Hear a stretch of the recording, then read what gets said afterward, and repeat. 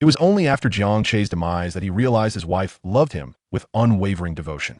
Daily, she clutched his photograph, weeping profusely, and after enduring 4 years of grief, she succumbed before his grave.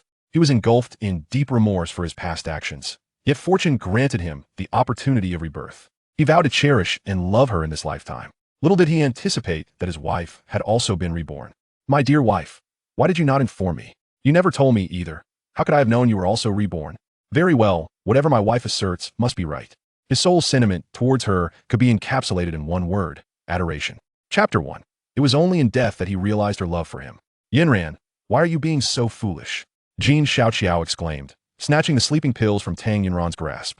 Had she not fortuitously passed by and discovered Tang Yunran's intent to consume sleeping pills and take her own life, Tang Yunran might have already perished. Clutching a black and white photograph, her haggard visage reflected a vacant gaze filled solely with the image of the man within it, a river of longing flowing through her, her expression steeped in sorrow. "Alas, Yunran, it has been 4 years, Jiang Che is gone."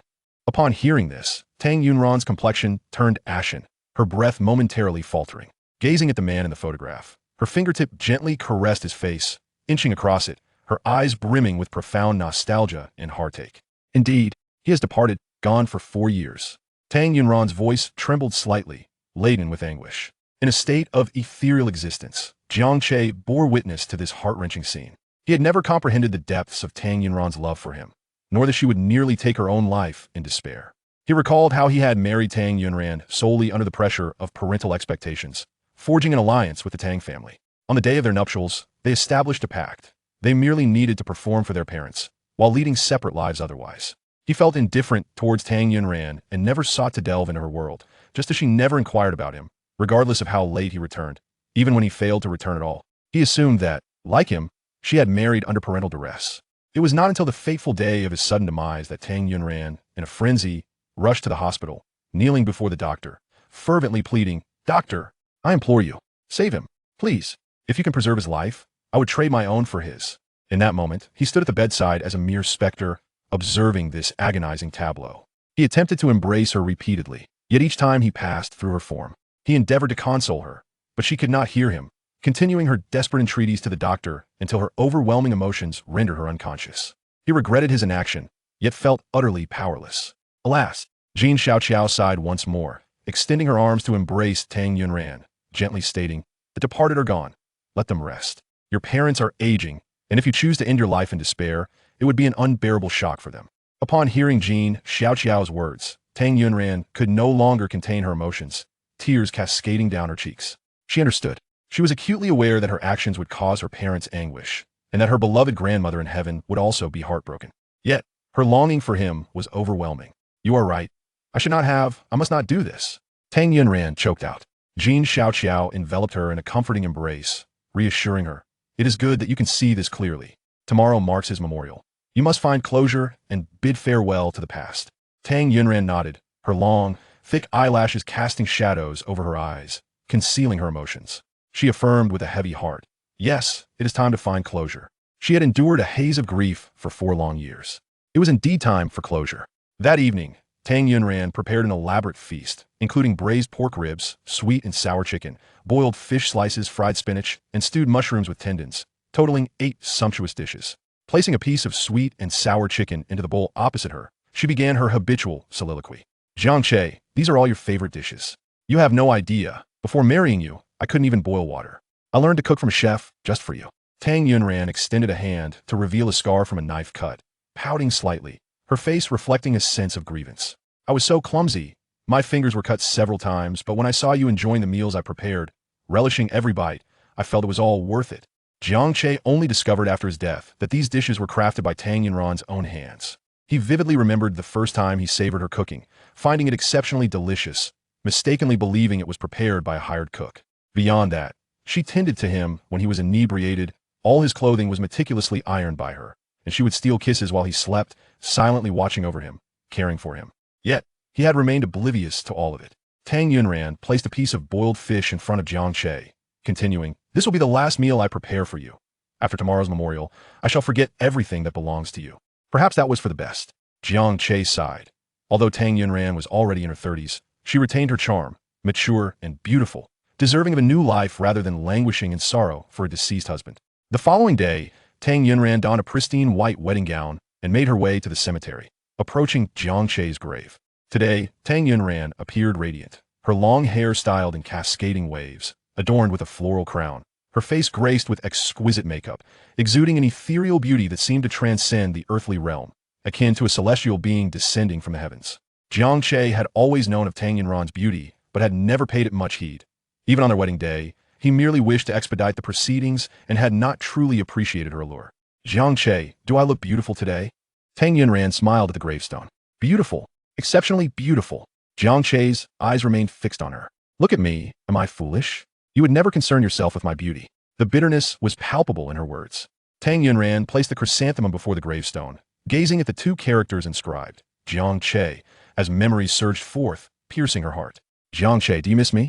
Yunran, I miss you, I am sorry. Jiang Che rested his hand upon Tang Yunran's head. Although she could not feel it, he could not help but do so. You cannot possibly miss me. How could you? A bittersweet smile graced Tang Yunran's face. Yet I do miss you. As she spoke, tears cascaded down her cheeks, one after another. It is rather strange, isn't it? Even though you are no longer here, I feel as if you have always been by my side. It feels as though you caress my face, stroke my hair. Upon hearing this, Jiang Che's hand paused in its motion through Tang Yunran's hair, a pained expression overtaking his features. Yunran, truth be told, I had originally intended to end it all, but I cannot die. My mother would not bear it. Were it not for this, she would not have survived alone until now.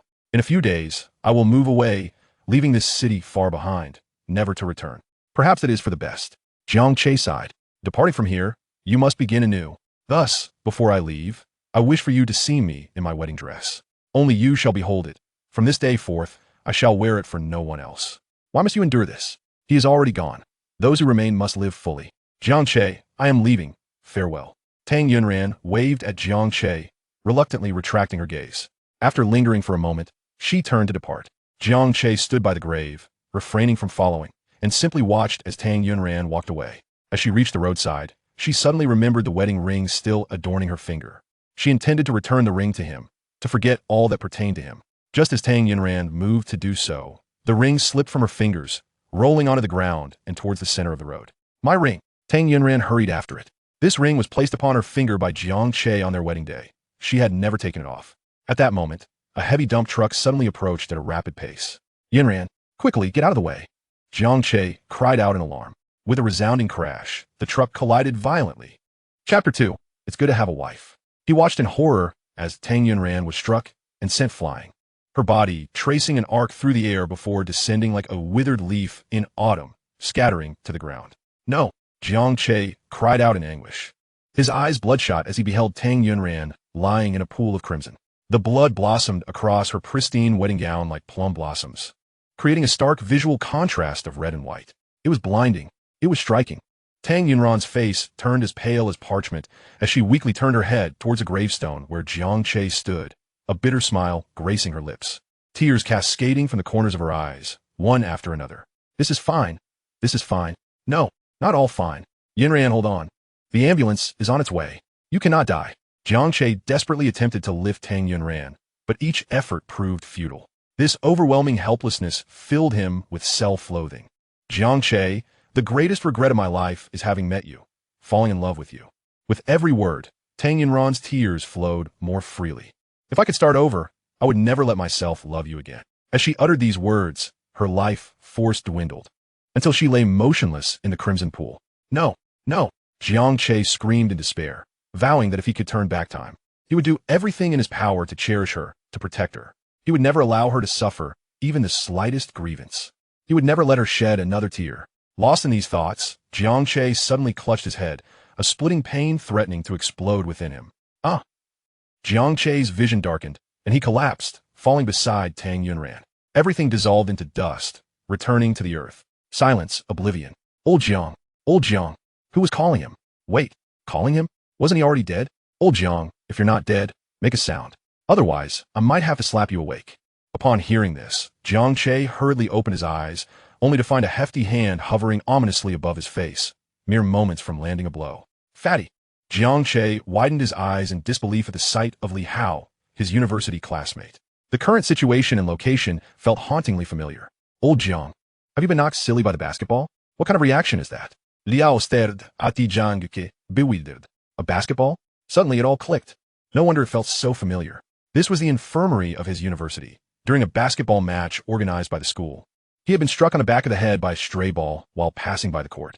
So, he had been reborn. Back to his university days. Jiang Che pulled out his phone to check the time. July 12, 2021. Indeed, he had truly been reborn. Just then, a mechanical female voice echoed in his mind. Congratulations to the host on their rebirth. Would you like to activate the system immediately? The system? Jiang Che was well aware of what it entailed. It was an essential tool for rebirth and transmigration. What if he chose not to activate it? Then you can go ahead and die now. Activate. Okay, the love system has been successfully activated. The system will convert each of your romantic actions into corresponding experience points, which you can exchange for soft currency. A love system? Upon hearing this name, the exquisite visage of a girl suddenly flashed through Jiang Che's mind. Tang Yunran. At this time, Tang Yunran was his classmate. The one who had struck him with the basketball was a student from her class. Soon, as the class monitor, she would come to visit him. With this thought, Jiang Che looked up at Li Hao. I'm fine now. You can head back. I want to rest alone for a bit. If he didn't send Li Hao away, how could he have a moment alone with Tang Yunran? Are you really okay? Li Hao scrutinized Jiang Che, clearly skeptical. Jiang Che moved his limbs, proving he was in good health. I'm at your brain. Get lost. Jiang Che kicked Li Hao out and then lay back, anxiously counting down the time as he awaited Tang Yunran's arrival. Seconds stretched into eternity as Jiang Che's impatient gaze seemed to bore a hole through the door. Suddenly, footsteps finally echoed from outside. They were here. They were here. Finally, they had arrived. Jiang Che excitedly closed his eyes, listening to the sound of the door opening. As the footsteps approached his bedside, a familiar scent of medicine wafted through the air. This fragrance was uniquely Tang Yunran's. She had been frail since childhood and had always taken traditional Chinese medicine, leaving a faint herbal aroma lingering about her. It was a delightful scent that Jiang Che cherished, unable to resist inhaling it deeply. Love experience points, 46. Huh, experience points were coming this easily, just by inhaling her scent? Jiang Che took another deep breath. Love experience points, 48. He inhaled again. Love experience points, 72. Wow, this was fantastic. Love experience points have exceeded 100, granting one lottery chance. Would you like to draw now? Hey, can't you see I'm savoring my wife's essence? Hey, classmate. A melodious voice, like a nightingale, rang out. It was Tang Yunran. She was bending down, gazing at Jiang Che, her eyes half-lidded, lashes fluttering like butterfly wings. Overwhelmed with emotion, Jiang Che seized her hand. Love experience points, 520. Indeed, physical contact yielded even more experience points. However, he had no time to ponder the experience points. He simply wanted to hold Tang Yunran's hand forever. In his past life, he had never realized the depth of her feelings for him. For 4 years after his death, he had longed to grasp her hand, to draw her into his embrace, but each time, she slipped through his fingers. That sense of helplessness, he had experienced it countless times. Now, he could finally hold her hand. It was warm and soft, far more delightful than he had imagined. Tang Yunran stared at their joined hands, her ears flushing a noticeable red. Biting her lip, she struggled for several moments, attempting to withdraw her hand. Yet, as she pulled away, he held fast. The more she tugged, the tighter he gripped. When Tang Yunran fell silent, Jiang Che chose to feign unconsciousness. Just then, Tang Yunran's friend, Jin Xiaoqiao, entered. Pervert, let go of my Ran. Jin Xiaoqiao rushed over, trying to pry Jiang Che's hand away. The system remained silent, confirming his suspicion that this love system only reacted to those he cared for. Xiaoqiao, be gentle. He is still injured. You'll only hurt him like this. Tang Zunzan in dozet, stopping Jin Xiaoqiao. Hearing Tang Yunran's words, Jiang Che felt an overwhelming surge of emotion. It's truly wonderful to have a wife. Chapter 3. The reasons Tang Yunran liked him. Ran, were you also hit by the basketball? Is your brain damaged? He asked, taking advantage of you. And you're still concerned for him? Jin Xiaoqiao looked at Tang Yunran in disbelief. Yes. Tang Yunran's face was tinged with a faint, bittersweet smile.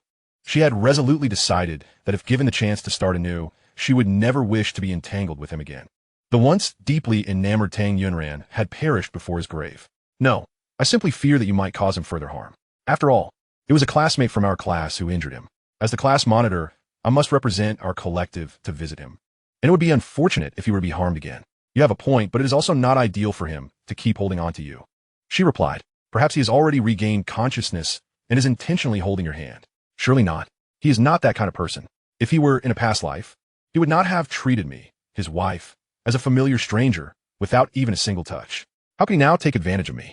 Yunran, do not be deceived by this pretty boy. I admit he is handsome, but one can never judge a person's heart from their outward appearance. He might just be a deceptive facade. It's about time he wakes up, Jiang Che muttered, rubbing the back of his head. Ouch, ouch, ouch. You're awake? How do you feel? I nearly had my skull cracked open. I'm fortunate to still be alive, Jiang Che exaggerated. Hey, you, now that you're awake. Why are you still holding on to our Yunran's hand? Let go immediately. Jean Xiaoqiao commanded fiercely, hands on her hips. I cannot release her. She struck me with a ball, just now, nearly killing me. She owes me a debt of responsibility.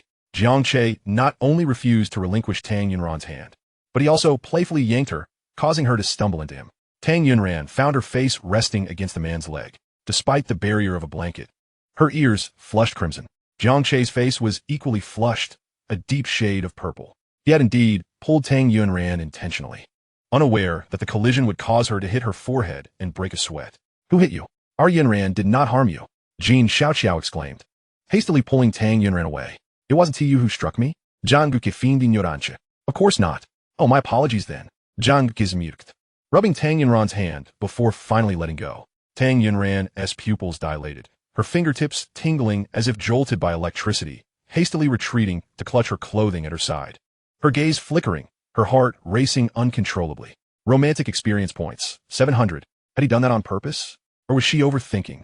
Ahem, Tang Yunran cleared her throat, regaining her composure. I'm the monitor of Class 9 in the Fine Arts Department. My name is Tang Yunran. Earlier, our class was playing a basketball match against Class 8, and one of my classmates accidentally hit you with the ball. On behalf of my classmates, I sincerely apologize. Is that all? At the very least, you should treat me to a meal, Jiang Che eagerly suggested, wishing to foster a deeper connection with Tang Yunran. Although they were university classmates, they had never truly interacted. Thus, he needed a suitable reason to spend more time with her. Tang Yunran regarded Jiang Che with a skeptical gaze. This was not how things were supposed to unfold. She vividly remembered that in her previous life, when she visited Jiang Che, he barely acknowledged her presence.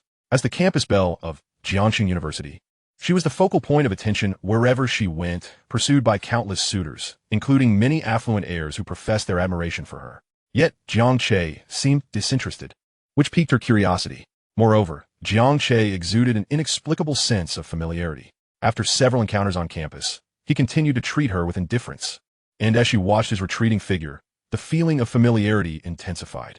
It was only one day that she discovered Jiang Che was the boy from her childhood who had rescued her from a river. He had been exceptionally kind to her, sharing his treats and fiercely defending her against bullies, returning to her with a beaming smile, declaring, I'm strong. I'm fine. Alas, he had since forgotten all about it. Lost in her thoughts, Tang Yunran felt a wave of melancholy wash over her. Have you no shame? Jean Xiaoqiao suddenly shouted, raising her voice. Are you even a man? You're making our Yunran, a girl, treat you to a meal? Then I shall treat her to a meal. Does that suffice? Jiang Che retorted, following Jean Xiaoqiao's words. Jean Xiaoqiao was at a loss for words, pondering how it felt as if Jiang Che had ensnared her in a scheme. Whether it was Tang Yunran inviting Jiang Che to dinner or vice versa, it ultimately meant the two would dine together alone. I see. You're just using this as an excuse to pursue my Yunran, aren't you? Xiaoqiao, don't say such things. Tang Yunran interjected, her face flushed with embarrassment. How could Jiang Che possibly pursue her, if he had such intentions? Even a pig could climb a tree. Yunran, why do you always defend him? We are family. Jean Xiaoqiao fumed. Indeed, she was no longer part of that family with Jiang Che. In her previous life, she had firmly resolved never to have any association with him again. The wounds and pain she had endured were experiences she wished never to relive. Well, Jiang Che, I'm not accustomed to dining with boys. It's all right. I'm not used to dining with girls either. Let us help each other adjust. After all, we cannot remain single forever, Jiang Che asserted, determined to seize the opportunity to win Tang Yunran's heart sooner rather than later. What to do? Tang Yunran felt a headache coming on. Why was Jiang Che clinging to her so persistently? She needed to find a way to refuse. My mother is quite strict with me. If she discovers I'm dining with a boy, she will jump to conclusions. Then we want to eat out. I can come to your house. Chapter 4. Ask her if he is handsome. Visiting my house is fine, Tang Yunran reluctantly agreed. In the end, she had no choice but to consent to dining with Jiang Che. After all, it was merely a meal. Wouldn't he do anything to her, would he? Once this meal was over, she would distance herself from him entirely. Tang Yunran lowered her gaze, lost in thought. Meanwhile, Jiang Che pondered in silence. How could he capture Tang Yunran's attention during their meal? When had she first developed feelings for him? Though he acknowledged his own handsomeness, Tang Yunran was the campus belle, pursued by many. Why would she like him? Wait a moment. Jiang Che suddenly recalled that Tang Yunran had called his name earlier. How strange. How did she know his name? It was no surprise that he knew hers. After all, she was the belle of Jiangxing University. What male student was unaware of her name? Even in his past life, he had known of her reputation. But he was merely an ordinary student in the business department. How did she know his name? Could it be she has already developed feelings for me? With this thought, Jiang Che felt a surge of excitement. During their meal tomorrow, he must find an opportunity to test the waters. After the afternoon classes concluded, Jiang Che followed his memories back home. He had been reborn at 18, and the changes over a decade had transformed a city beyond recognition, turning desolate lands into towering skyscrapers. Jiang Che gazed at the old houses near the park, standing by the roadside, which were set to be demolished in 3 years. If he could acquire a dozen or so of them now, he would undoubtedly amass a great fortune. Alas, he found himself devoid of funds. Speaking of money, Jiang Che suggested recorded something. Although he lacked capital, he possessed a system. It had just mentioned that the experience points he accrued could be exchanged directly for currency. System. How many experience points do I currently have? 6,665 points. Why so many? While you were in the infirmary, you were too preoccupied with your wife to heed my prompts. So if that was the case, does this mean I can redeem 6,000 yuan? Yes. 6,000 plus. While it was an exorbitant sum, it was roughly equivalent to a month's salary for an average worker. His parents' combined income barely reached 10,000 a month. Tomorrow, he would seek out Tang Yunran to continue striving for wealth. By the way, didn't I receive a lottery chance? Jiang Che suddenly remembered. Shall we draw now? Yes. I can't just save it for the new year. He pressed the lottery button. Congratulations, you have drawn a European Emperor Experience voucher, valid for 1 week. This is a splendid item. It could ward off misfortune and avert calamity during special occasions. The voucher became effective as soon as it was drawn. What? I hadn't even said to start. This is the system's default procedure. There is no need for host input. Quite audacious indeed. Can I continue to draw? Of course. It costs 100 experience points per draw. A bit pricey. Yet it's worth a try. After all, if he ran out, he could merely meet Tang Yunran tomorrow for casual interactions and earn it back double. He decided to draw again. 100 experience points have been deducted. You may draw now.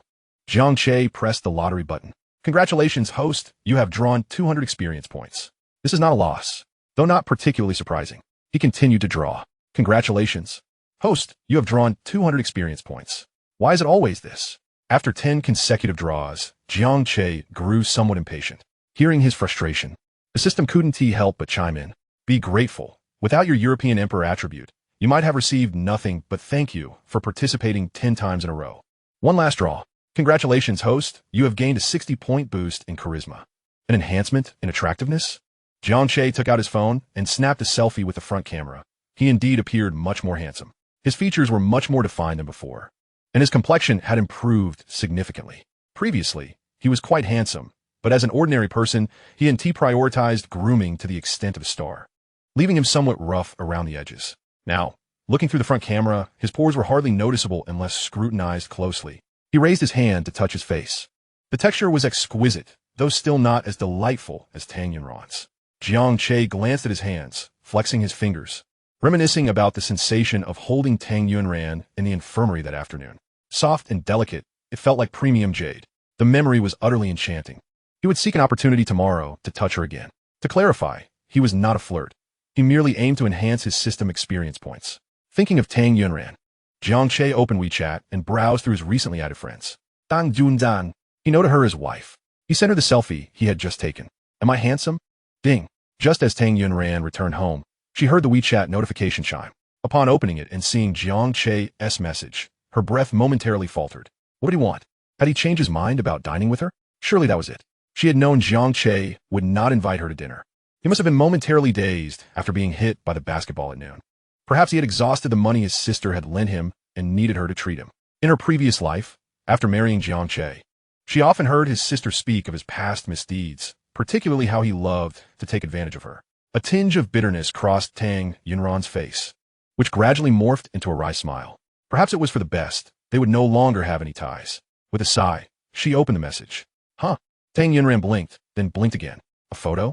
He sent her a selfie and asked if he was handsome. Was he not rejecting her invitation for dinner? Tang Yunran leaned closer to scrutinize the man in the photo. Perhaps it was her imagination, but she felt he had indeed become significantly more attractive. His brows resembled distant mountains, his nose was proud, his lips alluring, and his Adam's apple quite impressive. As she gazed, her face flushed crimson. Romantic experience points, 69. Upon hearing the system's voice in his mind, Jiang Che halted his steps. Had she just increased his experience points again? All he did was send her a handsome photo. Could it be that, as he suspected, she had developed feelings for him? Did she already know his name? Or was it simply that his photo had captivated her? After much contemplation, Jiang Che hesitated before messaging Tang Yunran again. This afternoon in the infirmary. I don't think I mentioned my name. How did you know I'm called Jiang Che? Chapter 5. Has it been revealed? Just as Tang Yunran was lost in the allure of Jiang Che's photo, she received a new message. Upon reading it, her heart raced. Oh no! Was she about to be exposed? Would he suspect she had been reborn? That seemed implausible. Tang Yunran dismissed the thought. Rebirth was too fantastical. Such things only occurred in novels. Anyone claiming to have been reborn would surely be seen as delusional. When you were hit by the basketball, I heard your friend call you that name. Stay calm. She needed to maintain her composure. This explanation was airtight, without flaws. So that was it. Jiang Che stroked his chin thoughtfully. Tang Yunran's reasoning was quite plausible, without any inconsistencies. Now, did she truly have feelings for him? By the way, you still haven't answered me.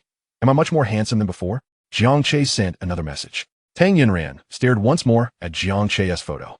To be honest, he was handsome, but she couldn't bring herself to say it, nor did she wish to. Maybe a little bit? I'm not very sure. Just a little? Jiang Che took another selfie, feeling that the transformation was quite significant. It seemed he still wasn't satisfied. System, grant me another boost in charisma. You have to draw well to achieve that. Then I shall draw continuously until I succeed. After all, with his European emperor attribute, he could afford to be indulgent. He would draw as he pleased. After a week's experience, he still found it hard to believe. 7 days, averaging 1 draw per second, totaling 168 hours, 80 minutes, and 604, 800 seconds. Could he truly not manage to enhance his charm even once after over 600, attempts? The incessant chime of winning notifications echoed in his mind as Jiang Che returned to the entrance of his residential complex. His family was quite ordinary. Both parents earned a living through labor, and he had a younger sister. Just then, the elevator doors opened, and a girl with medium-length hair emerged slowly in an electric wheelchair. "Cease!" Jiang Che exclaimed, rushing over and without hesitation, tugged at the girl's cheek. The familiar softness confirmed it was indeed his younger sister, Jiang Yuan.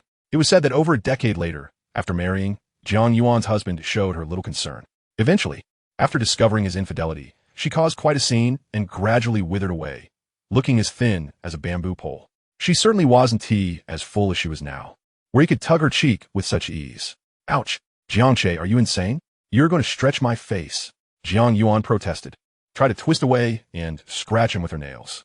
But no matter how she struggled, Jiang Che held on stubbornly, relishing the opportunity to once again tug at her chubby cheeks. Jiang Che, have you lost your mind? Let go. If you don't, I'll tell Mom you're bullying me. Seeing her cheeks redden from his grip, he finally released her. Jiang Yuan rubbed her face, rolling her eyes dramatically at him. You should go to the hospital if you're acting this way. After saying this, she noticed Jiang Che was staring at her intently. Go ahead and look. That gaze is unlike any he's ever had, reminiscent of their father's, somewhat tender. Is he really sick? Jiang Yuan pondered. Just then, Jiang Che reached out and gently patted her head. Sis, from now on, I will take extra good care of you. If you face any difficulties, you must tell me. I will do everything in my power to help you. His words were laden with emotion, and his eyes shimmered with unshed tears. Jiang Yuan was taken aback, pushing her wheelchair back several meters, regarding him with a strange expression. She contemplated whether she should call 119 for help, perhaps to have the firefighters spray him down to dispel whatever madness had overtaken him. Oh, I see, she suddenly exclaimed, looking at his empty hands. Jiang Che, where are the spicy strips you were supposed to bring me? I didn't forget. I was just delayed by something, Jiang Che explained. What was it? Don't tell me you suffered temporary amnesia after being hit by a ball on the way. She had given him 50 yuan that morning, instructing him to return with a box of spicy strips. Now, he returned empty-handed and acted all mushy. As expected, he had pocketed her money. Jiang Che widened his eyes. How'd you guess that? You're amazing. Yeah, right? I trust you about as much as I trust a ghost. Jiang Yuan picked up her phone, tempted to smash it against her frustrating brother. All right, il come clean, Jiang Che shrugged. I was actually trying to help you find a sister-in-law. Jiang Yuan rolled her eyes so dramatically they could have reached the heavens. You spend all day scheming to swindle my money. And you expect me to believe you would find me a sister-in-law? If you became a monk, I might consider it. Jiang Yuan, I don't appreciate your words. He retorted. But let us be honest. You waste that pretty face on someone like you. You had many girls confessing to you back in the day. Yet you ignored them completely. And now you think you can find me a sister-in-law? If you actually can, I'll stand up to show you. Jiang Che glanced at Jiang Yuan's legs. She was not born with a disability. A car accident had caused her condition. It hadn't been long since the accident, and their family struggles had prevented them from affording proper treatment. Eventually, through his own efforts, their family became prosperous, but by then, the opportunity for optimal treatment had passed. Give me back my money. It turns out older brothers are just here to swindle their sisters. Jiang Yuan huffed, her round face puffing up in indignation. Jiang Che rummaged through his pocket, revealing only 3 yuan, barely enough for a single pack of spicy strips. This won't suffice for repayment, he declared, tucking the money back into his pocket. Jiang Yuan clenched her fists, beckoning him closer. Come here, I promise I won't kill you. A girl should be a bit gentler. Being this fierce won't help you get married. Mind your own business. Return my money. Not a chance. I'll take your life. My life isn't worth much. You'd be the one at a loss. In the end, Jiang Che allowed Jiang Yuan to hit him a few times before pushing her wheelchair to a nearby convenience store. Boss, I'll have a pack of spicy strips. After purchasing the snacks, Jiang Che's attention was caught by the iced tea in the fridge. Boss, can this iced tea win a prize? Of course. The chances of winning are quite high. Young man, would you like a bottle? Who knows, you might just get lucky. The shopkeeper replied as he opened the fridge door. We don't want it. Winning is just a scam, Jiang Yuan said, turning her wheelchair. Just then, Jiang Che's voice rang out behind her. I'll take a bottle. Hey, Jiang Che, when have you ever won anything? You've never even won 5 yuan from the lottery. If you win with iced tea, I'll shave my head bald. That's what you said. Jiang Che grinned, looking at her round face. Without hair, you'd look even more like a bun. Boss, I'll take this bottle. It was time for his luck to shine. After paying, Jiang Che eagerly twisted off the iced tea cap. Another bottle. I won. Though it was expected, the excitement was undeniable. Really won? You must have used up your luck for the rest of your life, Jiang Yuan scoffed. Jiang Che waved the cap in front of her. Who was it that said if I won, they'd shave their head? Jiang Yuan's cheeks puffed up. She was reluctant to concede. If you win again, I'll shave my head bald. All right, I want to see you bald today. Jiang Che handed the cap to the shopkeeper and grabbed another bottle without hesitation. With his luck in full effect, selection mattered little. Jiang Yuan was skeptical that Jiang Che could win again. Huh, another win. He shoved the cap in her face. See, your brother has luck like this. How is that possible? Jiang Yuan stared wide-eyed at the cap, which indeed bore the words another bottle. Now you can shave your head. Jiang Che took a couple of sips of iced tea. Jiang Yuan's mouth hung open. She certainly didn't want to shave her head. What is the matter? Still not convinced? Good. I'll make you fully convinced today. With that, Jiang Che went for another bottle of iced tea. Another one. Going again. Still another one. The refrigerator was emptied, and the boss stood there, momentarily dazed, as he opened the boxes. After pulling out 2 large boxes, Jiang Che felt it was time to stop. Continuing down this path would not only land him in the news, but also presented the challenge of where to store these uncovered iced teas. Surely, he couldn't just pour them down the toilet, could he? Jiang Yuan stared at the 2 large boxes of iced tea on the floor, her mouth agape in astonishment. As if it could accommodate a whole goose egg, her eyes nearly popping out of their sockets. Are you convinced now? Jiang Yuan raised her head to look at Jiang Che, bewildered. Is it even a matter of being convinced anymore? Has luck from a royal fortune descended upon her? Or had her elder brother been swapped out for someone else? Alas, it would be a shame to lose such splendid hair to a buzz cut. Jiang Che clicked his tongue and remarked. Upon hearing this, Jiang Yuan felt a chill run down her spine, as if she had already been shorn bald. She envisioned herself with a shaved head. No, she couldn't accept that, observing the vibrant expressions on Jiang Yuan's face. Jiang Che knew exactly what she was pondering without needing to guess. If you don't want to shave, that's fine. Jiang Yuan's eyes lit up, but she quickly regarded Jiang Che with suspicion. Was her elder brother really so accommodating? No way. There had to be a trick involved. Name your terms. Although aware of the deceit, Jiang Yuan had no choice but to negotiate, as she was determined to avoid a bald head at all costs. Here's the deal. There are 2 boxes of iced tea, totaling 30 bottles, and you'll call me dear brother 30 times. John Duque contemplated before stating. What? Call you brother? And dear? So cheesy? No, she couldn't utter it. She would rather die. If you can't say it, then it's the buzz cut for you. Jiang Yuan. The barbershop is right across the street. I can take you there right now, Jiang Che pointed toward the salon across the way. Jiang Yuan shot Jiang Che a glare filled with expletive-laden disbelief. Jiang remained calmly expectant. After a tense 3-minute standoff of glaring at each other, Jiang Yuan finally capitulated. Dear brother. Those 5 words practically leaped from between her clenched teeth. Jiang Che felt profoundly moved by her declaration. Had it not been for the fear of Jiang Yuan's wrath, he would have wanted to embrace her and plant a big kiss on her cheek. Keep going. She endured. Dear brother. One more time. Jiang Yuan took a long, deep breath. Dear brother, dear brother, dear brother, dear brother, dear brother. The speed was astounding. Her face turning an alarming shade of purple, and Jiang Che feared she might faint from holding her breath. Ultimately, the 30 utterances of dear brother left Jiang Che immensely satisfied. Once home, Jiang Che gazed at the 2 large boxes of uncovered iced tea, feeling a headache coming on. It would tea do to simply store them in the refrigerator without lids. Jiang Che discarded the remaining purified water from the dispenser and filled it with iced tea. This made it far more convenient. Just as he finished, his parents returned home. Xiao Che, what happened to this water? Jiang Che, seeing his parents in good health, rushed over excitedly and embraced them tightly. In his previous life, after his death, his mother had been unable to cope with the loss and fell gravely ill. His trusted partner seized the opportunity to take over his company. Without funds for his mother's medical treatment, his father had a labor day and night, ultimately getting injured on the construction site. Had it not been for Tang Yunran's diligent care for his parents, he could hardly bear to think about how they would have managed. He owed Tang Yunran far too much and would need a lifetime to repay her. Xiao Ge, what is wrong with you? Lin Hui asked, bewildered, looking at Jiang Che. Mom, Jiang Che's brain must have been caught in the door. Jiang Yuan remarked while munching on spicy strips.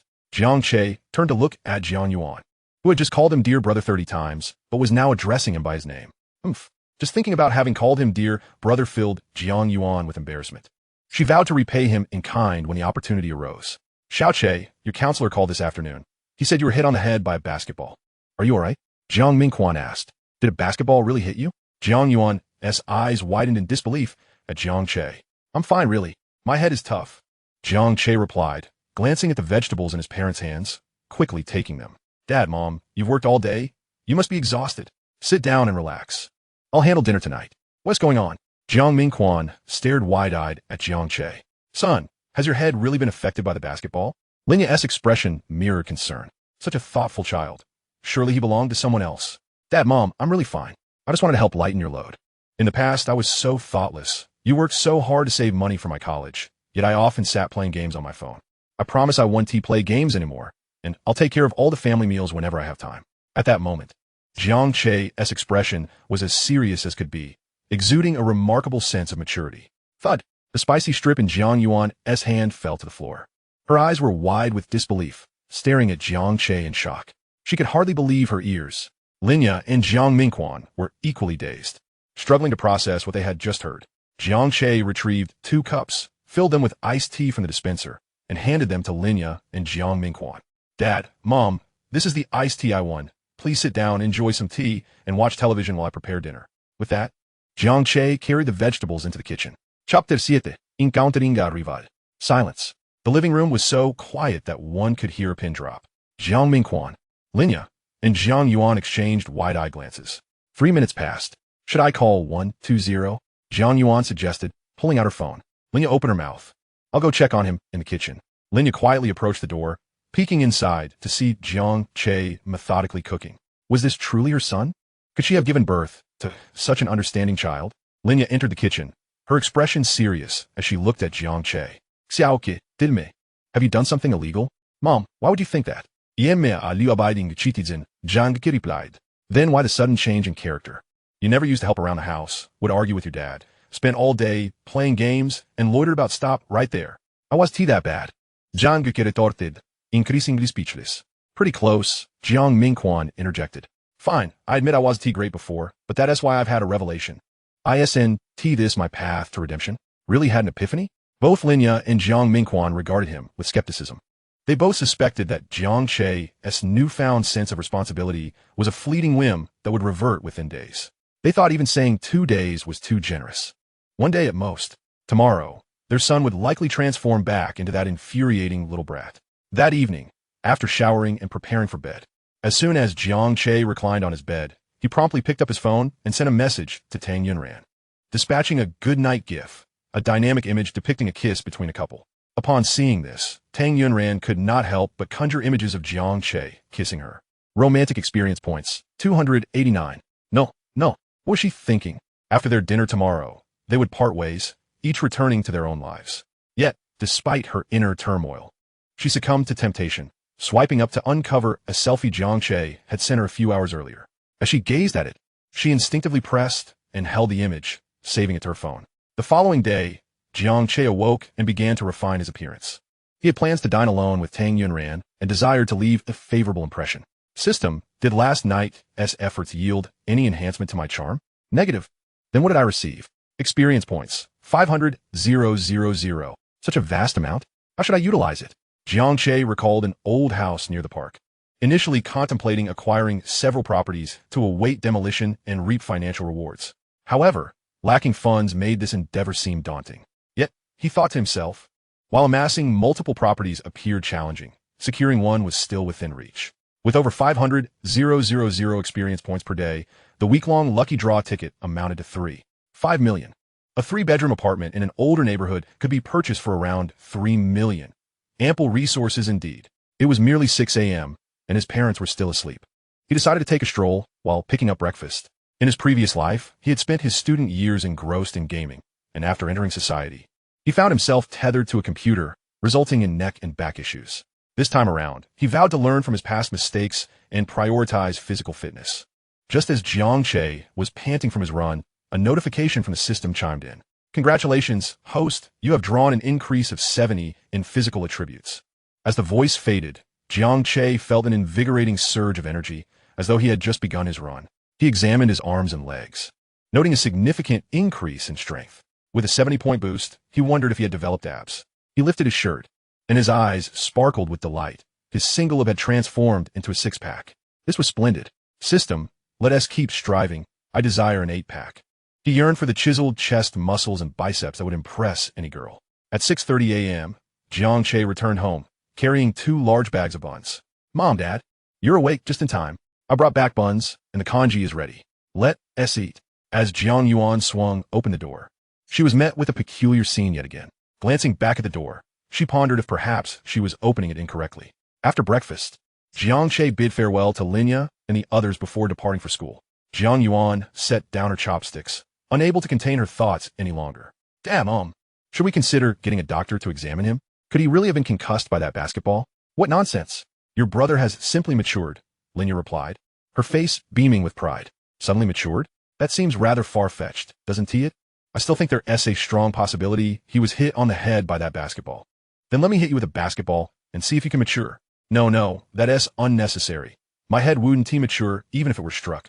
Having finished her meal, Jiang Yuan quickly wheeled herself back to her room to continue watching her beloved dual male lead historical drama.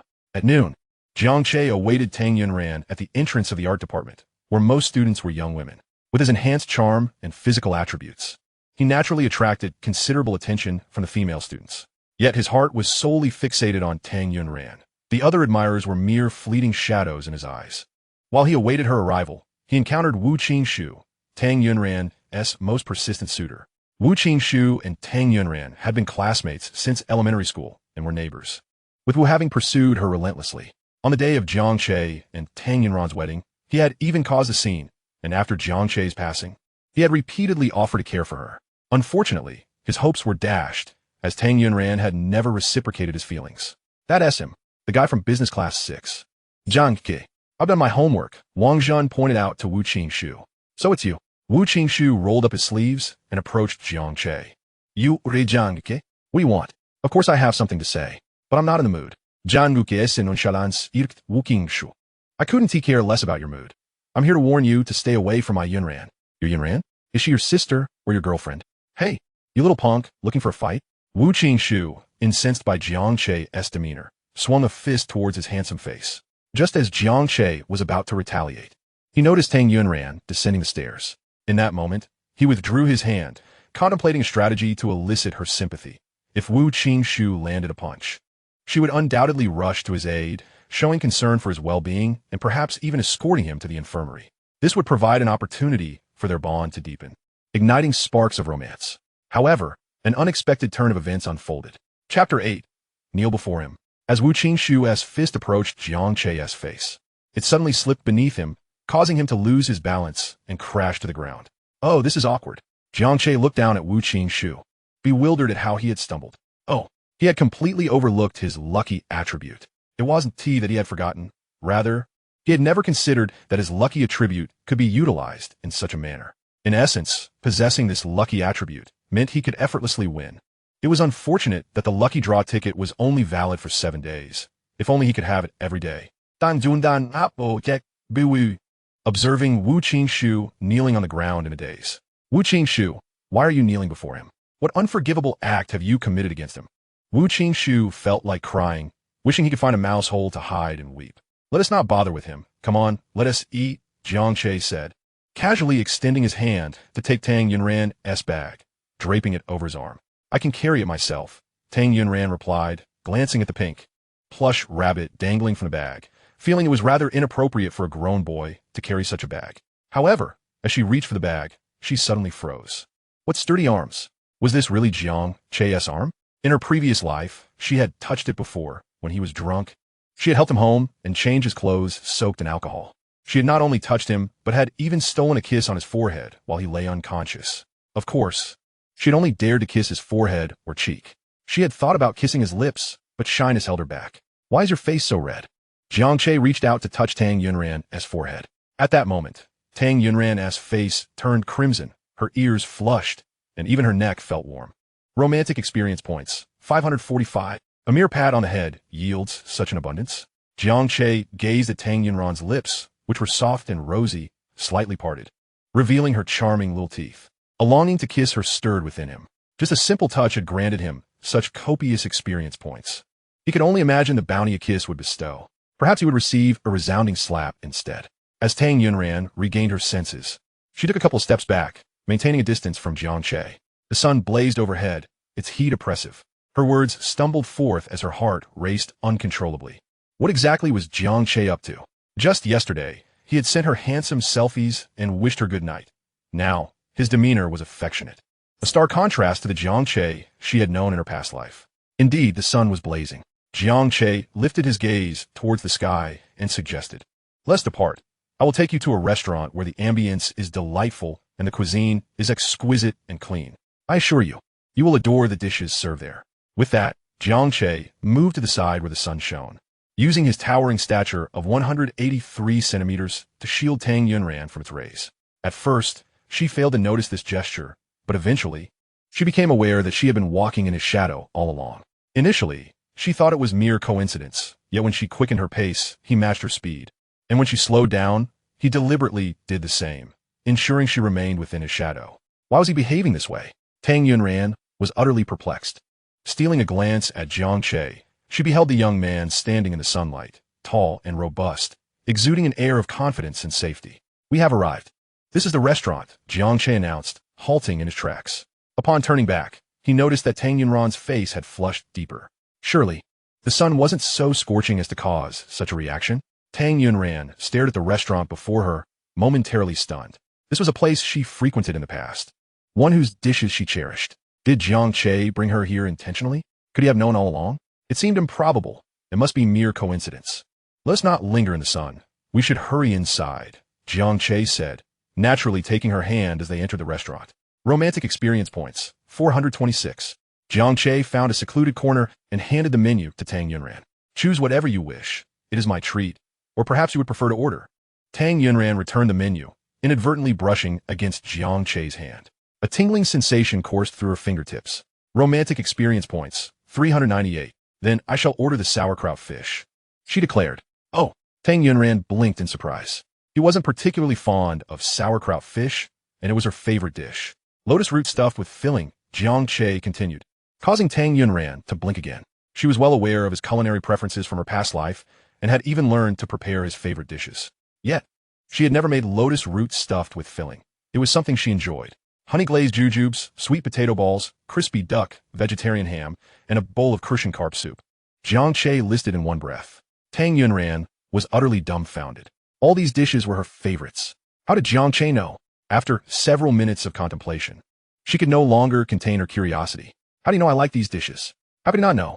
In his previous life, after his demise, for reasons unknown, he had been compelled to follow Tang Yunran, as if drawn by an invisible force. Wherever she went, he trailed behind her, inseparable. Thus, the details he had overlooked in life became apparent after death, as he observed her daily life. It was impossible not to notice. Naturally, the notion of rebirth would be hard for Tang Yunran to believe. Just a lucky guess, he replied. Upon hearing this, Tang Yunran expressed her disbelief. A lucky guess for one dish might be coincidence, 2 dishes might be sheer luck, but to guess so many correctly? It seemed implausible. Have you been inquiring about me privately? Itruti guessed. Jiang Che insisted. If you don't believe me, I'll conduct an experiment shortly. As Tang Yunran lifted her gaze, she found herself staring into Jiang Che's handsome face, causing her breath to catch. Romantic experience points. 502. What kind of experiment? She inquired. You shall find out soon. Jiang Che said. Fi Ning mystery. Soon, their ordered dishes arrived at the table. Here, have a piece of fish, Jiang Che offered, using his chopsticks to serve her. Tang Yunran was momentarily speechless. In her past life, despite being married to Jiang Che for several years, he had never once served her food. She had often dreamed that one day he would recognize her worth and treat her like an ordinary husband. Yet, until his death, he had never shown her kindness. These thoughts brought a hint of moisture to Tang Yunran's eyes. What's wrong? Jiang Che asked, noticing her distress. Nothing, just a bit of sand in my eye.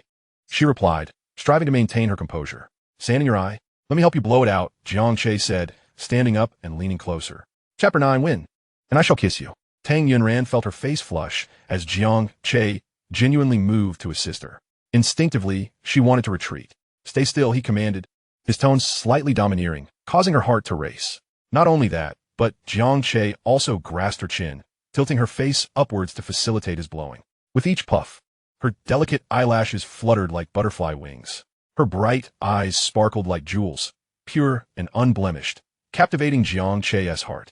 At the same moment, Tang Yunran was lost in her own thoughts, her face resembling a boiled shrimp, crimson as a perfectly ripened persimmon. She was utterly adorable. Romantic experience points, 1,000. It jumped straight to 1,000. How incredible! Jiang Che gazed intently at Tang Yunran, convinced that this girl had already developed feelings for him, albeit shyly reluctant to voice them. Such matters were best left for the male to express. He must find an opportunity. All right, my eye's fine now, Tang Yunran said, brushing Jiang Che's hand away, her heart racing as if it might leap from her throat at any moment. Her mind was a whirlwind from yesterday until now. Jiang Che's actions had become increasingly inscrutable, a stark contrast to the developments of her past life. What on earth was happening? What did Jiang Che intend to achieve? After their meal, Tang Yunran felt an urgent desire to return to school. If she continued to linger with Jiang Che, she feared she might succumb to unrealistic fantasies about his feelings for her. In her previous life, she had remained by his side, hoping he might one day develop feelings for her, but it had only proven to be a futile wish. Now that she had encountered the phenomenon of rebirth, she was determined not to repeat her past mistakes. Thus, she resolved to keep her distance from Jiang Che. We have a sketching class this afternoon. I must return to prepare, Tang Yunran said, taking a step forward, only to be halted as Jiang Che grasped her hand. Romantic experience points, 458. What are you doing? Tang Yunran gave her hand a slight tug. Jiang Che showed no intention of letting go. Have you forgotten what I said earlier during dinner? What? I've just been lucky these past couple of days, a veritable stroke of fortune. You don't believe me, so I want to conduct an experiment. Really? An experiment? How we do that? Just come with me, and you'll find out. A few minutes later, Jiang Che led Tang Yunran to the entrance of a Ziliafu store. What are we doing here? Tang Yunran asked, perplexed. Look over there. Jiang Che pointed to a promotional stand beside the door.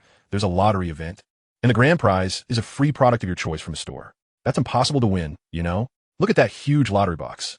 Each ID can only draw once, and generally, such major prizes are likely claimed by internal staff. Tang Yunran felt that winning was utterly unattainable. But how will we know unless we try? Besides, I've been lucky lately. Let's go. Jiang Yunran Dang Yunran inside. As she observed Jiang Che's hand, she mused to herself, are you addicted to pulling me along? You've been doing it the whole time. At the counter, the clerk, noting their attire and youth, surmised they were university students. Here, to enter the lottery? Yes, do I just need to register my ID? You also need to spend at least 100 yuan in the store. Upon hearing this, Tang Yunran turned to Jiang Che. When you dragged me in, I noticed the fine print that mentioned a purchase is necessary to enter. Should we just leave? Tang Yunran knew that Jiang Che's financial situation was not great, and his pocket money was limited. Don't worry, I have enough for this. Jiang Che had over 500,000 experience points on hand, equivalent to a substantial sum in soft currency, which was quite affluent for a university student. Of course, he couldn't disclose this to Tang Yunran, or she would undoubtedly think he had engaged in some illicit activities. It's just in time for my sister's birthday. I'll buy her a gift. With Jiang Che saying that, Tang Yunran felt it unnecessary to intervene any further. Which one should I choose? Jiang Che scanned the store and then looked at Tang Yunran. You're a girl. Help me pick one. Anything around 2 to 300 yuan. 2 to 300? That's nearly your entire weekly allowance. Tang Yunran recalled how Jiang Yuan used to express her frustration about Jiang Che in their past life, often claiming he either extorted her money or forgot her birthday entirely, only to show up quickly when it was time to eat her birthday cake. Now Jiang Che was actually buying a birthday gift for Jiang Yuan and was willing to spend 2 to 300 on it. How peculiar. I've always treated my sister well, Jiang Che said, not a hint of embarrassment. However, as he spoke, he felt a twinge of guilt, for he hadn't been as caring towards Jiang Yuan in his previous life. In this life, he aimed to make amends. Had it not been for the lottery, he might have forgotten that Jiang Yuan's birthday was just around the corner. What about this one? Tang Yunran selected a bracelet. Many girls adore this 4-leaf clover design. It's said to bring luck. Then this one it is. Jiang Che promptly opened the payment QR code. Tang Yunran was taken aback. Is that it? Just like that. No further comparisons? Everything you chose is great. Jiang Che smiled at her. With a swift motion, Tang Yunran's cheeks flushed once more. Romantic experience points, 615. After completing the payment, it was time for the lottery. Jiang Che flashed a confident smile at Tang Yunran. You go choose a designated product. I'm sure I can draw the grand prize for you. Tang Yunran rolled her eyes, exasperated.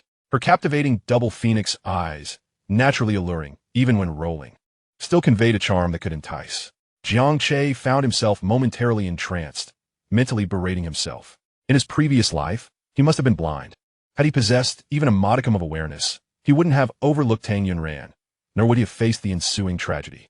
Fortunately, fate had granted him a second chance at life, and if he failed to seize it this time, he might as well be reincarnated as a pig. Do you doubt my ability to win a grand prize? It's not about belief, it's about possibility.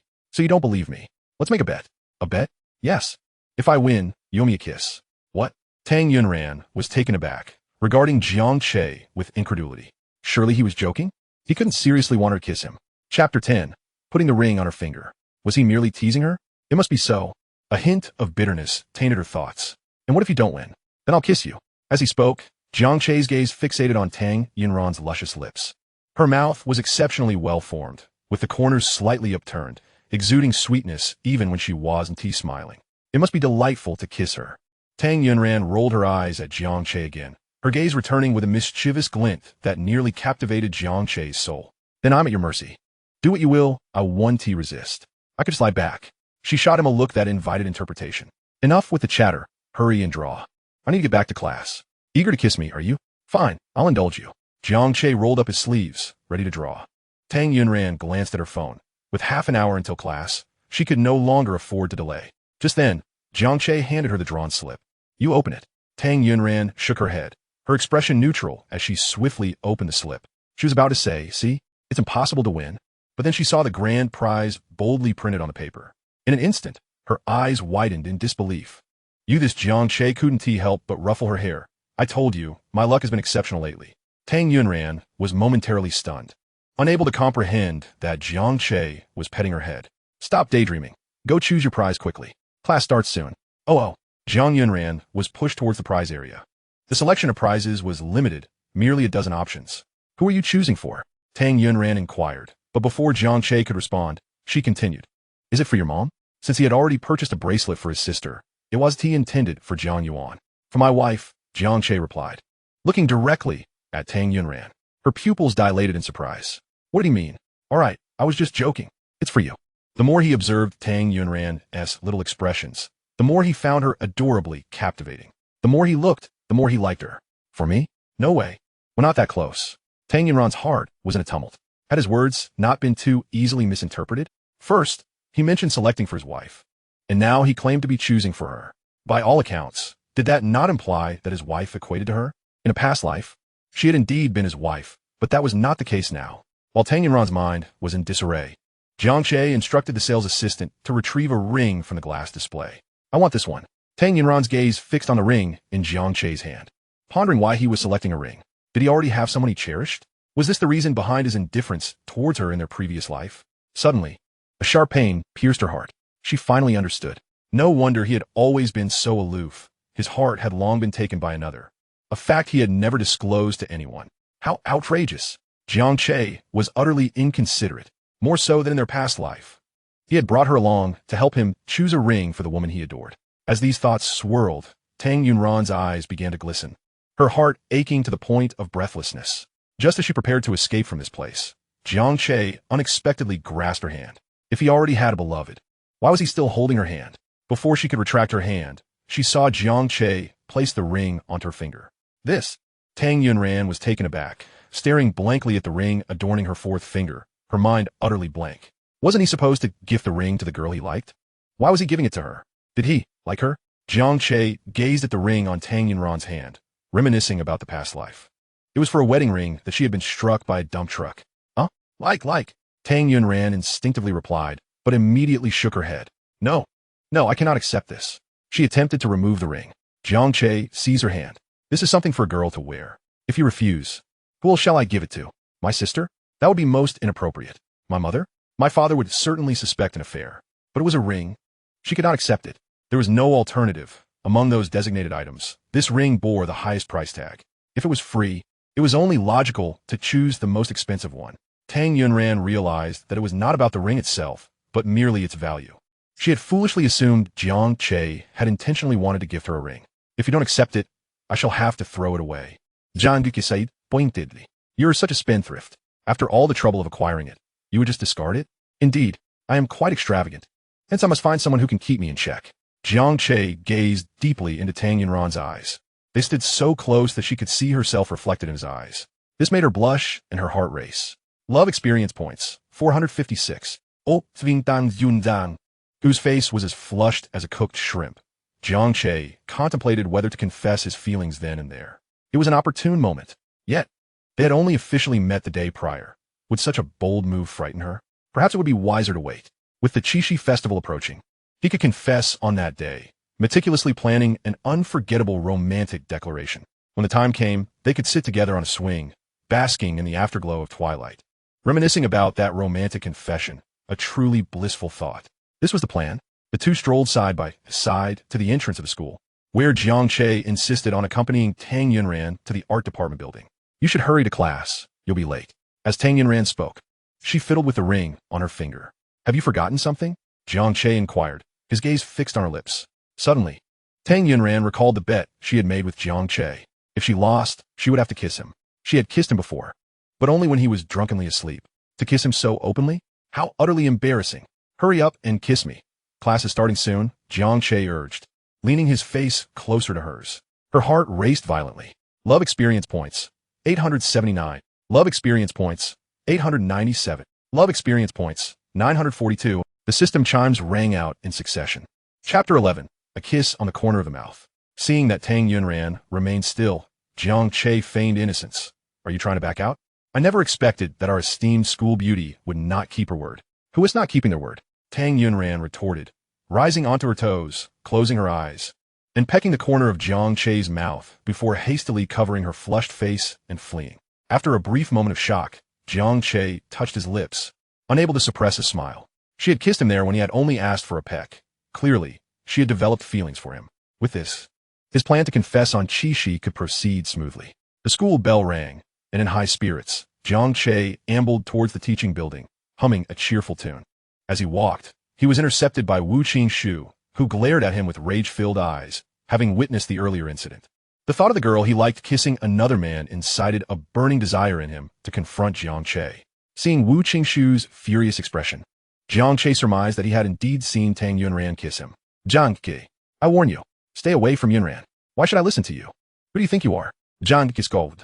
In their past life, Wu Qingxu had been like a pesky fly, incessantly pursuing his wife. He would keep a close eye on him. Who do I think I am? Why don't you take a look at yourself? With your family's poor background, you dare pursue the school beauty? Jiang Che retorted coldly. Let me be clear. My family owns a publicly listed company. Jiang Che was aware of Wu Qingxu's affluent background, recalling how he had often flaunted his wealth in a Ferrari to harass his wife in the past. Is being wealthy so impressive? No matter how rich you are, Yinren one T kiss you. Jiang Che's words struck a nerve with Wu Qingxu, whose fists clenched in rage, veins bulging on his forehead.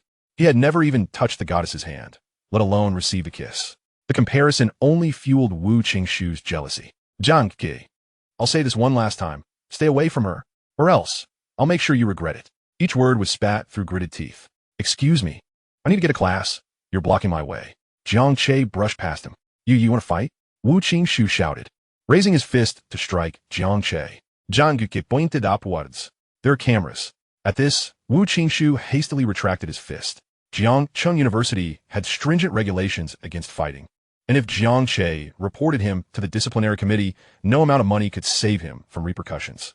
Yet, watching Jiang Che walk away unscathed left Wu Qingxu seething. Glowering at Jiang Che's retreating figure, he simmered with frustration. Jiang Che, I warn you, if you dare get any closer to my goddess, I'll pursue your sister. Jiang Che halted, his expression darkening visibly. He turned around and strode confidently to Wu Qingxu, delivering a punch without uttering a single word. 10 minutes later, Jiang Che and the battered Wu Qingxu, with his face bruised and swollen, were summoned to the office of the disciplinary director. The director, Fan Yu, was well known at Jiangcheng University for her notorious strictness. She adjusted her glasses, perched on her nose, and crossed her arms, her forearms nearly disappearing beneath the bulk of her sleeves. Jiang Che, did you strike first? Before Jiang Che could respond, Wu Qingxu interjected, it was him. He did it. Director Fan, our university has a strict prohibition against fighting. Just look at my handsome face. He has ruined my looks. Fan Yu cast a disdainful glance at Wu Qingxu. Handsome my foot. Are you blind? The truly handsome one is Jiang Che. Of course, she was not one to judge solely based on appearances. As the disciplinary director of Jiangcheng University, she demanded absolute fairness, and she would not show leniency to students who had erred. With a stern expression, Fan Yu confronted Jiang Che. Answer my question. Jiang Che nodded, admitting I struck first. Very well, you are expelled, Fan Yu declared coldly. Upon hearing this, Wu Qingxu felt a surge of elation within. Fantastic. I'll buy firecrackers to celebrate when I get back. Jiang Che was taken aback by the severity of the situation. If he could turn back time, he would have hit Wu Qingxu even harder. Director Fan, aren't you going to inquire about the reason? He protested. He could not be expelled. The tuition at Jiangcheng University was exorbitant, and his family was of modest means.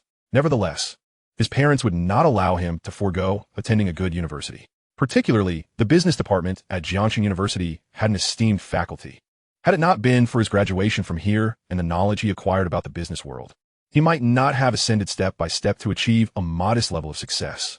If he were expelled for fighting, it would leave a stain on his academic record that his parents could not accept, a severe blow to them. Is there a need to ask for a reason? Fighting is a clear violation of school regulations, Fan Yu stated firmly. Have you never heard that a cornered rabbit will bite? I'm curious to know how this rabbit was pushed to the edge. He wants to pursue my sister. Jiang Che painted at the Wu Qingxu, declaring, you're talking nonsense. How could I pursue your sister? She is disabled, and even if I were blind, I wouldn't be interested in her. Wu Qingxu exclaimed, feeling the heat of anger. How dare you insult my sister? No one can bully her except for me. Wu Qingxu, you're finished. Just as Jiang Che was about to retaliate against Wu Qingxu, Fan Yu exploded first. You are utterly despicable. Did you hear that? The director said you are despicable. Wu Qingxu painted at Jiang Che indignantly. I was referring to you. Fan Yu shouted at Wu Qingxu. He was left dumbfounded. What is happening? Fan Yu stood up, her fury directed at Wu Qingxu. Are you even human?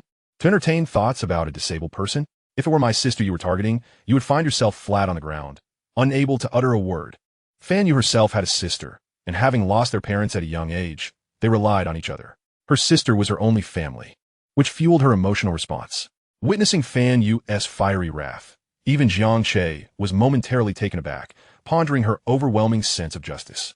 Director Fan, are you still going to expel me? Fan Yu placed a reassuring hand on Jiang Che's shoulder, speaking earnestly. You did the right thing. As an older brother, it is your duty to protect your sister. You have done exceptionally well. I commend you for that and would never consider expelling you. Huh? What? Is this really the same director known for her unwavering strictness? Jiang Che thought, sensing Fan Yu's gaze upon him was reminiscent of a mother's watchful eye. But, director, he was the one who started the fight. How can you just let this go? Wu Qingxu was eagerly anticipating Jiang Che's expulsion, envisioning how disappointed Tang Yunran would be upon hearing the news. As Wu Qingxu contemplated this, Fan Yu turned her attention to him, apologized to him. Chapter 12. 8-pack abs are handsome. What? Apologitse tu Jiang Che. Did I hear that correctly? Wu Qingshu sputtered. Director. He was the one who threw the first punch. How can? No apology, no chance of avoiding expulsion. Fan Yu interrupted sharply. Wu Qingshu felt he had drawn the short straw. He had hoped to see Jiang Che expelled, but nearly found himself in the same predicament. However, no matter what, he could not bring himself to utter the words of apology. He absolutely refused to say it. After all, he hadn't thrown a punch. I want to say it. I didn't start the fight. You have no grounds to expel me. Fan Yu adjusted her glasses, stating, Jiang Che's sister is likely under 18, and wanting to pursue her is inherently illegal. Moreover, given her disability, according to the disability law of Huagua, you could face imprisonment. It must be said, wisdom comes with age, and Wu Qingshu realized that challenging Fan Yu was akin to a chick attempting to peck at a rock. Pale with fright, Wu Qingshu exclaimed, Director, I was just joking with Jiang Che. Save that explanation for the police, Fan Yu retorted with a serious demeanor. Seeing Fan Yu reach for her phone on the desk, Wu Qingshu quickly turned to Jiang Che. Soda. Although he was infuriated, he had no choice but to endure in this situation. Jiang Che placed his hand on Wu Qingshu's shoulder, speaking earnestly, a wayward son returning home is worth more than gold. I want to hold this against you this time, but if there's a next time, I want to be so lenient. Wu Qingshu felt like he could spit blood. His face was swollen, resembling that of a pig's head. Was this what leniency looked like? If this was softness, there was a softness that could withstand an axe. Just wait. You will pay back this humiliation 1,000-fold. And as for my goddess, you can forget about ever touching her. Jiang Che, you may return to your classes, Fan Yu instructed. Certainly, Director, Jiang Che replied, leaving the office with a sigh of relief while patting his forehead. How could I have forgotten such an important matter? He was now under the auspices of luck. Didn't need to worry about expulsion? Moments ago, he had been anxious about it in the office. Reflecting on this, Jiang Che glanced back at the office. No wonder the director had suddenly changed her tune. It must have been his lucky charm at work. Ah, the blessings of fortune are truly remarkable. Life can change in an instant.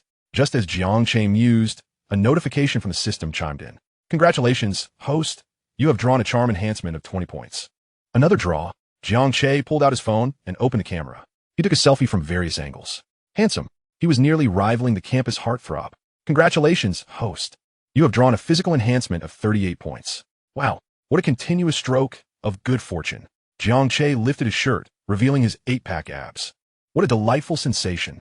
He snapped a photo and sent it to Tang Yunran, who was busy painting in the classroom. Ding! A new message notification rang out. Tang Yunran retrieved her phone and, upon noticing a message from Jiang Che, her mind was instantly flooded with the image of her earlier bold act of kissing him beneath the teaching building. How utterly mortifying. Love experience points, 245. Speaking of which, he should be in class at this hour. Yet here he is, disrespecting the lesson by texting her. Tang Yunran furtively glanced around, ensuring no one was paying her any mind, and shielded her phone with her drawing board before opening WeChat. Upon viewing the photo sent by Jiang Che, her brows knitted in confusion. What on earth was he sending this for? She assumed he had stumbled across images of male models online. This is me, the result of my training. What do you think? Am I handsome? Huh, is this really you? I find that hard to believe. Tang Yunran felt an urge to divulge her secret. She had been reborn and had seen quite a bit when she helped him change clothes, albeit with one eye closed. Jiang Che's abdomen sported but a single muscle, devoid of the 8-pack abs he claimed. I assure you, it's the truth. I'm not deceiving you. Jiang Che silently lamented how incredulous she was. Just then, Tang Yunran sent several images of male model physiques. These are far superior to the ones you found. You could use these to impress girls in the future. Jiang Che thought to himself, how could this girl not believe him, and yet find fault with his physique? Her standards were truly high. He resolved to continue enhancing his body, undeterred by her lack of faith. Determined, Jiang Che committed to rigorous training, running both morning and night. 7 days passed swiftly, and the luck of the draw had ended. Jiang Che attempted another round of lottery. Thank you for participating. Thank you for participating. Thank you for participating. As the system had foretold, without the blessing of luck, consecutive attempts yielded nothing but disappointment. Yet, he remained undeterred. One must learn to be content.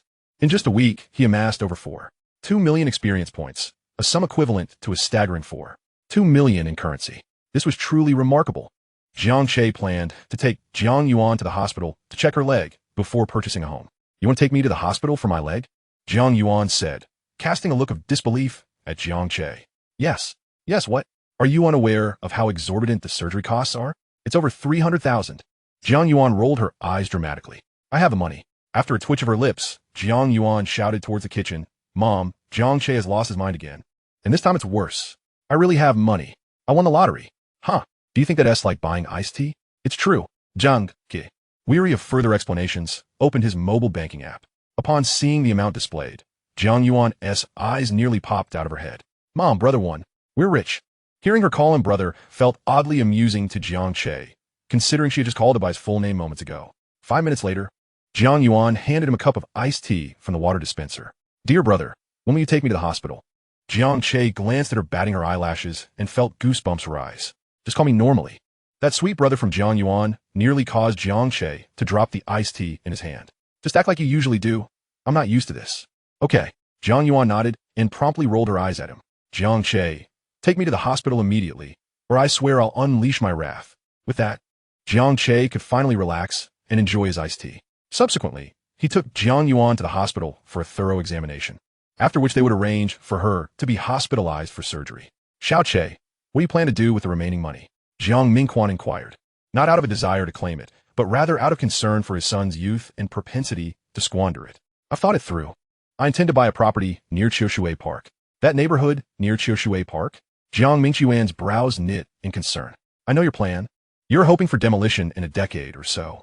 I work at the factory and hear my superiors and colleagues boast. The community we live in now is quite old, and its chances of being demolished are substantial. If we could secure a place here, it would surely be a financial boon when the time comes. As for the neighborhood near Qiushui Park, no one has faith in it. Dad, they can't predict the future. But I can." Jiang Che thought, knowing that if he voiced such a claim, Jiang Mingquan would surely think him mad. The environment around Qiushui Park is splendid, and with Qiushui Lake nearby, even if it's never demolished, living there would be pleasant. Jiang Mingquan found merit in his reasoning, yet he believed it prudent to refrain from hasty decisions. "Let's wait a while before deciding. Your father is right. No need to rush. Let us observe a bit longer," Linya chimed in. "But time is of the essence. If we calculate the timeline, the state plans to open a subway station near Qiushui Park by the end of the year. Once that happens, property prices will soar. Every unit will be snatched up in an instant. Dad, we should secure a property sooner rather than later. You and Mom have always wanted grandchildren, right? I'm of age now. It's time I start dating. What if I bring a girl home and she takes one look and runs away?" Jiang Che unleashed his trump card, and both Jiang Mingquan and Linya promptly surrendered. The following day, Jiang Che ventured to Qiushui community to view properties. As he and the agent approached the entrance, he spotted an elderly woman who had fallen to the ground. Grandma. This woman was not his paternal grandmother, but rather Tang Yunran's beloved grandmother. Seeing Jiang Che rushing towards her, the agent hurriedly grabbed his arm. "Young man, it's not that I don't want to help. I'm just worried that if you assist her, we might lose the house. His commission would be in jeopardy. She is my grandmother." Jiang Che extricated himself and hurried to the elderly woman's side, helping her up. "Thank you so much, young man. I truly appreciate it," Deng Lanfang expressed gratefully. Witnessing this scene, Jiang Che couldn't help but feel that fate had a peculiar way of weaving lives together. Deng Lanfang cherished her granddaughter, Tang Yunran, and in his past life, he had treated Tang Yunran with indifference, which had often left Deng Lanfang displeased with him. To put it bluntly, had it not been for Tang Yunran's intervention, Deng Lanfang likely would not have welcomed him into her home. "Grandma, are you injured anywhere?" "Not really. It's just that at my age, a fall can be rather taxing." Just as Deng Lanfang finished speaking, Tang Yunran's voice rang out. "Grandma, what happened?" She rushed over, grasping Deng Lanfang's other arm. "Xiaoran, I'm fine. Thanks to this young man. He helped me up," Deng Lanfang said, her gaze towards Jiang Che brimming with affection. Tang Yunran had seen Jiang Che earlier, but had been too preoccupied with her grandmother to pay him any heed. "What are you doing here?" Dan Zundan Guetstein, fully aware that Jiang Che had no relatives residing in this neighborhood. "Do you know him?" Deng Lanfang asked. "He is also from Jiangxing University." "Ah, I see. Grandma, is your leg all right?" Tang Yunran observed that Deng Lanfang's legs appeared somewhat inconvenient, prompting her to express concern. "It's nothing really. Just take a rest," she reassured. "Then let me assist you. Perhaps I should carry Grandma instead," Jiang Che suggested. "Grandma, you certainly call out with ease, yet in our past life, you were rather reluctant to visit her." Tang Yunran understood that Jiang Che's lack of visits to her grandmother did not stem from a lack of filial piety, but rather from an indifference that extended to her family. As these thoughts occupied her mind, she felt a twinge of irritation and a hint of grievance. "No need for that. I can support her myself," Tang Yunran said, pressing her lips together, her eyes slightly reddened. Jiang Che noticed the subtle expression on Tang Yunran's face. Bewildered. Just days prior, their interaction had been pleasant. Why the sudden change in her demeanor? Indeed, a woman's mood could shift more swiftly than the weather. Oh, Jiang Che also observed that Tang Yunran was not wearing the ring he had gifted her. Why was that? Did she dislike it? Xiao Ran, let him help me. The elevator is out of order, and you cannot manage me alone, Deng Lanfang interjected. An opportunity presented itself. Jiang Che immediately crouched before Deng Lanfang. Grandma, allow me to carry you. What a good boy, Deng Lanfang said, her face radiating satisfaction as she regarded Jiang Che. Such a handsome and kind young man. There are few like you nowadays. As she spoke, she deliberately cast a glance at Tang Yunran. Tang Yunran discerned Deng Lanfang's intentions through her smile. Deng Lanfang was evidently quite pleased with Jiang Che, her gaze clearly envisioning him as a future grandson-in-law. Tang Yunran felt a peculiar mix of emotions.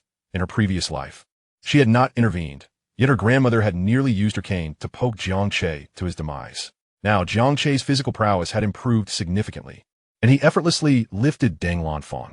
With the elevator out of commission, they were left to ascend the stairs. Tang Yunran followed anxiously behind, worried about Deng Lanfang's weight, which exceeded 150 pounds, and the fact that they lived on the 5th floor. Jiang Che, with a physique not much stronger than that of a frail scholar, raised concerns about whether he could manage. Jiang Che, if you find it too taxing, you should set my grandmother down, she cautioned. Can a girl speak to a man like that? He mused inwardly. I am perfectly capable.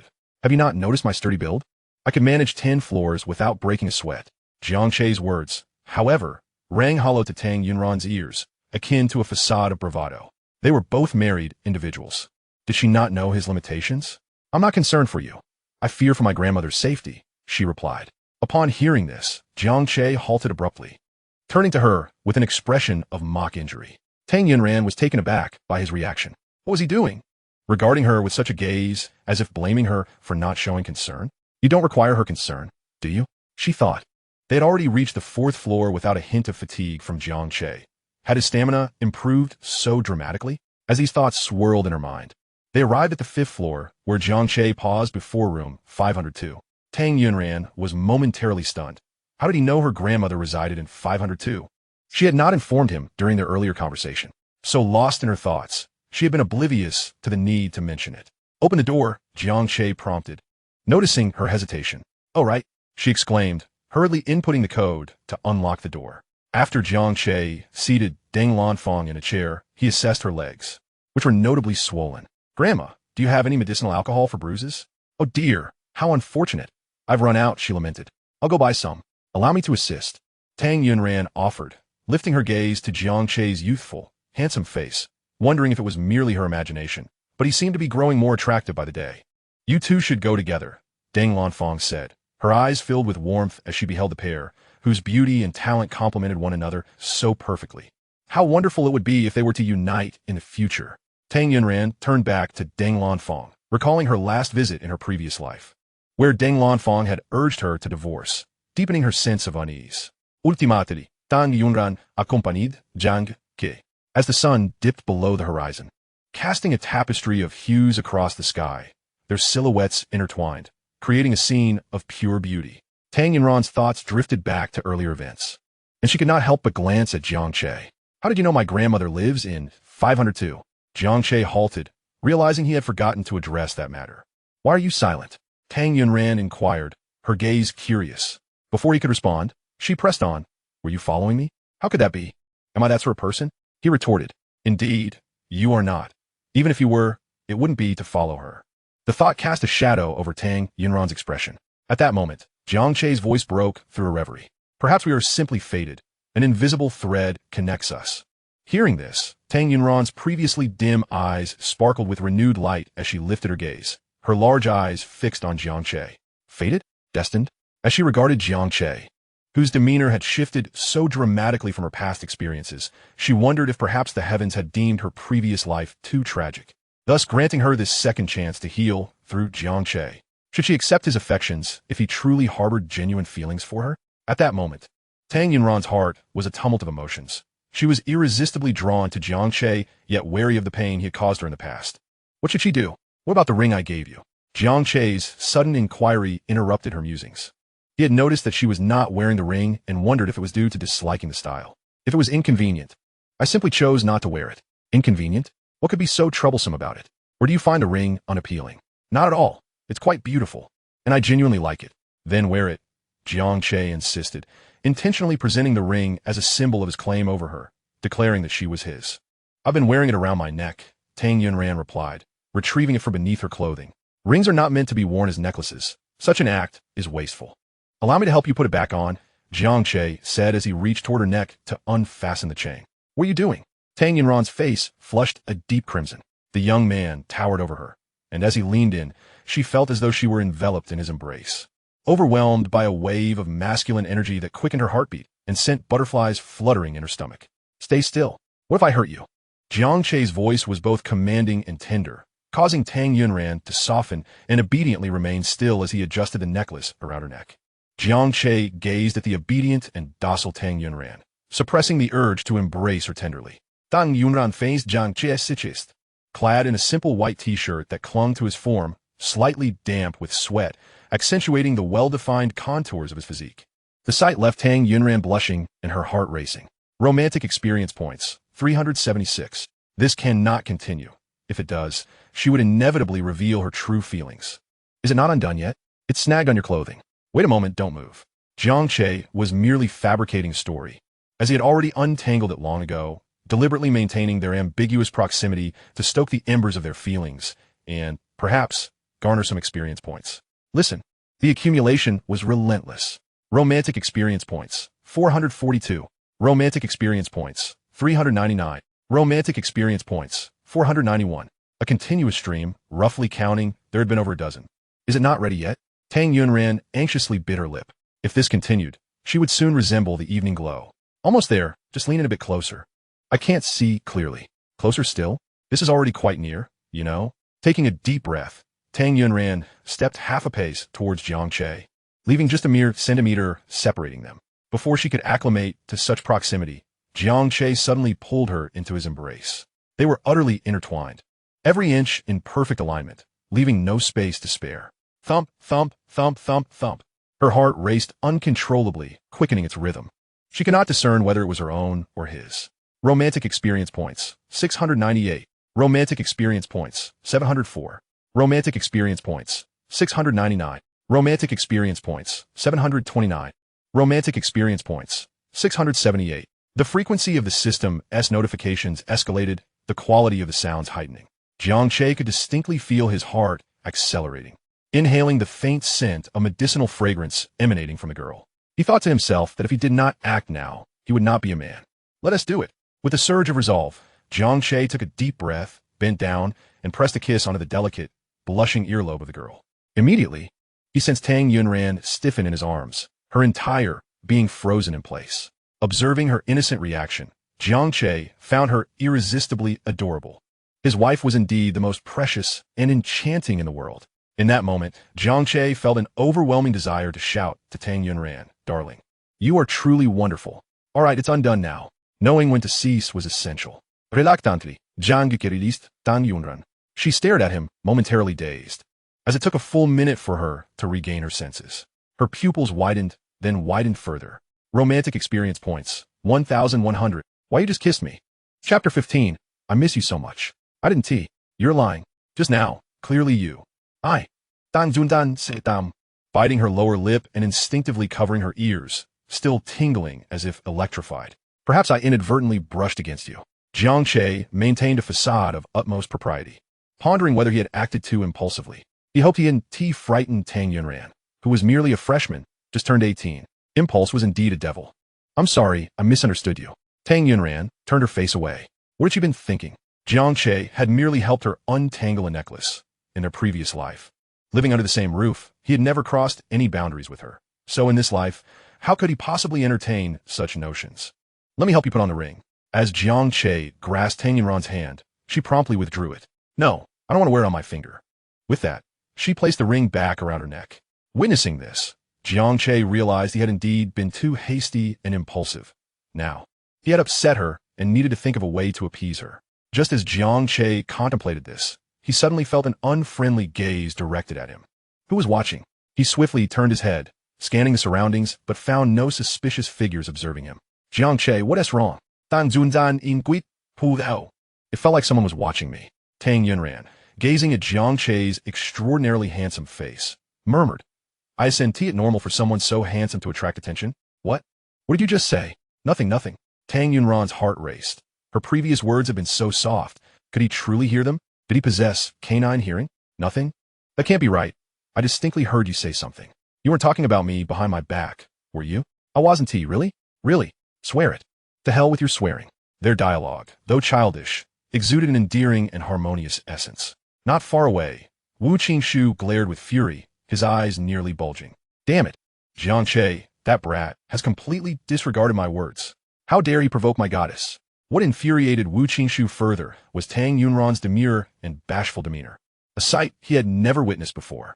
Although he and Tang Yunran had grown up together, she had always treated him with cold indifference, contrasting sharply with her demeanor towards Jiang Che. Old Wu, everything is set. We can proceed now, Wang Jin reminded him from the side. Quickly, let them act. I want Yunran to be utterly disappointed in that brat. Wu Qingshu clenched his teeth in anger. All right, I'll have them follow the plan immediately. Just as Jiang Che and Tang Yunran exited the pharmacy, they encountered two girls approaching them. One girl donned a crop top, while the other wore ultra-short shorts, exuding an alluring charm. Upon spotting Jiang Che, they immediately flanked him, one on each side. Xiao Che, you're so naughty. Why haven't you come to find me these past few days? The girl in the crop top cooed, playfully punching Jiang Che's chest. Exactly. I miss you so much. The girl in the mini shorts pouted, feigning a request for a kiss. Concealed nearby, Wu Qingshu smirked with glee. Let us see how you'll explain this to Yunran. I think you've mistaken the wrong person, interjected Tang Yunran, her gaze icy as she scrutinized the two girls.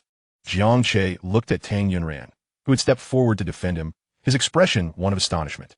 He had been pondering how to explain himself to her. If she had spoken those words instead. Hey, who are you? Are you a new flame of Xiao Che? The girl in the crop top asked, hands on her hips. Xiao Che, are you a player? To switch from us to someone else? How many do you need to satisfy you in a month? Are you two not serving him well enough? Another girl chimed in. Jiang Che felt it necessary to clarify things with Tang Yunran. Otherwise, she might mistakenly think that he was some sort of playboy, and there would be no way to clear his name, even if he jumped into the clear river. Yunran, I don't know them, he asserted. Tang Yunran nodded. I trust you. She understood what kind of person Jiang Che was. Although she was unaware of the specifics regarding the two girls, she was confident in Jiang Che's character. Hearing her say this, Jiang Che felt a wave of emotion surge within him. He sensed that Tang Yunran had developed feelings for him, but he had not anticipated that her affection would run this deep. Unconditional trust, such a sentiment, could move anyone to their core. Yunran, thank you. Jiang Che grasped Tang Yunran's shoulder, gazing at her with profound tenderness. Tang Yunran could hardly bear the intensity of Jiang Che's gaze and quickly turned her head away. Pushing his hand aside, romantic experience points, 999. The two girls standing nearby felt as if they had been suddenly inundated with dog food, expressing their discomfort. Hey, who do you think you are, monopolizing little Che? The girl in the crop top pushed Tang Yunran's shoulder, causing her to stumble back. Jiang Che quickly wrapped his arm around Tang Yunran's slender waist, steadying her. Are you all right? He asked, to which Tang Yunran shook her head. In the next moment, Jiang Che's expression turned icy as he glared at the two girls. Did you consult me before laying a hand on my woman? My woman? Tang Yunran's lips parted slightly, her pupils dilating as she stared intently at Jiang Che's retreating figure. The silhouette of the young man seemed etched against the canvas of twilight, his contours sharp and defined, instilling in her an unprecedented sense of security that made her heart race. Romantic experience points, 745. Apologize to her, Jiang Che commanded, directing his gaze at the girl in the crop top. What do you mean? Apologize. The girl in the crop top was frightened by Jiang Che's intensity and turned to flee. The girl in the hot pants, fearing trouble from Jiang Che, hurriedly followed suit. Stop. You too. All right, let them go, Tang Yunran interjected, pulling on Jiang Che's arm. Upon grasping his arm, she realized how solid it had become. When he had held her tightly just moments ago, she had felt the firmness of his muscles. Tang Yunran recalled the photo of his abs he had sent her a few days prior, wondering if it was indeed him. Noticing Tang Yunran's gaze, Jiang Che recalled the same incident. Didn't you doubt my 8-pack abs last time? Let me show you, he said, lifting his t-shirt. Chapter 16. If you truly believe he's a college student, you'll be at a loss. 8 perfectly defined abs, radiating strength. Tang Yunran stared, her eyes wide and sparkling. He really has abs. This is impossible. How could you possibly have abs? Why not? Not only do I have abs, but I also have pecs. As he spoke, he began to lift his shirt further. Tang Yunran quickly intervened, grabbing his hand. In reaching out, she inadvertently brushed against his firm muscles, causing her to feel flustered, akin to an old train from the 1980s, puffing steam in embarrassment. I can't take this. I have to run. Where do you think you're going? Jiang Che looked bewildered at Tang Yunran, who had dashed away, then glanced down at himself, suddenly coming to a realization. I'm just messing around with a little girl. Pardon the interruption. The system suddenly chimed in. You have just achieved 100 consecutive romantic experience points, and thus, the system rewards you with a special gift package. Jiang Che was quite familiar with this notification. It reminded him of gaming, where a series of successful combos would yield extra rewards. Eagerly, he opened the gift package. Congratulations, host. You have received a luxury experience voucher, valid for 1 week. The voucher is effective immediately, and the rules are simple. Whatever amount you spend, the system will reward you with an equivalent sum. Oh, this is a wonderful thing. He was just about to purchase a house in the Qingshui community. So, if he spent 3 million on a house, he would receive an additional 3 million. Exactly. Huh. So I can keep spending and keep getting more? The thought exhilarated Jiang Che. Meanwhile, Wu Qingshu, who was concealed nearby, wore an expression of rage and frustration. How infuriating. Absolutely despicable. Old Wu, should we just rush in and beat him up? Wang Jin suggested. And then what? Who would we beat? Wang Jin glanced at Wu Qingshu's face, which had been swollen like a pig's head for almost a week, a testament to the force Jiang Che had used. That's true. Should we find someone to take care of him? Let's hold off on that until it's absolutely necessary. Do you have another plan? Wang Jin inquired. Tomorrow. Isn't there a basketball game between our class and theirs? I'll make sure he embarrasses himself in front of Yunran. But what if he doesn't play? Humph. Wu Qingshu smirked, displaying an air of confidence. If he doesn't we'll make sure he has no choice. When Jiang Che departed from Deng Lanfang's home, she looked at him with an expression of deep reluctance. Xiao Jiang, come visit often. Of course, Grandma. I will come to see you regularly. What a thoughtful child. Deng Lanfang sighed as she watched Jiang Che's retreating figure. Tang Yunran observed Deng Lanfang's demeanor, realizing it was as if Jiang Che were her own grandson. Unable to restrain herself, she asked, Grandma, why do you like Jiang Che so much? As she spoke, she recalled a conversation for her past life with Deng Lanfang. She had asked, Grandma, why do you dislike Jiang Che? To which her grandmother had replied, that boy treats you poorly. Oh, my poor little Ran. While Tang Yunran was lost in these memories, Deng Lanfang turned to her. Why do you ask? What do you think? With a knowing smile, Deng Lanfang observed her precious granddaughter, having raised her personally and recognizing the subtle emotions she harbored. Under Deng Lanfang's gaze, Tang Yunran's face flushed crimson. Is your face turning red already? I haven't said anything. Deng Lanfang chuckled, her face crinkling with mirth. Grandma, Dan Zundan Pao Det. I don't feel that way about Jiang Che. What way is that? Deng Lanfang countered. Despite having lived through her 30s and being reborn, Tang Yunran had never truly experienced love in either life, making her unable to withstand the teasing. I need to use the restroom. With that, she hurriedly dashed into the bathroom, glancing at her reflection in the mirror, her face as red as an apple. Grandma, why must you tease me? It's so embarrassing. As the sweet memories of her time with Jiang Che flooded her mind, Tang Yunran felt her cheeks flush even more intensely, the warmth extending to her neck and the roots of her ears, with thoughts of Jiang Che occupying her every consideration. Why did he treat her this way?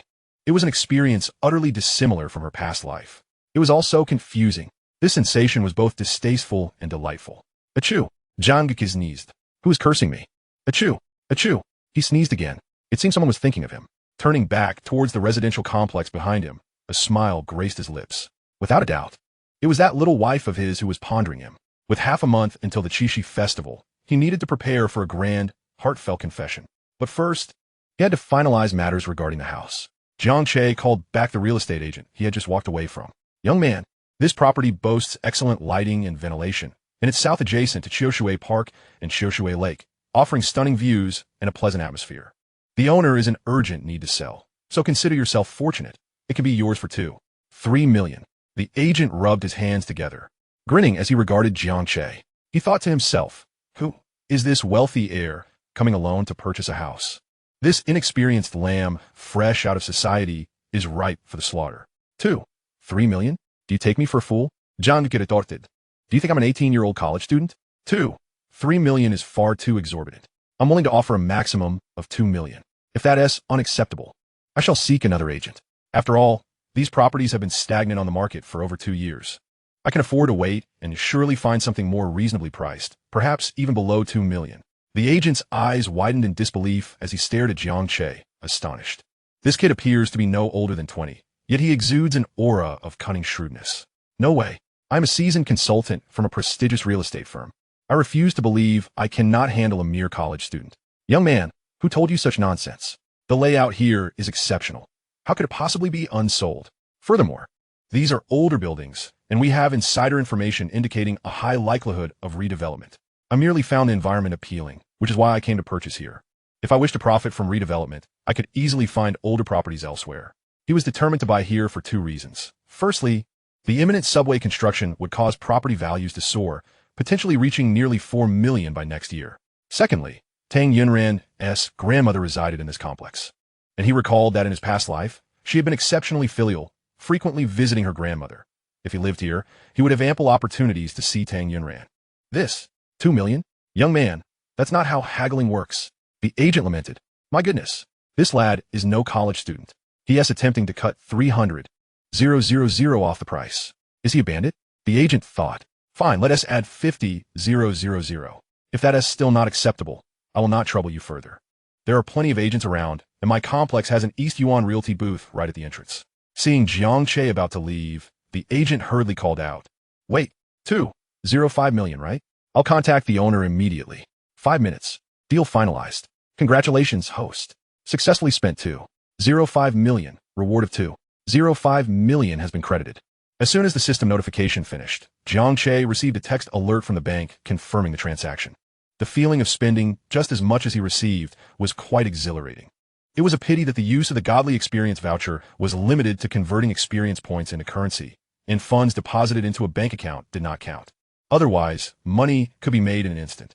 Jiang Che checked the remaining experience points in the system. He still had over 1 million.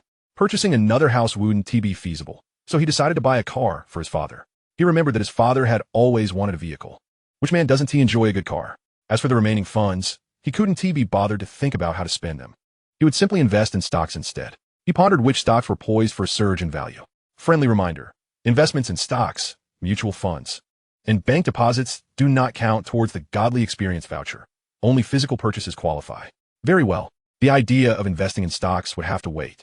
No matter how profitable they might be, they could never match the swift returns of a godly expenditure.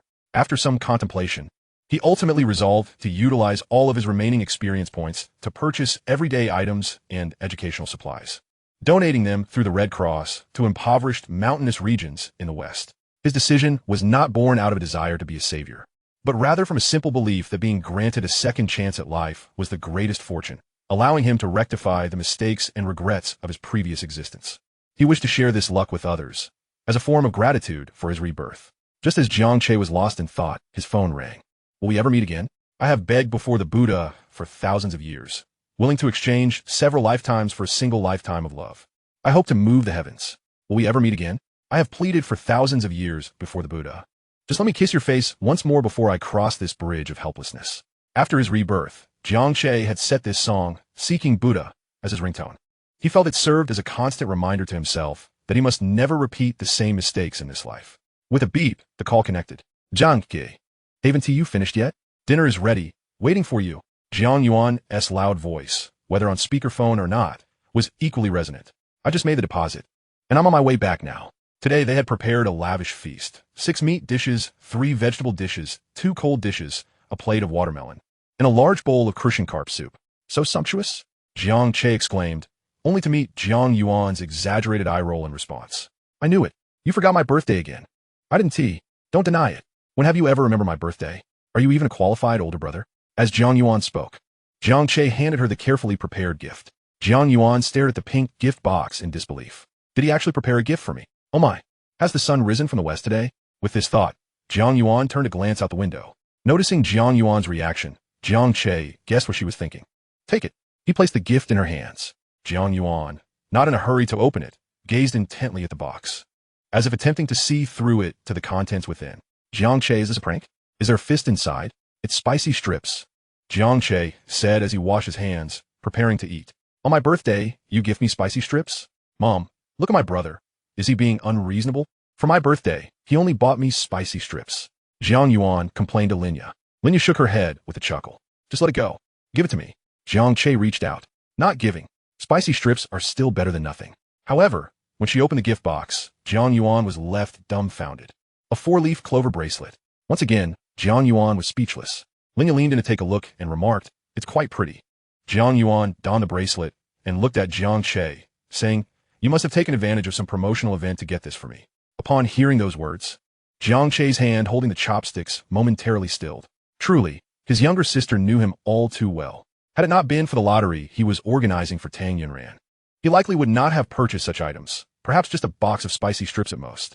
In fact, he had prepared another gift, but it was rather special and must not come to the eyes of their parents. After dinner, Jiang Che made his way to Jiang Yuan's room. "What brings you here?" she asked. "I have a special birthday gift for you. If you call me brother for an entire year, I shall bestow it upon you." "Uft, as if I care. Go do your own thing.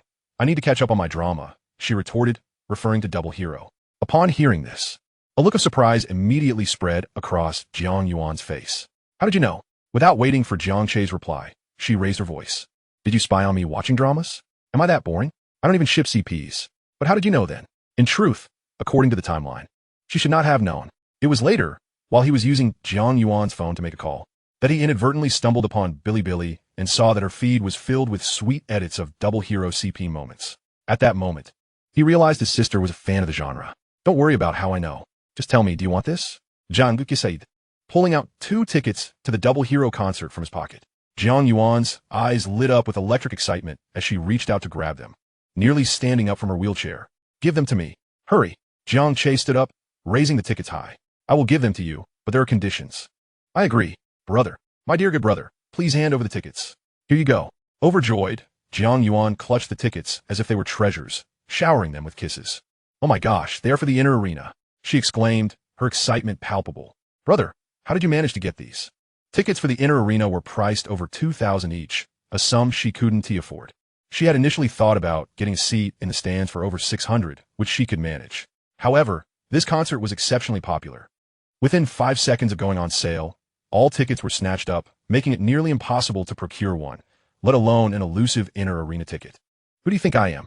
Just a trivial ticket," Jiang Che replied nonchalantly, though in reality, he had tried to snag them a couple of days prior, only to find them gone in an instant. Later, he resorted to a scalper, spending 10 times the original price to secure them. 2 tickets cost him over 40,000. But with the luxury system at his disposal, he felt no regret in spending such an amount. Regardless of the fortune at his disposal, he would have gladly spent it on Jiang Yuan. Watching his sister reveling in her good fortune, memories from a past life flooded back. He recalled his sudden demise, with Jiang Yuan wailing and lamenting over his coffin. "Damn you, Jiang Che. You scoundrel. I told you not to work day and night, but you wouldn't listen.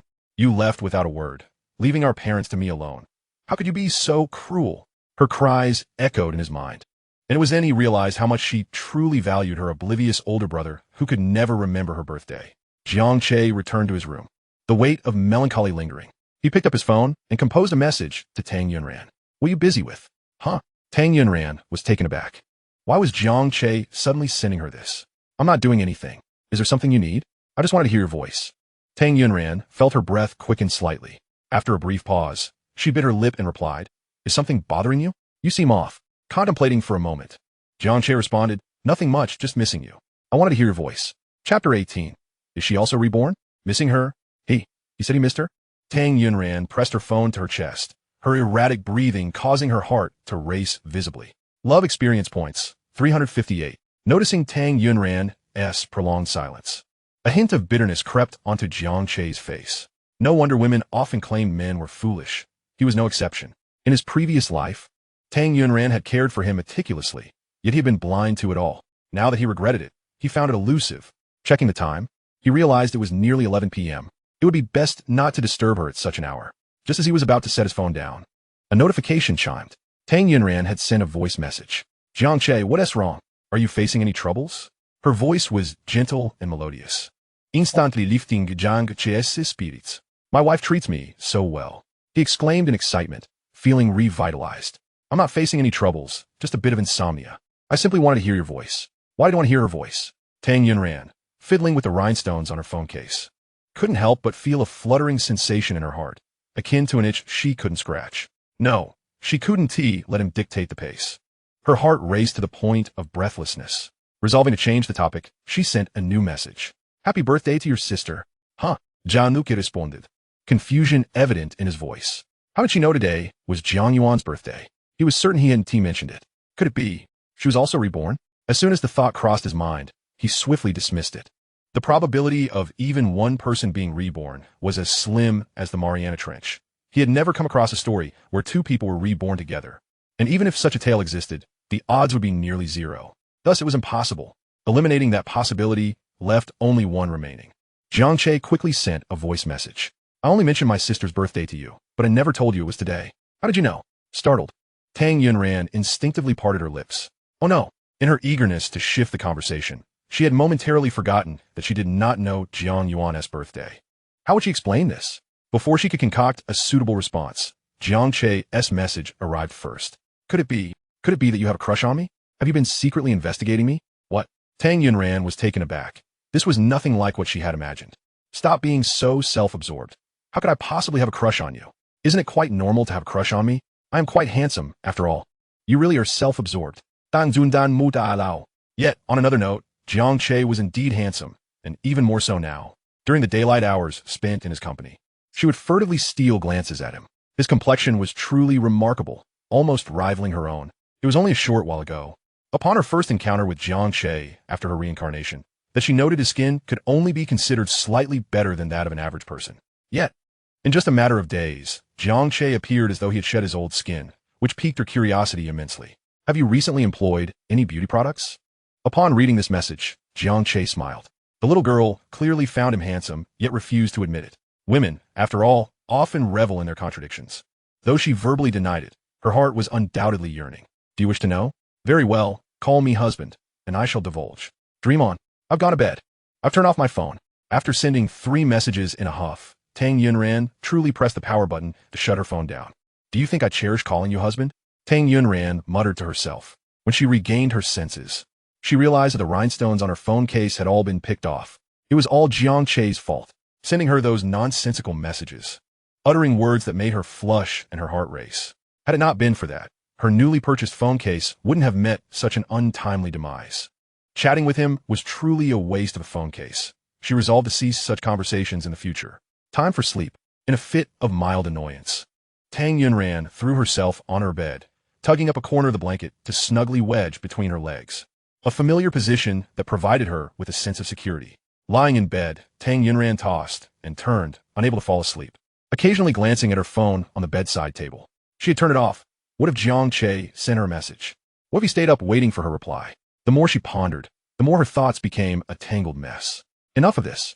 Just before her demise in her past life, she had resolutely decided to sever all ties with Jiang Che from that moment forward. If he sent messages, that was his affair. He could do as he pleased. Tang Yunran grabbed her pillow and pressed it against her face, turned off the lights, and attempted to sleep. 10 minutes later, she turned her phone back on. Opening WeChat, she navigated to her chat interface with Jiang Che. Indeed, he had sent new messages. There were 2 voice messages, each lasting just 1 second. What could they contain? Curiously, Tang Yunran tapped on the first voice message. Good night. The 2 words were delivered in a surprisingly magnetic tone from an 18-year-old boy, sending a shiver of exhilaration through her. Romantic experience points, 475. After a full minute, Tang Yunran finally managed to calm her racing heart. There was still one more voice message. What had he sent this time? Tentatively, she tapped it. Baby. The phone slipped from her grasp, landing softly on the sheets. Tang Yunran remained frozen in astonishment for a moment, then shook herself back to reality. What had he just called her? Baby? No, that couldn't be. Jiang Che would never refer to her as such. Surely, she must have misheard. Picking up her phone, she replayed the final voice message. Baby. Again, she pressed play. Baby. Once more. Baby. It was indeed baby. She had misheard. Jiang Che had genuinely called her baby. Romantic experience points, 678. Romantic experience points, 754. Romantic experience points, 699. Tang Yunran pulled the blanket up over her head, fearing that her voice might disturb the neighbors. That night, she hardly slept at all, her mind echoing with Jiang Che's voice repeating baby over and over. Meanwhile, Jiang Che enjoyed a restful night, dreaming that Tang Yunran was calling him husband. He couldn't fathom how he could so stubbornly pursue Tang Yunran without success. After all, he He was blessed with a handsome face and a fit physique. You have met the requirements to unlock the marketplace. Would you like to do so now? The system chimed unexpectedly. Open. Marketplace is now open. Please browse at your convenience. Jiang Che clicked to explore. There were numerous items available. His eyes quickly fell upon a familiar item, the European God Experience Voucher. This was indeed a valuable commodity. How many experience points would it require? Jiang Che glanced at the price beneath the voucher. 100,000 experience points. And it was only valid for 24 hours. That was exorbitant. How many experience points do I currently possess? 24,051. Beyond his means. Even if he could afford it, he wouldn't buy it. However, if he ever faced a life-threatening crisis, redeeming one would be quite prudent. Yet, given the current peaceful times, the likelihood of encountering such peril was exceedingly low. Regardless, he was in dire need of more experience points, and that would depend on his little wife. Looking through the other items, he noted a charm enhancement of 20 attributes, requiring 20,000 experience points. He could afford that, but he continued to browse. New singer vocal talent, 29,845. Singing god, 124,561. Culinary god, 123,456. This system truly had mastery over numerous skills. Yet, the prices were steep and unattainable. Old Jiang, what are you daydreaming about? Liao nudged Jiang Che. Thinking. Jiang Che replied. Thinking? Thinking about the campus bell, I presume? Liao Shukulat. Jiang Che looked at him in confusion. What are you talking about? Stop pretending. I've heard from the bell's close friend that you have your sights set on her. Jean Xiaoqiao said that? Indeed. She also told me to pass on a message from the bell. Tang Yinran had Jean Xiaoqiao relay a message to me? If she had something to say, couldn't she just text me directly? Yes, Jean Xiaoqiao conveyed her exact words. Don't harbor any delusions about her. She will never like you. After Li Hao said this, he worried for his brother, concerned that he might be so disheartened as to contemplate jumping off the building. Oh, Jiang Che replied nonchalantly. He was certain that those words had not come from Tang Yinran herself. Just oh, that's your reaction? Shouldn't there be more? Was it the calm before the storm? Old Jiang, are you all right? I'm perfectly fine. Jiang Che responded with an air of normalcy. The more composed Jiang Che appeared, the more anxious Li Hao became. Old Jiang, do you consider me a brother? Why do you say such things? Jiang Che looked at Li Hao in bewilderment. If you truly see me as a brother, don't bottle up your feelings. Let all your negative emotions out on me. I have no negative emotions. I'm truly fine. Old Jiang. Li Hao smacked Jiang Che on the shoulder, gazing at him earnestly. There are plenty of fish in the sea. Why obsess over just one flower? Besides, she is the campus belle of Jiangxing University. Don't let it get to you. Fatty, your words irk me. Why should my fondness for Tang Yinran lead me to despair? We are a perfect match, destined to be together, as inscribed on the stone of fate. She's meant to be my wife, Jiang Che. It is over. I have become ensnared too deeply. There seems to be no salvation left. Li Hao shook his head. It appears I must adopt a different approach to persuade him. Old Jiang, are you free this weekend? What is the matter? Speak. A few friends and I are planning to arrange a gathering with some girls. Currently, we have 3 boys and 4 girls, but we are short 1 male. Would you kindly join us? Find someone else, he retorted, unwilling for Tang Yinran to discover his participation in the gathering. Old Jiang, you cannot refuse to go. I've already sent your photo.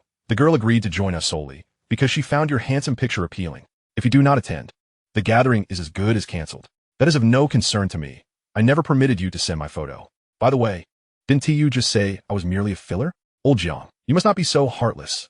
You ought to consider my plight as your brother. I have yet to experience even a single romantic relationship. You cannot expect me to remain a lifelong bachelor, can you? Upon hearing Li Hao's words, Jiang Che recalled his previous life. Li Hao's family was relatively affluent, and he spent money more liberally than the average college student. Unfortunately, he chose the wrong woman, and after 5 years of marriage, he discovered he had been betrayed. His wife bore 3 children, none of whom were his, and ultimately, the biological fathers of the children came to claim them. Since that incident, Li Hao had fallen into despair, spending his days either in gambling dens or entertainment venues, until he eventually borrowed money at exorbitant interest rates and was left severely injured. If memory served him correctly, the wife Li Hao married was indeed one he had met at the gathering. Li Hao was his brother in his past life. It was when Li Hao had his hand severed and was sent to the hospital that he learned of the tragic events that befell him. In this life, he could not bear to witness such a calamity unfold. Fatty, listen to me. I consulted the oracle, and attending this gathering is an ominous sign. It will be prudent for you to abstain. Li Hao, taken aback, twitched his lips, thinking Jiang Che had truly lost his wits. Concocting such nonsense merely to avoid attending the gathering. It seemed he must resort to a more drastic measure. Li Hao approached the window, his expression grave as he declared, "Old Jiang, if you do not agree, I shall leave from here this very moment." Chapter 20. Tang Yunran could not forget Jiang Che. Observing la luz resoluta de mano. Jiang Che realized he could not dissuade him from the gathering. Since he could not prevent it, he decided to accompany him and adapt as necessary to safeguard him. Just as Jiang Che contemplated this, he noticed Wu Qingxu and Wang Zhen entering the classroom. As Wu Qingxu approached, he issued a bold challenge. "Jiang Che, our basketball match between the two classes is about to commence. You shall take the court, and we shall settle this once and for all. The loser must withdraw and never pursue Yunran again. What do you take Yunran for? A wager?" Jiang Che replied with poise, gazing steadily at Wu Qingxu, his youthful features betraying a hint of defiance. "Are you afraid?" Wu Qingxu taunted, employing the goading tactic. "Such tactics hold no sway over me. Yunran is a person, not a pawn for bets. I shall not use her in that manner. Who the hell treats Yunran as a mere wager? Spare me your exaggerations. I ask you, are you willing to face me in a match? Dare he not? He possesses a system. What is there to fear?" Jiang Che recalled that one could exchange for basketball prowess in the marketplace. "Very well, I shall compete. Should you lose, you must keep your distance from Yunran and cease all pursuit." "Ha ha!" Wu Qingxu laughed heartily. "Just moments ago, you claimed this was treating Yunran as a bet. Yet now you propose the same. I'm not like you. My intentions are not to wager. Rather, I seek to spare her from incessant nuisances that disturb her peace." You are quite something." Wu Qingxu trembled with indignation. "Just you wait. On the court, I shall see if you can maintain your current arrogance." With that, he stormed out of the classroom. Li Hao approached, his brow furrowed. "Old Jiang, you should not have accepted that wager with Wu Qingxu. Do not be deceived by his privileged background. He is a genuine talent on the court. I've heard he previously spent time in a basketball training camp. You are no match for him. Having spent time in a training camp is indeed impressive for an ordinary person, but pales in comparison to professional athletes." Jiang Che had resolved to keep a low profile, merely exhibiting average basketball skills. "Do not worry, it will be fine. I shall not lose," Jiang Che stated confidently. Li Hao scratched his head, utterly perplexed by Jiang Che's unwavering confidence. "But you are clearly not skilled." In the art classroom, Tang Yunran sat lost in thought. It was not mere daydreaming. She was replaying her conversation with Jiang Che from the previous night in her mind. "I missed you." He called her baby. The more she pondered, the redder her cheeks became. She did not wish to dwell on it, yet she could not fathom why she was so enchanted. Jiang Che's deep, masculine voice lingered in her thoughts. Was she truly unable to escape her feelings for him? Yet, she had resolved to cease her affection for Jiang Che. Just as Tang Yunran wrestled with her inner turmoil, Jin Xiaoqiao's lamentations reached her ears. "This is terrible. Ran, why do we choose to take history? We ended up with such a strict professor. It is over. We are surely doomed for the finals." Tang Yunran turned to see Jin Xiaoqiao slumped over her history textbook. Despondent. "Hand me the book. I shall help you highlight the key points." "Huh?" Jin Xiaoqiao looked at Tang Yunran, bewildered. "You know what the key points are?" Indeed. After taking Jin Xiaoqiao's book, Tang Yunran used a red pen to mark the pages while striving to recall the key points from her previous life S exams. She remembered that the history final had been particularly challenging, with most of the class needing to retake it. Naturally, Jin Xiaoqiao had also failed to pass. With her assistance in highlighting the key points, there should be no issue this time. As long as you master the 70 points I've highlighted, you will surely pass. Tang Yunran asserted with unwavering certainty. "Is that true?" Jin Xiaoqiao asked, half convinced. "I would never deceive you," Tang Yunran assured her. "All right, you are my dear friend. I trust you. This weekend, I shall strive diligently." "Gambat." "Yes, do your best," Tang Yunran encouraged. Suddenly, Jin Xiaoqiao exclaimed, Ran, I need a favor from you." "What is it?" "This weekend, I promise to attend a gathering with friends. Since you've worked so hard to help me highlight the key points, I do not wish to fail, nor to let you down. Could you attend the gathering in my stead?" "Attend the gathering?" Tang Yunran furrowed her brow. "You know I'm not fond of such occasions. University gatherings between boys and girls are not about friendship. They are merely opportunities to escape the fate of being single. In her past life, she had given her all to love, only to be left with scars. Disheartened, she had resolved to avoid repeating the same mistakes and to remain single forever in this life. Isn't being alone quite nice? Indeed, please just help me out.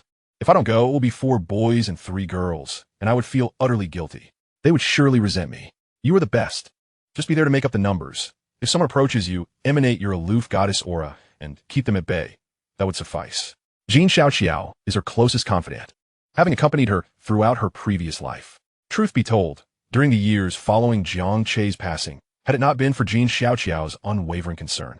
She might have succumbed to despair and followed Jiang Che with sleeping pills.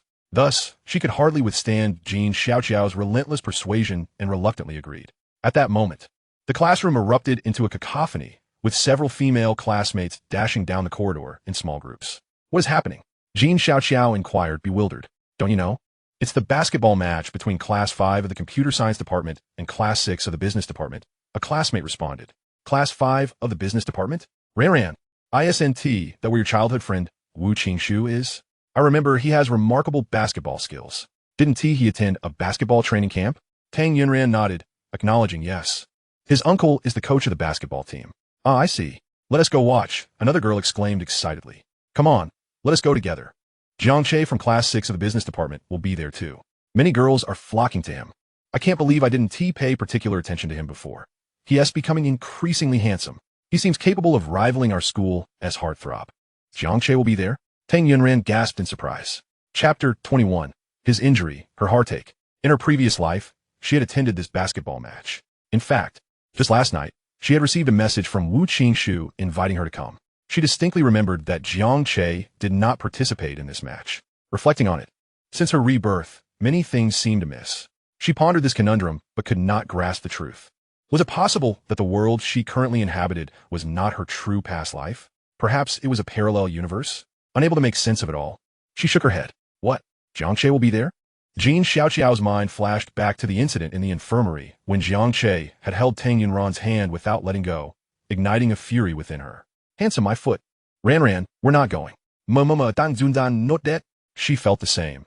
She resolved to temporarily set aside recent events and, from this moment forth, maintain her clarity and composure. If she said she wouldn't go, then she wouldn't. She would sever ties with Jiang Che decisively. Should Jiang Che seek her out in the future, she would adopt an icy demeanor, making it clear that she wanted nothing to do with him. Tang Yunran steeled her resolve, yet her eyes, seemingly with a mind of their own, involuntarily turned towards the window. No looking. Tang Yunran forcibly turned her head back. Drawing? That would distract her. She took out her sketchbook and began to draw. After 5 minutes, she had sketched a basketball. Tang Yunran fixated on the basketball in her sketchbook. It seemed to come alive, with Jiang Che dribbling it, preparing to shoot. Suddenly, she pulled her chair back and stood up. Jean Xiaoqiao looked up at her. Ran. What are you doing? I'm going to the restroom. The scene shifted. Tang Yunran found herself at the basketball court. The match had yet to commence, and both teams were engaged in their pre-game preparations. She immediately spotted Jiang Che, clad in a red jersey. Dashing, radiant, striking, he, without a doubt, was the most captivating presence on the court, with his handsome face, impressive physique, and the unique charm of a sunny boy. Tang Yunran felt her cheeks flush and her heart race uncontrollably. Romantic experience points, 579. Upon hearing the system's notification sound, Jiang Che paused his warm-up, scanning the crowd of onlookers. His gaze eventually landed on Tang Yunran. Was she there to watch him play? If so, he could not afford to lose. Just as he prepared to wave at Tang Yunran, Wu Qingshu bounded over, blocking her view. Yunran, are you here to watch me play basketball? Wu Qingshu boasted, flexing his arm to showcase his muscles. Tang Yunran cast a fleeting glance at Wu Qingshu's muscles. They paled in comparison to Jiang Che's. She turned her gaze away from Wu Qingshu, catching sight of Jiang Che waving at her. She raised her hand in response, acknowledging him. Wu Qingshu followed her line of sight to Jiang Che, witnessing the two exchange glances over him, nearly choking on his frustration. How could they disregard him as if he were invisible? There is nothing more exasperating than this. Numerous girls in the crowd swooned over Jiang Che. Wow, look at that number 11. So handsome. He is really incredibly handsome. I wonder if he has a girlfriend? Who cares if he has a girlfriend? I'll make sure she becomes his ex. Exactly. I support you. Listening to the infatuated chatter of the girls, Wu Qingshu's lips twitched in exasperation. Can handsomeness be eaten? If it were possible, he would rip Jiang Che's face off and wear it himself. Tang Yunran glanced around, pouting slightly. Regardless of her past life or this one, Jiang Che remained irresistibly attractive to girls. Especially now, he was so handsome that it made her want to take him home and have little monkeys together. Observing the radiant glow of his skin in the sunlight, a twinge of jealousy flared within her. If his skin continued to improve, it would soon surpass hers. That Jiang Che, so stingy. When she asked him how he maintained his skin, he refused to share unless she called him husband. She absolutely refused to call him that. Wu Qingshu and Tang Yunran fixed their eyes on Jiang Che, jealousy igniting a fierce fire within them. their fists clenching tightly. Yinran, I will definitely win this basketball match. Just you wait and see. With that, Wu Qingshu turned, glaring at Jiang Che with palpable hostility. He was determined to smash Jiang Che's irritatingly handsome face with the ball. With a sharp whistle, the game commenced. The moment Wu Qingshu got hold of the ball, he launched an aggressive attack. Having come from a basketball training camp, his momentum was unstoppable, weaving through 3 defenders and inciting cheers from the onlookers. Hearing the cheers ringing in his ears, Wu Qingshu felt himself soaring with pride. Did you see that? This is my prowess. Today, I am the king of this court. No one can stop me. He prepared to make a slam dunk. Just as he leaped, Jiang Che blocked him with an impenetrable defense. How could this be? When did Jiang Che arrive? And how could his jumping ability be so superior? He seemed to soar higher than Wu Qingshu. Before Wu Qingshu could process what was happening, Jiang Che's hand came down with the force of steel plate. Smack! He was blocked. Not only that, but Jiang Che's strength was immense. That single block sent Wu Qingshu crashing to the ground. Sitting there, legs sprawled, he stared in disbelief as Jiang Che landed firmly on the court. A chorus of explosive cheers erupted from the crowd.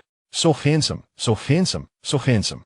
Ah, Tang Yunran found herself amidst a deafening chorus of cheers. Her crimson lips slightly parted and her beautiful eyes wide and round, sparkling with a mesmerizing brilliance. Romantic experience points, 520. Romantic experience points, 521. Romantic experience points, 522. The system's notification sounds cascaded in rapid succession, showing no signs of abating. Jiang Che glanced at Tang Yunran, noticing her gazing at him with eyes alight with wonder, and couldn't help but smile back at her. The boy, the sunlight, the smile, the sweat, all intertwined, exuding a potent essence of masculine allure. Tang Yunran found herself utterly captivated, her heart racing uncontrollably. Romantic experience points, 812. Romantic experience points, 799. Romantic experience points, 808. Romantic experience points, 816. The system's notifications intensified, their quality escalating with each chime. The girls surrounding Tang Yunran were so infatuated that they let out squeals of excitement. Ah, did you see that? He just looked at me. He must be interested in me. You're so narcissistic.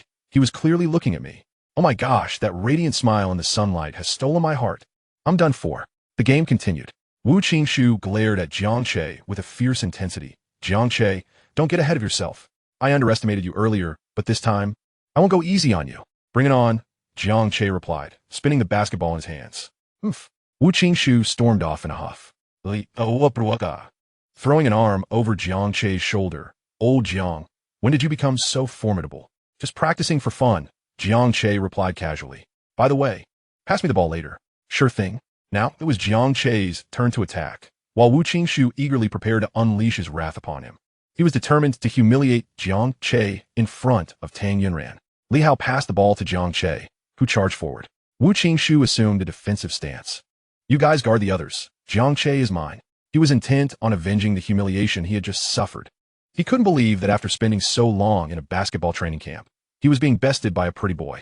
Not on my watch. Jiang Che, you won't get past me. Wu Qingshu spread his arms wide, blocking Jiang Che's path.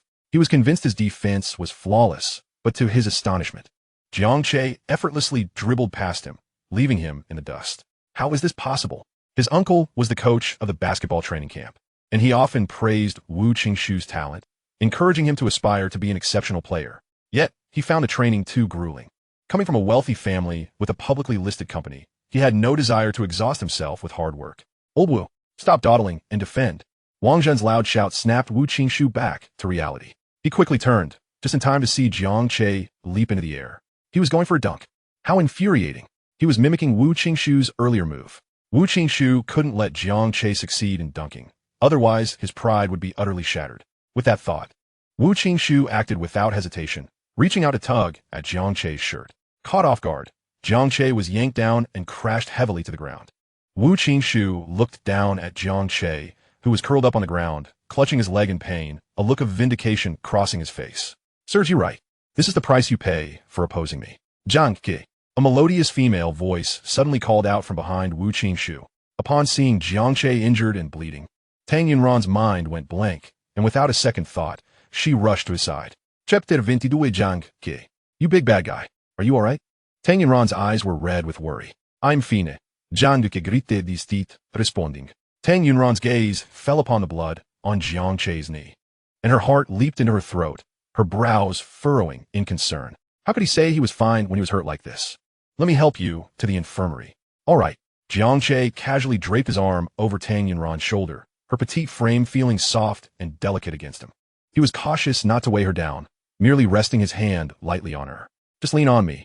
It's fine. I can handle it. As Tang Yunran spoke, she wrapped her arms around Jiang Che's waist, pulling him closer. Jiang Che hadn't expected to receive such treatment while injured. This pain was worth it.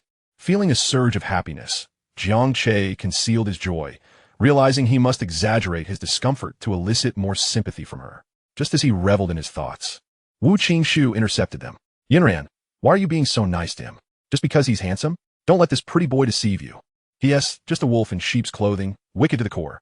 Wu Qingshu was both anxious and furious, especially at the sight of Jiang Che's hand resting casually on Tang Yunran's shoulder, as if he could reach for the stars at any moment. You're the bad one, Tang Yunran retorted, her chest heaving with indignation as she glared at Wu Qingshu. Wu Qingshu, you've gone too far. You actually pulled on Jiang Che's shirt. If his leg is seriously hurt, I won't let this go. Seeing Tang Yunran's fierce anger on his behalf, Jiang Che couldn't help but chuckle softly.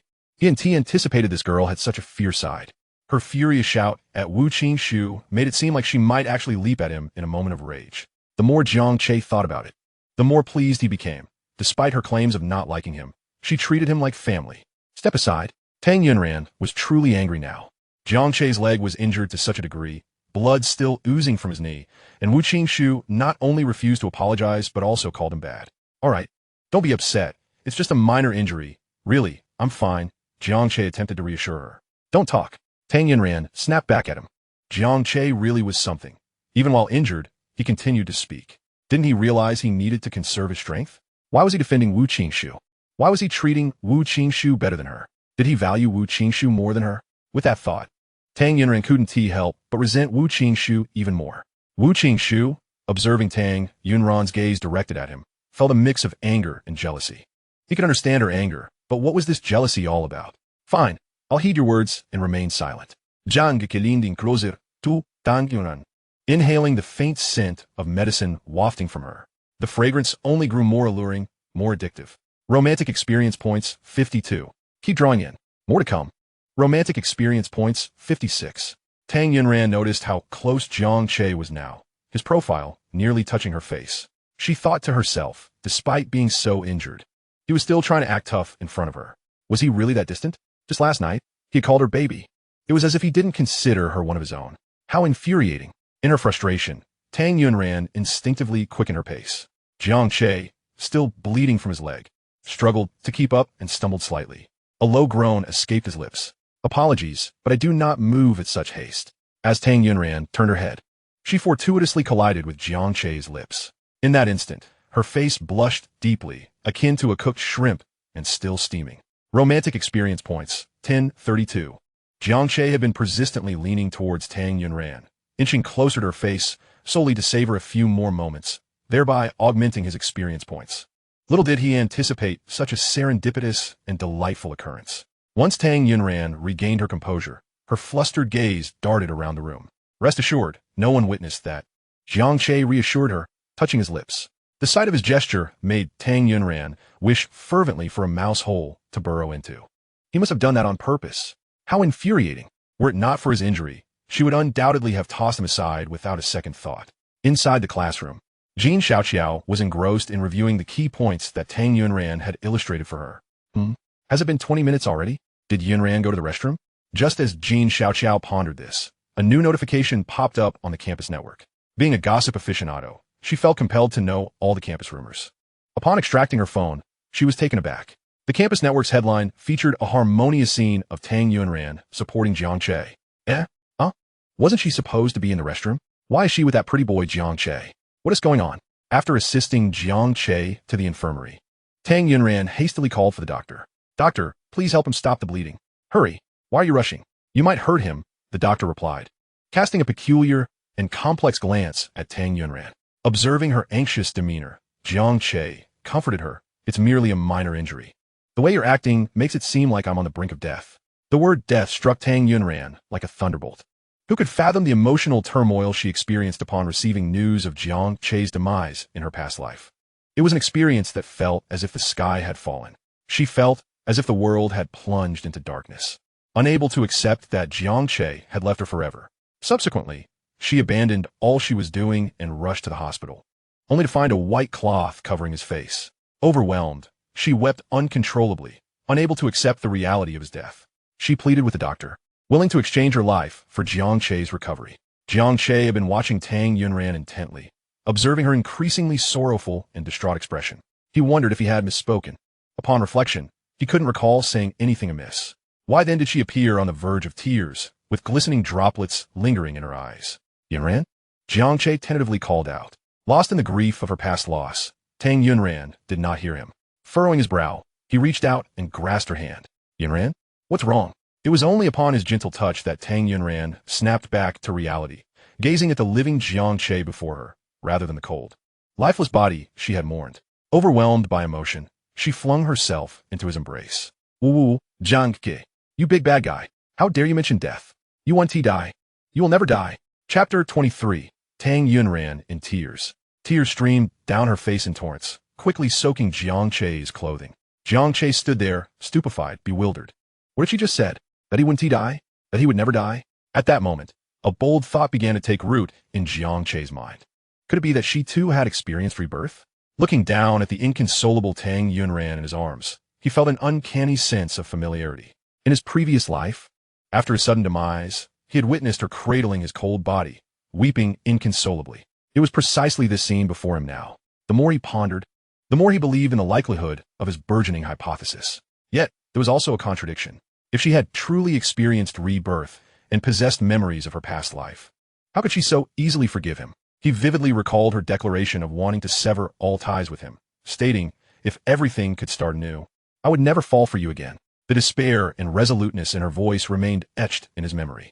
However, if that were not the case, how could Tang Yunran have uttered such words and exhibited this intense reaction?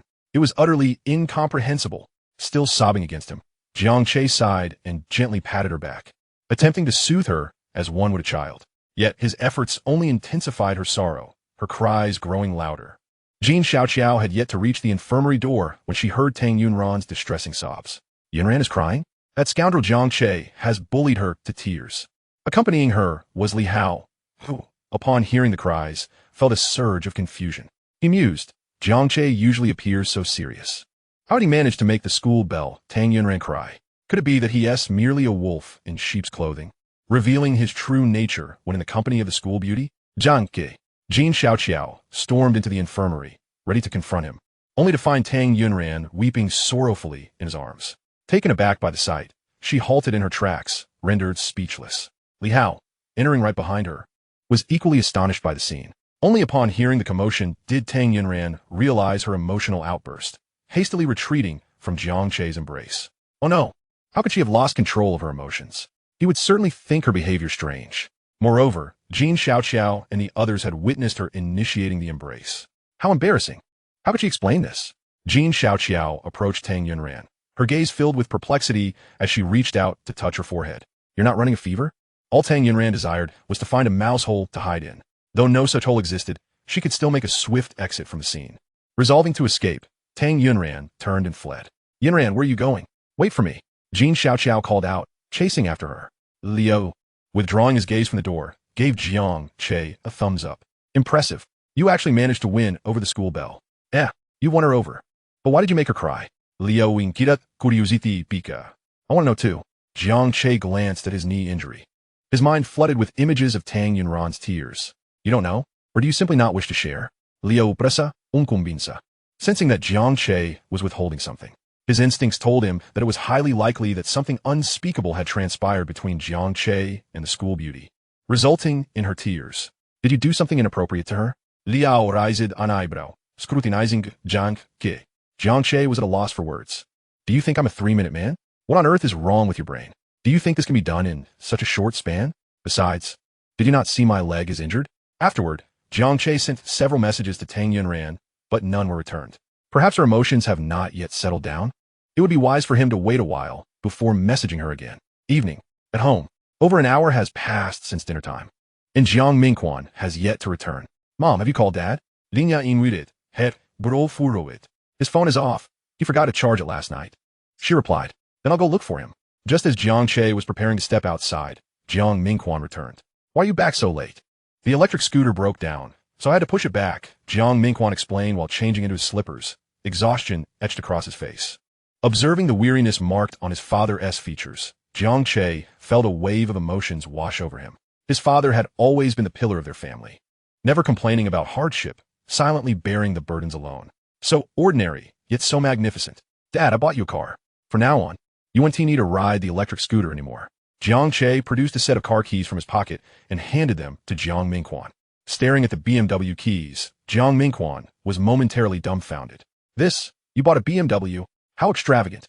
You can't just waste money like this. What? A BMW?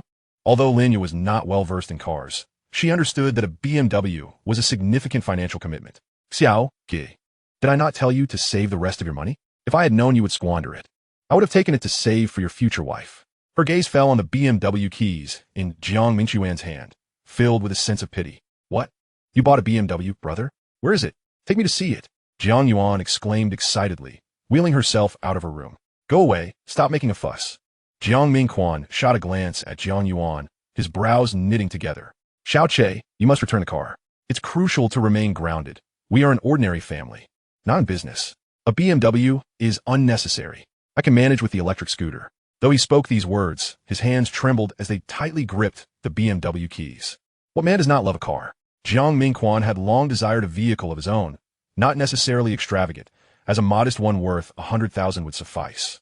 He had planned to purchase a car once Jiang Che went to university, but he never anticipated that his son would gain admission to Jiangchen University, which came with exorbitant tuition fees, a considerable expense for their family. Consequently, he had to shelve his plans for a car.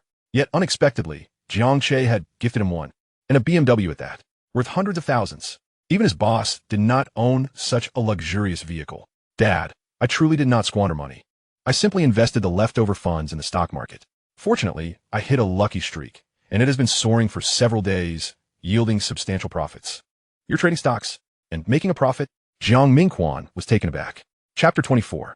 Their son is indeed quite capable. Yes, Dad. I've made money from trading stocks. Jiang Che was not deliberately deceiving them. He simply found it inconvenient to disclose the details of the system. Wow, brother. You're incredible. Jiang Yuan now addressed him as brother with newfound enthusiasm. Of course, my luck is extraordinary right now. Jiang Che feigned an air of arrogance, which only served to convince them further of his good fortune in the stock market. My Xiao Che is truly remarkable. Linya had previously envied the children of others, but now she felt none of that, for her son had become the envy of others. How much have you earned from your stocks? Jiang Mingquan asked, clutching the car keys, reluctant to let go. He pondered whether it would be wise to return the vehicle if the profits were meager. However, if the earnings were significant, he too yearned to experience the thrill of driving a BMW. That must be exhilarating. Dad, you can drive this car with peace of mind. The stock I invested in is exceptionally strong. If this trend continues, it won't be long before you can realize your dream of opening a restaurant. Opening a restaurant? Being a boss. This was Jiang Mingquan's long-held aspiration, one he had thought would remain a mere fantasy due to a lack of funds. Now, hearing his son assure him that he would soon be able to open a restaurant filled him with excitement, causing his hands to tremble as he clutched the car keys, nearly bringing tears to his eyes. The food is getting cold. Let us eat, Jiang Che suggested. After dinner, Dad, you could drive us out for a spin. Brother is right. A drive, riding in a BMW. Jiang Yuan thought the idea sounded delightful. All right, let us finish eating first. Then I'll take you out for a drive, Jiang Mingquan replied as he tucked the keys in his pocket, repeatedly reaching in to touch them throughout the meal, fearing it might all be a dream and that he would awaken to find the keys were gone. After dinner, Jiang Mingquan, brimming with excitement, drove the family out for a spin. Were it not for the looming workday ahead, he would have been tempted to circle Jiangcheng in the BMW. It is said that happiness uplifts the spirit, and upon returning from the drive, Jiang Mingquan radiated vitality, his previously burdened back straightening, his face aglow with newfound confidence. For the first time in his life, he felt as if he were truly living. All of this was thanks to his remarkable son. Xiao Che truly has talent, Linya expressed with pride. Indeed, no wonder he is my son, Jiang Mingquan declared with a smug grin. All right, let us not forget that I raised him well. Yes, my wife has worked hard. Tonight, I shall treat you well. You old rogue, how old are you? Who is old? I'm just over 40, in my prime. With a little effort, perhaps I can give Xiao Che and Xiao Yuan a younger brother or sister. Enough. You're becoming increasingly indecent. How am I being indecent? The country has implemented a three-child policy. I'm merely responding to the national call, contributing to the future development of our nation. Lin could see that Jiang Mingquan was genuinely elated. She often found him engrossed in live streams about cars on his phone. Now that their son had gifted him a BMW worth over several $100,000, how could he not be excited? Given Jiang Mingquan's exhilaration, it seemed unlikely he would be able to sleep tonight. Knock, knock, knock. Jiang Yuan tapped on Jiang Che's door. Guomin. Jiang Che instantly recognized it was Jiang Yuan. What brings you here so late? Jiang Yuan pulled a pack of spicy strips from her wheelchair storage bag and handed it to Jiang Che. Let us skip the pleasantries. Just get to the point. Jiang Che had never managed to obtain a single spicy strip from Jiang Yuan before. He had always had to snatch them or steal from her room. Jiang Yuan, her big round eyes sparkling, asked, "Brother, you must tell me honestly, where did you get that money?" "Don't worry. I promise I won't tell Mom and Dad. I robbed a bank." "Brother, are you serious?" "Fine. Let me tell you the truth. The person standing before you is not who I currently am. I am a reincarnation from the future. After my rebirth, I bound myself to a system, mastering the secrets of wealth. Making money has become a matter of minutes." Jiang Yuan rolled her eyes dramatically, nearly losing sight of her pupils. "I'm serious." Jiang Che nodded earnestly. "What I'm saying is the truth." "Yeah, right. I knew you wouldn't tell me the truth. You can keep your secrets." Jiang Yuan murmured to herself as she pushed the wheelchair away from Jiang Che's room. Watching her leave in a huff, Jiang Che couldn't help but chuckle and shake his head. After conversing with Jiang Yuan, he felt as though a heavy weight had been lifted from his heart, leaving him considerably more at ease. Indeed, it is a truth universally acknowledged that one cannot bear all burdens alone. Sharing one's troubles with another can bring about a remarkable lightness of spirit. Now, however, he still needed to address the matter of Tang Yuan. He had sent her a message in the afternoon, yet there had been no response thus far. Thus, he resolved to send her another message, and if she remained unresponsive, he would seek her out in her classroom the following day. Just as he picked up his phone, a message from Tang Yuan arrived. "The doctor advised against getting your injury wet." Upon reading her message, Jiang Che felt an overwhelming sense of relief wash over him. She truly cared for him. "You waited until now to message me? I've already taken a shower. No wonder my leg hurts so much." Tang Yuan's tone was laced with urgency. "How old are you? Don't you possess even the slightest common sense? After sustaining such a severe injury, how could you possibly take a shower? That is precisely why I need someone to remind me." Jiang Che, after editing his message, followed it with a voice note. "You're on. Would you be willing to take on that role?" Upon listening to the voice message, Tang Yuan was struck by a wave of emotion. The boy's voice was melodious, imbued with a magnetic charm unique to men, especially in the stillness of the night. His voice was so enchanting that it felt almost intoxicating. Yet, he chose to use such a delightful tone to tease her, which was simply unbearable. "What did you say? I don't understand."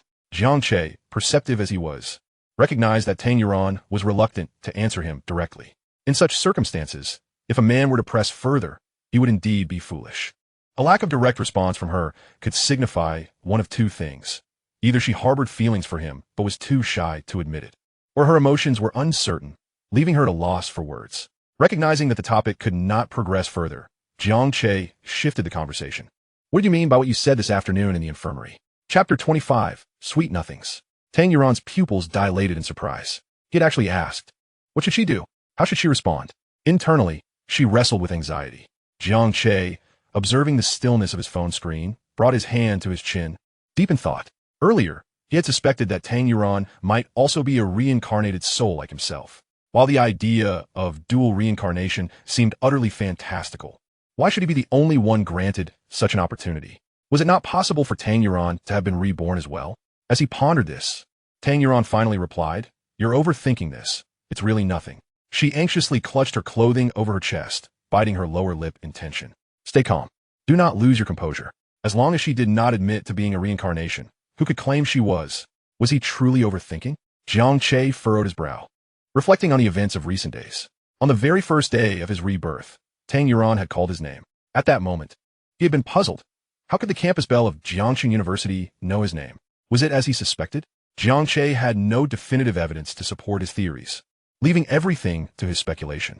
Never mind, why dwell on such thoughts? Regardless of her past, Tang Yuan was still Tang Yuan, and her essence would not change due to the circumstances of reincarnation.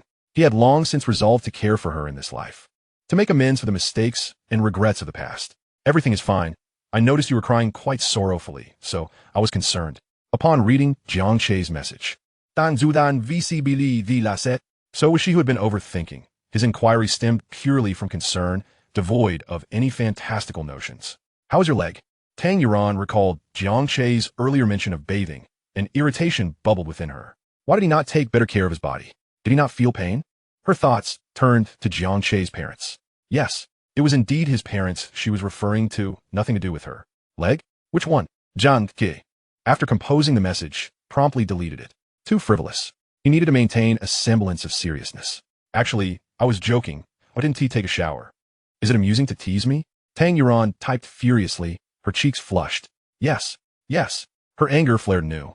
And just as she was about to cast her phone aside in frustration, Jiang Che sent another message. I enjoy teasing you. I only enjoy teasing you. In an instant, Tang Yuan's face flushed crimson. She bit her lip, stifling a shy smile, her heart racing uncontrollably.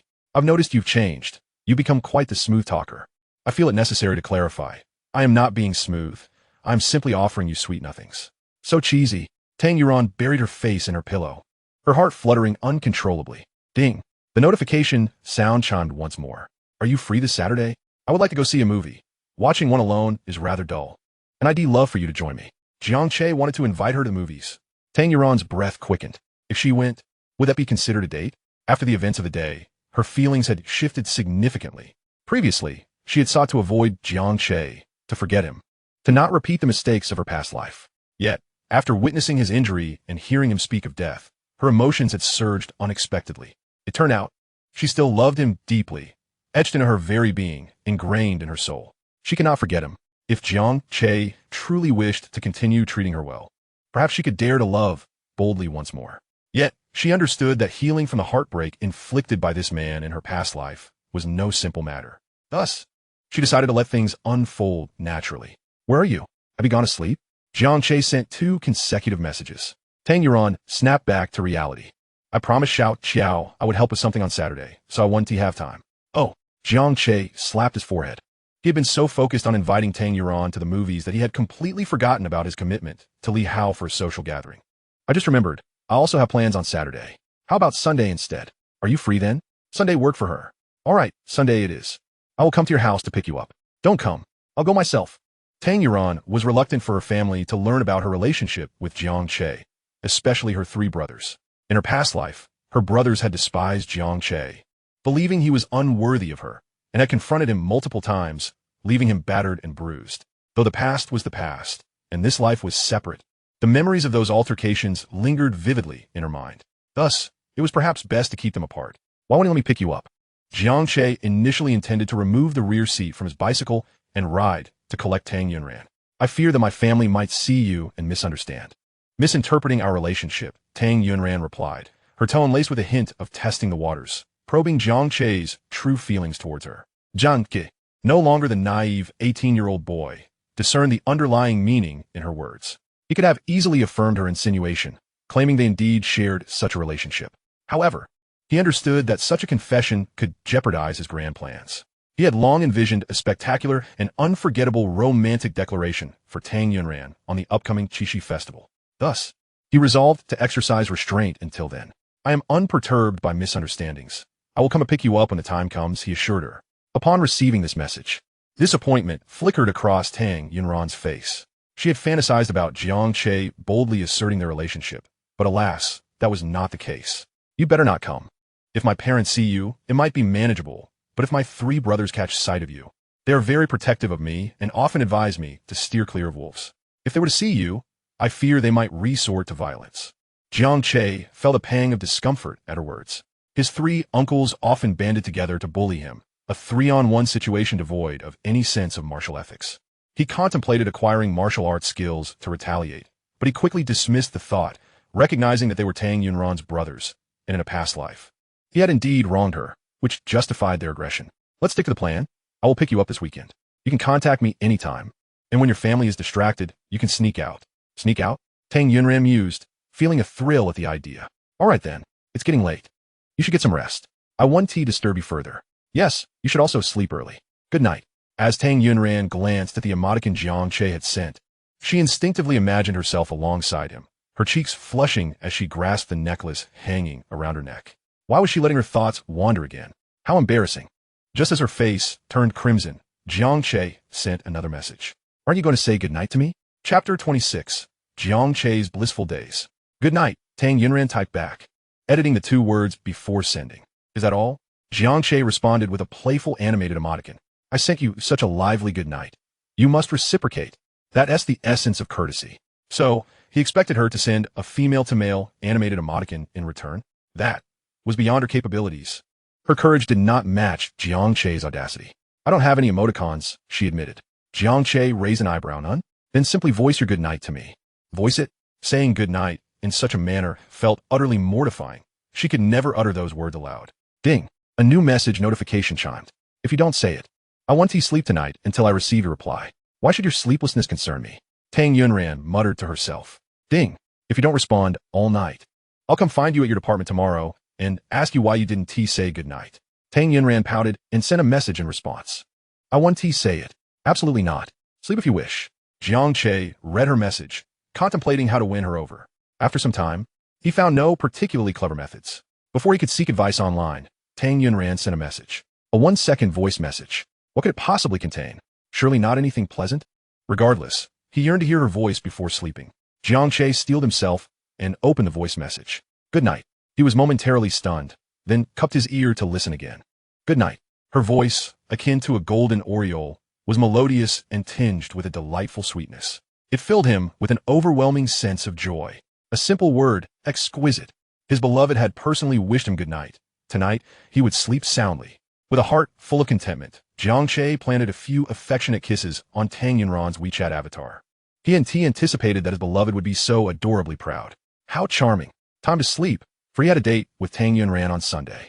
His days were filled with happiness, almost lifting him off the ground. Saturday, before the appointed hour, Li Hao began urging him like a concerned mother. Old Jiang, where are you? You're the last one missing. Jiang Che glanced at the clock. It was only 6:10 p.m., with 20 minutes remaining until their scheduled time. Had everyone arrived already? 5 minutes later, Jiang Che reached the designated KTV, pushing open the door to the private room, where only Li Hao and 2 unfamiliar male classmates awaited. No girls had arrived yet. Aren't they supposed to be here? You don't understand. How can we let the girls wait for us? We must arrive early, or we'll leave a bad impression, Li Hao insisted. Jiang Che was indifferent to the impression they would leave. His heart was solely occupied with Tang Yunran. As Jiang Che pondered this, he noticed the 2 male classmates staring at him, scrutinizing him from head to toe, sending shivers down his spine. He wondered if they were interested in him. The 2 classmates, named Tian Cheng and Chen Guang, pulled Li Hao aside. Why did you bring someone like him? He's too handsome. It's like we're competing in a losing battle. You needn't worry. My brother's already taken. This is just to fill the gap since we needed one more for our group, Li Hao replied, alleviating their concerns. Hey, what were you 2 whispering about? Zhang Geking quietly. They were worried you'd steal their spotlight, Li Hao explained. So that was it. Jiang Che realized that their previous scrutiny was not out of ulterior motives. He had misjudged the situation. Blame it on Jiang Yuan, always indulging in ship pairings, which had influenced his thoughts. Brothers, let us establish some ground rules to avoid any awkwardness when the girls arrive, Tian Cheng suggested. Agreed. Let us settle this like men, arm wrestling. The one with greater strength gets the first choice. Old Jiang, come on, Li Hao called out. You all choose. I want to participate. Of course you have Tang, the campus flower. You're quite the envy. They teased him. I wonder if this social gathering will finally rid me of my single status. Li Hao mused, eyes filled with hope. You might end up wearing a green hat. 3 of them, Jiang Che silently mocked. Looks like the girls are almost here, Li Hao exclaimed, just as footsteps echoed from outside. They're coming, they're coming. All those around you fixed their gaze intently on the door, their eyes wide with anticipation, save for Jiang Che, who occupies the innermost seat. He retrieves his phone and opens the chat interface with Tang Yunran. What could she possibly be doing right now? Just as Jiang Che is about to send a message to Tang Yunran, Li Hao nudges him with his elbow. Old Jiang, quick, look. What am I supposed to look at? I'm not interested. No, just look. Chapter 27. Do you have a girlfriend? What am I looking at? A stunning beauty? No matter how gorgeous she is, he wouldn't stray. As Jiang Che turns his head, he is met with the sight of Tang Yunran standing at the door, gazing directly at him. Dan Zundan? How did she end up here? Is she attending the social gathering? She actually came to this event? I thought she had feelings for him. Suddenly, he feels a pang of empathy for Li Hao. Tang Yunran is having similar thoughts. Why is he here?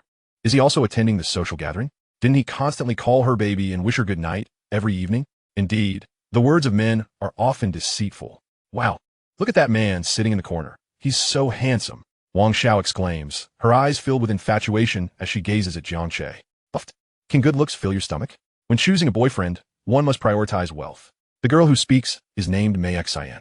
As she speaks, her eyes dart between Jiang Che and his three companions, taking in their attire, eventually resting on Li Hao. Li Hao is decked out in branded clothing, and his watch appears to be worth a four-figure sum. Clearly, his family is quite well off. That's the one. Li Hao has already noticed Mei Xian's lingering gaze. Old Jiang, look at that girl. She seems very interested in me. What do you think of her? Li Hao says excitedly. Not much, Jiang Che replies, his expression towards Mei Xian rather unfriendly. Really? I think she is pretty decent, and she has been eyeing me for a while now. It seems she has taken a liking to me. As Li Hao speaks, he notices Mei Xian subtly flirting with him. He believes that perhaps his springtime of romance is finally upon him. She is not interested in you. She is interested in your watch. Jiang Che observes the timepiece on Li Hao's wrist, a gift from a wealthy relative for his 18th birthday, valued at several thousand. Interested in my watch? How is that possible? It's a men's watch. What would a girl like her want with it? Jiang Che can't help but twitch his mouth in disbelief at Li Hao's naivety. It's no wonder his friend was so thoroughly deceived in his past life. Wearing 3 green hats before discovering the child wasn't his. His intelligence is truly lacking. The 4 boys and 4 girls sit facing one another. Zhang Ge is genuinely busy, keeping an eye on Tang Yunran while also considering his friend. Let us introduce ourselves, Tian Cheng suggests. Sure, I'll go first. My name is Tian Cheng, from Jiaodong University's Management Department. I enjoy sports, particularly soccer. I must emphasize, I am currently single and have one past relationship. Chen Guang, also from Jiaodong University's Management Department, and we share a dorm. I enjoy singing and think I have a decent voice. Perhaps I'll treat you to a song later. I'm Li Hao, from Jiang University. I'm not tall, but I'm sufficiently stout, and I have a rather pleasing appearance. Although I'm just a university student, I own a house and a car, and I'm a kind-hearted soul. I love food, and my greatest aspiration is to savor culinary delights from around the world. After Li Hao finishes his introduction, he glances at Jiang Che, who is also being observed by Tang Yunran and the other 3 girls, including Mei Xian. Although Mei Xian is not attracted to Jiang Che's wealth, it does not prevent her from admiring his handsome features. Jiang Che introduces himself, Jiang Che, male, 18 years old. And that is all. He is not genuinely here for the social gathering. If he elaborated too much, Tang Yunran would surely misunderstand. Thus, he maintains an air of aloofness, which he believes to be more suitable. In this manner, Tang Yunran's expression grows increasingly displeased, occasionally glancing in his direction. He feels compelled to uphold his cool demeanor to appear out of place in this environment, thus avoiding attention from other girls. John de thinks this. Yet the reality contrasts sharply with his expectations. Wow, the handsome guy seems so aloof. He's exactly my type. Me too. Please. You clearly said you prefer cute boys. Do you not understand that looks equate to justice? In the face of absolute beauty, cute boys simply cannot compare. Tang Yunran, overhearing the whispers of the girls nearby, feels a surge of anger. Dam Jiang Che, stinky Jiang Che, I will no longer pay you any mind. I even contemplated giving you another chance. Yet here you are at the social gathering, deliberately putting on this aloof facade. You must know that girls are fond of cool boys. So he has tried to attract them. Next, the girls begin their introductions. I'll go first. Mai sin, Zukan kun me sin sin, churfel. Enjoy making friends, and I love cooking. I can prepare a variety of dishes. Mei Xian deliberately introduces herself this way to catch Li Hao's interest. Sure enough, Li Hao is hooked, his gaze practically broadcasting his fascination. Jiang Che glances at Mei Xian, thinking to himself that this girl possesses an extraordinary depth of cunning. Tang Yunran is constantly attuned to Jiang Che's every move. Seeing him look at Mei Xian, she instinctively lowers her head, pressing her lips together, her eyes betraying a hint of sadness. After the other 2 girls finish their introductions, it's Tang Yunran's turn. Tian Cheng and Chen Guang gaze at her with rapt attention, their demeanor vastly different from when they were listening to the other girls. Upon witnessing this, Jiang Che can no longer afford to concern himself with Li Hao. His own girlfriend is being scrutinized, leaving no room for thoughts of friendship. Hello everyone. I'm Tang Yunran, a student in the Fine Arts Department at Jiang University. Studying fine arts? That is wonderful. Yes, indeed. That is a great major. Girls studying art tend to possess a certain poise and grace that distinguishes them from others, often imparting an exquisite aura to their presence. Please tell us more. Do you have any other hobbies? Are you single? Do you have a boyfriend? You must have many admirers. Tiancheng and Chen Guang pepper her with questions, inching ever closer to Tang Yunran with each inquiry. Bang, bang. Jiang Che opens 2 bottles of beer, the sound somewhat jarring, interrupting their conversation. He places the open bottles before Tiancheng and Chen Guang. Drink. A single word delivered coldly. Oh, thank you. You're welcome. Seeing this, Li Hao scoffs. At that moment, a girl named Wang Xiao turns to Jiang Che and asks, do you have a girlfriend? Chapter 28. Tang Yunran gets drunk. Upon hearing this, Tang Yunran half lifts her head, only to find Jiang Che staring in her direction. A flutter of emotions stirs within her. They're asking if you have someone you like. Why are you looking at her? You're going to make her misunderstand. I do. As Jiang Che utters this word, his gaze remains fixed on Tang Yunran. To Tang Yunran, Jiang Che's demeanor feels like the most unambiguous confession of affection. Romantic experience points. 652. After a moment of blushing and racing heartbeats, Tang Yunran furrowed her brow. Could it be that she was merely overthinking? If that were the case, then who was the person Jiang Che claimed to like? The mere thought of Jiang Che's affection not being directed toward her made her heart feel as though it were being painfully squeezed. Seated nearby, Wang Xiao glanced at Jiang Che, then followed his gaze toward Tang Yunran. Was it her imagination? Or did it seem as if Jiang Che's earlier response to her felt akin to a declaration of love directed at Tang Yunran? Beautiful lady, you haven't answered my question yet. Do you have someone you like? Chen Guang posed a question similar to Wang Xiao's.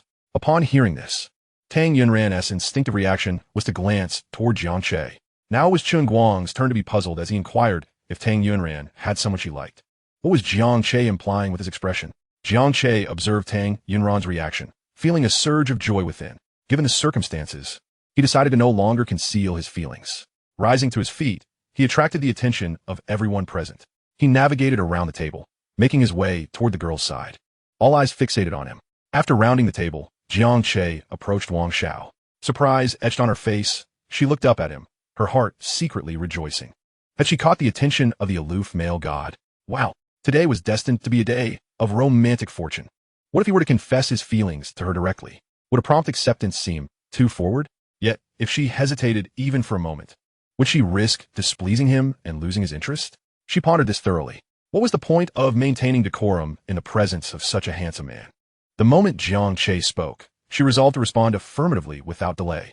Just as Wang Xiao fortified her determination, Jiang Che spoke. Excuse me, beautiful. May I switch seats with you? Huh? Huh? What? Wang Xiao blinked, momentarily at a loss for words. Not only Wang Xiao, but everyone else in the private room also fixed their gaze on Jiang Che.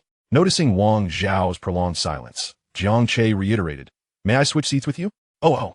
Wang Xiao dazedly replied, just as she stood up, watching Jiang Che take a seat beside Tang Yunran. The room fell into a hushed silence, maintaining the prior atmosphere as all eyes continued to observe Jiang Che and Tang Yunran. Tang Yunran stared in astonishment at Jiang Che, who now sat beside her. Her lips slightly parted. Why didn't you mention 2 nights ago that you were attending a social gathering? Jiang Che was the first to break the silence. Why should I ask her? She wants to ask you, Tang Yunran retorted. Then why didn't you say anything? Don't misunderstand. I only came to the gathering to make up the numbers. If you don't believe me, ask Fatty. He asked the one who called me to help fill in the gap. With that, Jiang Che turned to Li Hao. What are you still doing there? Hurry up and explain. Yes. Tang, don't misunderstand. My brother didn't want to come originally. I had to threaten him to get him to help out. Realizing he had overstepped, Li Hao recognized that his intentions had been misguided. He had invited Jiang Che, hoping to prevent him from becoming too fixated on Tang Yunran, believing there was no potential between them. However, unbeknownst to him, the two had already developed a clandestine connection. Jiang Che's brother was truly lacking in consideration. When he had the chance, he would certainly make him treat them.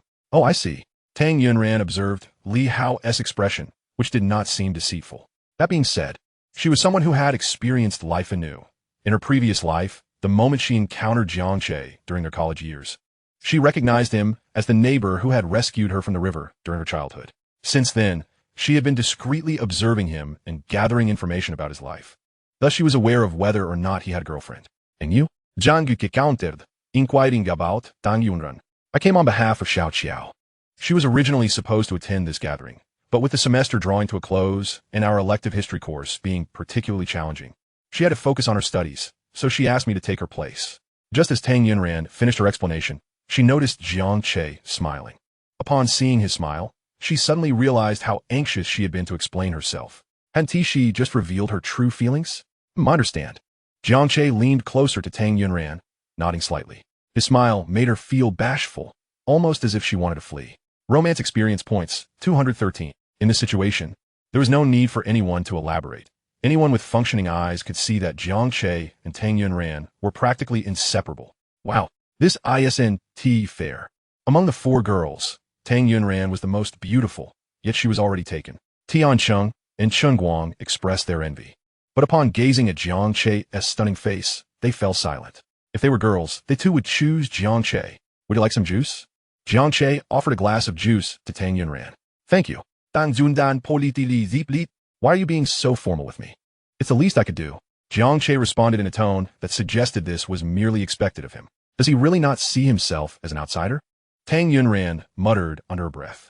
Jiang Che deliberately leaned closer to Tang Yunran's ear and whispered, Do you consider me an outsider?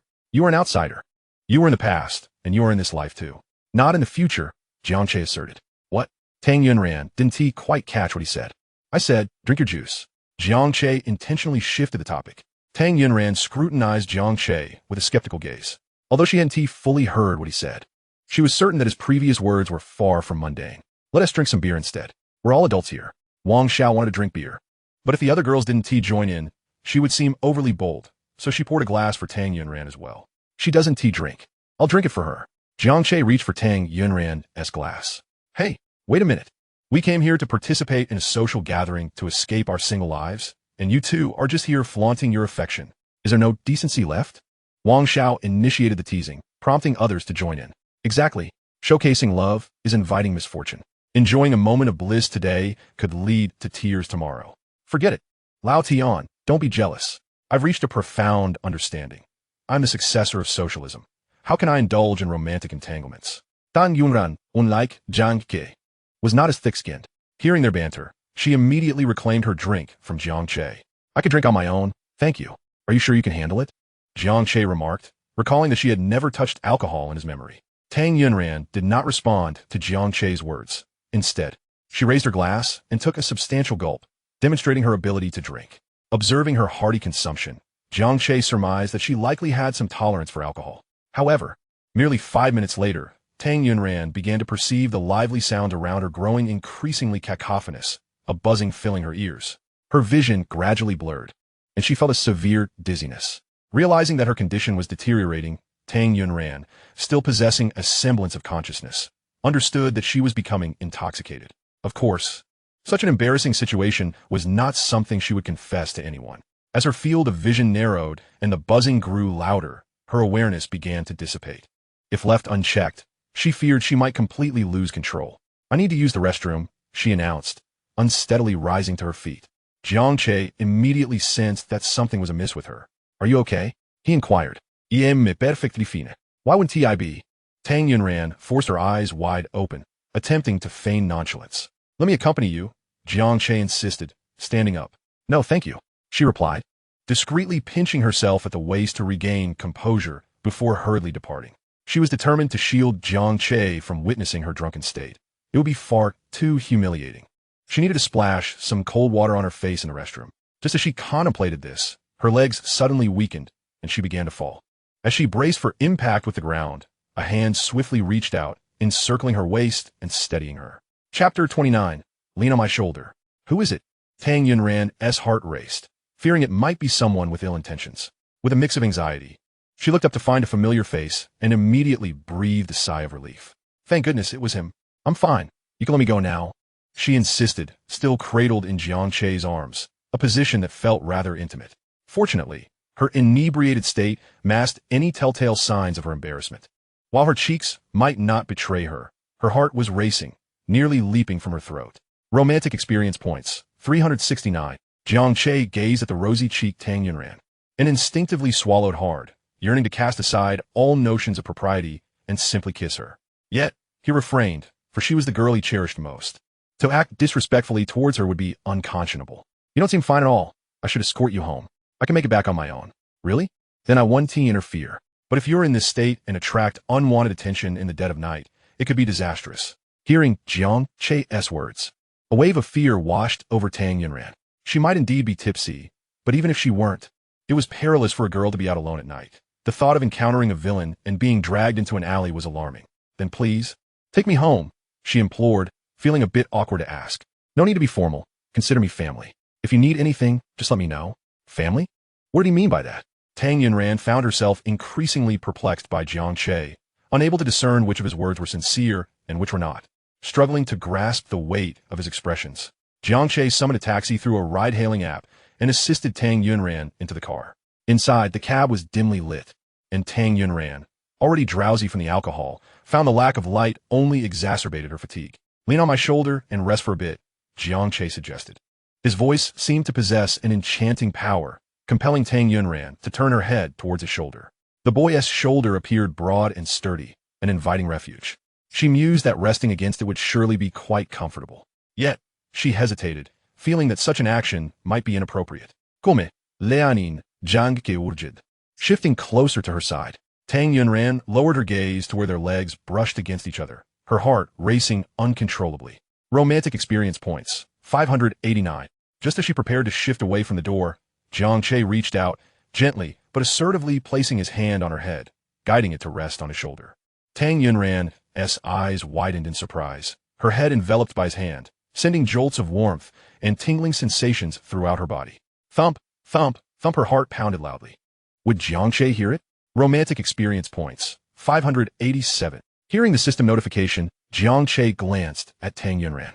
Her eyes were wide open, and her long, thick lashes fluttered like butterfly wings, each tremor exuding an inexplicable allure that tempted him to act.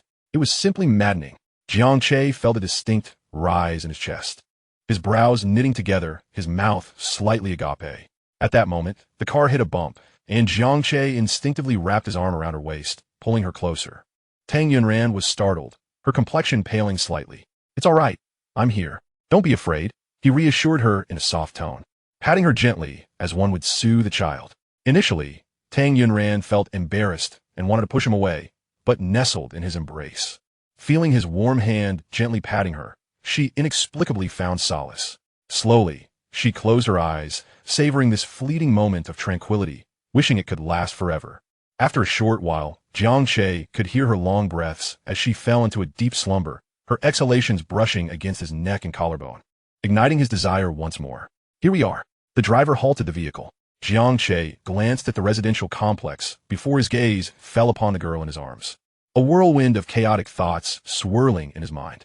For instance, he could give the driver a few bills to rent the cab for the night, leaving him alone with Tang Yunran in the car. The mere thought sent a thrill through him.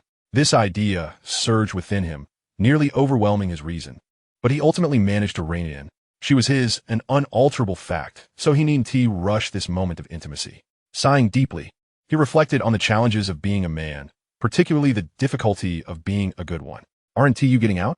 The driver urged, turning to Jiang Che with a hint of impatience. We're getting out now. Before waking Tang Yunran, he felt compelled to take one last action. Otherwise, he would find it impossible to sleep that night. He leaned down and placed a soft kiss atop her head. Chapter 30. Is he really going to kiss her? Much better. Jiang Che felt a surge of relief, while the driver was left to endure a hefty dose of romantic discomfort. Get out, hurry! The driver's sudden outburst startled Tang Yunran awake.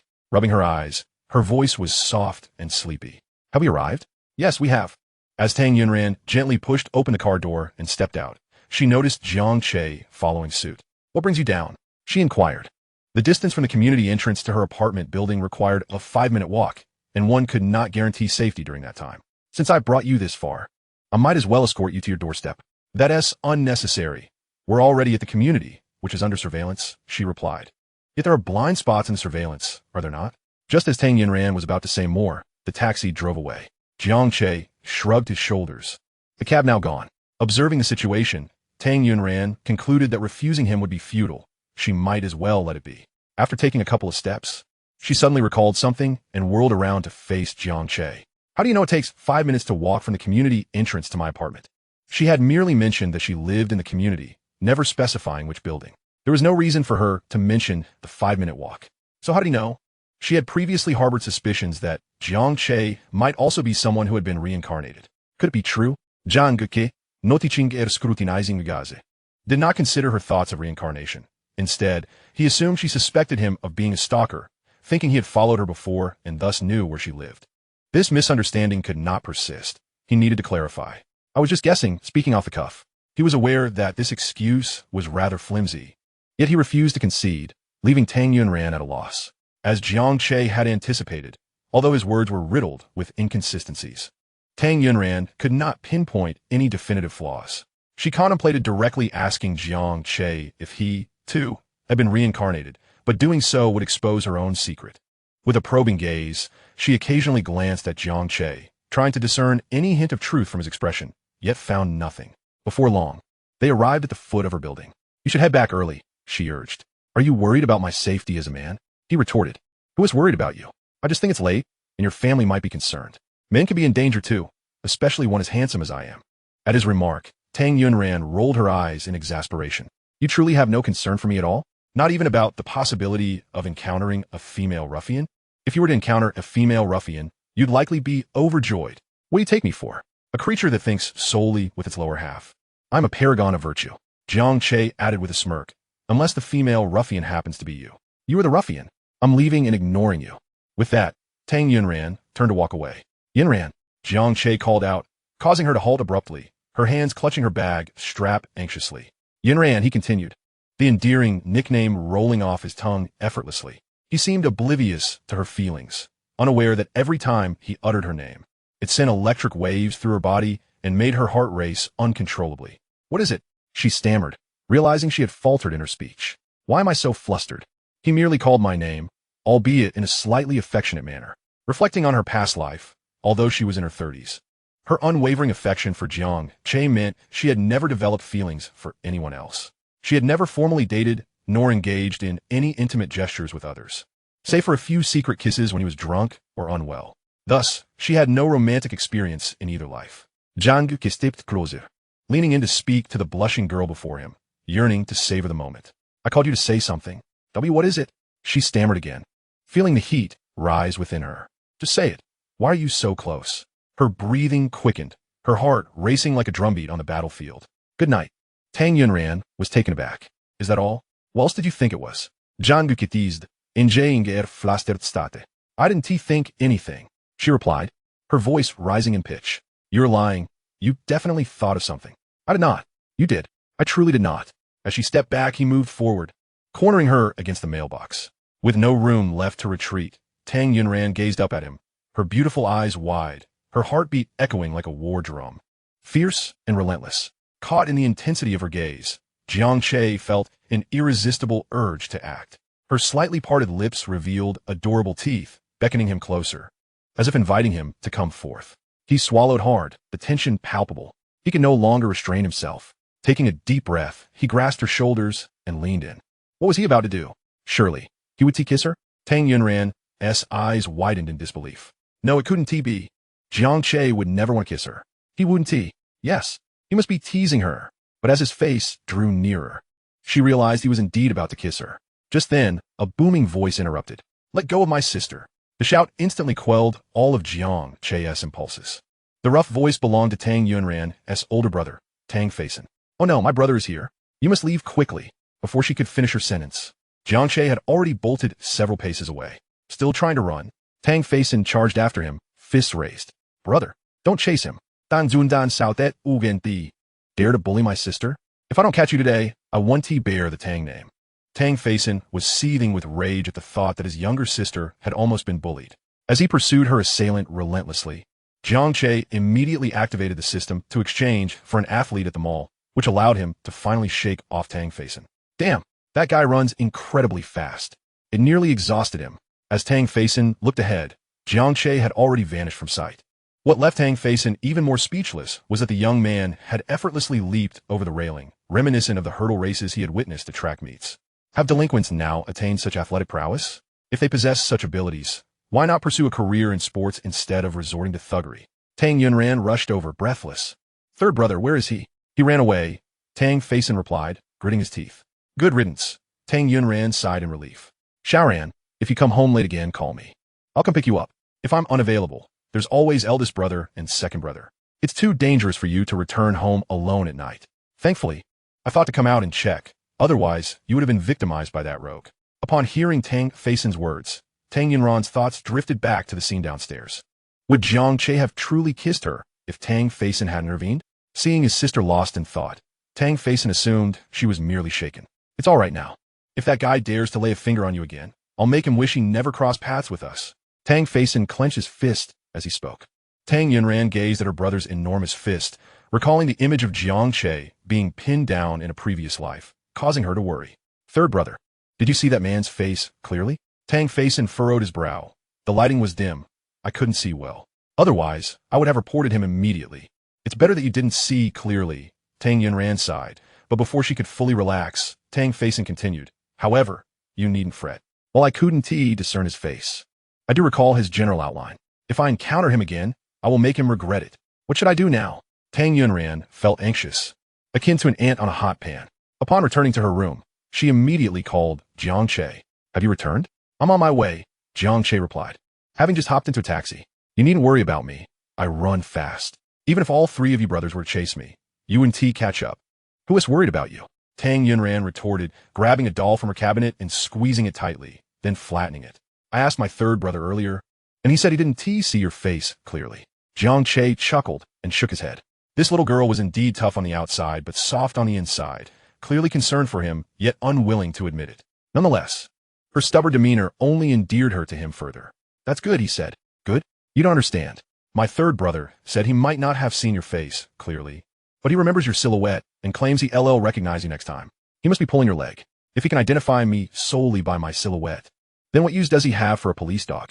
Jiang Che, I'm sorry. My language skills were taught by my PE teacher, so my metaphors may be lacking. Tang Yunran rolled her eyes and continued. I was just considering whether I should explain things to my third brother, to tell him it was all a misunderstanding. Absolutely not. Why not? Is your third brother a reasonable person? When has he ever prioritized thought over action? He has nearly been arrested several times for fighting. Dan Zundan Gapet. How did Jiang Che know her brother so well? How did he know so much about him? After a prolonged silence on the line, Jiang Che recalled his previous words. That was quite inappropriate. You, how do you know that? Tang Yunran bit her lip, her chest rising and falling with anxiety. He knew, of course, because in his previous life, he was one of the victims of Tang Feisin's fists. Ran, there are some things I don't want to lie to you about. I'm still figuring out how to tell you. I'm afraid that if I do, you'll be angry and never speak to me again. His words struck her deeply. Was he truly a reincarnation? Was he acting this way merely to make amends? She didn't need anyone's pity or atonement. What she desired was not this. In her past life, she wished for Jiang Che to come back to life. As long as he could live again, she would trade her life for his, even if it meant never seeing him again. Now, after spending time with Jiang Che, she had come to recognize her true feelings. She still couldn't forget him. Thus, she desired his genuine affection, not a sense of obligation. Tang Yunran pondered again. Something didn't seem right. Even if Jiang Che had indeed been reincarnated, he shouldn't feel guilty towards her. In their previous life, they had merely been married in name, leading separate lives with no interaction. Simply put, she lived her life, and he lived his. There had never been any communication, and she had never revealed her feelings for him. How could he feel guilty? Yet if that weren't the case, why would Jiang Che say such things? And what about her third brother and all the other countless memories? Nothing seemed to add up. Why was there such silence? Jiang Che felt a twinge of urgency. A girl's emotions were often intricate, and he could not fathom them, fearing that Tang Yunran might overthink. Ran, you're not angry, are you? No, really not? Really not. Tang Yunran was indeed not angry, but her mind was in turmoil and needed clarity. At that moment, a knock on the door interrupted her thoughts. Xiaoran, my headphones are broken. Can I borrow yours? It was her third brother. Oh, don't say anything. Tang Yunran instructed her phone before getting up to open the door. Tang Feisin scrutinized her with a dubious gaze, feeling that something about his sister's demeanor was slightly off. As he observed her, his eyes landed on her phone. Who are you talking to at this late hour? Chapter 32. I still want to hear you say good morning. Tang Yunran's heart skipped a beat. I'm chatting with Xiao Qiao, she stammered, clutching her shirt nervously. Oh. Tang Feisin continued to scrutinize her phone. Third brother, do you need anything else? Tang Yunran offered her phone to him. Just borrowing some headphones, nothing else. Finish your chat and get some rest.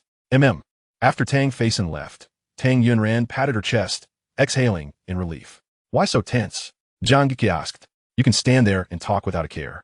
But if it were you and your family caught you, I wonder how nervous you would be. If my family saw me talking to such a beautiful girl at night, they would only smile from ear to ear. I'm not discussing this anymore. It's late, and I need to get some sleep. You should rest early and recharge. Tomorrow night, we'll go watch a movie together. Tang Yunran was taken aback. Today has been filled with an overwhelming number of events, each more exhilarating than the last, leaving her in a constant state of tension, to the extent that she completely forgot about this matter. Furthermore, Jiang Che's words remained unfinished. Earlier, when I was downstairs at your residence, I bid you good night, yet you have yet to reciprocate. Don't you find it tedious to utter the same phrases daily? Is it truly monotonous? I long to hear your morning greeting every day. You rascal. With a huff, Tang Yunran abruptly ended the call. She cradled her face in her hands, flushed and warm. Romantic experience points, 578. A chakra roll is in order to cool down. Ultimately, Tang Yunran indulged in 3 of them, calming her fluttering heart. The following day, Jiang Che rose early and sent a morning greeting to Tang Yunran, then proceeded with his routine stroll in a nearby park. System. How many experience points do I have left? 94, 521. Oh, quite a substantial amount, a testament to the efforts of his little wife. During the movie that evening, he intended to seize an appropriate opportunity to reward her handsomely. Just the thought of it was exhilarating. If memory serves, the rich experience voucher is set to expire today. Is it not? Only 5 hours remaining. How swiftly time flies. Thanks to the experience voucher, he had acquired 3 additional properties in Qiushui community within a mere week, alongside a villa with significant appreciation potential. Of course, his interest in the villa was not solely based on its investment value.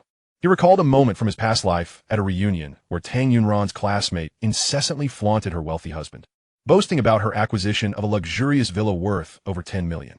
Not only did she brag, but she also subtly mocked Tang Yunran, implying that despite being the school belle, her life was far inferior. At that time, Jiang Che had not bothered to observe Tang Yunran's expression, as he was indifferent to her feelings. He believed they were merely bound by a superficial engagement, and even if he thrived, she would hardly care. Thus, he neglected her entirely throughout the reunion. Reflecting on it now, he realized she must have been deeply hurt, profoundly hurt. He felt an overwhelming urge to slap himself. Jiang Che refocused his thoughts and gazed towards the villa he had acquired. Once he married her, he would present it to her as a gift. Moreover, during this period, all the donations he made to alleviate poverty in the western regions were conducted in Tang Yunran's name. Just then his phone rang. Who could be calling him so early? Jiang Che retrieved his phone. Oh no, he had completely forgotten about Fatty. Last night, his thoughts were entirely consumed by Tang Yunran, leaving no room for Li Hao. He wondered what state his friend was in now. Upon answering the call, he was greeted by Li Hao's exuberant voice. Old Jiang, quick, congratulate me. I am no longer single. Ha ha ha. After 18 years of being a bachelor, I have finally found someone. Upon hearing this, Jiang Che halted in his tracks. What did you say? He. Can you guess what happened last night with Xin? Li Hao asked mischievously. Xin. You're using such an endearing term now? I don't have time to guess. Just spill it. After you and the school belle left last night, Xin and I hit it off. I adore gourmet food, and she loves to cook. Not only that, but she shares my other interests too. I feel like we're a match made in heaven. Get to the point. The crux of the matter is, she got drunk. I originally intended to drive her home, but she mentioned that her parents are strict and wouldn't allow her to drink outside. If they found out, they would certainly scold her. She asked me to find a hotel. A hotel? Jiang Che's expression tightened. You stayed over? Of course, I'm a man. I had to stay. Did you too? You know, what nonsense are you spouting? I'm not the kind of person to take advantage of someone in that state. I attended the gathering solely to earnestly end my single status. But you just said you stayed over. I stayed to take care of her. I couldn't just abandon a drunken girl, could I? Hearing this, Jiang Che breathed a sigh of relief. Thank goodness it hadn't escalated to an irretrievable point. Aren't you going to congratulate me? I confessed to her this morning, and she said she would think about it. Think about it? Didn't you just say you were no longer single? Let me finish. Initially, she said she would think about it, but then I noticed her staring at my watch. Remember what you said about her being interested in my watch? So, I took it off and gave it to her. To my surprise, you were right. She really liked my watch, and when I confessed again, she agreed. Jiang Che pondered the situation, given how far things had progressed. Directly advising Li Hao to abandon the pursuit would surely lead to discord between them, potentially jeopardizing their friendship. It was akin to if Li Hao criticized Tang Yunran. He would undoubtedly sever ties. He needed to devise a strategy to resolve this matter, and quickly. Old Jiang, I'm planning to arrange a dinner with Xin, and you bring the school belle along. Just the 4 of us together? All right, let us set it for next weekend. This presented a splendid opportunity. He must find a way to successfully dismantle their budding relationship and help Li Hao see through Xin's true, unsightly nature. Upon returning home after his stroll, Jiang Mingquan was struggling to open a jar of laoganma. The lid proved quite obstinate. Jiang Mingquan grunted as he exerted force, straining his forehead in the process. Old man, Linya remarked with a shake of her head. Old? Who's old? Let me try again. Go on, go on. You're becoming increasingly unrefined as you age. With your son and daughter at home, you should watch your language. Can embarrassment fill your stomach? If I were embarrassed, would I have children? At this, Jiang Mingquan glanced at Linya's abdomen. So, any signs of movement? His words startled Jiang Che. So, the old couple was secretly planning to give him a younger sibling? Don't touch. There's nothing moving. Chapter 33 Jiang que is utterly exasperating. Linya swatted away Jiang Mingquan's hand, catching a glimpse of Jiang Che's return. A little Che, you're back? Oh, just returned. I didn't see or hear anything. Linya, Jiang Mingquan, you do better to remain silent. Jiang Che picked up the jar of laoganma. Little Che, this jar is hard to open. You. Before Jiang Mingquan could finish, Jiang Che had already twisted off the lid. Dad, what were you saying? Nothing. Jiang Mingquan's face flushed. Lin just my little Che has grown up. Jiang Mingquan looked at Jiang Che's hands, reflecting with a mix of admiration and frustration. Indeed, he has grown. Yet, he couldn't wait for his mother to leave before opening the laoganma. Does he have no sense of propriety? It's high time he found a wife to manage this rogue. I'm only 18. 18? What of it? Your mother and I had you when we were 18. Is that so? If I recall correctly, you're 39 this year, and in just 2 months, you'll reach the age of 40. Why does my calculation seem off? Dad, did your math teacher teach you physical education? Go away. This kid truly spares no embarrassment. Let us not discuss me. Let us talk about you. What use is it to speak of me? I have yet to reach the legal age for marriage. Then you should find yourself a girlfriend. I am currently pursuing one. Upon hearing this, Jiang Mingquan and Linya turned to look at Jiang Che in unison. Are you dreaming? I'm not dreaming, I swear. I meant that I might be the one dreaming. Very well, he need not clarify. When he eventually brings Tang Yunran home, they will discern whether they are dreaming or not. Speaking of Tang Yunran, Jiang Che recalled the good morning message he sent her that morning, which she seemed to have yet to reply to. Is she still asleep? In fact, Tang Yunran had long been awake. Her eyes were fixed on the animated good morning message on her screen. Another animated image of a boy and girl. Romantic experience points, 458. How annoying to receive this so early in the morning. Tang Yunran tossed her phone aside. Did she think she would respond? How naive.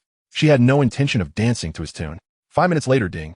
Jiang Che received a new message. It was from Tang Yunran, containing yet another animated image. A little kitten lifting the blanket to say good morning. The kitten's cheeks were flushed, and its tiny mouth was adorably agape. Jiang Che felt that this charming kitten embodied Tang Yunran, prompting him to plant several kisses on his phone screen. As Jiang Yuan emerged from her room, she was met with this scene, which was quite an eyesore. Brother, you really need to find a girlfriend. Even a boy would do. This smooching your phone is utterly embarrassing for me as your sister. Jiang Che approached Jiang Yuan and began tugging at her face. Recently, Jiang Yuan had developed quite an appetite, accumulating more flesh on her cheeks, making her face appear even longer. Ouch, are you pulling on a rubber band? You're going to stretch my face off. Let go. It hurts. The sensation was quite relieving for Jiang Che, and he had no intention of releasing her. Can't your mind hold anything sensible? Why choose lilies and chrysanthemums of all flowers? Different strokes for different folks. Mind your own business. Let go. I can't just ignore you. I'm your brother, and today I shall take charge of you. Ouch, it hurts. Mom, brother is bullying me. Dad. Just as Linya was about to drift into a light slumber, she heard Jiang Yuan's voice from outside the door. I'll go take a look. What is so interesting to see? Am I not more interesting?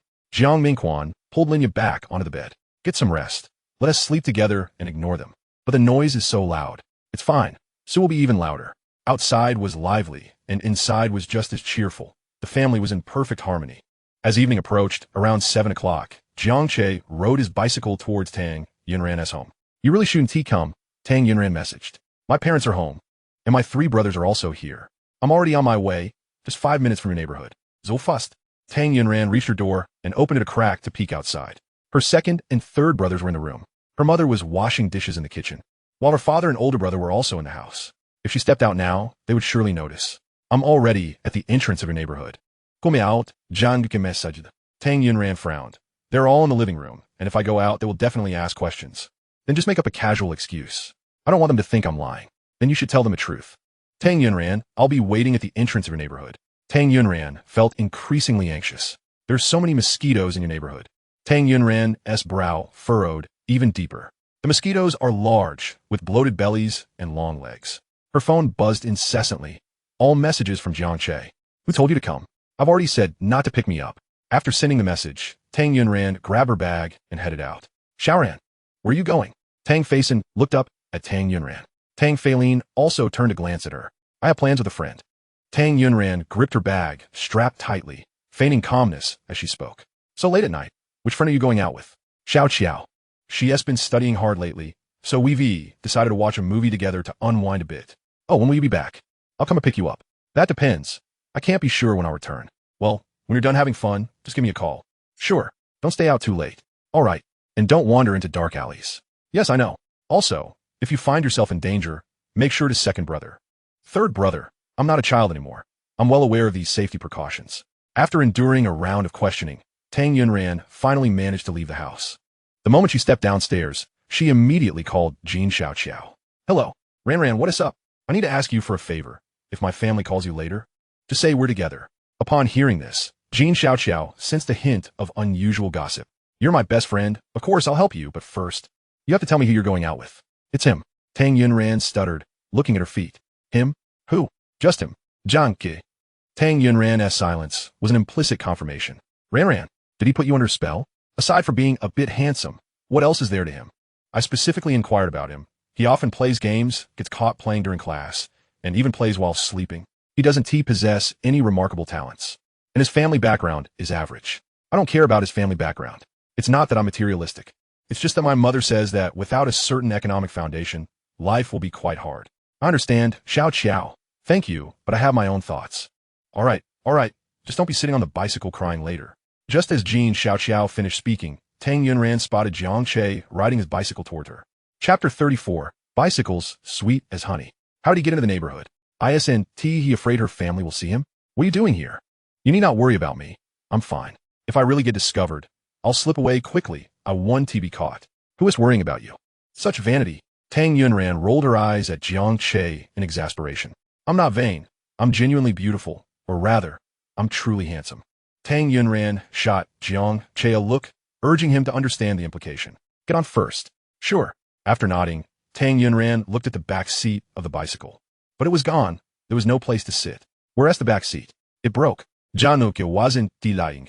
He had used a bit too much force while dismantling the back seat last night, and it had consequently broken. Then where am I supposed to sit? Jiang Che glanced down at the small space between his legs. Sit here. Tang Yunran looked at that minuscule space. If she really sat there, she would have to press closely against him. Closed Tang Yunran found her gaze drifting, her cheeks blooming with a hue reminiscent of a ripe shrimp. Romantic experience points, 657. No way. I'll take a taxi myself, she resolutely declared, refusing to budge. Wasn't this a tad too ambiguous? By the way, are you unaware of your own physique? How would you ask her to sit there? You may have no shame, but she certainly does. Allowing her to perch there? That would be. The more Tang Yunran pondered, the more her heart raced and her face flushed.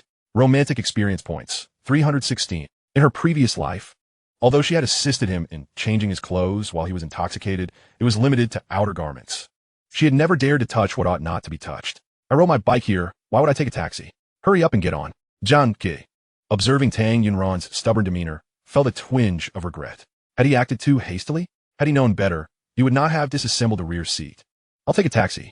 Tang Yunran insisted, striding purposefully towards the community entrance.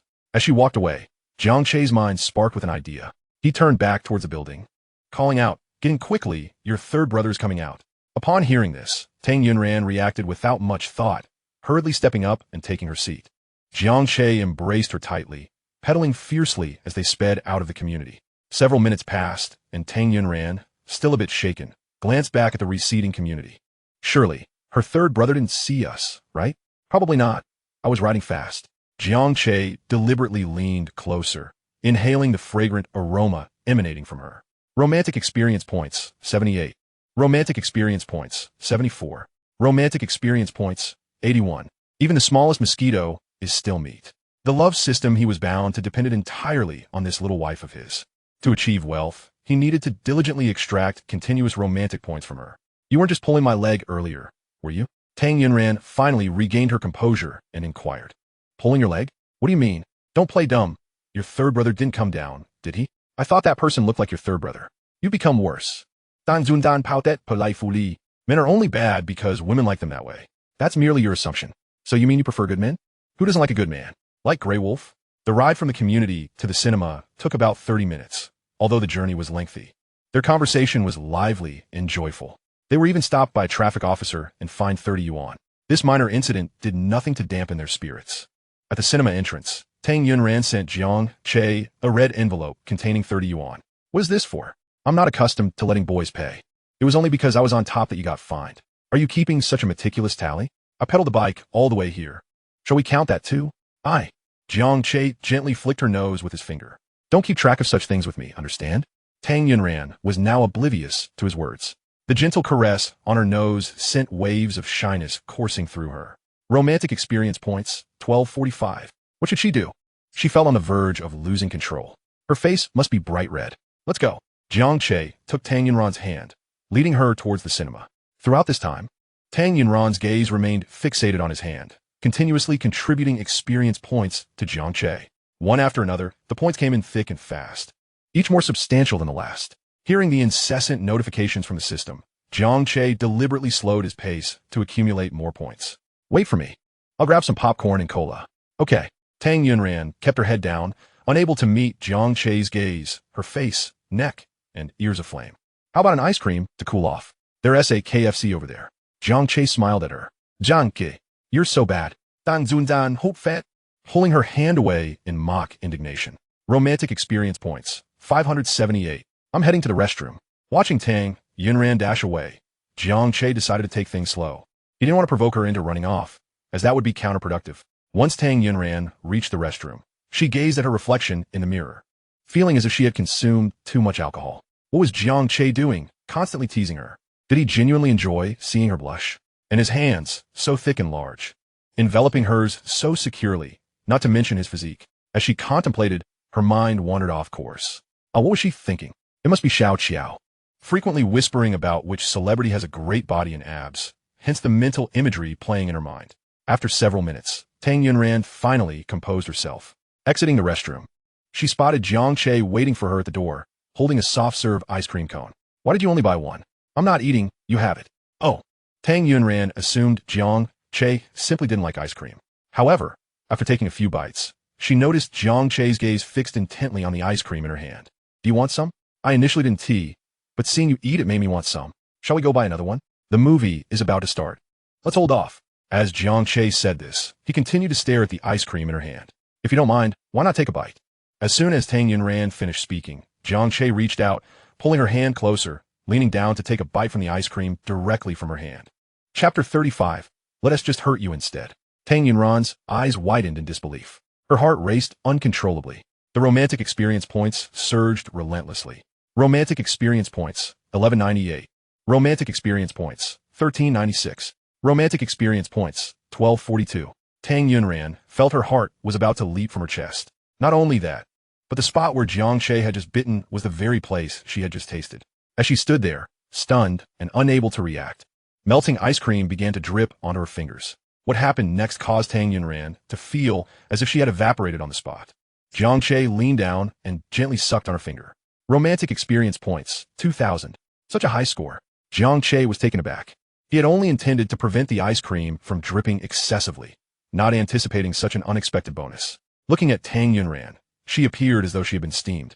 Her face so flushed it seemed to emit steam. Surrounding them, people were entering the screening room. Glancing at the time, he noted it was almost starting. The movie is about to begin. Let us head inside. Oh. Tang Yunran replied in a daze, holding the ice cream as she followed Jiang Che, her eyes wide and blank. At that moment, someone jostled past. Watch out. Jiang Che swiftly pulled Tang Yunran into his embrace, only to realize that all the ice cream had smeared onto his shirt. I'm so sorry. It was unintentional. Let me clean it up, Tang Yunran exclaimed, retrieving a tissue and beginning to dab at Jiang Che's chest. Her actions nearly unleashed his inner turmoil. No need to wipe it off. It's just a little mess, he insisted. It's sticky and uncomfortable. I'll use a wet wipe to clean it up immediately. Really, it's unnecessary. Jiang Che interjected, grasping her wrist. Confused, Tang Yunran gazed at him, pondering why he wouldn't allow her to assist. Did he find her distasteful? Upon this realization, she withdrew her hand, lowering her gaze, a hint of despondency shadowing her eyes. Just then, her peripheral vision caught sight of something unmentionable. It dawned on her that she had just wiped the chest of a man. "The movie is starting," Tang Yunran exclaimed, fleeing into the screening room. Jiang Che took a couple of gulps from his soda filled with ice. This girl was truly trying to drive him to distraction. How could she be so innocent? If she was this flustered by an appetizer, how would she react when the main course arrived? As the film commenced, Tang Yunran looked at the bold title on the screen, Kiss, and turned in confusion to Jiang Che. "Didn't you say we were going to watch My Youth?" "I initially intended to watch My Youth with you, but upon discovering that Kiss had received rave reviews, I decided to switch at the last moment. The plot of My Youth was rather bland and unexciting. Kiss is significantly more intense and exhilarating. Watching it should evoke a stronger emotional response." Half an hour later, the film reached its climax, where the male and female leads shed their previous shyness and began to flirt openly, sharing kisses in secluded corners of their university campus, their exchanges growing increasingly passionate. Tang Yunran felt her cheeks flush, especially during the kissing scenes, her eyes widening in surprise. "Do you enjoy watching such things?" Jiang Duke inquired, having already seen the film and finding little interest in it. Instead, he focused intently on Tang Yunran's reactions. He noted that the more captivating the scenes became, the more engrossed she appeared. "Who likes such stimulating content?" "I certainly do not," she retorted. "Shall we leave, then?" Tang Yunran shot him a resentful glance. "I merely find the storytelling compelling, with its twists and turns that captivate the heart." "Oh, I share that sentiment," Jiang Che replied in a deliberately exaggerated tone. Tang Yunran, recognizing his teasing, was poised to retort when a couple seated in front of them suddenly began to kiss. Initially, their interactions were shy and tentative, but as the moments progressed, their enthusiasm escalated, becoming far more audacious than what was depicted on the screen. Surprised by the couple's boldness, Tang Yunran felt her face heat up. Though she had witnessed such scenes from a distance before, this proximity left her feeling embarrassed and flustered. At that moment, Jiang Che's hand reached out, brushing against her forehead. "You're burning up. Are you unwell?" he asked. Jiang Che, Tang Yunran, not oblivious to his playful nature, pushed his hand away and stood abruptly. In her haste, she stumbled, colliding directly into him. "Ouch!" Jiang Che winced, his face turning crimson, veins bulging on his forehead. "You really hit the mark there. Are you all right?" "I didn't mean to." "Dan Zundan Fati. How could I be fine? This is a serious matter. If you've affected my lineage with that impact, you'll be a historical sinner." Tang Yunran felt a mix of urgency and irritation. At such a moment, he still had the audacity to jest. "You should just be in pain," she retorted, frowning at the spot where she had collided with him. On a more serious note, "Are you okay?" "Rest assured, the quality is good and sturdy," he replied nonchalantly. "Oomph, I'm ignoring you," she declared, returning to her seat. Anxious and flustered, she stole a glance at Jiang Che, who was adjusting his pants. This sight prompted her to flee in embarrassment. Romantic experience points, 546. After the movie, Jiang Che rode his bicycle, escorting Tang Yunran to the entrance of her community. "You should stay outside. It wouldn't be good if my family saw you." "All right, I'll watch you go in," she nodded, turning to enter the complex. As she walked a few steps, she glanced back, noticing Jiang Che still standing by his bike. Watching her, why wasn't he leaving? After a few more steps, she turned to look again, only to find him still observing her. "You can go back now," she called out. "Okay," he replied, yet remained rooted in place. A wave of indescribable emotions washed over Tang Yunran, a blend of gratitude and happiness. Could she truly possess such joy? Surely, this wasn't just an ephemeral dream? As her heart raced with uncertainty, Jiang Che called out to her, "Yunran, get some rest. Good night." His voice resonated near her ear, so tangible, accompanied by the image of his undeniably handsome face, affirming that this was no dream but a reality. Clutching her heart, she took a step back, locking eyes with Jiang Che until he became nearly invisible. Just as she was about to withdraw her gaze, she heard him exclaim, "Yunran, why are you walking backward?" Third Brother. Chapter 36. In this lifetime, it's still you. Tang Yunran jumped in surprise. And no, nothing else wrong. Just as she spoke, she heard her brother Tang Feisen's puzzled voice nearby. That person seemed somewhat familiar. Panic surged through Tang Yunran. Did he recognize Jiang Che?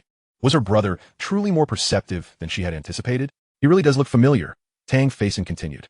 "Yunran, doesn't he resemble my high school classmate? My desk mate?" "Huh?" Tang Yunran paused, turning to face her brother. "Not quite." "Well, it's not entirely like him," Tang Feisen murmured to himself. Tang Yunran sighed in relief. Jiang Che was right. Her brother's claim that he could recognize people by their silhouettes was merely a ruse. Enough of that. There are plenty of people with similar shapes and outlines. It's late. Let us head back. Indeed, around 11 p.m., after finishing his shower, Jiang Che emerged from the bathroom. After 10 minutes, without checking his phone, he felt as if he had missed something significant. Thus, even when using the restroom, he would take his phone along. Unfortunately, showering was not an option. Yunran sent me a message? He mused, surprised. Jiang Che opened the chat interface, revealing a 1-second voice message from Tang Yunran. She unexpectedly took the initiative to send him a voice message. Jiang Che was filled with curiosity about what Tang Yunran had sent him. He clicked to open it and held the phone to his ear. Good night. Jiang Che se ais widen in these bdf. After a few moments of stunned silence, he composed a message to Tang Yunran. You said good night to me? The fact that she had reached out without him prompting her astonished him. 8 minutes and 20 seconds prior, after sending her message, Tang Yunran had been unable to contain her excitement, eagerly awaiting Jiang Che's response. Finally receiving a reply only heightened her nerves. Romantic experience points, 426. Tang Yunran had already devised her explanation. It was you who called out, good night to me at the entrance of the community earlier. I merely felt it was polite to respond. Yes, that was it. She was simply being courteous. Men's words are often deceptive. And Jiang Che thought that when women choose to deceive men, they do so with impeccable precision, especially beautiful women. If Tang Yunran were to trick him, he would willingly accept it. A courteous exchange, indeed. You are quite polite. Then you must also send me a good morning message in the future. Why? Because I send you one every morning. Tang Yunran gradually realized she had been ensnared in Jiang Che's playful trap. However, the words had come from her own mouth. What could she do? From now on, she would have to sincerely send good morning and good night messages. You should sleep early. Girls become more beautiful when they rest well. Jiang Che glanced at the time. It was nearly 11:30, and with finals approaching at Jiangxing University, the pressure was mounting. Unfortunately, his major and elective courses differed from hers. Otherwise, he could have shared what to study for the exams. What do you mean? Are you saying I don't look good right now? Tang Yunran sent the message in a huff. Jiang Che immediately replied, No, you are very beautiful. Romantic experience points, 346.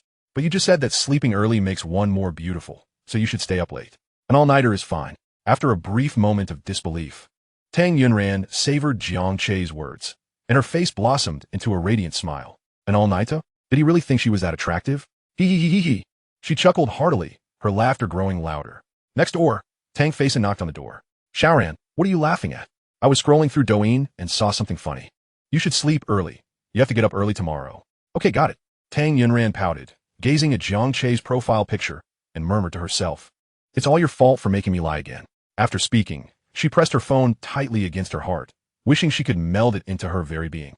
After a few moments, she removed the phone, lay down, and spoke to Jiang Che's photo on the screen. Jiang Che, I have made a decision. In this lifetime, it will always be you. I hope you won't disappoint me again this time. Asudin sneeze escaped Jiang Che. One sneeze meant he was being thought of. 2 sneezes meant he was being cursed. It must be that his little wife was thinking of him. Jiang Che turned on the desk lamp, took out some paper and a pen. He was going to write a love letter to give to Tang Yunran on Valentine's Day. How to write it? Jiang Che scratched his head. In both this life and the last, he had never penned a love letter, and the friend he was closest to was Li Hao. Remembering Li Hao's intelligence, Jiang Che shook his head. Asking him for help was akin to seeking assistance from his preschool nephew. Time to consult Baidu. Jiang Che found several excerpts. My most beloved girl, I am willing to hold an umbrella of love for you, shielding you from the storms of life. I wish to wipe away all your sorrows, ensuring your eternal happiness. Please accept my iron heart, will you? Please accept my sincere affection, will you? Ugh, too cheesy. The greatest fortune of my life is knowing you, while the greatest misfortune is not being able to possess you. Perhaps you will encounter someone you love dearly, but you will never find another who loves you as I do. The entirety of my existence thus far has been to meet you in this moment. Headache. Jiang Che continued searching, nearing midnight, uncertain of what to write. The next day, as Jiang Yuan emerged from her room, she spotted Jiang Che sporting dark circles under his eyes. Brother, did you not sleep last night? I went to bed at 2. Jiang Che replied dully. Did you not promise Mom and Dad that you would not become addicted to games again? Staying up so late, you're not afraid of exhausting your health. Let me tell you, a person is like a burning candle. While it can burn steadily for a while, if you insist on fanning the flames, you risk burning it out too soon. Hearing Jiang Yuan's words, Jiang Che frowned, recalling the scene of her weeping over his demise. This girl had a knack for foresight. Wasn't that precisely what had caused his premature end? I didn't play games. I was writing a love letter. Jiang Yuan's eyes widened in disbelief, rolling dramatically. A love letter? Do you think I would believe that? It's true. Jiang Yuan pointed out the window. If you said the sun rose in the west, I might believe it. I'm not lying to you. Jiang Che returned to his room, retrieving the floral envelopes and stationery he had purchased. Then, take a look for yourself. On the stationery, he had written 2 versions of the love letter, which he had carefully selected. My dearest Ran, you are like the moon in the sky, anchored in the center of the water, forever residing in my heart. You are like the moon above, never drifting with the currents, eternally near my side. Ugh. Jiang Yuan could not continue reading after that. She flipped to the next page. Oh my goodness. This one is even more cringe-worthy. Chapter 37. A Heartfelt Love Letter. I miss you. I miss you. Oh, how I miss you. I want to find an artist to paint you, to place you on my cup, and kiss you every day while drinking water. Brother, how much do you detest that girl to deliberately write such things that make her lose her appetite? Is it that bad? It's a bit cheesy, but not excessively so, right? Not excessively so. It's incredibly cheesy. Don't you watch idol dramas often? How do you think I should write this love letter? Jiang Yuan stared at Jiang Che with wide eyes. Brother, you're not serious, are you? You really want to pursue a girl? Of course. If I'm not pursuing a girl, am I supposed to pursue boys? I support you. Jiang Yuan's eyes sparkled with excitement. Jiang Che rolled his eyes, then playfully flicked her forehead. What goes on in that head of yours? You don't understand the world of fangirls. I'm asking you a question. How do you think I should write this love letter? Why do you ask me? Why flick my forehead? Does it hurt? You're so rude. With that attitude, how could you ever win a girl's heart? I can assure you that I will find the best sister-in-law in the world for you. Jiang Che declared confidently. Jiang Yuan pouted, skeptical. You don't believe me? Not a chance. How about we make another bet? I'm in. Think it through first. Don't forget about that bucket of iced red tea. Upon hearing Jiang Che's words, Jiang Yuan immediately made a zipping motion across her mouth with her hand. There is no shame in being timid. True embarrassment would be akin to the last wager lost, resulting in a shaven head. Now, regarding the earlier topic, if you genuinely wish to compose a love letter to that girl, you must present your sincerity. Today's young women are not as easily swayed as those of yore, where mere flattery would suffice. You need to devise a means for them to perceive your heartfelt intentions. Jiang Yuan's words resonated with Jiang Che, making a profound sense. So, how can I ensure that the other party sees my sincerity? Simplicity is key. What do you mean? Jiang Yuan picked up a love letter from the table, asserting that there is no need for ornate language. Simply express what you wish to convey from your heart and what you wish to do for her.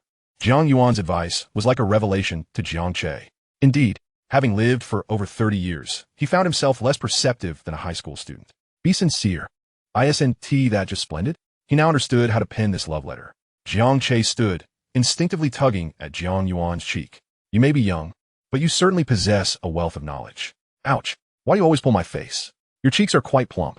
Jiang Che, you may injure my body, but to wound my heart is truly excessive. I am merely complimenting you. I take pride in having a sister like you. Pride in what? In the abundance of flesh on my sister's face? Jiang Che, I shall take you on. After their playful banter, Jiang Che could not help but praise Jiang Yuan once more. You have truly been a tremendous help. Your suggestion is quite brilliant. Naturally, this wisdom has been accrued from my extensive reading of romance novels. In matters of love, you may always consult me, Jiang Yuan declared, puffing her chest with a hint of pride. Jiang Yuan was astute and quick-witted, possessing a unique charm. Yet, due to her disability, she exhibited a level of maturity beyond her years. This made Jiang Che ponder why, despite her profound understanding of love, she chose such a scoundrel who dragged her life into despair. The thought stirred a sense of guilt within him. In his past life, he had been so preoccupied with his career that he neglected Jiang Yuan's affairs, leaving him largely uninformed about her choice of partner. It seemed Jiang Yuan frequently visited their home, sharing delightful conversations with Tang Yunran. He mused that perhaps Jiang Yuan had confided in her about her relationship. However, at that moment, Tang Yunran and Jiang Yuan were yet to meet. If she too had experienced rebirth, he might have inquired further, but that remained a mere speculation. For the most improbable of scenarios often proved to be just that. As Jiang Che sank into contemplation, he noticed Jiang Yuan staring at him intently. Perhaps it was merely her perception, but she felt that Jiang Che appeared remarkably mature and composed, entirely unlike an 18-year-old. Suddenly, she recalled their conversation from a few days prior, where she had inquired about the source of his funds. Her intuition suggested that there was a 99% chance he had not won the lottery. His ensuing ramble about being reborn seemed far-fetched. Brother, you mentioned you were reborn. How old were you when you passed? Jiang Yuan mused, indulging in a whimsical hypothesis. If Jiang Che truly had returned from a past life, How old had he been when he met his end? Surely, he was not merely an elderly man with a white beard. Jiang Che was taken aback by her sudden inquiry, his expression dimming momentarily.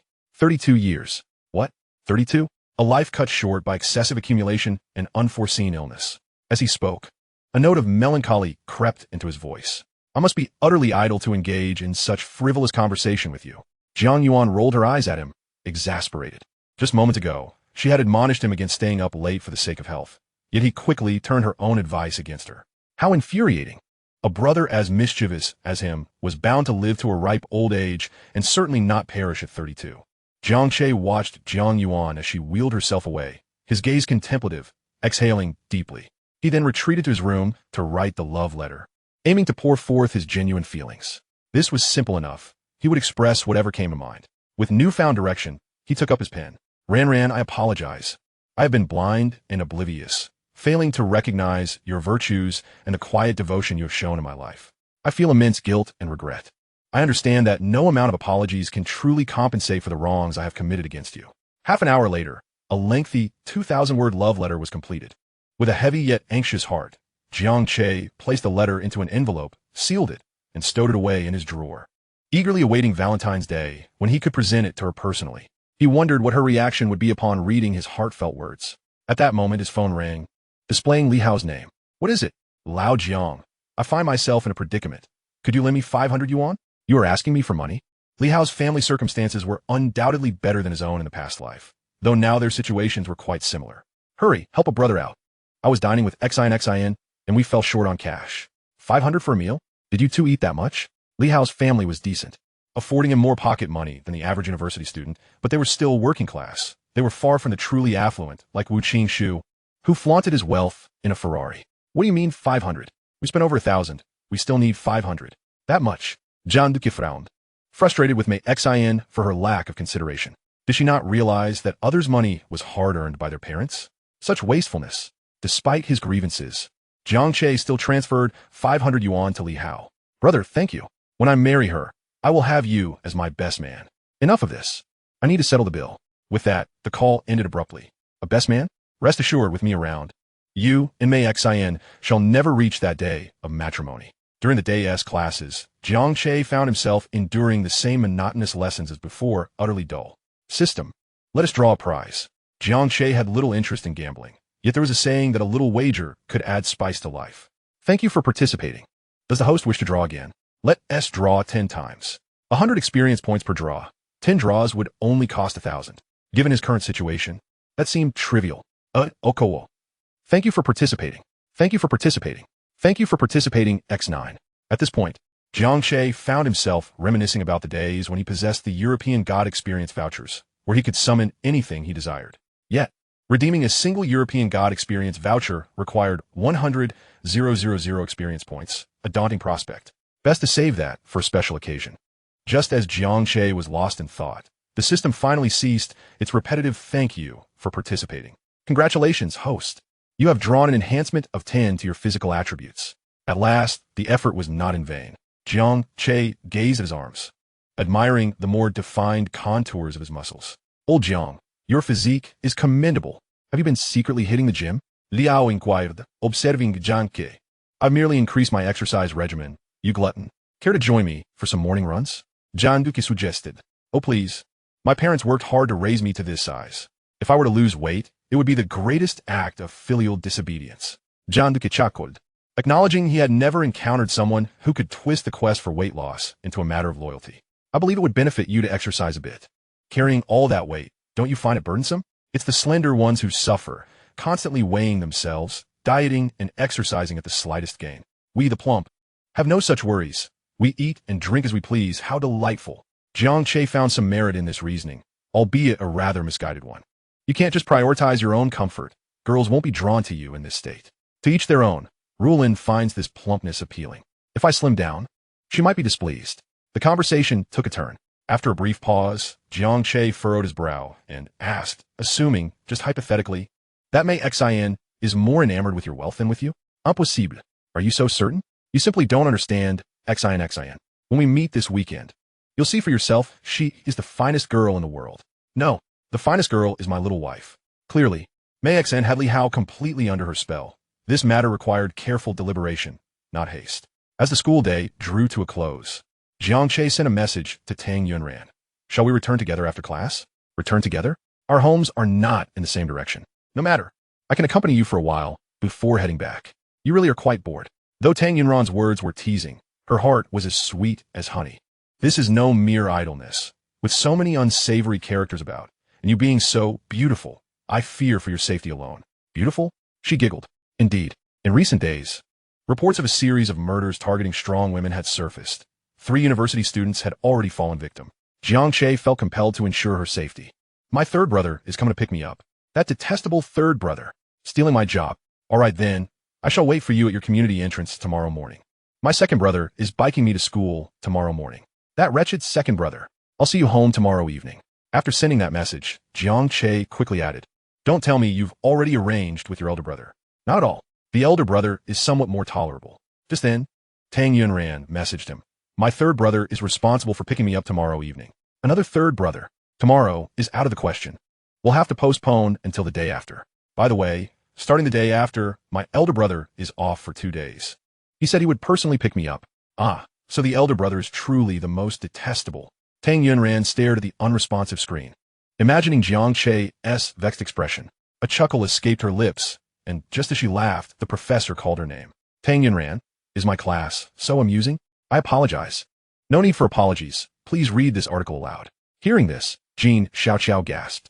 The article was filled with English, and after skimming 2 or 3 sentences, she encountered several unfamiliar words. This was going to be a disaster for her. It was odd. Usually, Tang Yunran took her studies seriously. Why had she laughed just now? As Jean Xiaoqiao pondered, she noticed Tang Yunran's phone lighting up from the drawer. Jiang Che had sent a crying emoji. So it was Jiang Che's doing. This Jiang Che was indeed not a good person. She needed to devise a way for Tang Yunran to realize he was not a worthy partner for life. All right. Tang Junzan, note that. Typically, students at Jiangxing University took the CET-6 in their 2nd or 3rd year, but she was a freshman, having been reborn. She had already passed it. Furthermore, in her past life, she had studied abroad for 2 years, her English proficiency rivaling her native tongue. Reading a single-page article was child's play for her. Tang Yunran lifted the book, delivering a pure and fluent rendition of the text, without a single stutter. Chapter 39, A Moment of Crisis. The professor and her classmates were left in stunned silence. Some students discreetly recorded the moment on their phones and shared it on the campus forum. The campus belle truly lived up to her title. Not only was she beautiful, but her academic prowess was equally impressive. Her fluent, authentic English could easily be mistaken for that of a native speaker. Agreed. Jiang Che noticed the forum post. Watching Tang Yunran's articulate delivery in the video filled him with pride. This was his wife. He was elated. He recalled how in her previous life, she had studied abroad and excelled in English.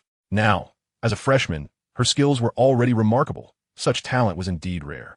The forum buzzed with excitement as students fervently discussed what kind of boy could possibly match such an exceptional girl. Speaking of which, do you remember the basketball match between the business and computer science departments? I witnessed Tang, the campus belle, escorting a business student to the infirmary. That student was Jiang Che, the heartthrob of their class. I have his photo. Let me find it. Moments later, a photo was posted. Wow, so handsome, just a heartthrob. I think he rivals our campus's leading man. Have you noticed how harmonious they look together in that frame? A match made in heaven. Uffed. Good looks don't pay the bills. I'm also from the business department. I've interacted with Jiang Che before. His academic performance is mediocre, athletic skills average, often called out in class for gaming, with no noteworthy hobbies. To put it kindly, he is rather unfocused. To be blunt, he is utterly useless. That pathetic? Indeed. Such a person dares to covet our campus belle? I oppose him first. Me too. Third. Fourth. 999. Jiang Che turned away, shoving his phone into his pocket. What use was it for these ignorant mortals to oppose him? Tang Yunran's affection for him was beyond their interference. Regrettably, he had intended to accompany her home after class, but was thwarted by 3 meddling brothers. Indeed, the landlord of the Qiushui community moved out today, and he decided to take a trip there. Tang Yunran's residence is conveniently situated near the Qiushui community, and in the future, their family will have the opportunity to move there, allowing them to travel the same route as Tang Yunran. Just as Jiang Che was lost in thought, suddenly an unpleasant voice pierced the air. You little brat, how dare you meddle in my affairs? If you don't kneel and apologize today, I will make you regret it. This clearly indicated that a thug was causing trouble. Most people would instinctively avoid such situations to steer clear of potential complications. Jiang Che was an ordinary person, lacking the heroic spirit of a gallant knight, so his initial reaction was akin to that of any average individual. Just as he was about to leave, he heard a familiar voice rise above the ruckus. "Get lost. A thief, and you expect me to kneel and apologize? Not a chance." That voice. Was it not his third uncle? Following the sound, Jiang Che approached the alley entrance and peered inside. Indeed, it was his third uncle. Tang Feisin was surrounded by 3 individuals, each wielding steel pipes. Upon witnessing this scene, Jiang Che suddenly recalled a previous incident. While shopping at the supermarket, Tang Feisin had spotted a thief stealing a pregnant woman's bag and had shouted loudly, scaring the thief away. Subsequently, the thief had sought revenge, enlisting a few accomplices to beat up Tang Feisin, resulting in a broken leg. Ever since, he had limped awkwardly while walking. "How dare you refuse to apologize? I'll break your legs," the thug barked. Brothers attack. The thief and his 2 accomplices lunged at Tang Feisin with their weapons drawn. Unarmed, Tang Feisin was no match for the trio, and within moments, he had taken 2 solid blows. This was dire. If this continued, Tang Feisin's fate would undoubtedly mirror that of his previous life, becoming a cripple. After all, he was his third uncle. Jiang Che could not stand idly by. If Tang Feisin were to get hurt, Tang Yunran would surely be worried. Acting on impulse, Jiang Che dashed forward, tackling one of the assailants and wresting the steel pipe from his grasp. "You get out of here." Jiang Che positioned the pipe defensively in front of Tang Feisin. "I can't leave." Though he was unaware of the identity of the person who had come to his aid, he knew that if he were to perish, it would be 3 against 1, and his savior would inevitably suffer. Realizing this, Tang Feisin stepped forward, standing shoulder to shoulder with Jiang Che. Observing the determined expression on Tang Feisin's face, Jiang Che recognized his stubborn nature. Even if ordered to leave, he would undoubtedly refuse. Thus, Jiang Che fell silent. Scanning the trio of thieves, he assessed that with his current physical prowess, he could handle 2 of them without needing to exchange for martial arts skills from the system. "You take care of him, and I will deal with the rest," Jiang Che said, handing the captured assailant over to Tang Feisin. "All right, we are all unarmed. So who is afraid of whom?" He needed to resolve this quickly and then assist the individual who had come to his aid. Tang Feisin had always been a rebellious spirit during his school days, often getting into fights, and he swiftly dispatched his opponent. "Brother, I've got your back." Tang Feisin net go lim. Turning to see Jiang Che land a blow with the steel pipe on the thief's leg, neutralizing him. "Brother, you're impressive." Tang Feisin noted Jiang Che's fair complexion, initially thinking him a delicate scholar, yet he was surprised to discover his hidden strength. "You should hurry to the hospital," Jiang Che urged. Noticing the bruises on Tang Feisin's face and body, his injuries were not trivial. "This is just a minor scrape. I've been accustomed to brawling since my school days. I'll just apply some ointment when I get back. By the way, what is your name? I must repay you for saving me." Jiang Che thought to himself. "How about you gift me your sister? No need for repayment. I merely acted in defense of justice." Upon hearing Jiang Che's words, Tang Feisin regarded him with newfound respect. "My name is Tang Feisin, and I have decided that you are my friend. I am Jiang Che." Jiang Che, "Very well. From now on, you are my brother. Tang Feisin. Should you need anything, do not hesitate to ask. I will certainly assist you." Hearing Tang Feisin's heartfelt declaration reminded Jiang Che of their previous life, where he often received harsh words and blows from him, creating a peculiar and complex feeling within him. At that moment, the thief scrambled to his feet, stealthily reaching for the steel pipe. "Damn it, I'll make you pay." The thief swung the pipe toward the back of Tang Feisin's head. "Watch out," Jiang Che shouted, knowing that if the pipe struck Tang Feisin's head, it could be disastrous. Chapter 40. I'll help you apply ointment. Jiang Che, realizing Tang Feisin was unable to evade in time, quickly pushed him aside. With a resounding thud, the steel pipe struck Jiang Che's shoulder blade. In that instant, a numbing sensation surged through his shoulder, nearly causing him to black out from the pain. Damn it! Tang Feisin, witnessing Jiang Che take a hit for him, was instantly filled with rage, lunging at the thief in a fit of fury. Tang Feisin pinned the thief to the ground, delivering left and right punches in retribution for Jiang Che. After a few minutes, Jiang Che gradually recovered. "Stop. If you keep going, someone might get killed." At this moment, the thief's face had been pummeled into a grotesque state, blood streaming from his nose and mouth. Tang Feisin rose from the thief's crumpled form. "How are you? Is it severe?" Jiang Che lifted his shoulders slightly. "Ugh, yes. It hurts. Let me take you to the hospital. It's just a bruise. Some pain relief ointment will suffice. I have some at home, so let's south go to my place. Going to your house? I can certainly do that. What are you talking about, trouble? If it weren't for you today, I might have been knocked unconscious by that steel pipe. No, you would have only suffered a broken leg. If Jiang Che hadn't intervened recklessly, the thief wouldn't have been cornered into using the steel pipe against Tang Faison. Reflecting on the recent events gave Jiang Che a chilling sweat. Had that steel pipe struck Tang Faison's head, he would have borne direct responsibility. Although his intentions were noble, the resulting consequences could have been irrevocably severe. Thankfully, it ended without catastrophe. 10 minutes later, we have arrived at my home, Tang Faison announced as they reached the entrance of the community. Jiang Che was tempted to say that he already knew. In his previous life, as well as this one, he had been there twice, both times nearly caught by Tang Faison. As they entered the elevator, Jiang Che pressed the button for the 17th floor. Huh? How did you know I live on the 17th floor? You mentioned it earlier, Jiang Che replied, feigning calmness despite feeling anxious inside. Did I? I don't recall saying that. You might have mentioned it casually. That seems likely. Jiang Che sighed in relief, grateful that Tang Faison was so reckless. If it were his second or eldest uncle, they would not have been so easily deceived. 1702. As Tang Faison inserted the key, the door swung open from within. Third brother, weren't you supposed to pick me up? Why are you only just returning now? I thought something had happened. As Tang Yunran spoke, her eyes widened in shock upon noticing Jiang Che standing behind Tang Faison. What's going on? Why is Jiang Che here? And why is he with my third brother? Jiang Che waved a hand at Tang Yunran. What a coincidence. I never expected him to be your third brother. Tang Faison glanced at Jiang Che, then at Tang Yunran. Do you know each other? We attend the same school, Jiang Che replied. I see. How did you end up together? As Tang Yunran spoke, she realized her words were stumbling. I was just blocked on the road, and thankfully he came to my aid. Otherwise, I might have lost my life today. You're injured? Tang Junzan in Guit. I'm fine, Tang Faison began, but before he could finish, he noticed Tang Yunran rush past him to Jiang Che, her anxious gaze scanning him up and down, filled with concern. No, Xiaoran, I'm also injured. Tang Faison's words carried a hint of grievance. So Jiang Che is injured too. Where are you hurt? Let me see. It's not serious. You needn't worry. I don't believe you. Show me. Tang Yunran was unconvinced by Jiang Che's claim of it being minor. Last time during the basketball game, his knee bled profusely, yet he insisted it wasn't serious.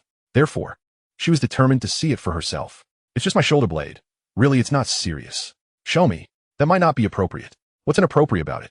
Take off your shirt. Here? Is that really necessary? Hurry up.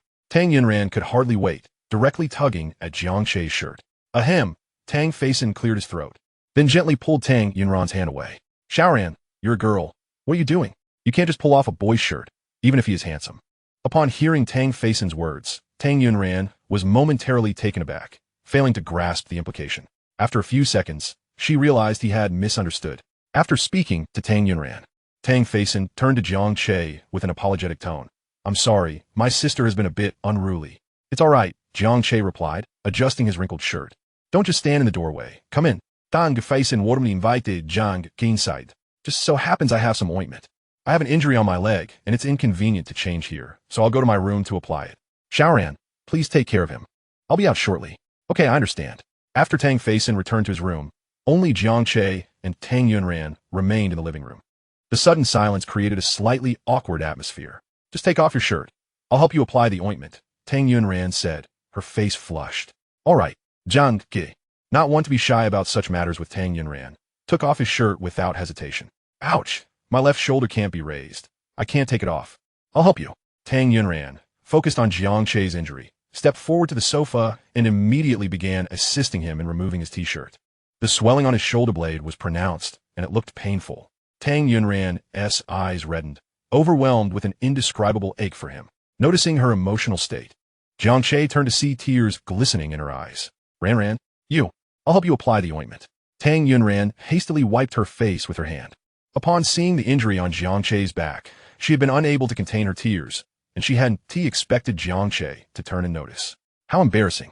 Tang Yunran squeezed a pea-sized amount of ointment into her palm, warming it before gently applying it to Jiang Che's back. If it hurts, you must tell me.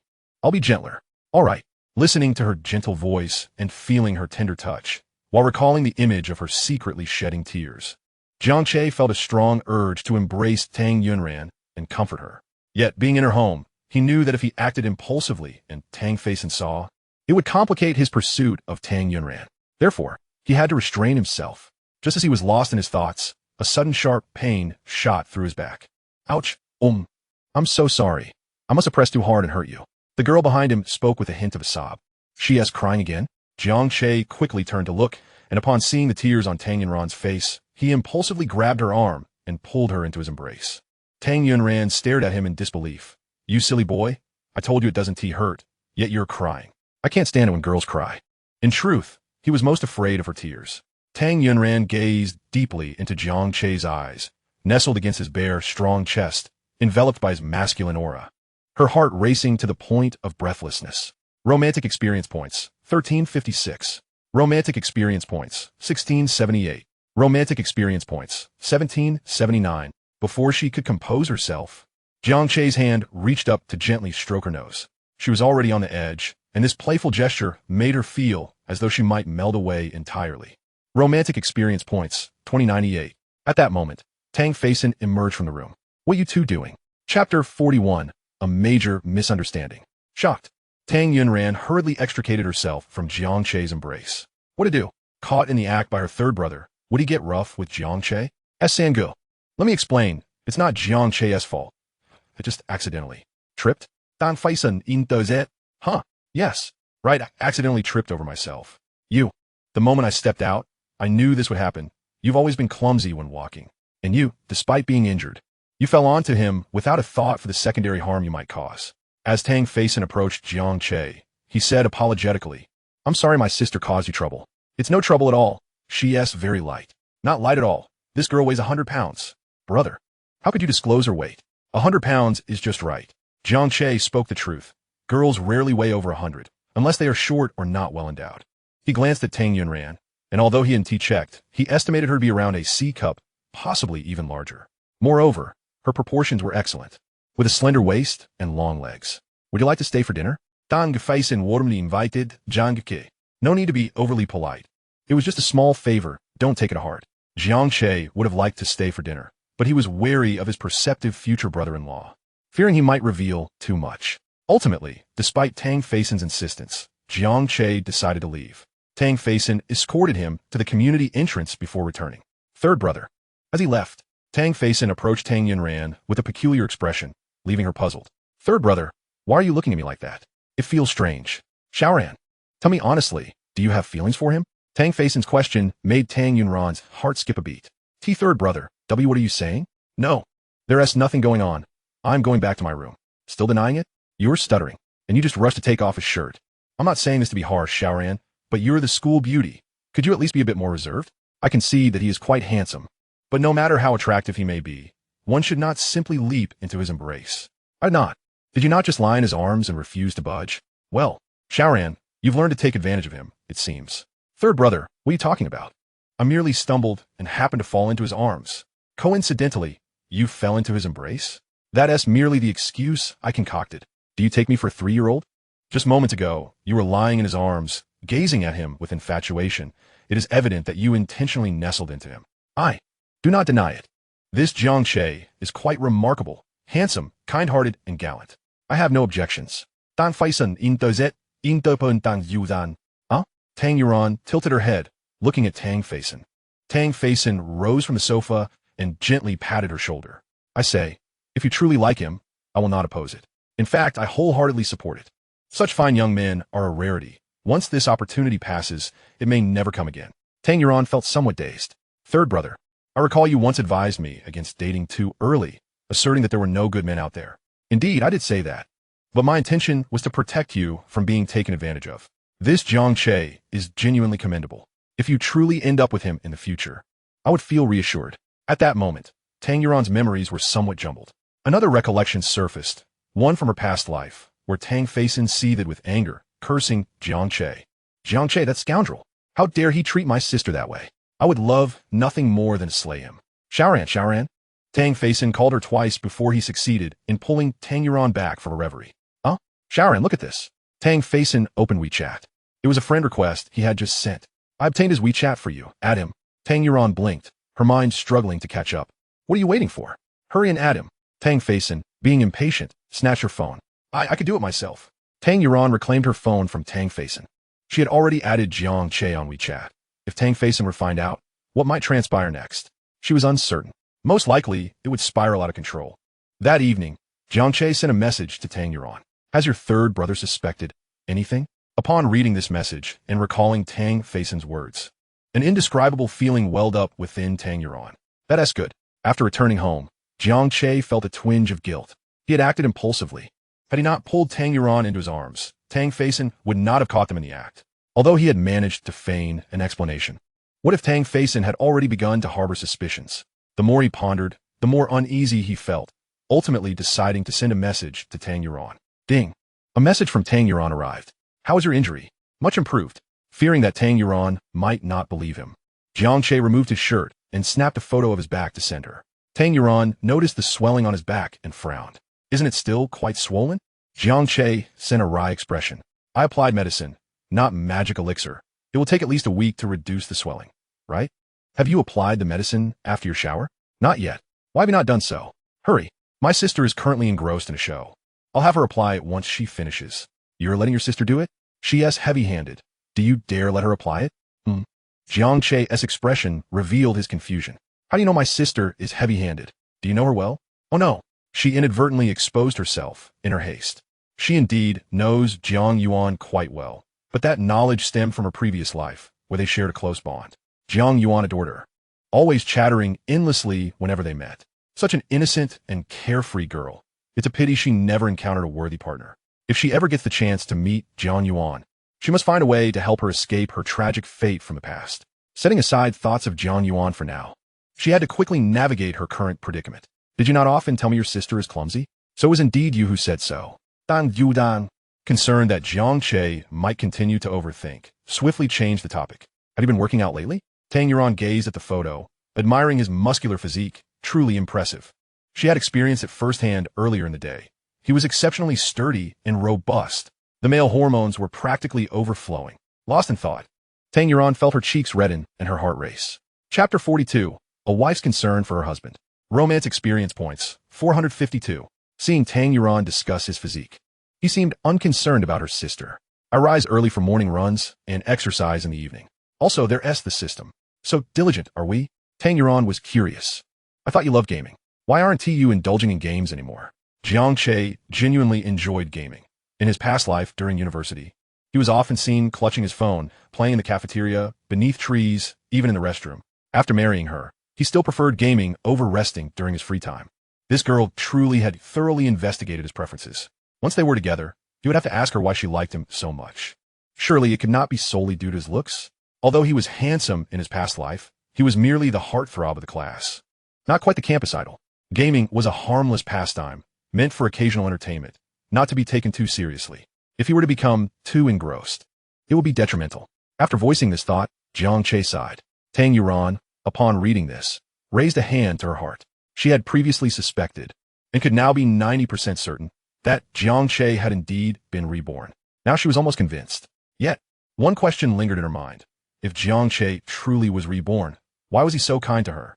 She had pondered that perhaps Jiang Che felt guilty towards her and was attempting to atone. Yet that too did not make sense. The thing she had done for him in secret, he remained unaware of until his dying breath. How could he feel guilty and wish to make amends? If it weren't for this nagging uncertainty, she would be 100% certain that Jiang Che was indeed reborn. Aside from this conjecture, she had another theory. Could it be that her own rebirth triggered a butterfly effect, thus altering Jiang Che's fate? Furthermore, there was the incident from earlier in the day. While waiting for Tang Feisin to pick her up from school, she had waited a long time without seeing him, prompting her to return home alone. Upon her return, he still hadn't arrived and was unresponsive to her calls. Suddenly, she recalled something from her past life. In her freshman year, her third brother had pointed out a thief in a supermarket, only to be retaliated against and have his leg broken. Calculating the timeline, it was around the end of the semester. She had panicked, pulling the door open to rush out, only to see her third brother returning with Jiang Che. Her third brother had indeed faced retaliation, but Jiang Che's involvement had altered the course of past events. Perhaps this was all a result of the series of butterfly effects following her rebirth. Thus, regarding these two words of speculation, Tang Yunran believed that the latter possibility was quite substantial. As for whether Jiang Che, like her, was also reborn, that remained to be verified. Jiang Che put down his phone and flexed his well-toned muscles in front of the mirror. Women are invariably attracted to strong men. Tomorrow morning, he resolved to rise 10 minutes earlier to engage in rigorous exercise. He intended to make that little girl utterly enamored with him. Knock, knock. Knock, the sound of someone at the door. Come in. Without needing to glance, he knew it was Jiang Yuan. He had summoned her earlier to assist him with applying medicine. Yet, Jiang Yuan was glued to her computer screen, utterly engrossed in a drama, as if she might leap into the screen to witness her ship's moments firsthand, emitting a cacophony of bizarre sounds akin to a crowing rooster. Upon observing her, he dared not interrupt, fearing that Jiang Yuan, caught in her fervor, might hurl something at him. Brother, what do you want me for? Help me apply some medicine. Apply medicine? Where? I'm not applying anything for hemorrhoids. Jiang Che felt an urge to retaliate. Jiang Yuan stuck out her tongue, then glanced at Jiang Che's back. Where exactly? Jiang Che removed his shirt. Upon seeing the wounds on Jiang Che's back, Jiang Yuan hurriedly maneuvered her wheelchair closer. What happened? Did you get into a fight? Why would you engage in a scuffle like this? Why are you more nagging than Mom? Don't divert my attention. How did you get these injuries? I was merely aiding someone in distress. Do I look like I will believe you? I speak the truth, if you choose not to believe me. There is nothing I can do. Jiang Yuan widened her eyes, scrutinizing Jiang Che, who did not appear to be lying. What is your problem? Do you fancy yourself a hero? Lacking the prowess of a knight, yet mimicking their postures. And now look at you, bruised like this. Jiang Yuan grumbled as she applied the ointment with a roughness akin to a clod-hopping brute. You little rascal. Do you have to be so heavy-handed? A girl should be gentle. As he uttered these words, Jiang Che found himself nostalgically recalling the tender touch of Tang Yunran when she had tended to his wounds. Her movements were so soft and delicate. In contrast, Jiang Yuan's actions were as coarse as a lumberjackess. They were both female. Why was there such a striking disparity? Who decreed that girls must be gentle? If you desire gentleness, seek someone else. Tomorrow, I shall have your sister-in-law do it. Jiang Yuan halted her movements. Are you truly looking for a sister-in-law for me? Jiang Che unlocked his phone, the screensaver and wallpaper featuring a single person, Tang Yunran. So what do you think? Isn't she beautiful? Upon seeing the photo, Jiang Yuan rolled her eyes dramatically before showcasing her own phone, which displayed a popular male celebrity. Look, this is your future brother-in-law. Handsome. Isn't he? Jiang Che scoffed. I don't believe it. Huh. If I believed it, I would be a fool. How could such a stunning lady possibly have eyes for you? Is she blind? This mockery made it impossible for anyone to doubt that Jiang Yuan was indeed his sister.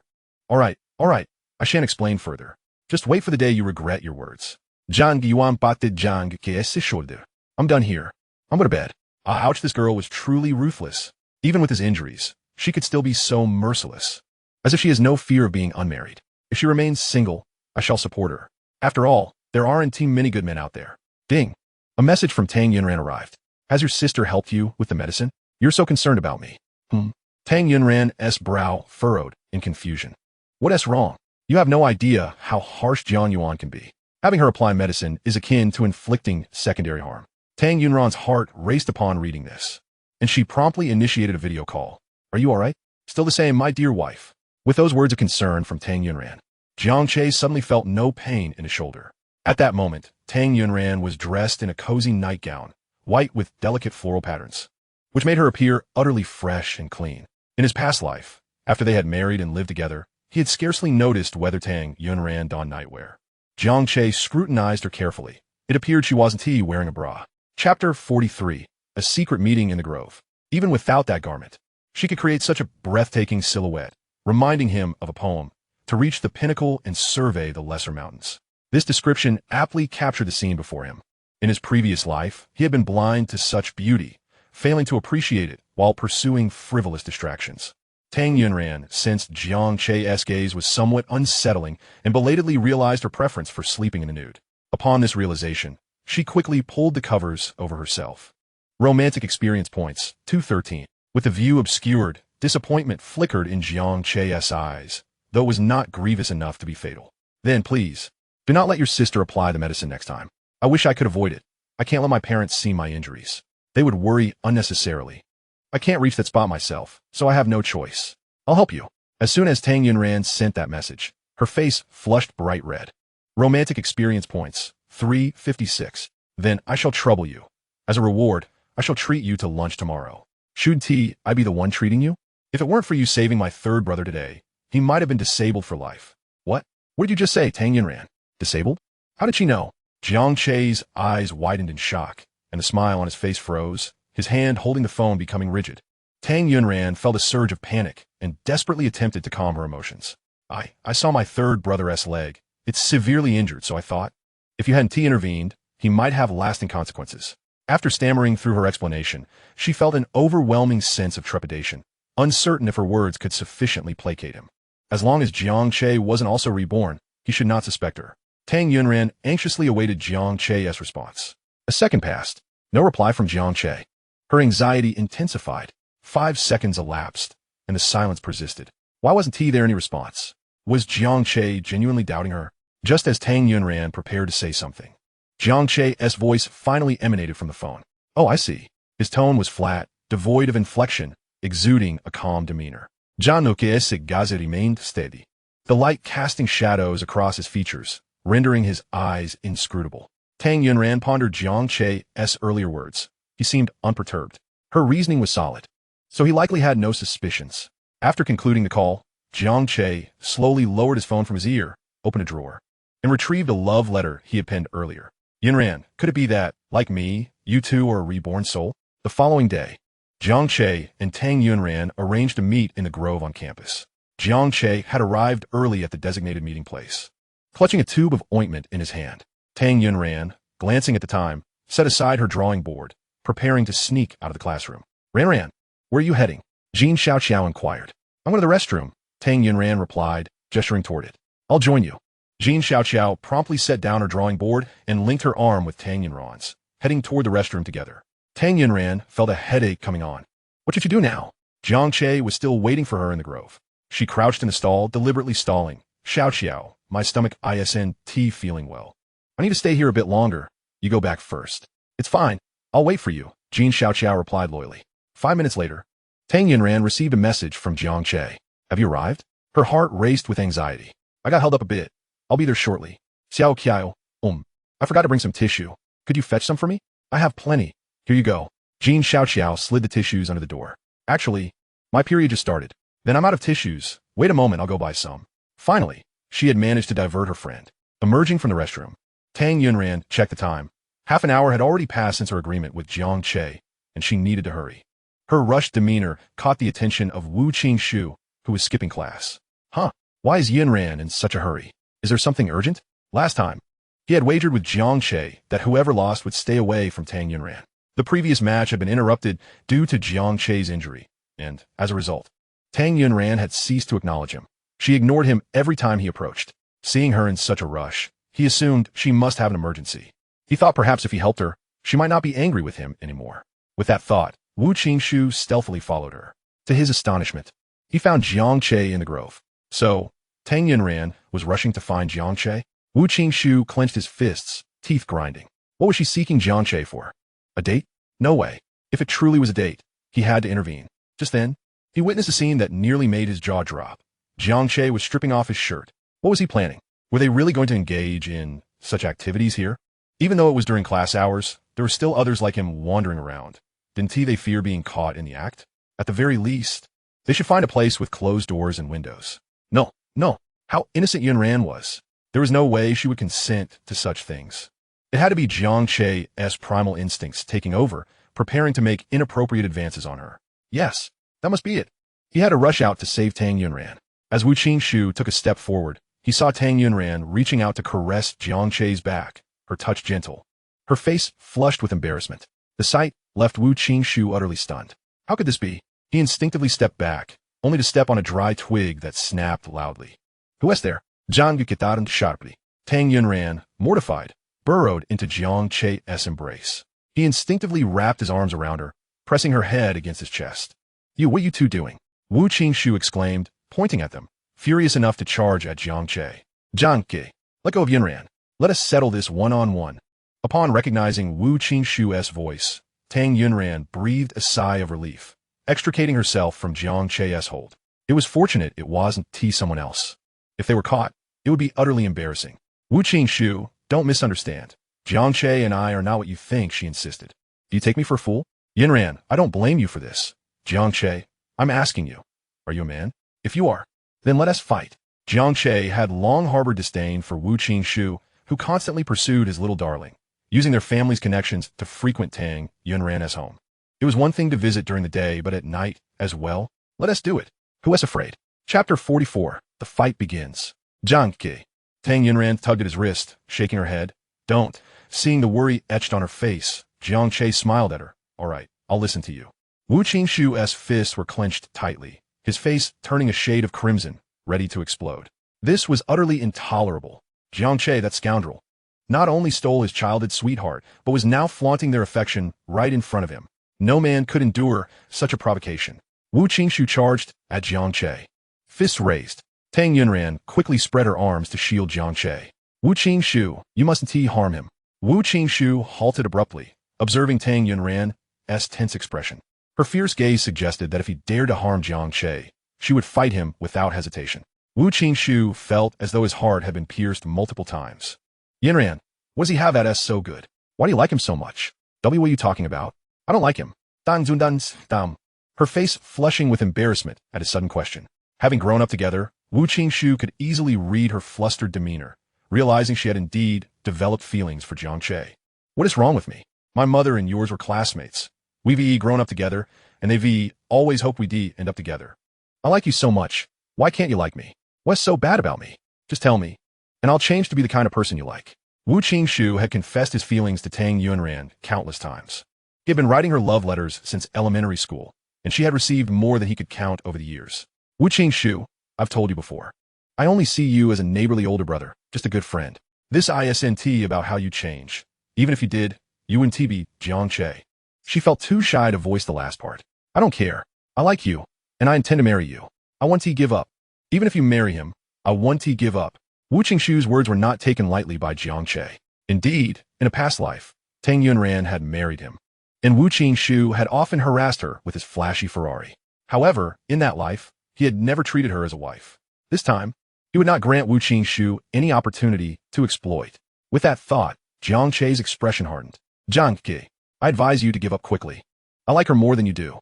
Only I will treat her the best in this world. If you dare to continue pursuing Yunran, I will make you regret ever being born. With that, Wu Qingshu stormed off, not looking back. Tang Yunran turned to Jiang Che, and upon seeing his robust physique, her cheeks flushed. Hurry and put your shirt back on. It won't be good if someone else sees you. It's all right. No one comes here. You just said the same thing. How did Wu Qingshu arrive? He must have come with you. After putting on his clothes, Jiang Che gazed towards the artificial lake ahead. It was rumored that someone had drowned here before, and students often felt an eerie chill when they came alone, especially after dark, with some claiming to hear the sounds of swimming in the lake. For this reason, few students dared to venture here.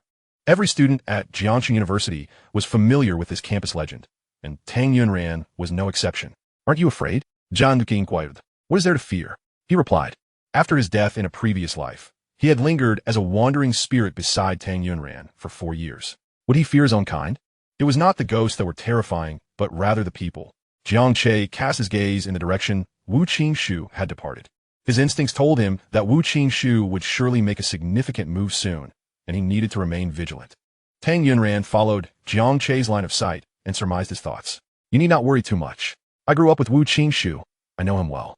He merely talks a big game and would never dare to engage in any illegal activities. I do not doubt your understanding of Wu Qingshu, but you do not comprehend men. They say a woman's jealousy can be fierce, that a group of women resembles a palace intrigue, but men are no different. Have you not heard the saying that a man will stab his brother for a woman? Hearing Jiang Che's words, Tang Yunran felt a twinge of anxiety. Then I shall go find Wu Qingshu and demand that he does not harm you. Otherwise, I will never speak to him again. Jiang Che looked at Tang Yunran with a mix of amusement and exasperation. Isn't that merely provoking him? Huh? Is it? Tang Yunran appeared adorably naive. How could she be so endearing? Jiang Che felt his heart melt at her charming demeanor. To speak without exaggeration, if Tang Yunran wished for the stars in the sky, he would find a way to pluck them for her. You need not fret over this. It is a matter for us men. Rest assured, I will not engage him in a fight. He will only receive a one-sided beating. Will you keep your word? Absolutely. Let us seal it with a pinky promise? Certainly. Even a kiss would suffice. How annoying. On the way home from school, Jiang Che found himself cornered by Wu Qingshu and his entourage. He had anticipated that this matter was far from over. Jiang Che, I shall give you one last chance. Stay away from my Yunran. Otherwise, I will beat you so badly that your mother won't recognize you. Wu Qingshu threatened. Jiang Che raised his fists. Indeed, some matters between men must be resolved with strength. System, exchanged for attributes of a martial arts master. With Wu Qingshu and his 4 companions, it was a 1 against 5 situation, and his natural strength alone would not suffice. I see you prefer to drink the bitter wine rather than the sweet. Thus, do not blame me for my lack of courtesy. Attack. With a wave of his hand, Wu Qingshu commanded the other four to charge at Jiang Che. 5 minutes later, all four of Wu Qingshu's hired goons lay defeated at Jiang Che's feet. Remarkable. Wu Qingshu's eyes widened in disbelief at the scene before him. According to his investigations, Jiang Che was merely an ordinary university student from a typical family, leading a mundane life. How could he possess such exceptional skills? Before Wu Qingshu could fully register his astonishment, Jiang Che's piercing gaze shot towards him. This afternoon at school, you said that if you're a man, you should act accordingly. Come on, I'll give you 3 moves. Jiang Che provocatively beckoned Wu Qingshu with his finger. Damn it. Wu Qingshu cursed under his breath before lunging at Jiang Che. His fist aimed at Jiang Che's face, intent on marring his handsome features, hoping to see if Tang Yunran would still favor this pretty boy afterward. Chapter 45. An unexpected turn of events. Ideals are beautiful, but reality is often harsh. Just as Wu Qingshu's fist was a mere 5 centimeters from Jiang Che's face, Jiang Che sidestepped effortlessly, seizing Wu Qingshu's wrist, lifting his foot to strike his knee, and forcing his arm behind his back. Wu Qingshu knelt on one knee, his face turning an alarming shade of purple. Jiang Che, you bastard, let me go. Let you go. Only if you keep your distance from Yunran. Dream on. Jiang Che twisted his grip. A wail akin to that of slaughtered pig escaped from Wu Qingshu's lips.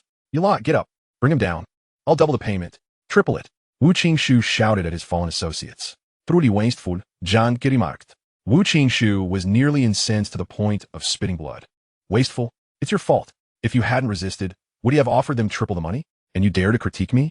How infuriating. Upon hearing the promise of triple payment, the hired thugs, invigorated by the prospect, no longer felt pain as they swung their fists at Jiang Che. Still coming? The outcome will be the same. Just as Jiang Che prepared to retaliate, a commanding voice thundered, "Stop." This deep and robust voice was unmistakable to both Jiang Che and Wu Qingshu. It was Tang Faison. Wu Qingshu looked up at Tang Faison. "Third brother, save me. Hurry." He thought himself fortunate to have encountered Tang Faison, believing Jiang Che would not recognize him. He hoped Jiang Che would engage Tang Faison in a fight. If Jiang Che were to defeat Tang Faison, Tang Yunran would surely be furious. Furthermore, the 3 brothers, Tang Faison, Tang Feimu, and Tang Feilin, were extremely protective of Tang Yunran. If they knew she was with Jiang Che, they would undoubtedly intervene. Wu Qingshu relished the thought as Tang Faison rushed over and engaged his hired hands. Wait, Wu Qingshu was taken aback. He had attacked the wrong person. "Third brother, you're hitting the wrong guy." It's in before Wu Qingshu could finish his sentence. Tang Faison stood shoulder to shoulder with Jiang Che. "Are you all right?" He asked Jiang Che. "I'm fine. Good to hear. I'll assist you." Wu Qingshu was utterly dumbfounded, taking several seconds to regain his composure. Third brother.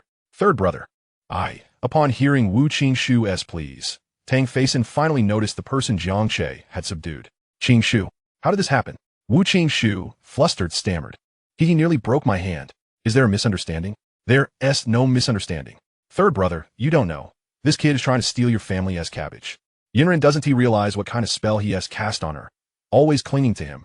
Tang Faison's expression brightened as he turned to Jiang Che. "So you two are together?" "Not yet." "What? My sister hasn't confessed to you yet? Or did you reject her?" Tang Faison continued. "Let me tell you, my sister has learned to cook. Her dishes are absolutely delicious. If you marry her, I assure you, you won't regret it." Wu Qingshu was left in a state of shock, the direction of events taking an entirely unexpected and incomprehensible turn. Upon hearing Tang Faison's words, not only was Wu Qingshu taken aback, but Jiang Che was also left momentarily stunned. Just a day prior, he had been fretting that Tang Faison might harbor doubts about his relationship with Tang Yunran, potentially hindering their connection. Yet, unexpectedly, Tang Faison had uttered such surprising words to him. Noticing Jiang Che's silence and his wide-eyed gaze, Tang Faison wondered if his words had frightened him. Had he unwittingly made matters worse? If that were the case, his sister would surely resent him. All of this was Wu Qingshu's fault. He had unnecessarily troubled Jiang Che and had even complained to Tang Faison about their relationship, effectively misleading him. With this thought, Tang Faison cast a decidedly unfriendly glance toward Wu Qingshu, even allowing a hint of ferocity to creep into his expression. Confronted by Tang Faison's sudden stare, Wu Qingshu found himself bewildered. What was the meaning of this? Had he done anything to provoke him? The intensity of Tang Faison's gaze made him feel quite uneasy. "Third brother, do you know him?" Wu Qingshu could not help but inquire. "He is my savior. Had it not been for him yesterday, I might have perished." "What? That happened?" Wu Qingshu's expression fell instantly. He had hoped Tang Feisan would assist him in dealing with Jiang Che, only to discover that the tables had turned against him. Wu Qingshu realized he could not idly stand by. He must alter Tang Feisan's perception of Jiang Che. Third brother, do you think yesterday's incident might have been a ploy orchestrated by Jiang Che? Perhaps he had long plotted against Yunran, knowing her 3 brothers were formidable, thus deliberately arranged this scenario to have you confront him only to then swoop in to rescue you? Upon hearing Wu Qingshu's analysis, Jiang Che furrowed his brow. There was a semblance of reason to his conjecture, and he found it rather clever. However, this was not the moment to commend Wu Qingshu's ingenuity. He was concerned that Tang Feisan might genuinely believe it. After all, compared to Wu Qingshu, who consistently referred to him as third brother, he was merely an outsider. Wu Qingshu, I never expected you to be this kind of person, Tang Feisan suddenly exclaimed, startling Wu Qingshu into a shudder. What kind of person am I? What kind of person are you? You presume others think as you do. Do you believe your thoughts are universal? Wu Qingshu, although you were a mischievous child, you possessed a good heart. Yet, now that you have grown, how have you become so base? Is it because your family's business has flourished? I am not. No wonder Yunran has never accepted you. I still place my faith in her judgment. No, I truly did not think that. Third brother, please let me explain. No need for explanations. Apologize to Jiang Che right now. If you do not, you shall no longer call me third brother. I will not apologize. If you refuse to apologize, then leave at once and do not come to my home again. You are also forbidden from pursuing Yunran. Should I see you near her, I will ensure you are driven away. Is it truly so absolute? Wu Qingshu had not anticipated the situation would culminate in such a manner. Jiang Che, too, was astonished. He had said nothing, offered no explanations, and yet his adversary had effectively been vanquished. Wu Qingshu's face turned a deep shade of red, akin to someone who had been constipated for days. To apologize to Jiang Che? What a ridiculous proposition. Jiang Che had stolen his woman and had struck him. Now he was expected to reverse the roles and offer an apology? Absolutely not. However, if he did not apologize, Tang Feisan, known for his resolute nature, might indeed prohibit him from visiting again, preventing him from pursuing Tang Yunran. If that were to happen, he might as well abandon any hope of winning her over. Perhaps it is best you do not apologize. Jiang Che candidly expressed his innermost thoughts. Chapter 46. Tang Yunran fell ill. As long as Wu Qingshu refrained from apologizing, this troublesome rival would face game over. How splendid it seemed to Jiang Che, while Wu Qingshu felt a boiling rage, thinking, you expect me to refrain from apologizing? Who do you think you are? Then apologize. Do it now, and I shall forgive you. Upon hearing Jiang Che's words, Tang Feisan regarded him with immense admiration. Truly, he was the man chosen by his sister. He deserved such recognition for his magnanimity, which rivaled the vastness of the ocean. Qingshu, do you see? We are both men. He is so magnanimous while you are so petty. Hurry and apologize. Do not make me lose respect for you. Wu Qingshu was already seething with anger, and Tang Feisan's comments pushed him over the edge, causing him to black out momentarily. As he slipped into unconsciousness, he faintly heard the conversation between Jiang Che and Tang Feisan. Brother son, perhaps we should let the apology go. His small-mindedness might lead to his demise if we continue to pressure him. You have a point. He was quite decent as a child. How has he transformed into this? People do change, especially those like him from affluent families. They often grow more unrecognizable. Indeed, in the end, Wu Qingshu heard nothing more, and upon awakening, he found himself in a hospital. That evening, before sleeping, Jiang Che routinely messaged Tang Yunran to chat. He aimed to cultivate a habit in her, ensuring that each night without their conversation felt incomplete.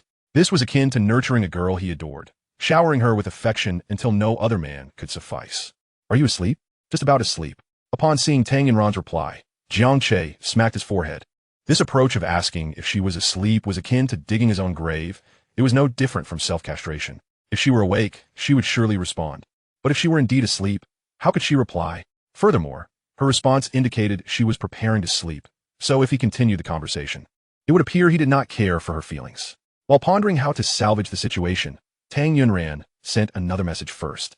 I heard from third brother that he ran into you and Wu Qingshu on the road.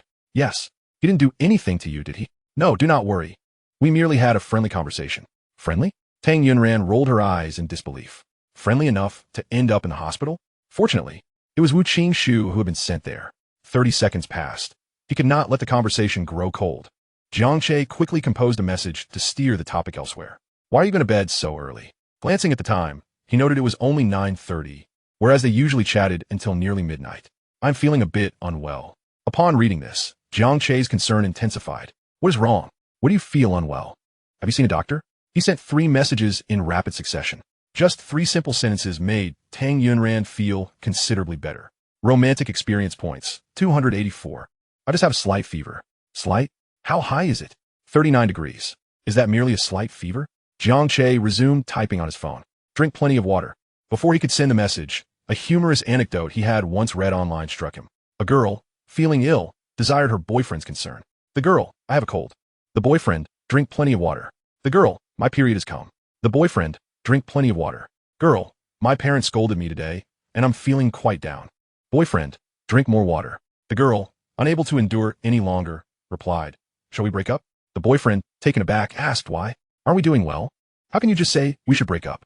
The girl sent a sarcastic head emoji. What do you think? The boyfriend, I don't know. Please don't break up. I can't imagine my life without you.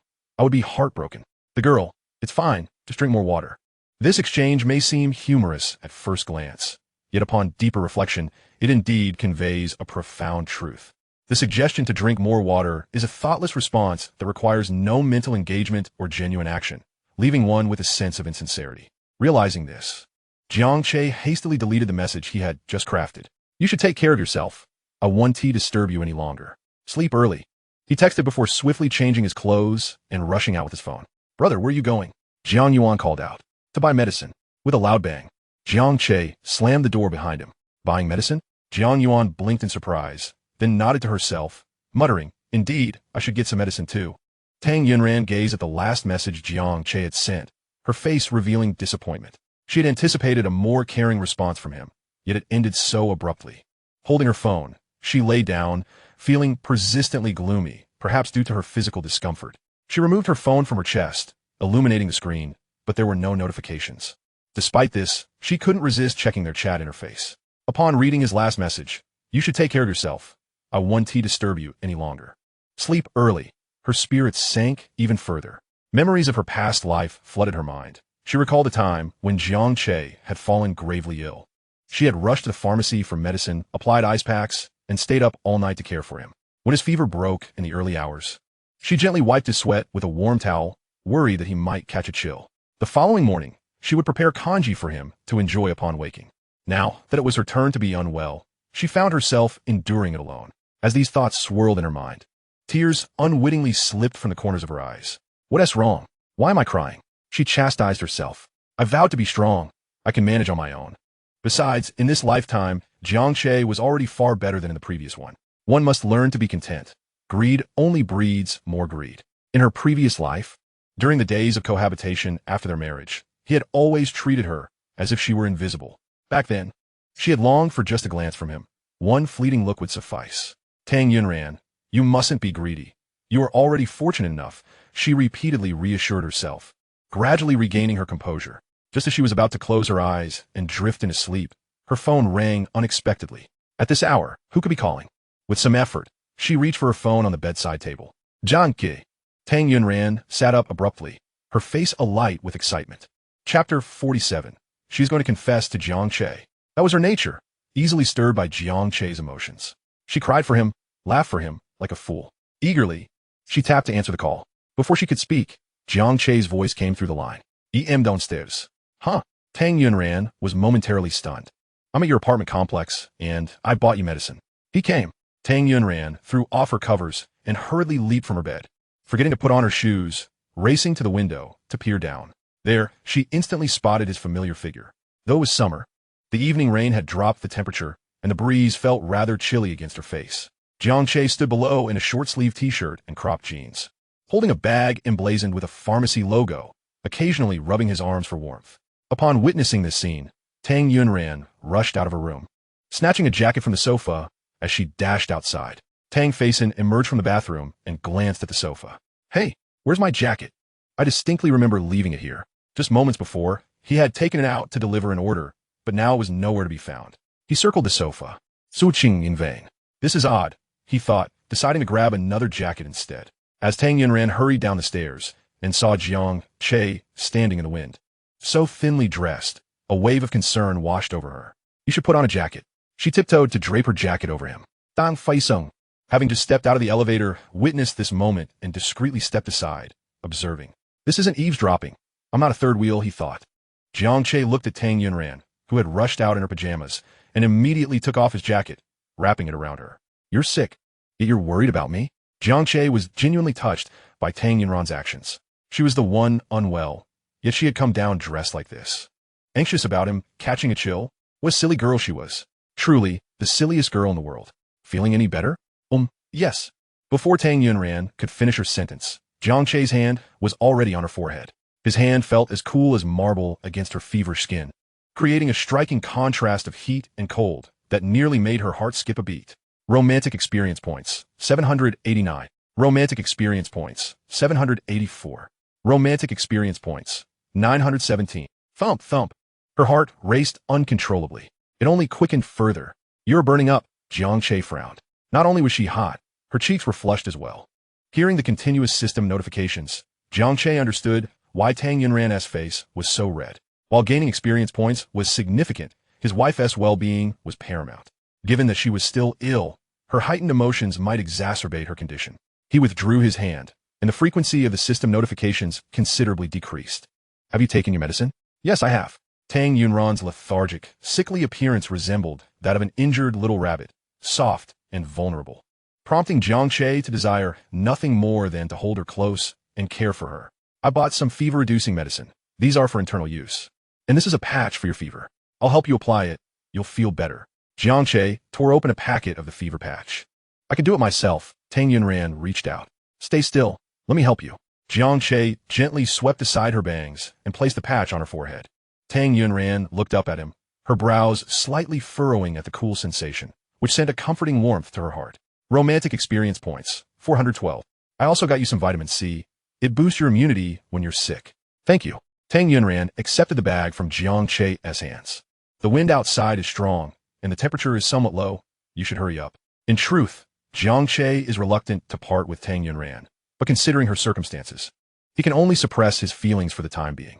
Tang Yunran pressed her lips together, taking a couple steps before turning back to look at Jiang Che, her eyes brimming with reluctance. Go on up, Jiang Che gestured to her with a wave of his hand. After nodding, Tang Yunran glanced back multiple times as she walked away. In that moment, an impulse blossomed within her heart. She desperately wished to run over without a care, throw herself into Jiang Che's embrace, and simply hold him close. Yet, despite her longing, she restrained her impulses. Although their relationship had progressed beyond the ordinary, neither had voiced their feelings to break the last layer of ice.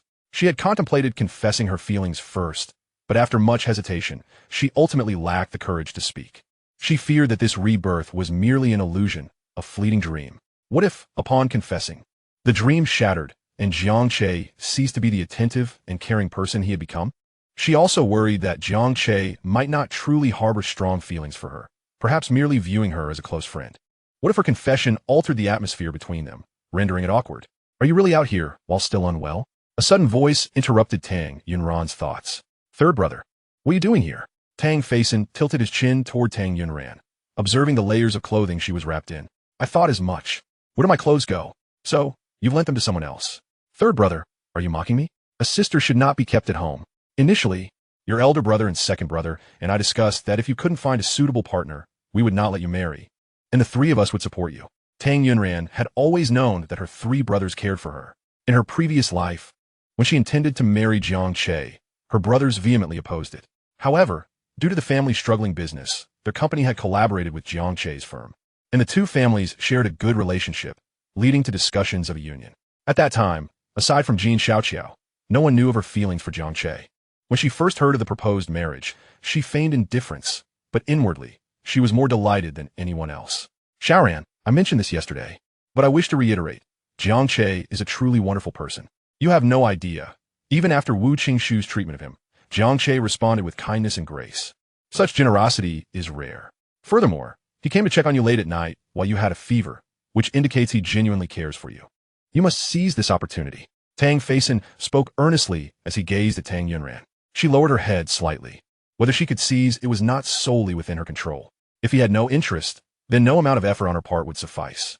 I cannot speak for other matters, but I firmly believe that taking action is better than inaction. If I do not make the effort to try, how can I know the outcome? But if one is unwilling to even attempt, it's akin to waiting for a pie to fall from the sky. I refuse to be that person. Tang Feisin's words greatly inspired Tang Yunran. Yes, it is far better to be proactive than passive. She had made up her mind. This Valentine's Day, she would confess to Jiang Che. As for the outcome, she could no longer afford to dwell on it. She simply did not wish to be as passive as she had been in her previous life, where Jiang Che remained oblivious to her feelings until the end. If she continued to hide her feelings and dared not take a step forward, would it not be akin to repeating the past? She would merely be treading water, wasting her second chance at life. Early the next morning, Jiang Che sent a message to Tang Yunran inquiring about her health. Are you feeling any better? Much improved. Tang Yunran had slept soundly through the night, primarily due to her good spirits, which expedited her recovery. Did you dream about me last night? How'd he know? Yes. Did you really dream of me? Jiang Che had merely tossed the words out casually, never expecting Tang Yunran to have dreamed of him. What was in the dream? Do we get married? Dream on. Tang Yunran's face flushed as she replied. Though truth be told, she was quite looking forward to marrying Jiang Che. Truly marrying. Not just going through the motions as in her previous life. I'm dying of curiosity. What exactly did you dream about? I forgot. Tang Yunran lit. She did not dare to reveal the truth, that she had dreamt of Jiang Che kissing her, a progression from gentle touches to passionate embraces. The thought made her increasingly shy.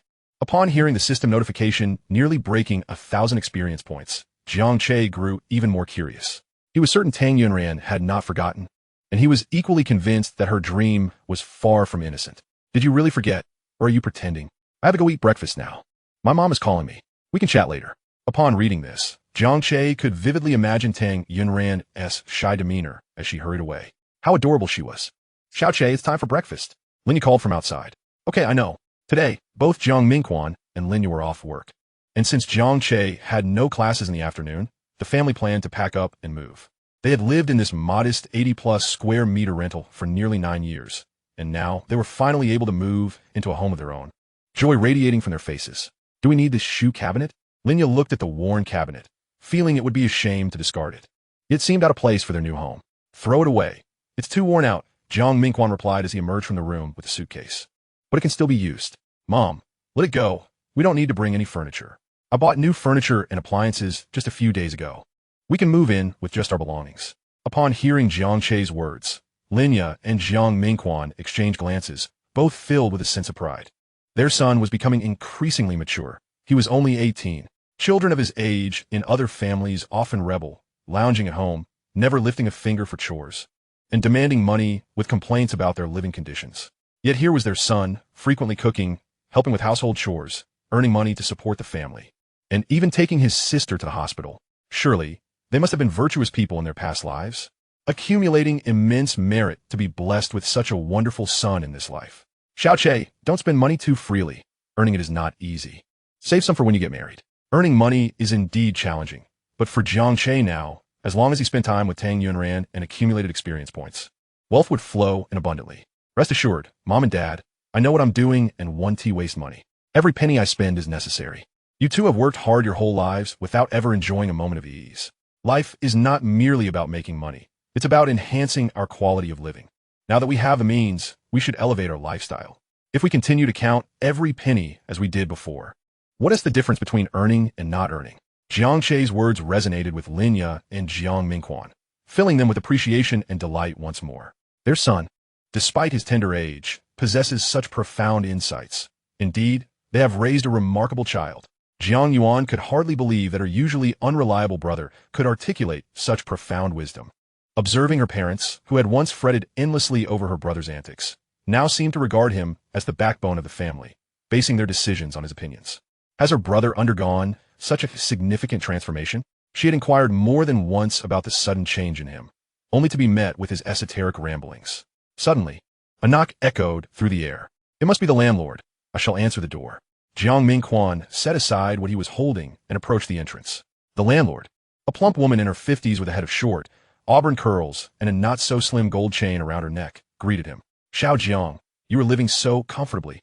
Why the sudden move? We've purchased a place, Jiang Mingquan began, but the landlord interrupted him. Moving is for the best. Rents in the city are exorbitant, and living in this cramped space is stifling. It is far better to return to the hometown, even if the house is less than ideal. At least there is ample space and a yard for some farming or perhaps raising sheep. Her words, though seemingly pleasant, dripped with condescension. as she presumed that Jiang Che's family was unable to thrive in the city and was retreating to the countryside. Jiang Mingquan and Lin Ye, both honest individuals, remained silent. But Jiang Yuan could not restrain herself. Aunt Wang, you misunderstand. We are not moving back to our hometown, but we have purchased a house in Qiushui community. Over 100 square meters, and we will be moving there. Qiushui community? You bought a house there? The landlord's disbelief was palpable. The property prices in Qiushui community far exceeded those in their current neighborhood. How could the Jiang family afford such a purchase? She was well aware of their combined earnings, which amounted to a mere 10,000 at most. Even if they subsisted on nothing, they could never afford a home in Qiushui community, especially with Jiang Che still attending Jiangxing University. If they truly had money, they would be investing in Jiang Yuan's education rather than a house. It must be mere boasting. Is that so? How impressive. Although we are in a suburban area, the prices in Qiushui community are still quite high, aren't they? Indeed, over 20,000, Jiang Che replied. Over 20,000 per square meter? For a 100-plus square meter home. That's over 2 million? Yes, Jiang Che confirmed. Are you out of your mind? Over 2 million? Can you really afford that? You truly intend to move to Qiushui community? Once everything is packed, we shall leave. I will give you the keys later. You could transfer the remaining month's rent and deposit to me via WeChat, Jiang Mingquan stated. All right, I happen to be free today. My husband just bought me an SUV, and I could drive you there. She was eager to flaunt, anticipating their embarrassment. Aunt Wang, there's no need for you to trouble yourself. Xiao Jiang, do not be so polite. You have lived in my house for so many years, and we have known each other for quite some time. If I offer to help, you should not refuse. That would be rather disrespectful. No, An Guang, Xiao Hian. If you continue to be polite, I shall be displeased. Enough of this. My husband bought me this car for over 150,000. It's absolutely beautiful. Riding in it is far more comfortable than a taxi. And I could drive your family around in style. Jiang Yuan interjected. Aunt Wang, we have a car. We just bought one, so there's no need to trouble you. What? You bought a car? Is that true? Buying both a house and a car? Did your family win a lottery? Yet, that couldn't be right. If they had truly won the lottery, there would be some noise about it. Were they merely being modest? Or had they scrimped and saved to buy a low-end, inexpensive second-hand vehicle? The landlord found the latter scenario more plausible. Today, she was determined to see what kind of car they had purchased, regardless. It surely could not compare to her husband's 150,000 SUV. Soon, Jiang Che's family had finished packing. The landlord followed them down the stairs. Where's your car? Which one is it? That one. Jiang Yuan proudly pointed to her BMW. That one? The landlord's face contorted with disdain, as she assumed Jiang Yuan was referring to the second-hand Cherry QQ parked next to the BMW. Why buy such a dilapidated vehicle? A new one only costs 2,000 or 3,000. This second-hand one is probably just a few hundred. Driving such a wreck on the road. Aren't you afraid it will fall apart? As the landlord pondered this, she saw Jiang Mingquan approaching with the car keys, bypassing the Cherry QQ and walking toward the BMW, pressing the key fob to unlock it. Wait, what? Is this real? She rubbed her eyes, unsure if she was hallucinating. Jiang Mingquan opened the trunk, placing their belongings inside. Jiang Che lifted Jiang Yuan from her wheelchair and placed her in the car. Brother, my bag, Jiang Yuan called out, pointing to her bag hanging on the wheelchair. Oh, Jiang Che retrieved the bag, handed it to Jiang Yuan, and folded the wheelchair to stow it in the trunk. Mom, have we got everything? Jiang Che asked Lin Ye. Yes, all done. Just some trash left behind, she answered. I'll grab that. 10 minutes later, they were ready to depart. Aunt Wang, thank you for your care over the years. We are leaving now. Jiang Mingquan politely bid farewell to the landlord. Lin Ye echoed a few grateful words as well. The landlord, still astonished by the high-end BMW, was momentarily dazed, unable to process the information. As she watched them drive away, she hurriedly climbed into her SUV to follow them. What on earth was happening? How had they purchased a BMW? She had just sent a photo to her husband, who had exclaimed that the car was worth 700,000 to 800,000. The revelation had genuinely startled her. She could hardly believe that the Jiang family had bought such an expensive vehicle, reflecting on the earlier moments when she had boasted about her own possessions. The landlord felt her cheeks flush with embarrassment. Her pride had taken a significant hit. However, the real sting was yet to come as she observed the BMW glide into Qiushui community. Had they truly purchased a home there? That seemed implausible. Perhaps they were merely renting? The landlord found this possibility more likely. Upon seeing Jiang Che and his family exit the vehicle, she hurriedly followed them, offering, "Let me help you with your things." Her offer was a guise. She merely wished to confirm whether they had indeed purchased a home in Qiushui community. Jiang Che glanced at her, discerning her intent. This landlord had frequently visited their home, boasting about the gold necklaces and bracelets her husband had purchased for her, lamenting his poor taste in selections. all in an effort to show off. Meanwhile, Jiang Che's mother, once a city dweller from a reasonably well-off family, had endured hardship after marrying his father. She is currently accompanying their family to Chioshui community. It goes without saying that she must not believe that they have purchased a house here. So she came to see for herself. If they hadn't bought it, she would undoubtedly mock them. Sister Wang, please come in. This is the house we VE purchased, Jiang Mingquan said as he opened the door to the landlord. The landlord gazed in astonishment at the decor and furnishings within the room, hardly able to believe her eyes. Such exquisite decoration, such new furniture. This could not possibly be a house they rented. Who would be so generous as to rent out a property of such quality?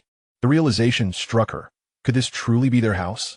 The sensation was akin to receiving a stinging blow to the face.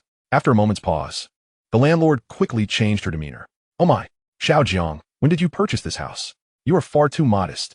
Such a significant event as buying a home, and you didn't even inform me. I would have congratulated you. We've always been low-key, Jiang Mingquan replied. This is not something to be understated. Honestly, did you win a lottery? The grand prize, perhaps? Is it the ticket Xiao Che bought?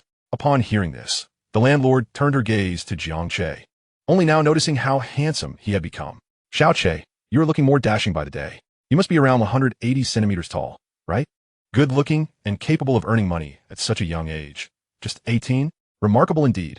It's merely luck, Jiang Che thought as he observed the landlordess rapidly changing expressions, pondering how her face would transform if she learned he owned 2 more properties in Chioshui community, not to mention a villa. Such humility. This boy is truly impressive. No wonder my daughter often speaks of you. You don't have a girlfriend yet, do you? At 18, you're no longer a child. It's time to start dating. How about I introduce my daughter to you?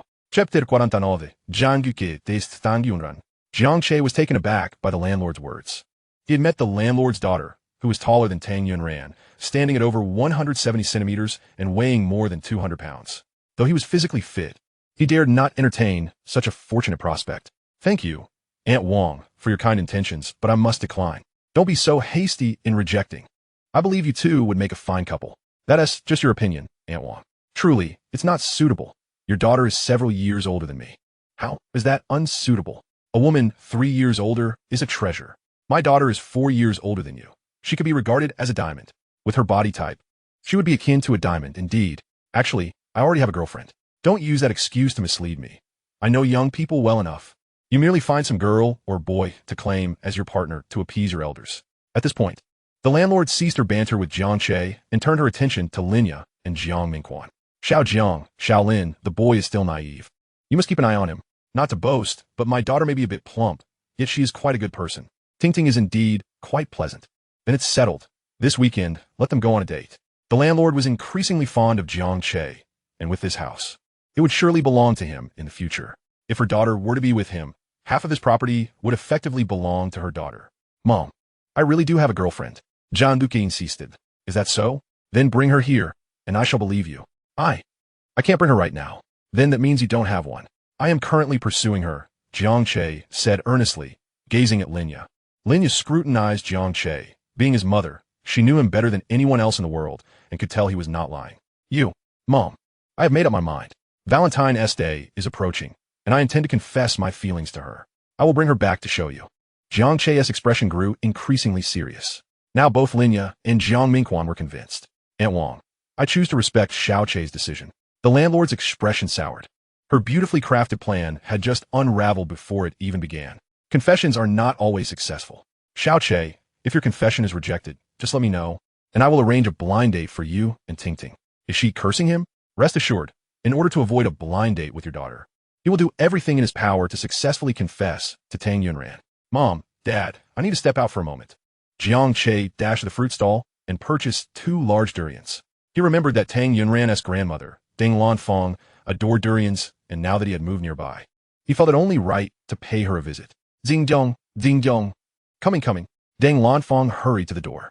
Upon seeing Jiang Che, her face instantly lit up with joy. It's you, Grandma. Our family just moved into this community, and I thought I would come by to see you. I brought you some durians. You dear child, just showing up is enough, but you also brought gifts. Come in. Ding Lanfang warmly invited Jiang Che inside. Please, take a seat. I'll go cut the durians. Grandma, you sit. I'll take care of it. Jiang Che took the durians to the kitchen. Ding Lanfang watched Jiang Che with a beaming smile and took out her phone to send a message to Tang Yunran. Come over here. What's the matter, Grandma? Don't ask. Just hurry over. Upon reading this, Tang Yunran wondered if Deng Lanfang's foot injury had not healed properly and she needed assistance. With this thought, she hurriedly left her home. Their community was less than a 10-minute ride from Qiushui community, and Tang Yunran arrived within minutes on her bicycle. Grandma, does your foot still hurt? As soon as she entered, she spotted Jiang Che carrying the cut durians. Jiang Che, what are you doing here? He came specially to see me, Deng Lanfang replied with a smile. Huh? He came just to see you, Grandma. Our family just moved in next to you. So I came to visit, Jiang Che explained. What? Your family moved to Qiushui community? Tang Yunran exclaimed, her face a picture of shock. Such a thing had not happened in her previous life. Yes, we are right next to Grandma, in Building 9. But you have always lived in Xiaoyuan. Haven't you? Why did you move here? How do you know we lived in Xiaoyuan? Jiang Che asked, furrowing his brow. Xiaoran, how did you know? Deng Lanfang was equally curious. Under Jiang Che's scrutinizing gaze, Tang Yunran felt a surge of anxiety. You mentioned it before. Oh, Jiang Che subtly averted his gaze. He was certain he had never mentioned living in Xiaoyuan to Tang Yunran. If it had been in the past, he might have assumed she had harbored a secret crush on him, thus investigating his affairs thoroughly. However, her recent mention of Tang Feisin's near disability left him with much to ponder. It's almost mealtime. Xiao Jiang, why don't you stay for dinner? Deng Lanfang suggested to Jiang Che. No. Xiao Ran, you shouldn't leave either. Stay and help with dinner. Deng Lanfang's voice drowned out Jiang Che's. In that case, I will help as well. Jiang Che, who had initially intended to refuse, quickly changed his mind upon hearing Deng Lanfang's words. Can you cook? Tang Yunran asked, looking at Jiang Che with curiosity. She had never seen Jiang Che cook, nor had she heard Jiang Yuan mention that Jiang Che could cook. I've learned a bit from my mom recently. Jiang Che responded and then inquired. I heard from your third brother last time that you used to be unable to cook. Now you can? He added, I've also recently learned from my mother. Oh, Jiang Che mused, observing the vegetables Tang Yunran was washing, his favorites. Furthermore, the cold dishes she had prepared earlier were also to his liking, and their presentation seemed strikingly familiar. After his untimely demise in his previous life, he had consistently followed Tang Yunran, who often cooked alone, rendering him particularly familiar with her culinary style. The scene before him was almost identical to those memories. Jiang Che continued to gaze at Tang Yunran as she adeptly began chopping the vegetables. Her skilled knife work could not simply stem from a few days of learning from her mother. The more he watched, the more certain he became of his suspicions. She had indeed been reborn. No wonder, upon his own reincarnation, he had felt that Tang Yunran was deliberately avoiding him. There were numerous suspicious elements that now made perfect sense. If he was not mistaken, the love letter he had previously written could not be given to her just yet. He pondered over the matter of reincarnation. Was her silence an indication that she wished to shed her past and start anew? If she were to discover that he too had been reborn, what if it created a rift between them? Thus, disclosing his own rebirth to her was not an option at this moment. Suddenly, a sharp cry escaped Tang Yunran's lips. What happened? Chapter 50. Using his mouth to stem her bleeding, Jiang Che turned to see that Tang Yunran had cut her finger, crimson blood seeping from a wound. Without a moment's hesitation, he grasped her injured finger and placed it into his mouth. While this action would not effectively stop the bleeding, it could serve to disinfect the cut to some extent. Romantic experience points, 1,000. Romantic experience points, 1,000 x 1. Romantic experience points, 1,000 x 2. Romantic experience points, 1,000 x 3. Romantic experience points, 1,000 x 520. So frequent, the system notifications overlapped one after another. Jiang Che glanced at Tang Yunran's face, which was redder than the tomatoes on the cutting board. Her beautiful eyes were wide open, staring at his mouth, and her expression was one of stunned disbelief, prompting him to involuntarily swallow. Tang Yunran felt as if she had been electrocuted. Coupled with Jiang Che's swallowing motion, she believed she might faint. Romantic experience points, 1,200. How could he have placed her finger in his mouth? Just moments ago, he had swallowed. Ouch! Romantic experience points, 1,201. Romantic experience points, 1,202. Romantic experience points, 1,203. What happened? What was going on? As Deng Lanfang entered, she was taken aback by this rather compromising scene. Were it not for Tang Yunran's predicament, she would have made a hasty retreat to avoid interrupting their intimate moment. Grandma, Ran cut her finger. There's alcohol swabs in the fridge. Please disinfect it while I fetch a Band-Aid. Oh, all right. Jiang Che quickly retrieved the alcohol swab from the fridge. I can do it myself, Tang Yunran protested. Jiang Che glanced at her but did not hand her the swab. Instead, he gently applied it to her wound. Ah, Tang Yunran winced, biting her lower lip, her eyes shimmering with unshed tears. She recalled her previous life, where she had endured countless cuts while learning to cook, suffering in silence each time. This time, Jiang Che was showing concern for her. Her heart felt warm, so very warm. I'm sorry, I'll be gentler, Jiang Che said, his heart aching more for her injury than for the recent blows he had endured. It's nothing, it doesn't hurt much. How could it not hurt? Jiang Che discerned that Tang Yunran had been holding back her pain, and it was only when it became unbearable that she had let out a sound. The band-aid is here, Deng Lanfang returned with it in hand. Give it to me. Jiang Che took it, tore it open, and carefully applied it to her finger. Why are you so careless? Jiang Che's words were not meant to chastise Tang Yunran, but were purely expressions of concern. Then you should take the blame. Blame me? You were staring at me, making me nervous. Is that so? Jiang Che's expression turned bemused. Then let me take charge. You can watch me. I refuse to watch you. You must watch. I'm not familiar with most of these ingredients you prepared. You need to guide me. With that, Tang Yunran found herself with no other choice but to stay. Deng Lanfang, sensing her presence was no longer needed, discreetly departed. I'll chop these vegetables first, Jiang Che declared, picking up the knife. Be careful. The knife is very sharp, Tang Yunran cautioned. Do you think I'm you? Nervous enough to cut myself just from a glance? That's because you have thick skin, Tang Yunran retorted, her tone playful, and the kitchen atmosphere felt harmonious. Once all the vegetables were chopped, they began cooking. What should we cook first? Let us start with braised pork ribs. Jiang Che turned to Tang Yunran. Coincidentally, it was one of his favorite dishes. Oh, she certainly knew what he liked to eat. And what about these? He asked, pointing at the remaining ingredients. Braised mushrooms with tendons, sweet and sour chicken, boiled fish slices. All dishes I adore, Jiang Che exclaimed, leaning closer to Tang Yunran and teasingly asked, have you secretly investigated my preferences? And no, I haven't tea. Tang Yunran indeed had inquired about Jiang Che's likes, mostly through Jiang Yuan's insights. After their marriage, she had secretly enrolled in cooking classes, striving to evolve from someone incapable of boiling water to a proficient cook, the arduous journey known only to her. Really? Jiang Che elongated his tone, raising an eyebrow to tease her, causing her face to flush and her heart to race. In just a minute, his experience points surged significantly. Jiang Che noticed that the system indicated his experience points had exceeded 500,000. He felt an overwhelming urge to embrace Tang Yunran and plant a couple of ecstatic kisses on her, exclaiming, long live my wife. Teacher Tang, please teach me how to cook. W, what did you just call me? Tang Yunran's eyes widened in disbelief, suspecting she had misheard. Teacher Tang, of course. Why do you call me that?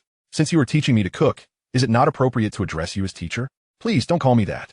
Romantic experience points, 548. I enjoy calling you that, teacher. Please teach me. Tang Yunran felt her face heating up. Romantic experience points, 1,000. I already said not to. All right, teacher. Throughout the cooking process, Tang Yunran's face remained flushed like a shrimp. Jiang Che took stock of the experience points he had accrued in the kitchen, totaling 834. 566 points, converted into currency that amounted to over 800,000.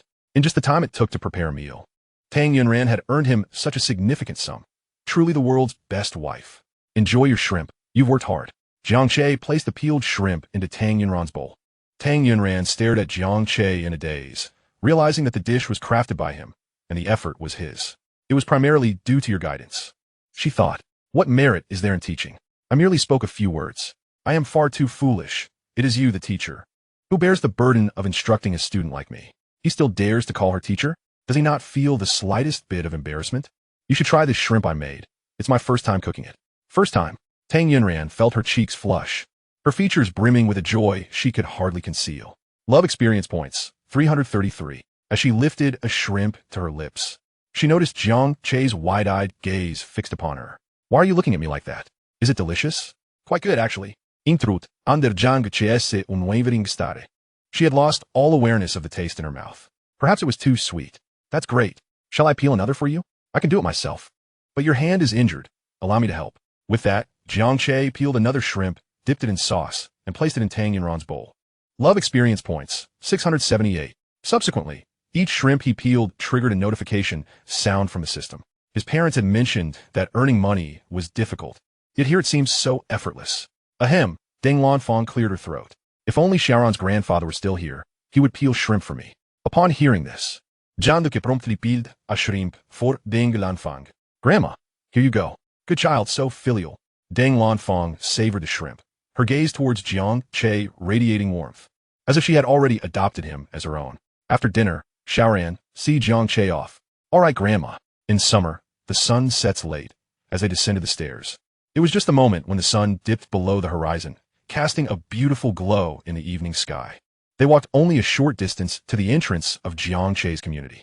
Both felt a lingering desire for more. While Weavy arrived, Tang Yunran said, halting in front of Building 9. Just then, Jiang Yuan emerged from the elevator, spotting Jiang Che and Tang Yunran standing outside. Chapter 51. Tang Yunran's Revelation. That girl. Isn't she the one in the photo on her brother's phone? She's real and not an illusion? My goodness. This young lady is even more stunning in person than in the picture. Such a beautiful girl. Could her brother actually win her heart? He would need to confess. Surely. He would be rejected. Jiang Che felt a pang of regret. He had intentionally chosen Building 9 to be closer to Deng Lanfang's home. Now, with both buildings so near, their moment together had ended too soon. Shall I walk you back? Without waiting for Tang Yunran's reply, Jiang Che continued. That murderer who attacked women is still at large. I can't bear to let you return alone. Dan Junzan, not that. She had just been contemplating how rare it was to have time alone with Jiang Che, only to have it cut short after a few steps. Jiang Yuan watched their departing figures, blinking in disbelief. Had she imagined it? Did that beautiful young lady seem to blush? Could she possibly have feelings for her brother? Unlikely. Jiang Yuan turned her gaze towards the western sunset. It must be the reflection of the evening glow. Yes, that must be it. The distance from Qiushui community to Tang Yunran's neighborhood was quite close. A 10-minute walk had stretched into half an hour for the two of them. Yet they both felt the journey was too brief. There's a park ahead. Should we go for a stroll? Zhang Guqi suggested. Sure. They continued walking along the road, chatting amiably. Indeed, as the saying goes, one walks faster alone but travels farther together. Jiang Che felt no fatigue at all. He could have strolled around Jiang City all night, as long as Tang Yunran was by his side. What prompted your family to move to Qiushui community? The scenery here is lovely, but renting here must be quite expensive. We didn't rent. Huh. Looking up at Jiang Che with a puzzled expression. You didn't rent? Then what? We bought it. Purchased. Tang Yunran gazed at Jiang Che in astonishment. She knew Jiang Che's family well. They had come from the countryside, lacking financial resources. His parents were ordinary workers, and Jiang Yuan needed costly medical treatment. How could they afford to buy a house? I won the lottery and used part of the winnings to purchase the house. The remainder I invested in stocks, which also yielded significant returns. You won the lottery. Such luck had never graced Jiang Che in his previous life. As for the stocks, in his former life, he had been fortunate enough to invest in a few medical equipment stocks that skyrocketed shortly thereafter. Could it be that this fortunate turn of events was a consequence of her rebirth, the butterfly effect bringing such blessings to Jiang Che ahead of time? That sounds wonderful. Indeed, it is wonderful. Having one's own home brings a sense of stability and security. Plus, we now have enough funds to get my sister medical care, and our family will only improve. Jiang Che gazed up at the emerging moon, reflecting on his thoughts. Tang Yunran observed Jiang Che's profile, finding him to possess a maturity beyond his 18 years, unlike any typical university student. By the way, are you free this weekend? Jiang Che turned to glance at Tang Yunran beside him. I am free. As soon as the words left her lips, she immediately lowered her head. Why couldn't she be a bit more reserved? Love experience points, 123. Jiang Che looked at Tang Yunran's adorable expression, nearly unable to resist the urge to tease her. Tomorrow, I have plans with my friend Fatty, Li Hao, whom you met during our last gathering. He mentioned he has a girlfriend, Mei Xian, and wants to treat me to dinner. They're a couple, and I'll be there just to endure the dog food of their romance. So, I was hoping you could accompany me to share the burden of their affection. I can, but Tang Yunran's brows furrowed.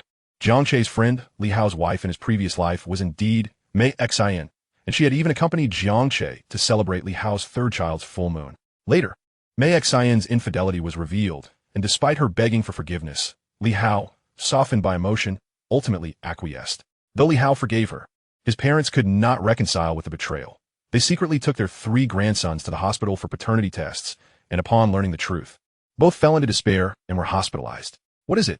Jiang Che's question interrupted Tang Yunran's thoughts. It's nothing. After walking a few paces, she wrestled with her inner turmoil, ultimately deciding she must speak up. Jiang Che, I'm not trying to speak ill of Mei Xian. I just feel she isn't suitable for Li Hao. Jiang Che halted, observing Tang Yunran with a composed demeanor, feigning ignorance as he asked, why do you say that? How could she articulate her thoughts? Tang Yunran bit her lip in frustration. She couldn't possibly reveal to Jiang Che that she had been reborn and was aware of Mei Xian's disastrous fate after marrying Li Hao. Would he believe her? If he were to believe it, then he too must be reborn. Just as Tang Yunran was overwhelmed with worry, Jiang Che's voice resonated. You need not stand on ceremony with me. Speak your mind, and I shall trust you 100%. 100% trust? Such a feat is difficult even among the closest of kin. Yet he uttered those words to her. In that instant, an indescribable wave of emotion surged within her heart. To be trusted by another is indeed a delightful sensation. Romantic experience points, 546. On the day of the social gathering, I had a private conversation with Mei Xian and a few other girls. This girl named Mei Xian struck me as rather superficial, claiming that one ought to choose a wealthy boyfriend. Otherwise, outings and meals would be fraught with difficulties. Overall, she left me with a rather unsavory impression. After expressing this sentiment, Tang Yunran began to fret again. Her words felt akin to speaking ill of others behind their backs, a behavior she typically despised. What would Jiang Che think of her now? Would he perceive her as malicious?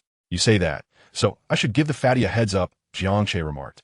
Stroking his chin, Tang Yunran abruptly lifted her gaze to Jiang Che, questioning whether he held any doubts. Did he truly place such unwavering trust in her? You believe what I say? Of course, Jiang Che replied without a moment's hesitation. Tang Yunran pressed her hand against her heart, rendered speechless by the emotion swelling within her. Romantic experience points, 521. Yet, I have yet to devise a way to convince the fatty. Jiang Che remained preoccupied with this thought. Just then, Tang Yunran unexpectedly grasped his wrist, pulling him into a secluded part of the woods, pressing closely against him. Chapter 52. Let us break up. What sudden initiative was this? Surely, she did not intend for them to engage in intimate activities in the thicket. If that were the case, should he allow a clash of ice and fire with Tang Yunran? At this moment, Jiang Che felt an unprecedented tension. It was not that he lacked composure. Rather, the girl was too close enough that he could feel her breath and catch the faint scent of medicine emanating from her. Torture. Deadly. If he continued to endure, he would no longer be a man.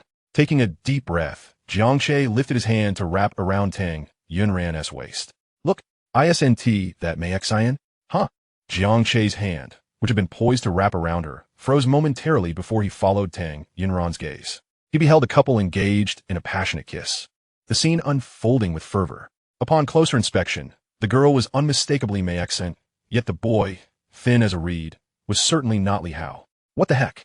He had assumed Mei Xian would remain faithful until her marriage to Li Hao, yet here she was, casting her net wide and tilling the fields prematurely. He intended to capture a photo and send it to Li Hao. Having been reborn, he could not stand idly by while his good friend fell into the clutches of such a deceitful woman. Just as Jiang Che prepared to retrieve his phone, he noticed Tang Yunran already taking pictures. I got it. Hurry and send it to your friend. Although the angle isn't the best. Jiang Che glanced at Tang Yunran, remaining silent. As he forwarded the photo she had just sent him to Li Hao. At that moment, Mei Xian and the lanky boy had concluded their kiss and were departing hand in hand. Upon receiving the photo, Li Hao immediately called Jiang Che. Brother, you can't be joking with me, right? Today isn't April Fool's Day. And even if it were, this isn't the sort of jest one can afford. Do you think I have the leisure to jest with you like that? Impossible. Xian isn't that type of person. And do you think I am that kind of person? But how can this be? You don't know. Xian and I have been together for a while now. And she is truly wonderful. Then how do you explain this photo? After a 2-second silence, Li Hao finally spoke. Old Jiang. You're really not pulling my leg with a doctored photo, are you? That photo was taken by her while she was with me. So is it real? Ask for yourself. Fine. After hanging up with Jiang Che, Li Hao promptly dialed Mei Xian. Mei Xian was in the midst of a flirtation with her backup when she received Li Hao's call, her face betraying a hint of guilt. I'll go to the restroom. After making the excuse to step away, she finally answered the call. Hello? Xian, where are you right now? I'm at home. Can we do a video call? A video call? She was currently in the park restroom. A video call would expose her. Hello? Hearing silence on the line, Li Hao began to grow anxious. Could Jiang Che's photo truly be authentic? I'm in the restroom. It's inconvenient to do a video call. Is there something you need? After hesitating for 2 seconds, Li Hao sent the photo to Mei Xian. Upon seeing it, Mei Xian was taken aback. Who took this? How did it end up with Li Hao? What'd it do? What'd it do? Xian, is that you in the photo? That is not me. Mei Xian vehemently denied it. Li Hao, you must believe me. That person in the photo is truly not me. Who sent you this photo? Are they envious of our love and trying to sabotage us? This photo was sent by his good friend Jiang Che. If it were someone else, he might entertain such thoughts, But Jiang Che would not. Not to mention, Jiang Che is now with Tang, the campus flower. Would he be jealous of you? If Jiang Che's relationship with Tang Yunran were exposed, all the male students would likely envy Jiang Che, wouldn't they? You need not concern yourself with who sent the photo. I'll only ask you to answer me honestly. Is the person in the photo you? As soon as Li Hao finished speaking, he heard sobbing from the other end of the line. Li Hao, I am so disappointed in you. I thought you were someone I could trust for a lifetime. Yet you doubt me over an ambiguous photo. Hearing Mei Xan cry, Li Hao felt a surge of urgency and sorrow. I'm sorry, Xan, it's my fault. I shouldn't have doubted you. But this photo, I know you trust the person who sent you the photo. It might indeed be real. But the lighting is so dim, and the person's face is a bit blurry. Even if they resemble me, you cannot definitively conclude it is me. Mei Xian's voice trembled with a sobbing tone, filled with grievance. That made sense. Why hadn't he thought of that before? All right, I won't say anymore. Since you don't trust me, no matter how I explain, you won't believe me. Let's just break up. Mei Xian employed a tactic of retreating to advance. Upon hearing this, Li Hao immediately softened. I'm sorry. I was wrong. Xan, please give me another chance. You don't even trust me. Hoo. I'm so sorry. It's all my fault. I swear I'll never doubt you again. If I do, I'll lose weight and drop 10 pounds in a week. 5 minutes later, Jiang Che received a call from Li Hao. Old Jiang, you've misunderstood Xan. The girl in the photo is not her, but merely someone who resembles her. Jiang Che had already anticipated such a conclusion. In the realm of cunning and intellect, the rather exasperatingly clever Li Hao is no match for Mei Xian. After a moment of contemplation, he spoke with a tone of earnest gravity. Fatty, I wish to test her this weekend. What do you intend to do? Li Hao felt a surge of anxiety. Old Jiang, I consider you a brother. Please do not go too far. Upon hearing Li Hao's words, Jiang Che recalled his previous remark to Tang Yunran. I would fight for my brothers, yet betray them for a woman. Indeed, it was true. Rest assured, I shall not do anything inappropriate to Mei Xian. I know my limits. Once he hung up the phone, Tang Yunran immediately inquired, does he not trust you? If it were me, and Fatty sent your picture, I would not only be skeptical, but I would also give him a beating that would make him even fatter. How annoying. Tang Yunran turned her head away, hastily exiting the small grove. Love experience points, 412. At that moment, her phone rang, revealing a call from Tang Faison. Shaoran, why aren't you back yet? It's dangerous for a girl to be out alone. You should return promptly. Our parents, along with your older brothers, are quite worried. I'm not alone. With whom? Jiang Che. Then there is no rush to return. Enjoy yourself. I will handle our parents and brothers. Have fun. Do not come back too early. Chapter 53. Utilizing the charm of a handsome man beep. The call ended. Was that your third brother? Jiang Che glanced at Tang Yunran's phone and asked. Yes. Did he tell you to come back? He told me not to rush. Jiang Che and Tang Yunran exchanged glances. Moments later, Jiang Che cleared his throat. There's a KFC nearby. Shall we sit there? Dan Jundan note that. The two spent the night in revelry. Upon returning home, Jiang Yuan seized Jiang Che. Be gentle. You're going to ruin my clothes. Quickly tell me, is that girl really going to be my future sister-in-law? Jiang Yuan's eyes widened with anticipation. Remove the word future. Is it true? Brother, tell me, how did you manage to win her over? Did you employ some underhanded tactics? Jiang Che, utterly speechless, playfully tugged on Jiang Yuan's face. Ouch. You do realize it hurts, right? I am your brother. Listen to the words you use. I speak only the truth. I attracted her through my own masculine allure. Thank you very much. Jiang Yuan regarded him with skeptical eyes. If you don't believe me, then I can't be bothered to explain. After opening the door to his room, Jiang Che turned back to Jiang Yuan. By the way, you should have Mom accompany you to the hospital tomorrow. I have something to attend to. What are you up to? Jiang Nuke fleshed agrin, revealing a row of pristine white teeth. Jiang Yuan was genuinely unsettled by Jiang Che's smile, retreating 2 steps in her wheelchair. A date. Jiang Che raised his eyebrows, smugly uttering the words. Go away. It's the middle of the night, and you're flaunting your happiness. How inconsiderate. What is the matter? Are you envious? Envious of what? I will have my own in the future. Hearing this, Jiang Che took his time before returning to his room, striding confidently toward Jiang Yuan. His expression serious. What are you doing? Did you forget to take your medication today? Jiang Che grasped Jiang Yuan's arm with some force. Jiang Yuan straightened up, her eyes wide with astonishment as she gazed at Jiang Che. You should hurry and take your medication. Jiang Che sighed deeply. Jiang Yuan, I've had a reading done. You are not suited for marriage in this lifetime.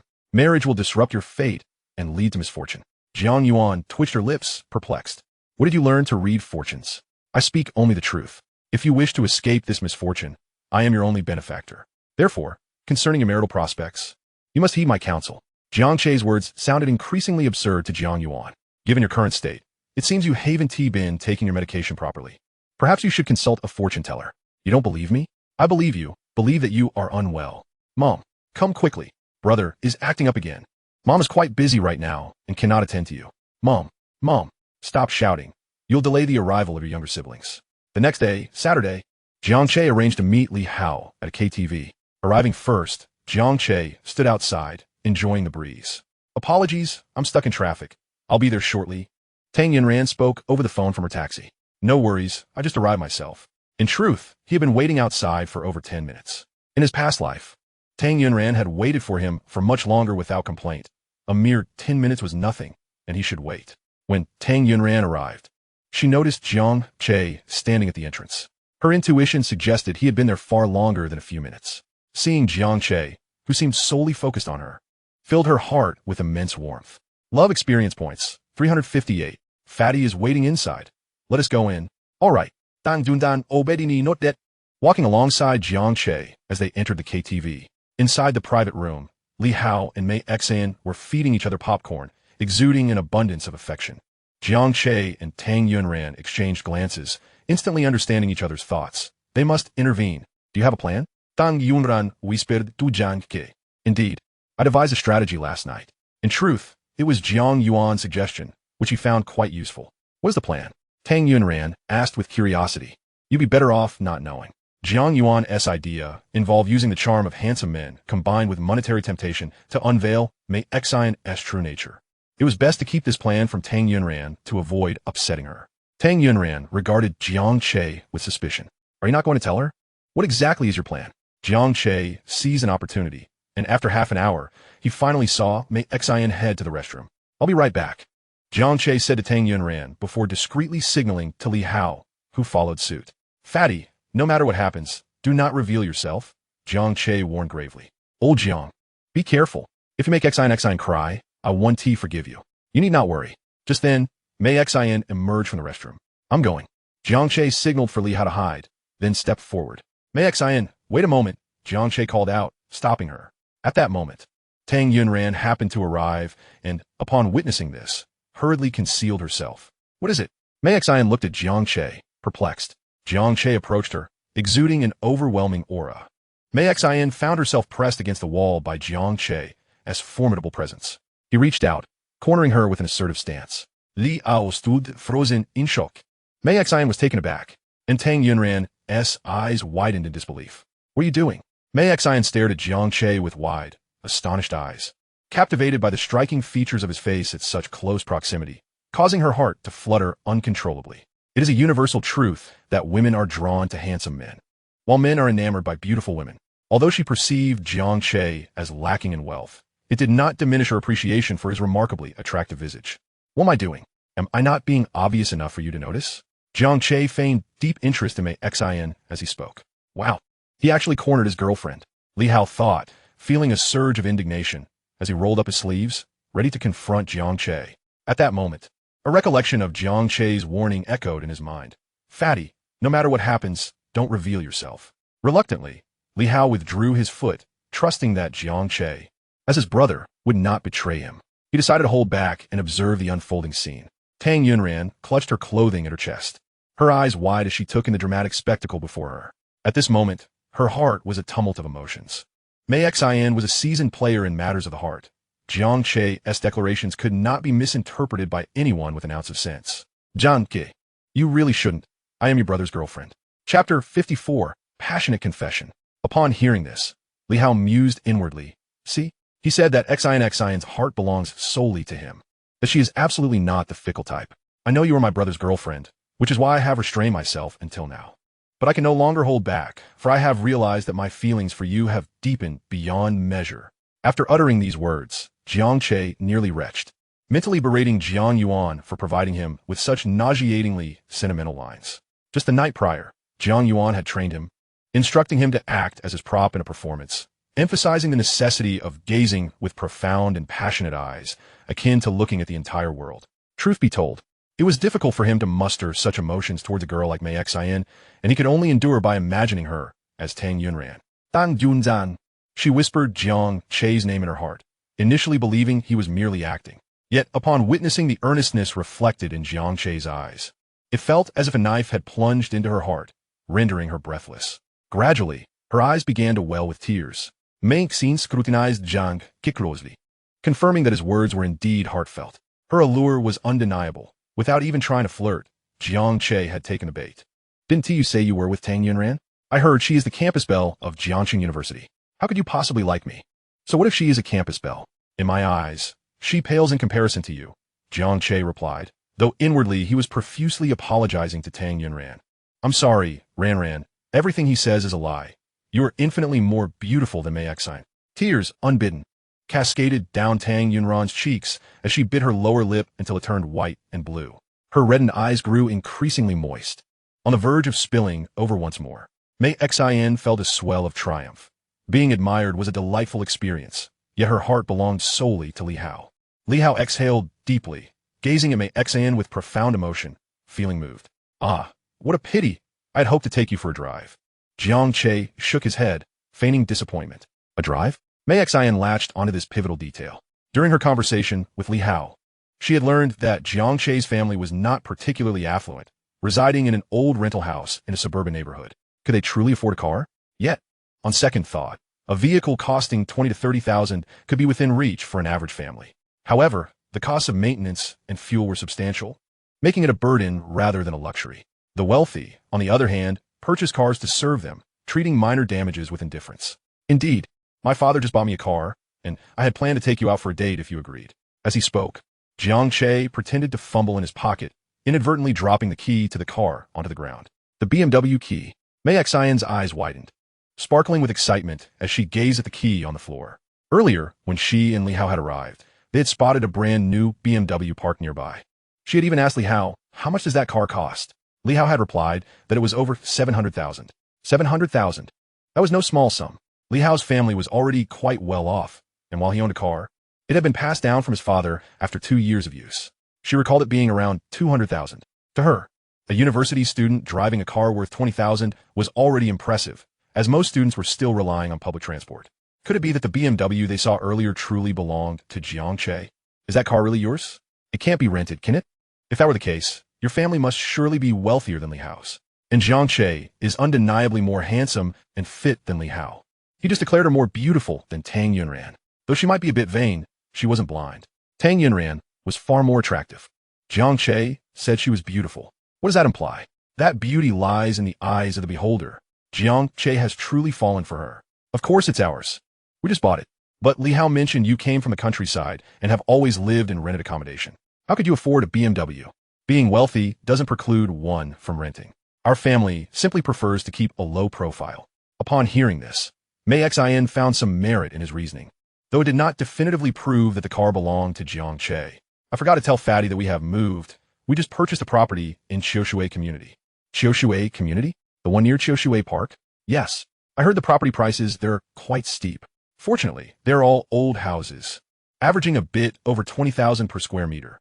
Mei Xin fixed her gaze on Jiang Che, finding no hint of deception in his words or demeanor. Were you able to pay in full? We paid in full. In full. Even for a one-bedroom apartment of 50 square meters, that would be over $1 million, right? We purchased a 3-bedroom apartment, over 100 square meters, costing over $2 million. Jiang Che spoke with calm assurance, while Mei Xin felt her composure slipping away, her heart racing with excitement. Are you being serious? What will I have to gain from lying? We bought 3 properties in Qiushui Community and a villa in Jijunsheng. Jiang Che then opened his phone, revealing a picture of the property deed to show Mei Xin. Her eyes nearly popped out of her head. She could not believe Jiang Che was a hidden wealthy heir. Zhang sighed, upbeating grateful. What a shame. It seems that preference is subjective. You adore my brother, not someone like me. Otherwise, if you desired the villa in Jijunsheng, I would gladly gift it to you. To gift her a villa in Jijun City, a villa there costs between 4 to 5 million. I've heard it could be close to 10 million. Just a moment ago, she saw that the villa Jiang Che purchased spans over 200 square meters. It must be worth at least 7 or 8 million, if not 10. Good heavens. Is Jiang Che's family that affluent? In comparison, Li Hao seems utterly inadequate. The more she pondered, the more exhilarated Mei Xin became. If she could be with Jiang Che, it would truly be like soaring to new heights, transforming into a phoenix. Absolutely.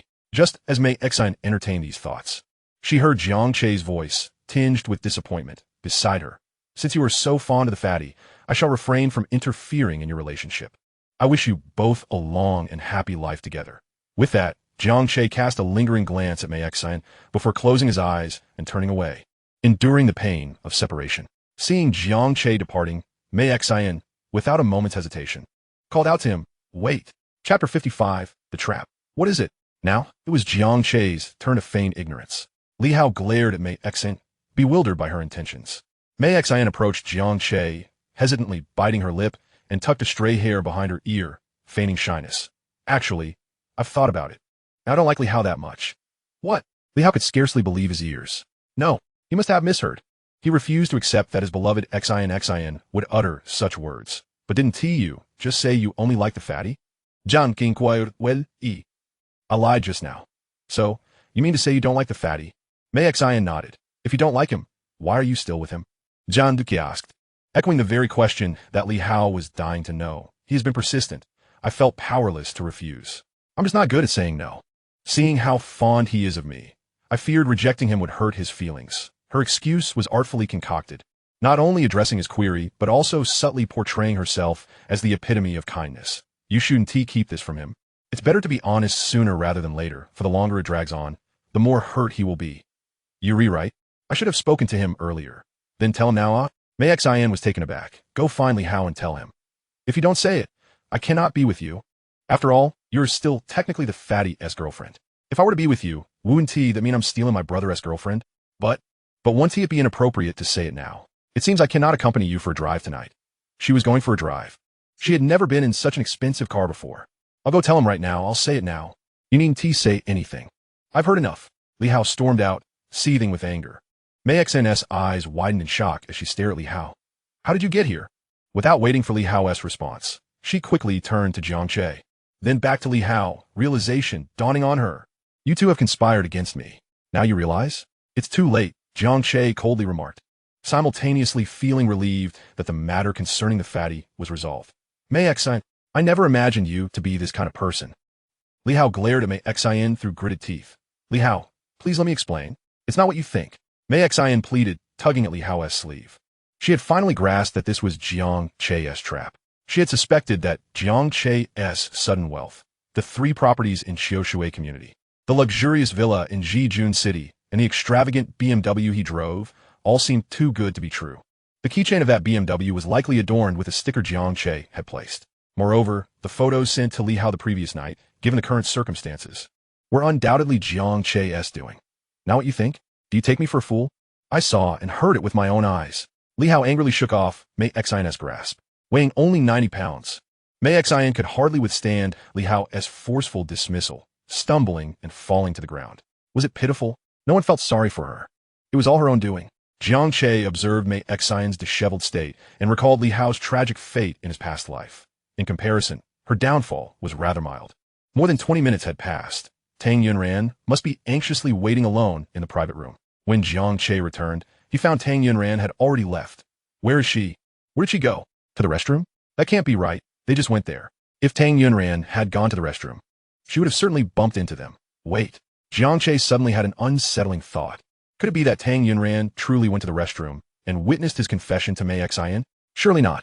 What a coincidence. Just as Jiang Che was about to call Tang Yunran, she sent him a message. Sorry, I have something to attend to. I'm leaving. Jiang Che's brow furrowed, and an ominous premonition began to swell within him. He hurriedly dialed Tang Yunran's number. After a few rings, the call was abruptly disconnected. There was no doubt about it. Something was amiss. If he was not mistaken, it was highly likely that Tang Yunran had just witnessed everything. The thought of Tang Yunran crying for misunderstanding tugged painfully at Jiang Che's heart. He had to find her. On the way, Jiang Che repeatedly called Tang Yunran, but she did not answer. Finally, she switched off her phone. In the room, Tang Yunran sat on the balcony with her legs drawn up, the evening breeze gently swaying the curtains. The sky was dark, devoid of stars. I remember it was supposed to rain tonight, Tang Yunran murmured to herself, her expression forlorn. Removing the necklace from around her neck, she gazed at the ring, memories of Jiang Che, placing it on her finger, flooding her mind. As she reminisced, tears began to fall uncontrollably. Tang Yunran, why are you crying? You've known all along that Jiang Che doesn't like you, even if given a second chance. It wouldn't change his feelings. Why wallow in self-pity? You mustn't cry. If you do, I will look down upon you. Tang Yunran bit her lower lip tightly, struggling to contain her emotions. No longer did the tears fall. Instead, they swirled in her eyes, growing heavier and more blurred. She stood up, clutching the ring in her palm. She would throw it away, bidding farewell to both her past self and the self from her previous life. Having been heartbroken by Jiang Che in 2 lifetimes, she had had enough. Truly, it was more than enough. Jiang Che, from this moment on, you shall no longer affect my emotions or my life. Taking a deep breath, she raised her hand, clutching the ring, and hurled it out the window. Simultaneously, Jiang Che sped towards Tang Yunran's neighborhood, driving as fast as he could. After getting out of the car, Jiang Che dialed Tang Yunran's number once more, only to find it switched off. Should he confront her directly? At this hour, her family must be home. Yet, with Tang Yunran refusing to answer, he feared she might dissolve into tears. Just as Jiang Che paced anxiously, Tang Faison emerged from the elevator. Jiang Che, what brings you here? Are you looking for Xiaoran? Jiang Che slapped his forehead in realization. Of course, he had Tang Faison's contact information. His concern had clouded his judgment. Brother Sun, could you do me a favor? What is it? Jiang Che recounted the events that had transpired. It turns out Xiao Ran has misunderstood. Come with me upstairs. You need to explain things to her in person. Isn't it a bit inappropriate for me to go up this late, considering your family is home? Tang Faison considered Jiang Che's words. Though he was supportive of Jiang Che and Xiao Ran's relationship, navigating his older and second brother's disapproval would be tricky at this hour. Moreover, the misunderstanding between Xiao Ran and Jiang Che couldn't be resolved with just a few words. A firmer approach might be necessary. And if it attracted too much attention from their family, it could backfire. Perhaps it's best to call Xiao Ran down instead. Please wait a moment. I'll fetch her. Don't mention it. We're all family here. Tang Faison knocked and entered Tang Yunran's room. Third brother, is something the matter? Tang Yunran's eyes were slightly red, clearly having cried. Xiao Ran, have you been crying? I haven't, she replied, turning her back. You and Jiang Che have misunderstood each other. Hearing this, Tang Yunran immediately turned to face Tang Faison. Confusion etched on her face. Third brother, what do you mean? He asked downstairs. What? Dan Zundan for a moment dia. Yes, here? What does he want? She turned away, her gaze flickering. The bright overhead light cast shadows on her long lashes, resembling the delicate flutter of butterfly wings. Xiao Ran, Jiang Che just explained everything to me. It's not as you think. Tang Faison's words were abruptly interrupted by Tang Yunran. It doesn't matter whether it is or isn't. I've made my decision. From now on, he and I are like 2 parallel lines that will never intersect again. The words she spoke were not directed at Tang Faison, but were a firm resolution she had made for herself. She clutched tightly the ring she had almost discarded moments before. Xiao Ran, please listen to me. Third brother. Once again, Tang Yunran interrupted Tang Faison, taking his hand and thrusting the ring into his palm. Please return this to him. The ring? Tang Faison's eyes widened in surprise at the ring he now held. He had been worried that their relationship was progressing too slowly, only to discover they had reached the point of exchanging rings. Xiao Ran, it truly is a misunderstanding. You need to hear me out. No, you should go down and let him explain this directly. Third brother, I'm tired. I want to rest. No sooner had she spoken than a thunderous clap erupted, as if the night sky were being torn asunder. Following that, a torrential downpour cascaded down. Instinctively, Tang Yunran edged toward the window, hoping to catch a glimpse of Jiang Che, but ultimately resisted the urge. She had made her decision. From now on, she would be herself, and Jiang Che would remain Jiang Che. Tang Faison strode over to close the window. Is he foolish? Why is he standing out in the rain? He peered down. Tang Yunran's pupils dilated slightly as she glanced toward the window. She must endure. Xiao Ran, come quickly. Jiang Che is truly out in the rain. Yes, looking up, Tang Yunran's heart tightened.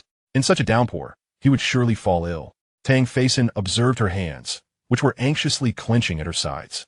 Realizing she could not be as resolutely indifferent toward Jiang Che as she claimed, it seemed he had to resort to more drastic measures. Oh no, he has collapsed.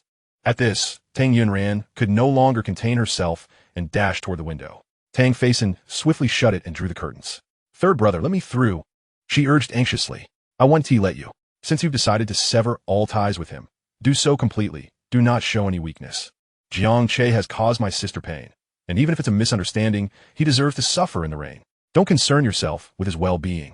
Tang Faison blocked the window, while Tang Yunran anxiously craned her neck to see, but the curtains obscured her view. Moments latte.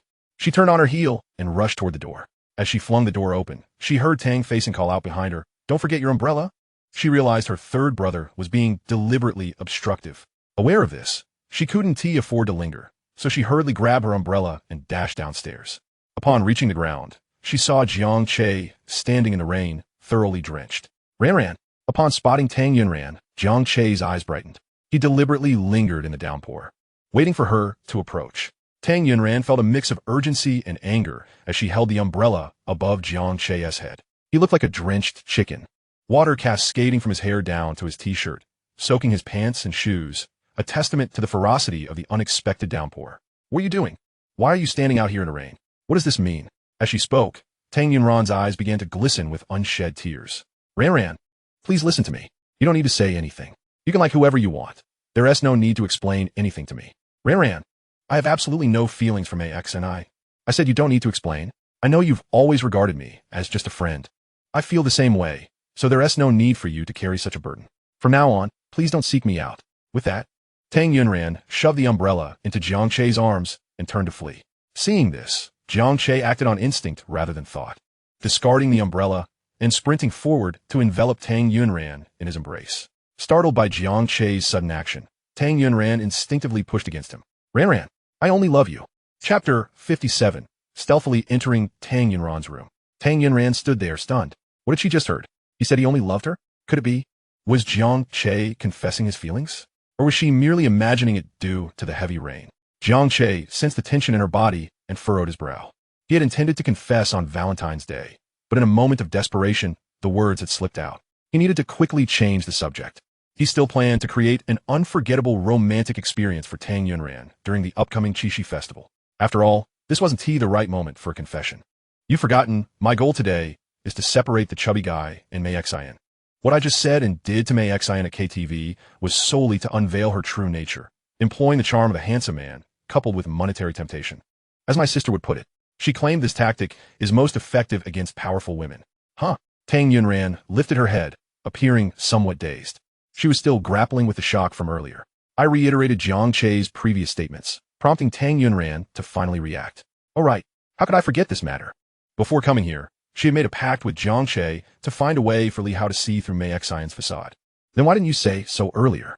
I feared that revealing it might upset you. What would there be for me to be upset about? I was concerned you'd be angry if I sacrificed myself to entice others with my looks.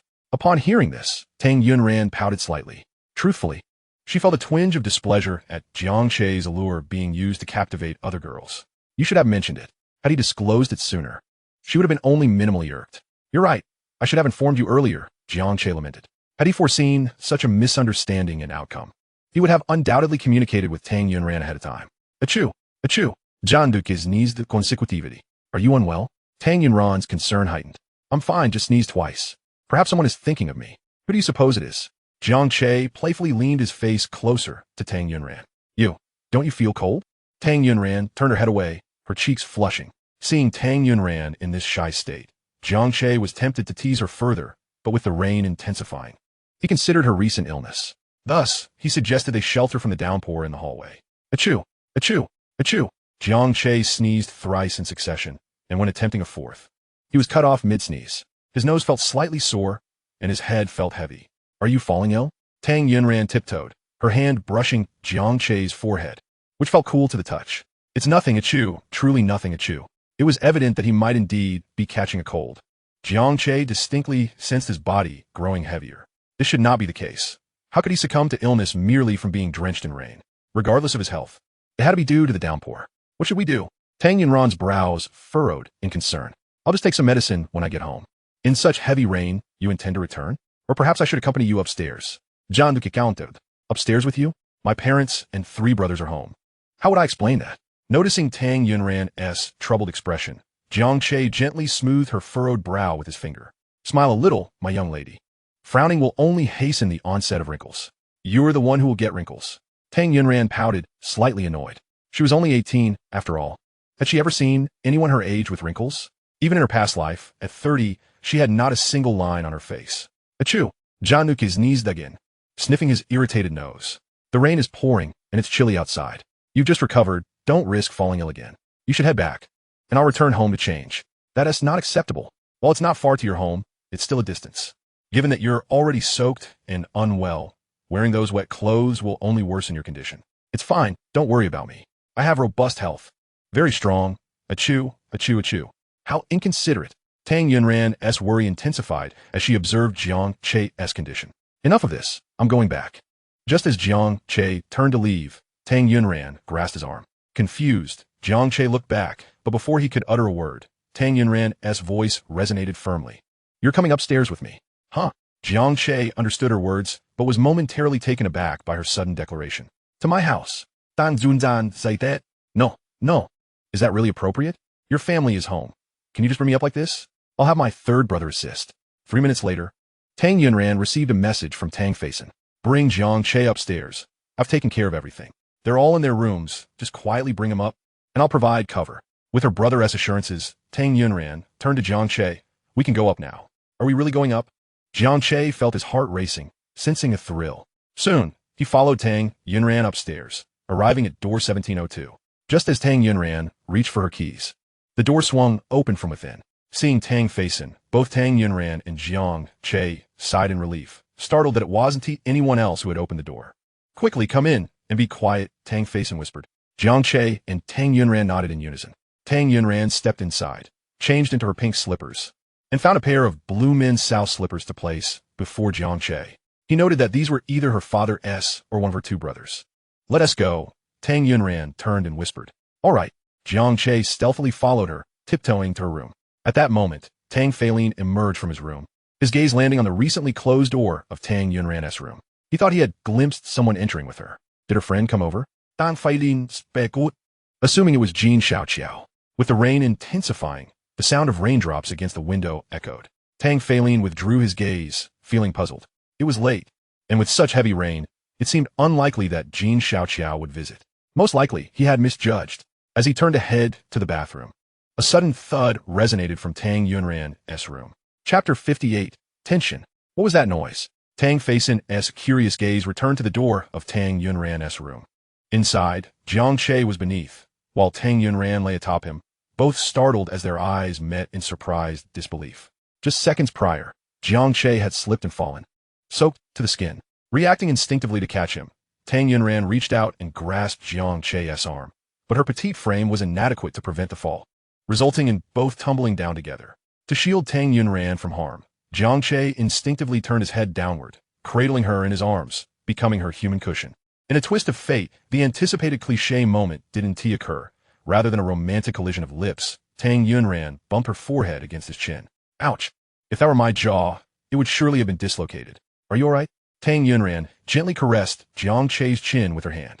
Jiang Che gazed at the Tang Yunran, who remained sprawled across him, nearly blurting out that it felt wonderful. It was somewhat painful. Men who insist on being heroic and displaying unwavering strength in front of women often forfeit numerous delightful opportunities. Thus, a wise man should occasionally display a touch of vulnerability. Let me help you, she offered. All right, be gentle. MHM. With a heart full of concern, Tang Yunran continued to massage Jiang Che's chin, her mind too frantic to consider the position they were currently in. Jiang Che furrowed his brow in a feigned expression of pain, while inwardly, he felt as if a mischievous sprite had sprouted wings and soared. He had previously recognized that Tang Yunran possessed an exceptional figure, and now he was acutely aware of the sensation of being pressed against her chest, stifled. Just as Jiang Che was savoring the moment, a sudden knock echoed through the room. Xiaoran, what is happening? My second brother is here, Tang Yunran exclaimed, her eyes darting anxiously toward the door. Jiang Che immediately recognized the voice of Tang Facin.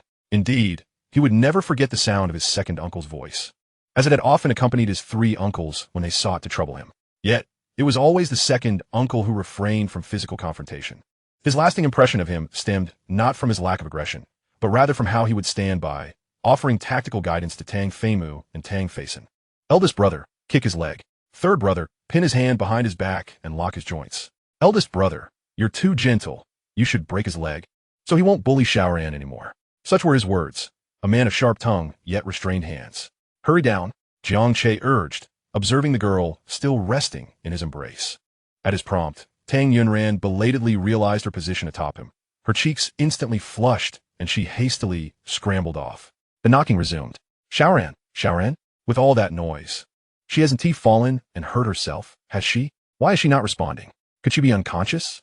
Tang Feilin's worry deepened. Xiaoran, if you don't open the door, I'm coming in. Quick hide, Tang Yunran said urgently. Hide where? Jiang Che contemplated slipping under the bed, but upon lifting the bed sheet, he discovered it was solid and offered no refuge. The wardrobe was filled with clothes, and at his height of over 6 feet, he could hardly conceal himself there. Just then, Tang Feilin produced a spare key and unlocked the door. Tang Yunran threw off the covers and whispered urgently to Jiang Che. Quick, quick! As the door inched open, Jiang Che had no time to ponder and leapt onto the bed, diving under the covers. Wait, my shoes. He scrambled off the bed to shove his men's slippers into the wardrobe, then hurried back under the covers just as the door swung open. Tang Yunran feigned waking from a disturbance, rubbing her eyes and peeking out from the blankets. Second brother, what is the matter? Tang Feilin's gaze swept the room. Finding nothing amiss. I knocked on your door for quite some time. Why didn't you open it? Huh, you knocked? I didn't know. I was so tired I fell asleep, and with the thunder so loud, I didn't hear you. Her explanation was flawlessly delivered. Huh, she added with a yawn. Then go back to sleep. Good night, second brother. As Tang Feilin stepped forward, his attention was drawn to the bulge of the covers. Upon realizing where his gaze was fixed, Tang Yunran's heart raced, and she began to thump her heart as if drumming. Jiang Che, concealed beneath the covers and close to her, could distinctly feel Tang Yunran's accelerated heartbeat. The tranquil ambience only heightened the unusual tension. With this thought, Jiang Che's own heart began to drum with anxiety. What is that, Xiaoran? Tang Feilin's question caused both Tang Yunran and Jiang Che to feel as if their hearts had leaped to their throats. It's me. I bought a plush bear. The thunders scare me a bit, so I hugged the bear for comfort, Tang Yunran replied, striving to maintain her composure. Tang Feilin continued to scrutinize the bulge under the covers. Is that oversized plush bear comfortable to hold? Very comfortable. I sleep so well with it, she insisted. Oh, then sleep well. With that, Tang Feilin ceased to inquire further and left the room, closing the door behind him. Oui, Tang Zundang salet deeply, veliet. Oh. Suddenly remembering Jiang Che was still hidden beneath the covers, she hurriedly lifted them. Seeing Jiang Che's flushed face, she fanned him with her hand. Are you too hot? A bit, Jiang Che admitted, reluctant to rise. The warmth of the girl's bed was indeed different. The blankets and sheets smelled delightful, unlike those of men, which were either odorless or unpleasant. Lost in thought, Jiang Che felt an overwhelming wave of drowsiness wash over him. Jiang Che. Just as he was about to drift off, Tang Yunran's voice called to him. He lifted his heavy eyelids to meet her gaze. Noticing his pale complexion, she placed her hand on his forehead. You're burning up. You have a fever. Jiang Che raised his hand to check his temperature, confirming her observation. No wonder he felt so lethargic. The tumble earlier, combined with his weak legs, contributed to his fatigue. Wait here. I will fetch some medicine. As Jiang Che watched Tang Yunran bustle about with concern for him, he mused that in a past life, she must have cared for him in this very manner. Clutching her fragrant, soft blanket, he wished he could stay and sleep beside her that night. Yet, he understood that such thoughts were mere fantasies. They were both merely 18-year-old college students, and it would be inappropriate for a young man and woman to share a bed. What if their passions ignited? The medicine is ready. Tang Yunran poured a cup of warm water, testing the temperature before offering it to Jiang Che. With a sniffle, he struggled to sit up, accepting the water from her hand to take his medicine. It's getting late. I should head back, Jiang Che said as he lifted the covers. You're in no condition to drive home. What do you suggest instead? Should I stay here? Jiang Che's words caused Tang Yunran to blush deeply. All right, I won't tease you any longer. I'll head back. Jiang Che swung his legs off the bed, feeling a bit unsteady. Tang Yunran watched him retreat, her heart in turmoil. However, if she didn't return, Jiang Che would have no choice but to sleep in her bed. Jiang Che, he turned back to her. Can you keep watch for me? I'm afraid of running into your family if I go out now. Nodding. Tang Yunran moved to his side and stepped out of the room first. The living room lights dimmed, leaving only the glow from the bedroom to illuminate their path. My parents must have retired for the night. Very well. Jiang Che, not one to linger, hurriedly slipped on his shoes and stepped outside. You need to see me off. You should hurry back to sleep, he urged. Tang Yunran, however, couldn't shake off her concern for Jiang Che, her heart racing with apprehension. Jiang Che closed the door behind him and made his way downstairs. The rain outside was torrential, forming a veritable curtain of water. Feeling somewhat dazed, he realized that driving in such a condition was ill-advised. Fortunately, their home was just a short drive away, a matter of mere minutes. Otherwise, an accident could easily occur. Jiang Che. Tang Yunran's voice suddenly called from behind him. Turning, Jiang Che saw her standing there in slippers, clearly having rushed down in pursuit of him. "What are you doing down here? The rain is quite heavy," she remarked, frowning at the downpour. "I'm aware of the rain's intensity. That is precisely why you should return quickly," he replied. "I mean, perhaps you should wait until the rain eases before heading back?" Jiang Che noted the worry etched on her face. "I'll heed your advice. I'll stay in the car for a while and leave once the rain subsides," he assured her. Tang Yunran felt a wave of relief wash over her at his words. He opened the car door and settled inside, glancing at her, who still stood at the entrance, reluctant to leave. He couldn't help but think to himself, how foolish. "Yunran," Jiang Che called out. The rain was so loud that Tang Yunran couldn't quite catch what he said, only sensing that he was calling her. "Huh, come here." Jiang Che beckoned her over. Acting more on impulse than thought, she dashed toward the car, closed the door quickly. With a resounding thud, she shut the door. The confined space of the vehicle enveloped them, allowing them to hear each other's breaths, slightly quickened and heavy. "Shall we listen to some music?" Jiang Che suggested, sensing her tension. Sure. He recalled that in his previous life, Tang Yunran had a fondness for the song Qian Qian, which he had taken the liberty to download. As the music began to play, Tang Yunran's eyes sparkled with delight. "It's Qian Qian. Indeed. Do you enjoy the song as well?" she asked, remembering that Jiang Che had once mentioned his lack of musical inclination, hence rarely listening to songs. "Of course I like it. Not just this song, but the artist as well," he replied, though his lack of musical knowledge was evident. He was merely catering to her tastes. "Really? Me too. I absolutely adore that singer. Though not very tall, his inspiring journey could fill a book." Tang Yunran became increasingly animated as she spoke. With her engaging conversation, Jiang Che found his headache and discomfort fading away, feeling far better than any medication could achieve. The current atmosphere was perfect for a chat. The rain cascaded outside, providing a soothing backdrop, creating a world just for the two of them. "Oh my, it's already midnight." Dan Zundan et Glim Suden Li. Just moments ago, when she entered the car, it had barely been 11. How had over an hour slipped by so quickly? She had never felt time pass so swiftly before. "Are you still feverish?" she asked, reaching out to touch his forehead. "The fever has finally subsided," he replied, and she sighed in relief, gazing out of the window, noticing that the rain had lessened considerably. "That's good. I should take my leave now," Jiang Che stated. Upon hearing his words, the light in Tang Yunran's eyes dimmed, filled with reluctance. Jiang Che noticed the expression that crossed her face. "Be careful on the road," she said, reaching for the door handle. "Wait a moment," Jiang Che called after her. "What is it?" She turned back to him. "You have something in your hair." "Huh?" She instinctively raised her hand. "Don't move. Let me help you," he said, closing the distance without giving her a chance to respond. He leaned in and planted a quick kiss on her head. In reality, there was nothing in her hair. He had merely sought an excuse to steal a kiss. Tang Yunran's eyes widened in shock. What had just occurred? Did Jiang Che actually kiss her? Or was it merely a figment of her imagination? This feeling was akin to being in a classroom, sensing an opposite sex staring at her. Was it truly an illusion? Or had Jiang Che genuinely kissed her? "All done," Jiang Che declared, swiftly withdrawing his hand, leaving Tang Yunran to gaze at him, searching for any sign of unusual behavior, but ultimately failing to discern anything amiss. His expression remained unchanged. "Let us leave before the rain picks up again," he suggested. "All right, let us go." "Be careful on the road," she replied. "Sure. See you tomorrow." "See you tomorrow." After returning home, Jiang Che habitually checked his phone before bed, only to discover multiple missed calls and messages from Li Hao. Chapter 60. Tang Yunran had taken the initiative to message him. Without needing to check, Jiang Che knew Li Hao was likely concerned about his situation with Tang Yunran. It was rather late, and with his fever just subsiding, he decided to respond tomorrow. Sleep came first. Just as he was about to set his phone aside, a message from Tang Yunran appeared. "Are you home yet?" The moment he saw her name, his drowsiness vanished. He promptly replied, "Already in bed." "Then sleep well." "Okay, good night." The good night was initiated by Tang Yunran.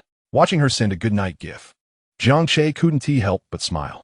It seemed that his nightly ritual of bidding her good night had finally taken effect, instilling in her the habit of needing his good night to sleep soundly. "Good night," he echoed back. That night, regardless of the storm raging outside, Jiang Che slept soundly. The following morning dawned bright and clear. "Old Jiang, why didn't you reply to my messages last night?" Liu Kidat. "Well, it was about your situation. I almost spent the whole night mediating two couples. Did the campus belle forgive you? If she hadn't could I be conversing with you so casually?" That's a relief. Li Hao breathed a sigh of relief. He was glad there were no repercussions, for otherwise he would have been the eternal sinner. "How about you?" Jiang Che asked, glancing at Li Hao.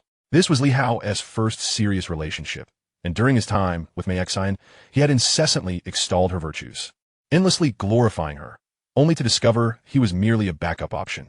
What can I say? I doubt anything worse could happen after this. No, if he doesn't stop you this time, the future consequences will be infinitely worse than the unknowns of the present. Jiang Che placed a hand on Li Hao's shoulder and gave it a reassuring pat. Out with the old, in with the new. Try to be more open-minded. I'll come to terms with it, Li Hao said with a hint of melancholy. That's good to hear. I swear I'll never fall in love again.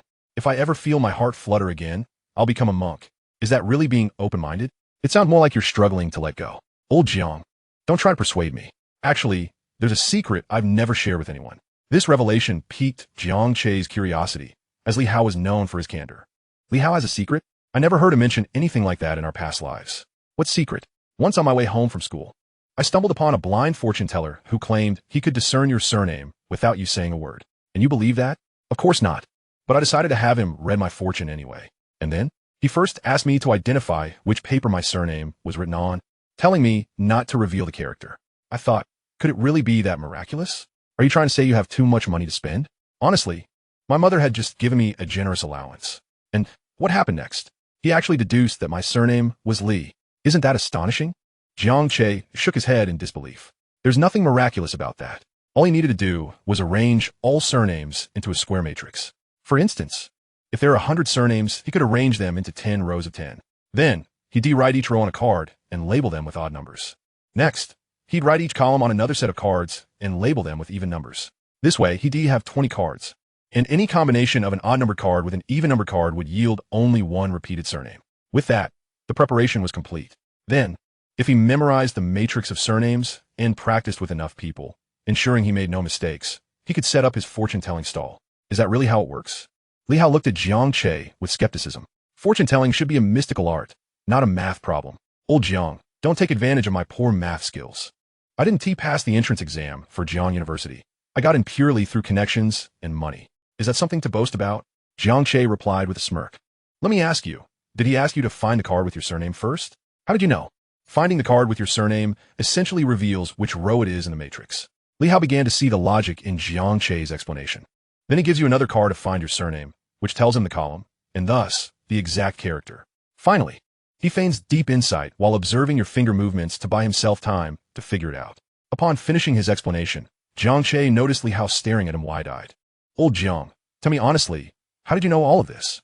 Jiang Che thought to himself, he's consumed more salt than you've eaten rice. I get it. You must have consulted a fortune teller before, right? You're overthinking it. Then how did you know? Don't worry about how I know. I just want to ask, are you really going to give up on love for the rest of your life because of a worthless girl? Before Li Hao could respond, he gulped down a whole 500 milliliters bottle of mineral water in one go. I found it particularly fascinating, so I asked him to tell me my fortune. What did he say? About my romantic prospects. As someone who had been reborn, Jiang Che was well aware of what Li Hao's future relationships would entail, making him curious about what the fortune teller had predicted. The omens were quite unfavorable. He advised against marriage. Oh, that's surprisingly accurate. Did he mention that if you encounter a benefactor, it could change your fate? He didn't say that. Then his fortune-telling skills are lacking. Let us not dwell on this. I have a headache. Today, I'll treat you to a meal to ward off misfortune. All right, then I want tea hold back.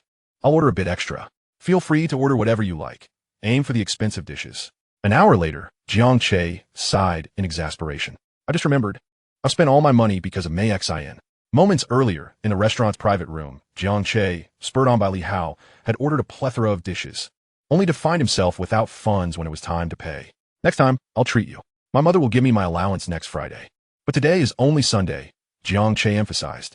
Oh right, there are still several days left. Old Jiang, can I borrow a little to tide me over? Chapter 61, Being Scolded Mercilessly. Just then, a familiar face approached, Wu Qingxu, accompanied by his friend Wang Zhen. Old Jiang, your rival in love. Liao whispered in Jiang Che's ear. He doesn't even qualify for that title. Hearing Jiang Che's bold declaration, Li Hao gave him an approving thumbs up. Their voices were not loud, but just enough for Wu Qingxu to hear. Wu Qingxu, already seething with anger towards Jiang Che, was further enraged by Jiang Che's words. Just as he was about to confront Jiang Che, he noticed Jiang Che pulling out his phone. Hello, Sungo, what do you need? Upon realizing it was a call from Tang Faison, Wu Qingxu quickly halted his advance. Previously, when he had attempted to have Jiang Che beaten up, Tang Faison had caught him red-handed and issued a stern warning. Jiang Che was his brother who had saved his life, and if he ever found out Wu Qingxu was to trouble Jiang Che again, he would not hesitate to sever ties. Additionally, he was pursuing Tang Yunran and could not afford to offend Tang Faison. Considering this, Wu Qingxu quickly turned to leave. Can't provoke him, better to avoid him, Li Hao remarked, watching Wu Qingxu retreat a considerable distance before turning back to Jiang Che, whose phone screen was dark. Stop pretending. He has already scared off. Jiang Che tucked his phone back into his pocket. Old Jiang, you're quite impressive. You've already won over your future brother-in-law, Li Hao said with admiration. That's just one down. There's still 2 more to deal with, and they're even tougher. The thought of the other 2 potential brothers-in-law made Jiang Che's head ache. Do you want me to help you investigate? No need to trouble yourself. I have my methods. Does he even need your help? In his past life, those 3 uncles often beat him up. He knows them all too well. Wu Qingxu, his face a mix of blue and purple, sipped on a cold drink to cool off. Old Wu, why didn't you confront Jiang Che just now? Wang Zhen inquired curiously. Do you think I didn't want to? It's just because of what happened last time. Wu Qingxu then recounted the previous incident to Wang Zhen. So that's how it is. This complicates things, Wang Zhen remarked as he gazed across the street. Old Wu, look, quick, look at that girl. What girl? I'm not interested. Wu Qingxu replied dismissively. Except for Tang Yunran, I have eyes for no one else. No, seriously. Take a look. She is stunning. As Wu Qingxu observed Wang Zhen's fervent excitement, he pondered whether the girl truly possessed such captivating beauty. Following Wang Zhen's pointed direction, he beheld a girl seated in a wheelchair. She was indeed rather charming, yet not exceptionally striking. Was such fervor truly warranted? Wait, look closely. She is Jiang Che's sister. Jiang Che's sister? Wu Qingxu's eyes widened as he scrutinized the girl's face once more. Wang Zhen had previously assisted him in gathering all pertinent information regarding Jiang Che, including that of his sister. He had seen photographs of Jiang Yuan, and she bore a slight resemblance to Jiang Che. It was indeed Jiang Che's sister.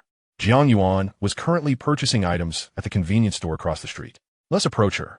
Boss, I would like a box of spicy strips, Jiang Yuan declared, preparing to scan the QR code on her phone. At that moment, 2 unfamiliar individuals obstructed her path. Is there something you need?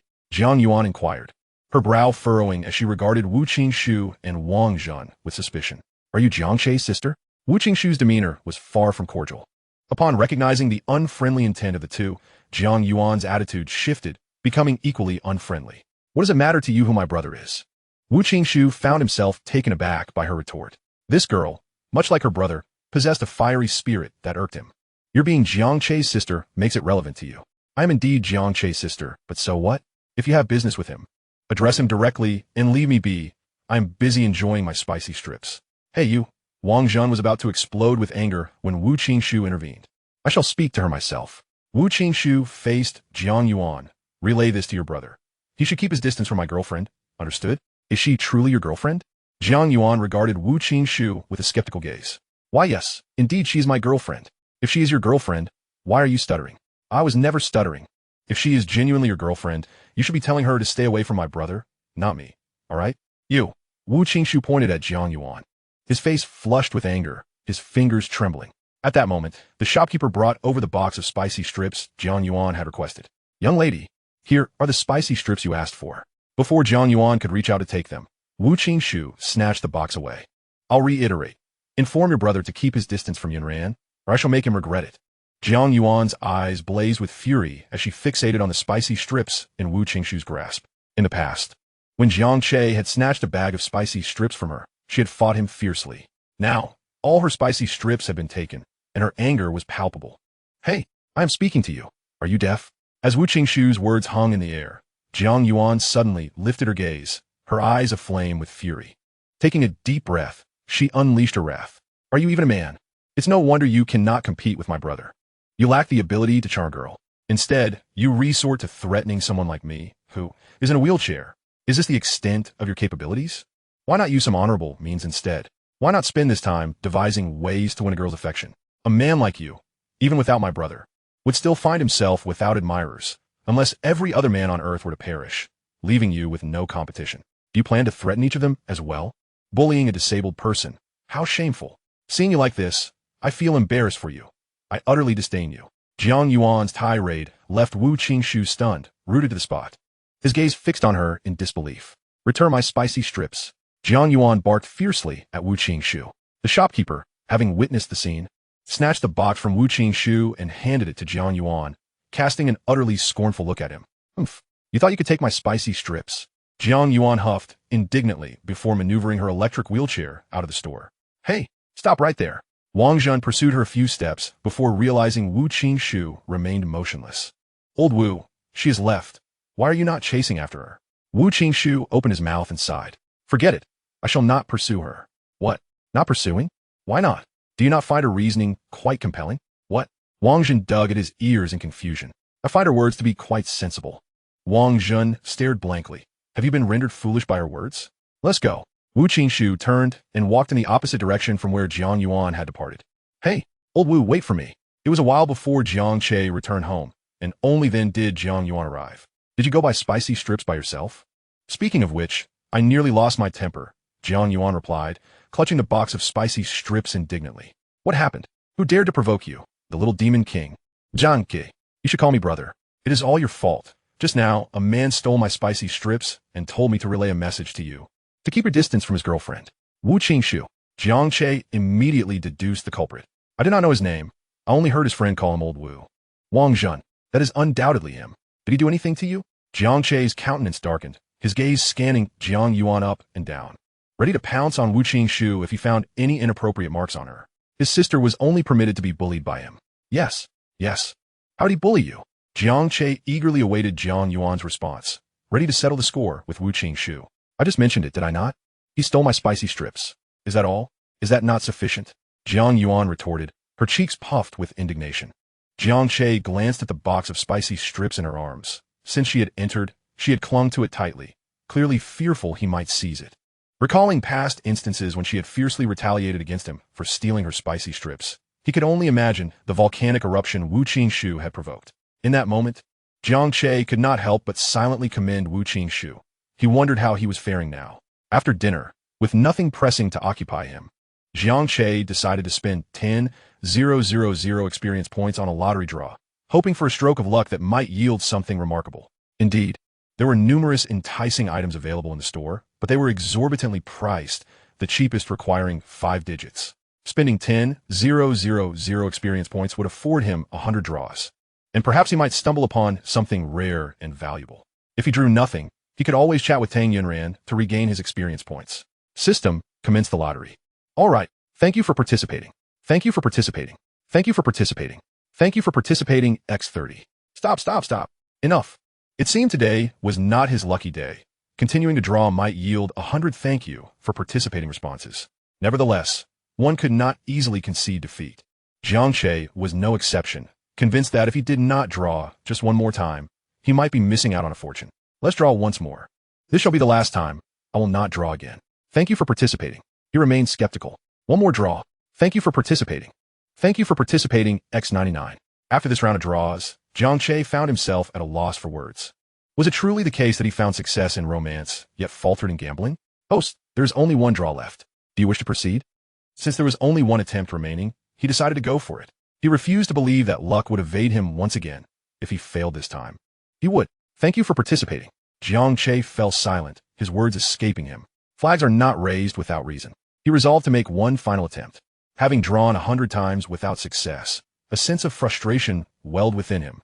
Fortunately, his obsessive tendencies were not severe. Otherwise, he would have insisted on continuing until fortune favored him. Just as Jiang Che contemplated this, a distinctive system notification finally chimed in. "Congratulations, host. You have drawn a Crow's Mouth experience voucher, valid for 1 week. As the name suggests, the Crow's Mouth experience voucher required no further explanation. He understood its purpose entirely. It was merely a matter of words. What if I were to say that Wu Qingxu choked on water, or that he struggled to swallow his food? You think you can bully his sister?" Cough. Wu Qingxu spat out a mouthful of water. Wu's mother hurriedly began to pat him on the back. "Why drink so hastily?" Cough. Wu Qingxu's face flushed as he coughed incessantly. After a while, he gradually regained his composure. "Mealtime." "Oh." Wu Qingxu patted his chest and took a seat at the dining table. He was served braised pork, his favorite dish. Just as he placed the tender morsel in his mouth, before he could savor it, the meat lodged itself in his throat, stuck in a precarious position. Wu Qingxu clutched his neck, rolling his eyes in distress. Upon noticing this, Wu's mother was instantly alarmed and rushed to thump his back forcefully. Jiang Ma, hurry and help. Quickly. I'm coming. Both Wu's mother and Jiang Ma pounded on Wu Qingshu's back with vigor. In pain, Wu Qingshu rolled his eyes further. Unable to speak, thinking to himself that the braised pork had lodged itself in his throat. What good was their pounding? In the end, he rolled his eyes back and fainted. It remained unclear whether it was from choking on the meat or from the blows, or simply due to exasperation. The following day, Jiang Che drove to Jijun City to check on the renovation progress. On his way, he stopped at a Family Mart convenience store to purchase 2 bottles of water. Upon entering, he encountered a familiar face, Mei Xin. With a gaze filled with hostility, Mei Xin regarded him as if her eyes could pierce him, wishing him 1,000 tortures. Jiang Che disregarded her hateful glare and walked past her, continuing with his business. Mei Xin's good friend, Chun Yin, excitedly shook her hand. Xin, look. He is so handsome. He seems even more dashing than our school's heartthrob. Does looks pay the bills? I tell you, don't be deceived by his appearance. He is just a penniless fool. Listening to Mei Xin's derisive remarks, Chun Yin curiously inquired, do you know him? Indeed, he is a friend of my backup. I've done my research. He is just a laborer from the countryside, living in a run-down place with his family, and he has a disabled sister. Is that so? What a pity, such a handsome face wasted. If only his family were a bit better off, I might even consider pitying him and becoming his girlfriend. At this point, Maisin Sudeli Zigan Someting, Jiang Che et Gunfin, Dan Yunzan. Tang Yunran was the belle of Jiangchen University, and the number of suitors vying for her attention could easily form a line around the campus. How could someone like her possibly fall for Jiang Che? Chapter 63. Tang Yunran's Fury. It was clear that she was merely trying to deceive her, just as she had done a few nights prior at the KTV, spinning tales of 3 apartments in Xiushui community, a BMW worth 70 or 80,000, and a villa in Jijun City. How delightful. Did you not ruin her relationship with Li Hao? Today, she would seek to sabotage yours with Tang Yunran. Just as Mei Xin thought this, her eyes fell upon Tang Yunran walking along the roadside. What a coincidence. Just in time, as Jiang Che was paying for the water, he too noticed Tang Yunran across the street, simultaneously witnessing Mei Xin rushing towards her. What was Mei Xin up to? After completing his purchase, Jiang Che discreetly followed. Dan Junzang. Mei Xin called out, halting her. Upon Zegongjin Maisin, Dan Junzan Fadawen. Truth be told, she despised both scoundrels and vixens. Mei Xin's past actions towards Li Hao had left her with a deep-seated disdain. Given Li Hao's background, he could have lived a life of luxury. Yet he found himself in such dire straits. After Li Hao was hospitalized due to loan sharking, she had encountered Mei Xin, who appeared to be enjoying herself with other men, laughing as if Li Hao's plight was of no concern to her whatsoever. We want, Tang Yunran asked coldly. Observing Tang Yunran, as radiant and pristine as a flower atop a snow-capped peak, Mei Xin could hardly suppress her eye-rolling. Is being beautiful such a grand achievement? She was merely another victim of Jiang Che's deceit. I'm here to kindly remind you to break up with Jiang Che sooner rather than later. As Jiang Che approached, he overheard this statement, his gaze toward Mei Xin turning dangerously sharp. I wish you never find a backup and remain unmarried forever. A woman like Mei Xin would bring nothing but misfortune to anyone who married her. No, I take that back. A girl like you is best suited to wreak havoc on scoundrels. Vixens and scoundrels are a match made in hell. Should they marry, they would inflict mutual harm. Tang Yunran frowned at Mei Xin. You're mistaken. Jiang Che and I are not in that kind of relationship. Don't deny it. I'm not blind. I can see you two are in that kind of relationship. Mei Xin insisted vehemently. I truly, Dan Zunzan, votet. Look, I'm only informing you as a fellow woman. Jiang Che is deceiving you. Jiang Che is deceiving her? Deceiving her about what? I don't understand what you mean. Did Jiang Che tell you he has a house in Xiushui community? Yes, I knew it. Did he also mention he has a BMW? He does indeed have one. I've been in it. It's all a lie. Mei Xin raised her voice. Let me tell you, just a few days ago at the KTV, Jiang Che confessed to me that he actually likes me, claiming he has 3 apartments in Xiushui community, a BMW, and even a villa in Jijun City. Did he say the same to you? Tang Yunran was aware that Jiang Che's family had purchased a house in Xiushui community and had indeed acquired a BMW. But she was unaware of him having 2 additional apartments there, nor the villa in Jijun City. She was quite familiar with Jijun City. In her previous life, a classmate had lived there. During a class reunion, that classmate had boasted about a villa costing several million, exorbitantly priced. However, her husband was wealthy, and she was fond of it, so he bought it for her. While she spoke, her gaze had been fixed on Tang Yunran, clearly meant to flaunt her wealth. She chose to ignore her, pretending she had heard nothing. Consequently, the classmate became increasingly audacious, directly naming her. He remarked that this campus beauty had fallen into a dismal state, being the most unfortunate in their circle. At that moment, she erupted in anger, declaring that while he could say anything, he must never speak ill of Jiang Che. Moreover, Jiang Che had been present that day too. She would not tolerate anyone insulting him. She believed Jiang Che was already remarkable, having risen from nothing without any external support. She had quietly observed the immense effort he had put in during that time. Was it merely a coincidence that it was Jijun City? Surely, this cannot be true. She knew Jiang Che had recently been trading stocks and was aware of his certain talent and luck in that arena. However, given that it was Jijun City, investing also required capital. Jiang Che had merely won a first prize. As a student, it was unlikely he would throw all his money into the stock market. Furthermore, houses in Jijun City were priced in the millions, far beyond Jiang Che's means. She speculated that perhaps Jiang Che had intentionally made such claims to ensnare Mei Xian. Seeing Tang Yunran lost in thought, Mei Xian assumed she had convinced her. Thus she pressed on. Doesn't he say that when you two marry, he will gift you a villa in Jijun City? Without waiting for Tang Yunran's response, Mei Xian continued her tirade. Listen, I've encountered many men, and someone like Jiang Che is certainly not worthy of lifelong commitment. You're the campus beauty of Jiangxing University, surrounded by wealthy suitors. Do not allow yourself to be deceived by a despicable scoundrel like Jiang Che. Mei Xian felt her words were blunt enough to ensure Tang Yunran would end her relationship with Jiang Che. Imagining the scene of Jiang Che being dumped filled Mei Xian with a sense of urgency. She was eager to witness such a moment, which would undoubtedly be incredibly satisfying.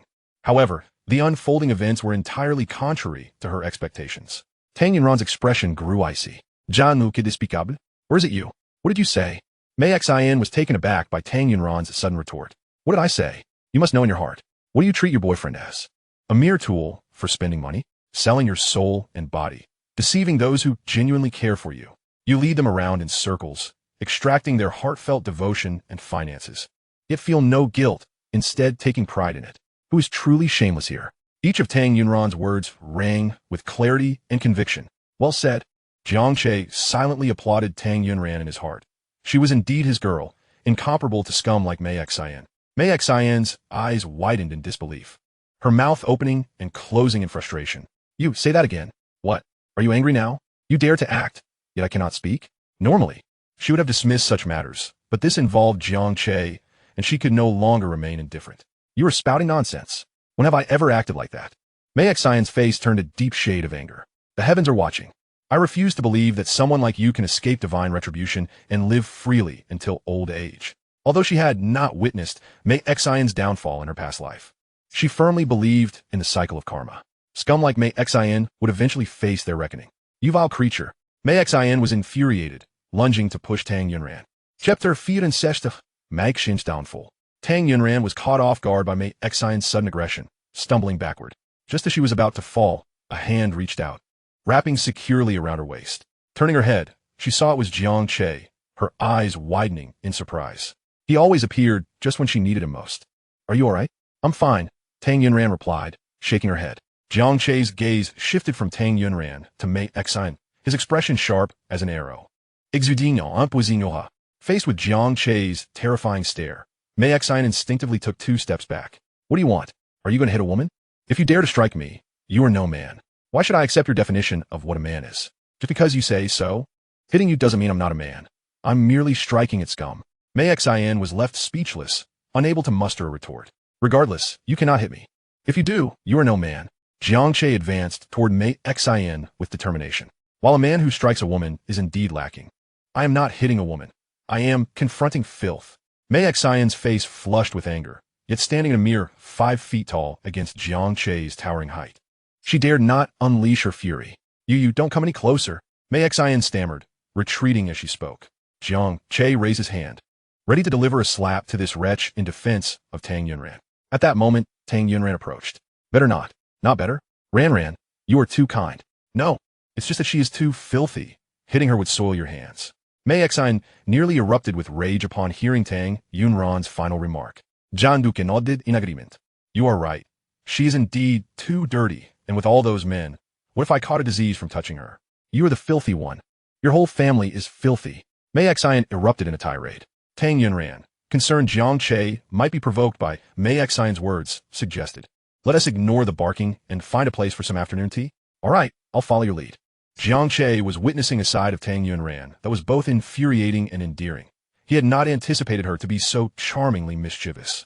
As for Mei Xian, he had already wished her ill fortune with his previous words. But that was insufficient. I wish you a continuous streak of misfortune from this moment on. Maxin, watching the two depart, was left stomping her feet in frustration. Quick, call your boyfriend from the club and have him teach Jiang Che a lesson. One Mei Xian's friend suggested. You are right. Mei Xian had a backup list in her phone that numbered in the hundreds, comprising individuals from various backgrounds. One of them was a gang leader. Just as she retrieved her phone, her friend suddenly pulled her aside. What are you doing? Look, ISNT your club boyfriend. Zhang Fei. Following her friend's pointing finger, Mei Xian spotted a couple walking together across the street. The man appeared to be her backup boyfriend, Zhang Fei. How could that be? He clearly said he only had eyes for me. There's no way he would be with another girl. They must just be ordinary friends. She reassured herself. Just as her words left her mouth, she witnessed the couple stop, embracing and sharing affectionate kisses.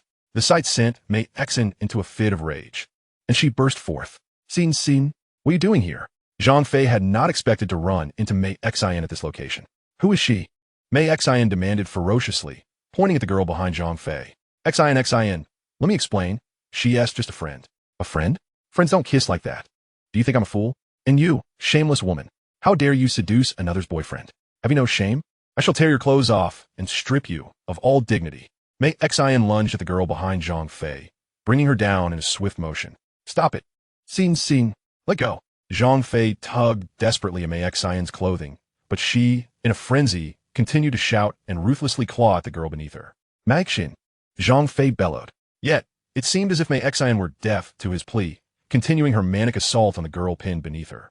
In a fit of anger, Zhang Fei seized Mei Xian by the hair, uprooting her as one would a stubborn weed, and with a swift kick, sent her flying away. Xiang, are you all right?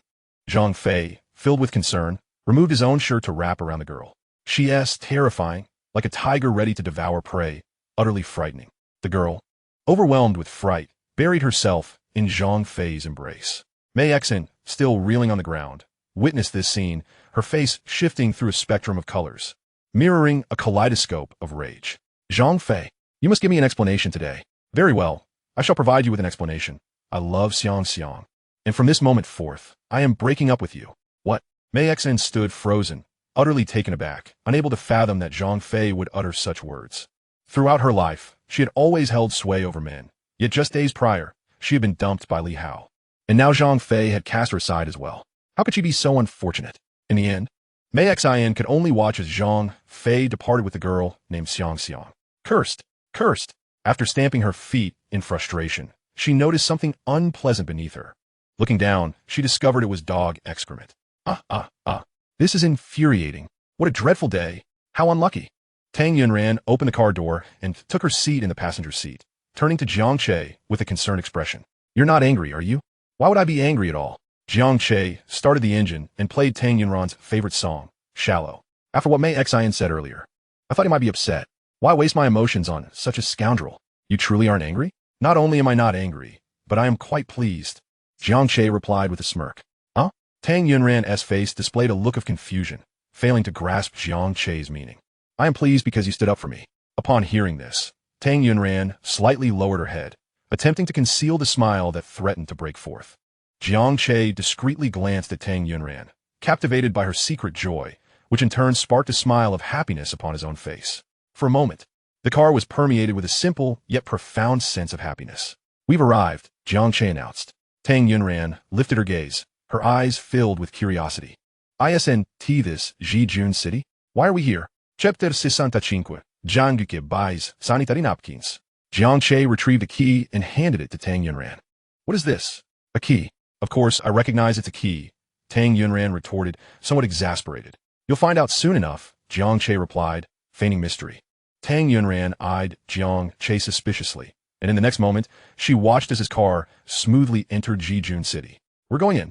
Tang Yunran's eyes widened in disbelief. She was well aware that this exceedingly upscale community did not permit entry to outside vehicles. Although Jiang Che's car was a BMW, an expensive model, it was still a common sight to those residing in Jijun City, making his entry seem impossible. Suddenly, a thought struck Tang Yunran. During the earlier confrontation with Mei Xian, she had mentioned that Jiang Che owned a villa in Jijun City. It couldn't be. Just as this thought crossed her mind, the car came to a halt in front of an opulent villa. "We've arrived," Jiang Che said, turning to Tang Yunran before stepping out of the car. Tang Yunran, still bewildered and astonished, followed Jiang Che to the intricately wrought iron gate. "Open it," Jiang Che instructed, gesturing to the key in her hand. "Open it? With this lock? Are you sure it will work?" Tang Yunran asked, half convinced as she approached the gate. Inserting the key and twisting it, she heard a satisfying click. It opened. She blinked in astonishment, momentarily at a loss for words. "Go on in," Jiang Che urged, pushing the door open. Oh, Tang Yunran dazedly followed Jiang Che inside. The courtyard was barren, adorned only with a few simple potted plants. The house was newly acquired, unoccupied, and carried an air of solitude. "Once we move in, it will feel much livelier," Jiang Che remarked as he opened the door to the villa and stepped inside. "You just bought this?" Tang Yunran asked, her expression one of shock as disbelief flickered in her eyes. "Indeed. I told you recently that I made a fortune in stock trading," Jiang Che replied, though inwardly he acknowledged that his ability to afford the villa was thanks to her, who had provided him with ample experience points. "By the way, do you like the style of decor?" Jiang Che was confident that Tang Yunran would appreciate the design, as she had been the one to oversee the renovations of their home in a past life. Recovering from her initial shock, Tang Yunran surveyed the villa, her eyes brightening with each glance. "I absolutely adore this style. In her previous life, after marrying Jiang Che, she had personally overseen the decoration of their marital home. At that time, she had wondered if Jiang Che would appreciate her choices. It was a question she had longed to ask, but never found the courage to voice. To her surprise, Jiang Che shared her taste. "And this furniture, the color and style of the sofa. I love it. Shall I sit and see if it's comfortable?" "Yes, please." Tang Yunran plopped down, sinking slightly into the cushions. "It's wonderful." Jiang Che took a seat across from her, sensing that the once desolate house now felt lively with the presence of its master and mistress. "It's quite cozy. How much did you actually earn from stock trading?" Tang Yunran inquired, unable to contain her curiosity. "Only my girlfriend is privy to that information. If not, then it remains unspoken," Jiang Che teased, smirking. Suddenly, Tang Yunran felt a wave of discomfort in her abdomen. Before she could react, a flood of embarrassment surged forth. Jiang Che noticed something was amiss with Tang Yunran and questioned, "What's wrong? Are you feeling unwell?" Her face flushed crimson as she pressed her thighs tightly together. I, she stammered, struggling to articulate her predicament.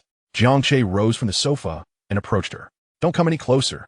Dan Dundan et Golim Nevau Sin. With a sudden rush, another wave of embarrassment followed. Feeling the chill on her skirt, Tang Yunran's face turned beet red, wishing desperately to find a hole to hide in. "What is that smell?"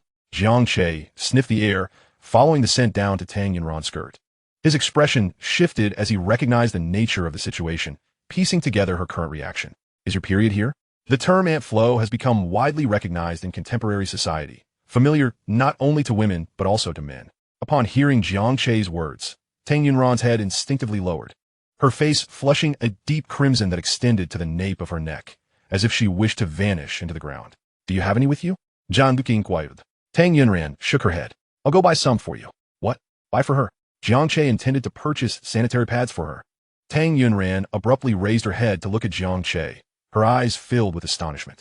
Jiang Che picked up the car keys from the table. "There's a convenience store nearby. Wait here. I will return shortly." No need. I'll go myself." Tang Yunran stood up, feeling embarrassed. Jiang Che glanced at her lower half. "Don't look," she exclaimed. "Are you sure you can go out looking like this?" Tang Yunran cast her gaze downward, realizing it was too humiliating to venture out. After driving to the convenience store, Jiang Che found himself overwhelmed by the myriad of brands of sanitary pads on the shelves. There was an array of options, from day use to night use, sizes ranging from 230mm to 420mm, including ultra-thin and those with large wings to prevent leaks. How to choose? The female store clerk had already taken notice of Jiang Che, initially drawn by his handsome visage, now intrigued by his actions. "Hello, are you buying these for your girlfriend?" "Yes," Jiang Che nodded, "but I'm uncertain about which ones would be suitable. Could you assist me?" "Of course, it would be my pleasure."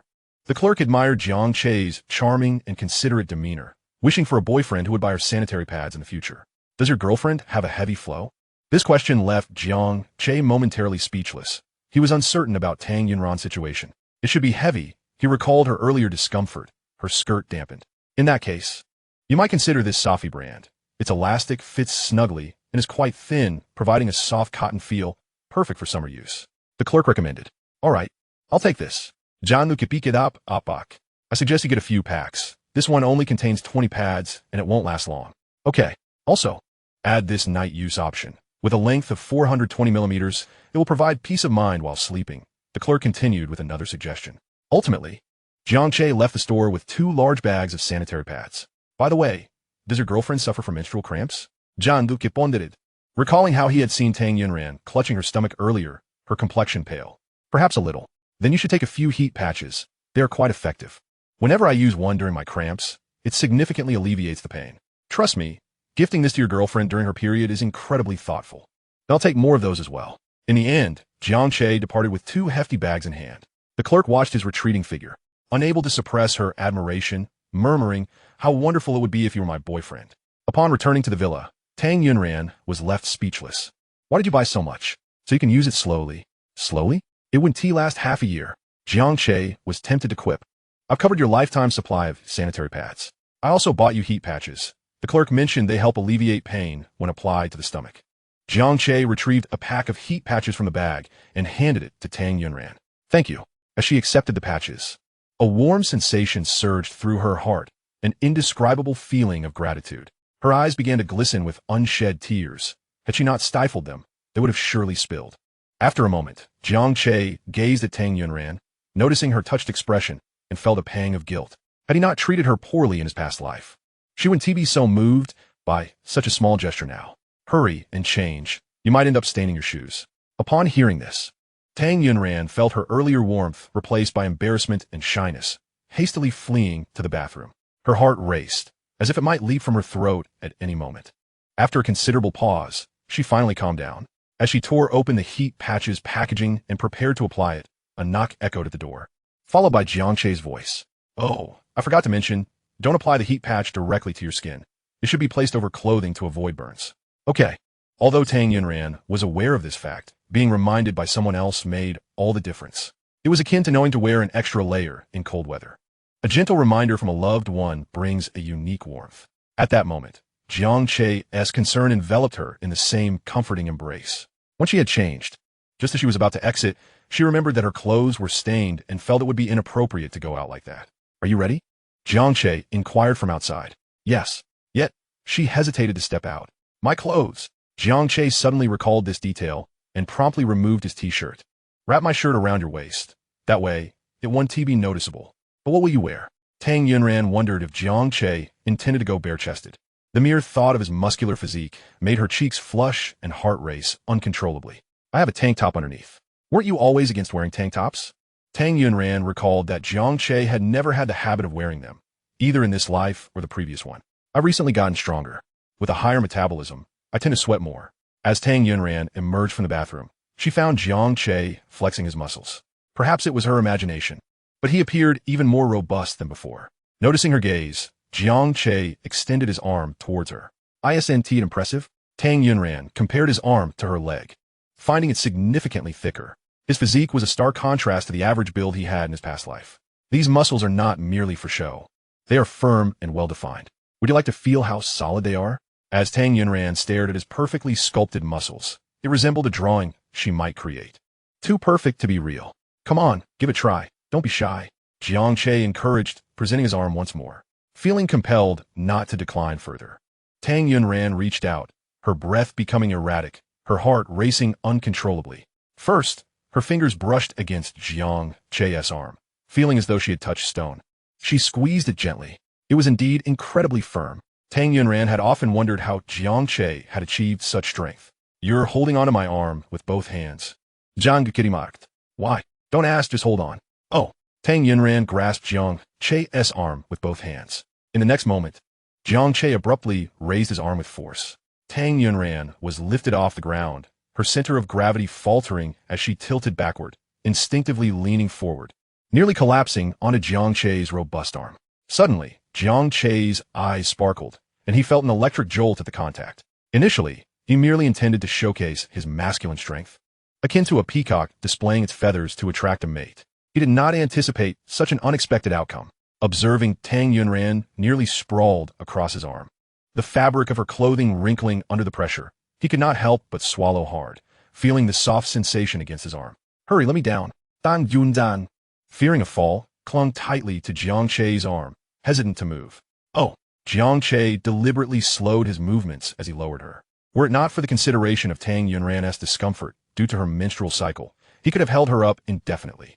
Once Tang Yunran's feet touched the ground, she steadied herself before attempting to smooth out the wrinkled fabric of her clothing. Realizing where the deformation had occurred, she suddenly understood that in her fear of falling, she had nearly hung entirely from Jiang Che's arm. A flush spread across her face, as if it might bleed. Romantic experience points 413. Romantic experience points 504. Romantic experience points 555. The system notifications continued incessantly. Did Jiang Che notice what had just transpired? Probably not. It seemed she was the only one aware of it. After hesitating for a few seconds, Tang Yunran cautiously looked up at Jiang Che, only to find him staring intently at the wrinkled area of her clothing. Chapter 67. Tang Yunran felt both shy and indignant.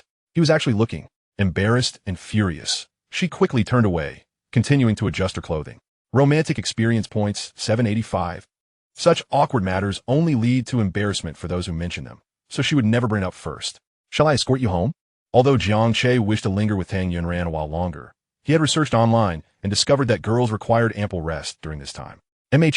After dropping Tang Yunran off, Jiang Che sent her a message, advising her to drink plenty of warm water, just as she lay down on her bed.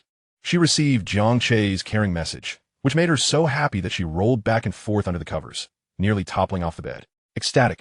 Romantic experience points 572. Romantic experience points 418. Romantic experience points 485. Listening to the continuous system notifications, Jiang Che chuckled and shook his head. This silly girl wasn't resting properly and was instead busy providing me with experience points. Originally, Jiang Che intended to send Tang Yunran a petting emoji, but now it seemed prudent to refrain, to prevent her from becoming too agitated.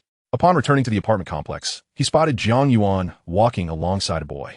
Immediately, Jiang Che's demeanor hardened, his sharp gaze piercing towards the young man. His cold stare scanned the boy from head to toe. With a buzz-cut, thick brows, and bright eyes, he appeared to be around 175 centimeters tall, of average build, radiating a sunny disposition as he chatted amiably with Jiang Yuan. Just as Jiang Che continued to observe, the boy handed Jiang Yuan a bottle of iced tea. Thank you. No problem. The boy chuckled shyly, scratching the back of his head in embarrassment. Witnessing this, Jiang Che drove closer, opening the car door and casting a decidedly unfriendly glance at the boy. Zhuang Ming felt as though the intense gaze was akin to the pressure one might feel in front of a prospective father-in-law. Do you know each other? Zhuang Ming queried Jiang Yuan. Brother, what brings you back? What do you mean? It's my home. Can't I return? Was he implying that Zhuang Ming was an unwelcome presence? Didn't you say you had something to attend to and would be back later? Fortunately, I returned early. As Jiang Che spoke, his eyes remained fixed on Zhuang Ming. In that moment, all resentment towards his three uncles from his past life dissipated, as he now empathized with the feeling of an older brother unwilling to see his sister leap into danger. What's going on? He asked my classmate. I couldn't attend school today, as I had to go to the hospital, and he brought my assignments. Jiang Yuan, clever and astute, could easily discern the underlying meaning in Jiang Che's words. Oh, so just classmates then? After Jiang Che spoke, he turned to Zhuang Ming, offering a polite, yet warning smile. Classmate, thank you for your efforts. Is your home far? Would you like a ride? Zhuang Ming immediately felt a chill at Jiang Che's smile, an instinctual warning telling him that if he got into that car today, he might not get out again. No, my home is nearby, just a few minutes away. Nearby, you say? Which community? Jiang Che maintained his friendly demeanor. Zhuang Ming gulped nervously, feeling increasingly uneasy under Jiang Che's smile. Really, no need for you to drive me. I'll head off now. Goodbye. Before he finished speaking, Zhuang Ming had already dashed away. Watching him flee in a panic, Jiang Yuan rolled her eyes dramatically at Jiang Che. Look what you've done. You scared him. What are you talking about? With this handsome face of mine, how could I be frightening? Jiang Che feigned innocence to an exaggerated degree. Jiang Yuan, seeing this, could hardly muster the energy to roll her eyes again. I'm too lazy to argue with you. But seriously, I told you the other day, wasn't he a joke? You can't just marry anyone. Otherwise, you may invite disaster. Disaster? How could you even think of that? Jiang Yuan shot Jiang Che an incredulous glance, leaving him to ponder the implications. I don't believe you. You're just a scoundrel. How am I a scoundrel? You've wronged me. Well, have I ever wronged you? I've always treated you well. Yes. You were so kind that you buried my favorite doll in the dirt when we were little. I thought you had too few dolls. What you sow is what you reap. By planting your doll in the ground, Woonti, you have a whole field of dolls the following year. I was only trying to take care of you. And what about when I grew my hair long and you cut off? How could you do that? You can't blame me for that. It was because your hair got stuck with gum, and I had to help you cut it. You should thank me instead of complaining. Who the hell stuck gum in my hair? Jiang Che shook his head in exasperation. Not me. You're shameless. Jiang Yuan shouted angrily at Jiang Che. Also, I've kept a record of all the money you borrowed from me since childhood. The total amounts to 168,932. What on earth is 2%? Interest. Jiang Che, repay your debt. Jiang Yuan extended her hand towards Jiang Che. Jiang Che took out his phone and with a few deft motions. The sound of clinking gold coins echoed. This was the notification sound Jiang Yuan had set for receiving money on WeChat. With a suspicious glance at Jiang Che, Jiang Yuan opened her phone, and her eyes nearly bulged out in astonishment. 3,000 yuan. Call me brother. Brother. Good girl, my lovely sister. Jiang Che affectionately ruffled Jiang Yuan's hair in a manner reminiscent of petting a small dog, though Jiang Yuan felt a twinge of annoyance. She could endure it for the sake of 3,000 yuan. A little money grubber, Jiang Yuan's penchant for wealth was well known to Jiang Che, making this tactic particularly effective in dealing with her. I see your phone has been in use for 3 or 4 years. Let me buy you a new one. Upon hearing this, Jiang Yuan's round, dark eyes widened with excitement. At that moment, if a tail could sprout from her back, it would be wagging with glee. After dinner, Jiang Che took Jiang Yuan to buy a phone. Upon reaching the counter, Jiang Yuan immediately set her sights on a model priced at 4,999 yuan, the hottest release from the previous year. Jiang Che picked up the phone, admiring it from every angle. Do you like this one? He inquired. Jiang Yuan shook her head. Not my style. Yet, as she placed it down, she couldn't help but steal a lingering glance. Glancing at her own phone, a subsidized model that had served her for 1,000 yuan, she couldn't help but feel the weight of its obsolescence after 3 or 4 years of use. The sales assistant, seasoned in her craft, quickly deduced that Jiang Yuan's disinterest stemmed not from lack of desire, but rather from financial constraints. Chapter 68. Tang Yunran also possesses a golden finger. The sales assistant handed Jiang Yuan another phone. What about this one? Do you like it? It's on sale now. Originally priced at 1,559 yuan, it's now only 1,299 yuan after discount. Its design is delightful, and the memory capacity is sufficient for a student like you. Jiang Yuan took the phone, swiped the screen a few times, and pouted. To put it frankly, it worked better than her disobedient old phone, which only responded after a good thump. However, having just experienced the allure of her dream phone, the stark contrast of using a device that was over 3,000 yuan cheaper left her mood plummeting. While she indeed yearned for the former, its exorbitant price was simply unattainable for a high school student who wasn't earning any money, especially considering her family had already spent a considerable amount on her leg treatment. I suppose I'll take this one then. This model was too cheap. After a mere 6 months, a 1,000 yuan phone would start lagging, providing a dismal experience. As Jiang Che made to snatch the phone from Jiang Yuan's hands, the sales assistant interpreted his actions as a reflection of his inability to afford even the 299 yuan model. Really, if you can't afford it, don't pretend to be generous in front of the girl, she thought, silently critiquing him as she picked up an 899 yuan phone. After all, even a mosquito is meat, and every sale counts. What do you think of this? It seems to be this year's latest model, part of the same series as the one you were just admiring, though the latter is last year's version. In electronics, we always opt for the new over the old. Last year's models are obsolete. You should really consider this one. Jiang Che retrieved the most prominently displayed phone from the counter. Its advertising lit up the entire area, exuding an air of sophistication. Brother, this one is 8,999 yuan. Jiang Yuan exclaimed emphatically. The sales assistant leaned against the counter, observing in silence as Jiang Che played the part of the affluent buyer. After years of experience, she had grown accustomed to individuals like Jiang Che, unable to afford it, often resorted to posturing. Just admit it's too expensive and move on. It's not like I'm not an ordinary worker myself. She was certain Jiang Che would find fault with the 8,999 yuan phone and ultimately settle for the least expensive option. Just as the sales assistant had anticipated, Jiang Che approached her holding the phone, stating, I'll take this model. What? The sales assistant was momentarily taken aback. I want this one. I saw the promotion on the poster for a complimentary pair of Bluetooth earphones. Please fetch me a set. Are you serious? The sales assistant was flabbergasted. Had she misjudged him? After the payment was completed, Jiang Che handed the phone to Jiang Yuan, who looked at him with a face full of gratitude. Please don't look at me with those eyes. I'm not accustomed to it. If you start crying, we'll return it immediately. Initially overwhelmed with emotion, Jiang Yuan rolled her eyes in exasperation upon hearing his words. Dream on. You've already bought it. This is mine now. That eye roll was truly authentic. Only his beloved sister could pull that off. Once back in her room, Jiang Yuan tossed and turned, unable to sleep. She pondered that, despite her brother's occasional shortcomings, he had genuinely treated her well during this time. His birthday had already passed, and now she could give him something for Double 11. She mused that the chances of her brother winning over that beautiful lady were about 0.001. If he couldn't celebrate Valentine's Day, she could certainly keep him company for Double 11. What gift would be appropriate? After some contemplation, Jiang Yuan decided to knit him a scarf. Unfortunately, she didn't know how to knit. Never mind, I'll just buy the materials first. Jiang Yuan opened Taobao and purchased yarn. A week flew by in the blink of an eye, and with final exams looming, the once leisurely pace of university life had swiftly transformed into a hellish grind. Jiang Che recalled that in his previous life, he had failed English due to his gaming obsession. This time, I must study diligently to ensure I pass without any failures.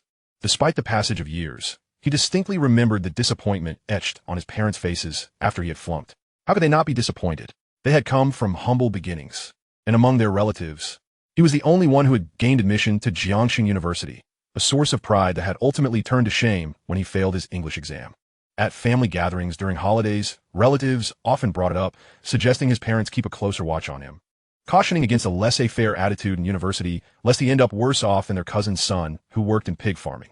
His parents, being kind-hearted individuals, never retaliated. Instead, they merely lowered their heads awkwardly, forcing smiles. In this life, he was determined to ensure such a scenario would never repeat itself. However, after all these years, he had long forgotten what he had failed in English. Oh, he remembered that Tang Yunran had also been reborn. Perhaps she would remember, and even if she didn't, given her proficiency in English, she could certainly tutor him. With this thought in mind, Jiang Che immediately messaged Tang Yunran. Could you do me a favor? Tang Junzang. Upon seeing the message, wore a puzzled expression. What is it? I'd like to ask you to help me with my English. I'm worried about failing. Is that what this is about? She recalled having read reincarnation novels where the protagonist invariably possessed a golden finger. After her rebirth, she initially thought she lacked any such advantage, but later realized her golden finger was her remarkable memory.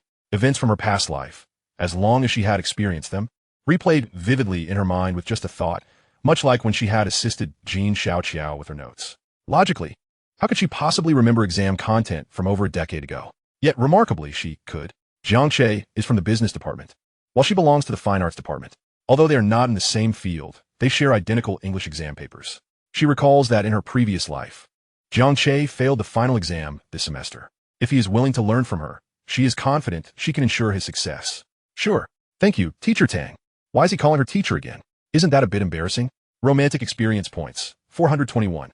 If Teacher Tang helps me pass the exam smoothly, I'm willing to be at your beck and call for an entire day, working like a horse, whatever you wish. Who needs you to work like a horse? Tang Yunran muttered to herself, suddenly struck by a brilliant idea. Are you truly willing to be at my service for a day? Of course. A man of honor keeps his word.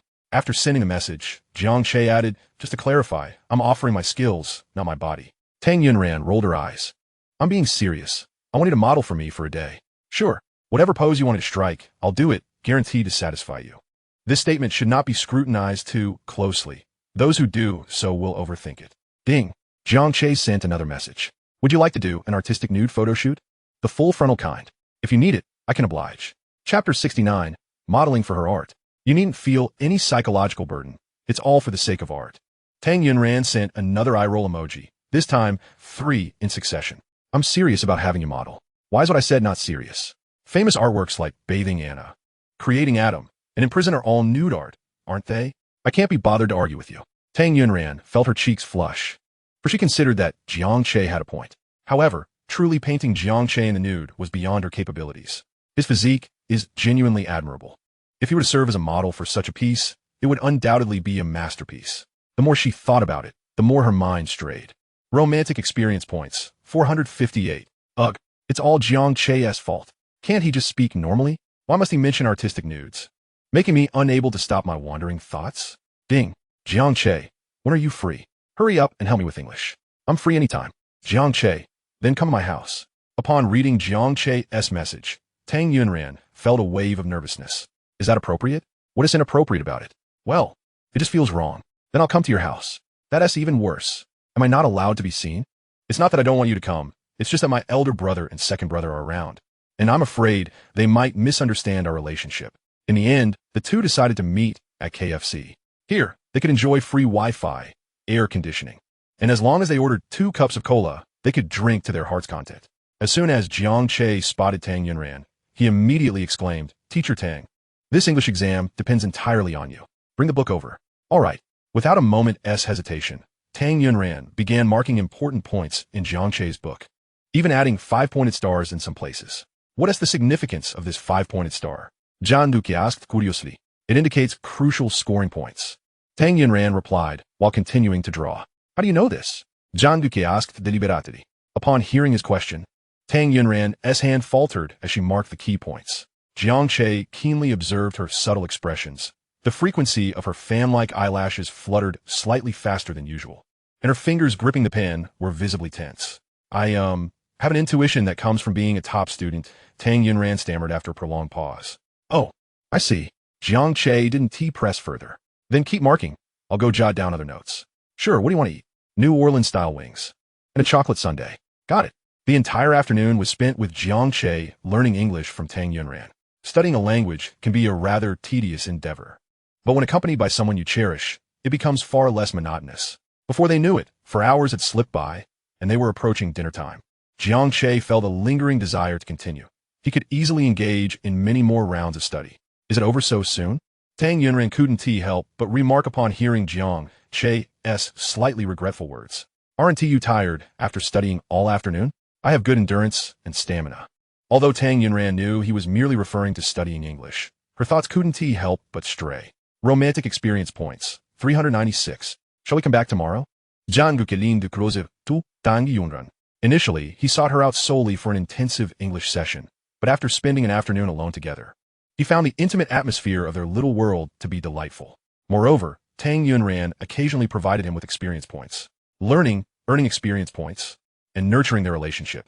He felt it was a threefold victory. It's simply too wonderful. Tomorrow? Tang Jundan has tita. Do you have plans?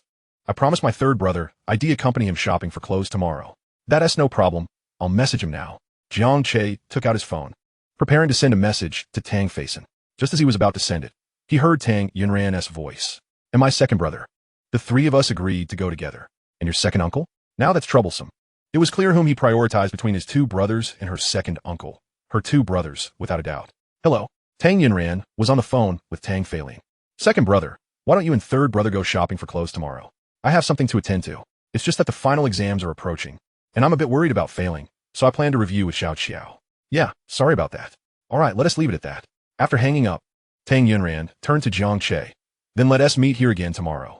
Then I'll model for you for another day. As always, just say the word, and I'll pose however you wish. Jiang Che couldn't help but smile broadly. How fortunate I am to have you as my wife. Encountering such a wonderful partner must be the result of my countless lifetimes of good fortune, having been blind and foolish in my past life. I must cherish and love her deeply in this one. Here we go again. Tang Yunran teased, gathering her pens and phone to stow in her bag. I'm leaving. Let me walk you home. The proximity of their residences was a fortunate advantage, allowing them to return together without pretense. Truly, the ancients were not mistaken.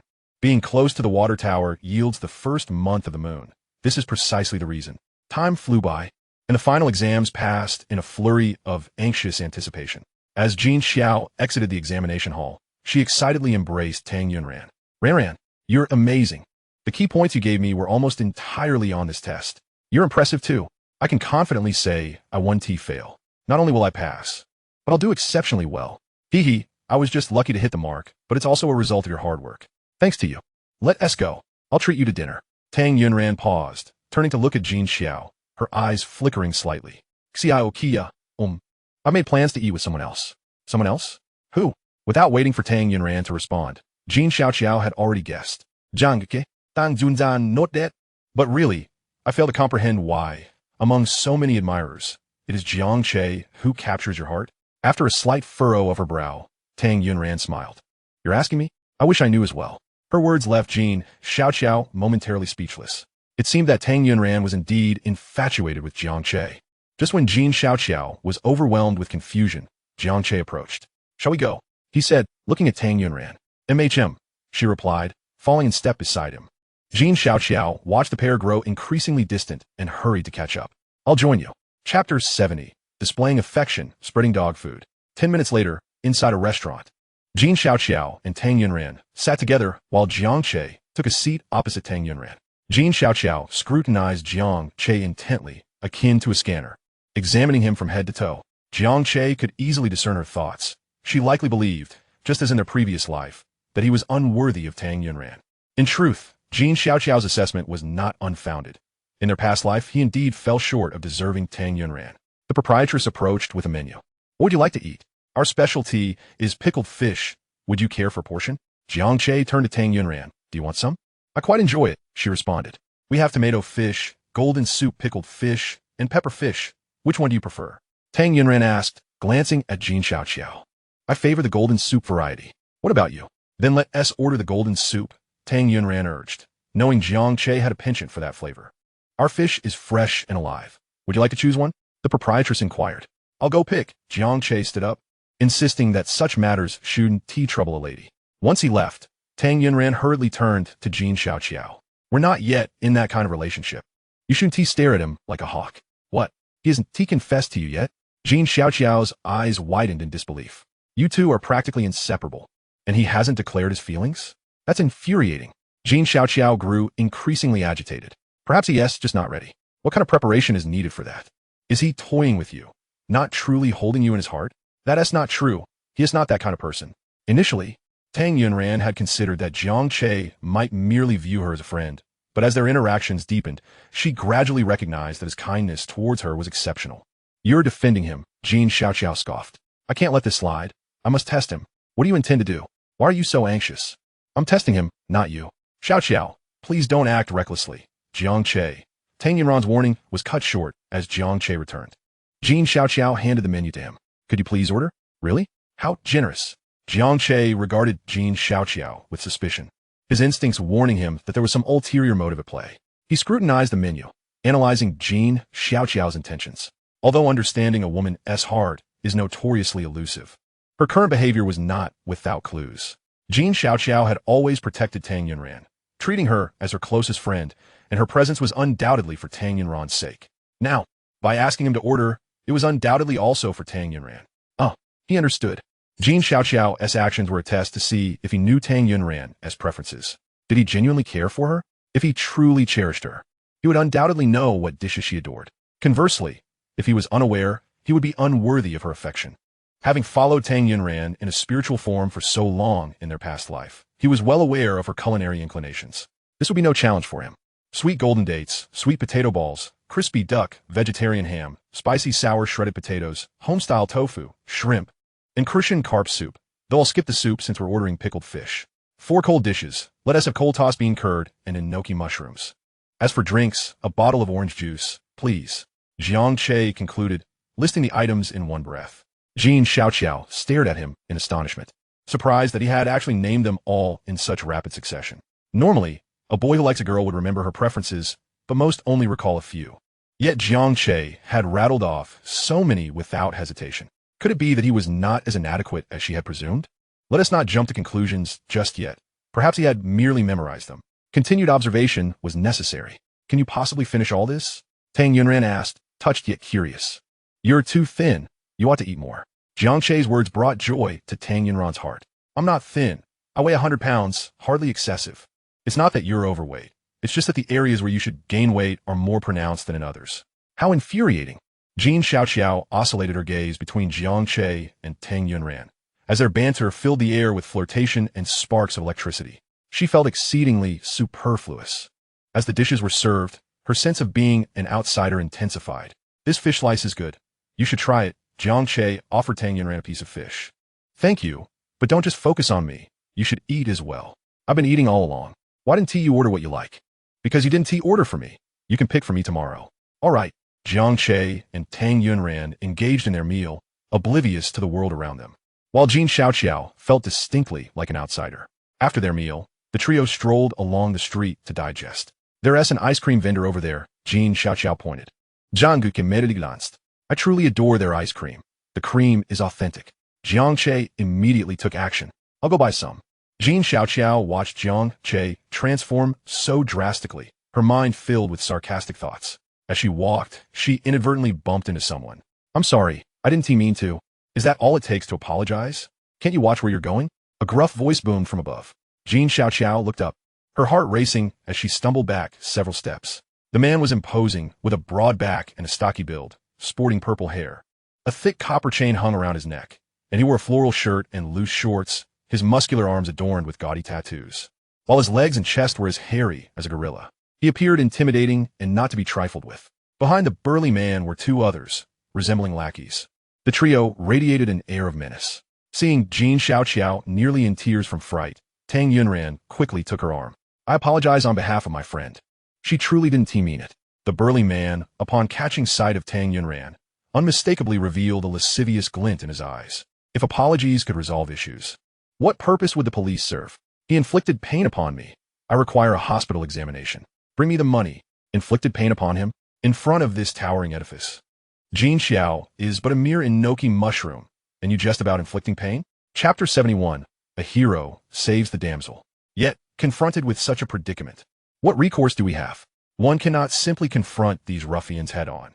Even if one were fortunate enough to prevail, there would still be the looming threat of retaliation, especially if they would target one's family. "You see, how much do you require in compensation?" "Dan Zundan in Gui." The burly man extended 5 fingers. 500? She could manage that. "What 500? 50,000. "What? 50,000? This is clearly extortion." Jiang Xiao exclaimed timidly. "Extortion? Do you dare accuse me of extortion?" The burly man raised his massive fist, intent on striking. Jiang Xiao recoiled in fear. Tang Yunran, though startled, managed to maintain a modicum of composure, having lived over 30 years, albeit just slightly more than Jiang Xiao. But that composure was limited. After all, she was merely an ordinary girl lacking martial prowess. Claiming to be unafraid in such a situation would be disingenuous. Thus, she feigned calmness while standing protectively in front of Jiang Xiao. We are truly just ordinary university students. We genuinely don't have 50,000. How about we pool together 1,000? What? You expect me to settle for 1,000 when I demand 50,000? Who do you think you're looking down upon? But we truly have nothing." The burly man's lecherous gaze roamed over Tang Yunran, and he remarked, "Seeing as you are indeed students, I shall not make it difficult for you." Upon hearing this, both Tang Yunran and Jiang Xiao let out a sigh of relief. "As long as you accompany my friends and me for a night of drinking, I won't ask you for a single penny."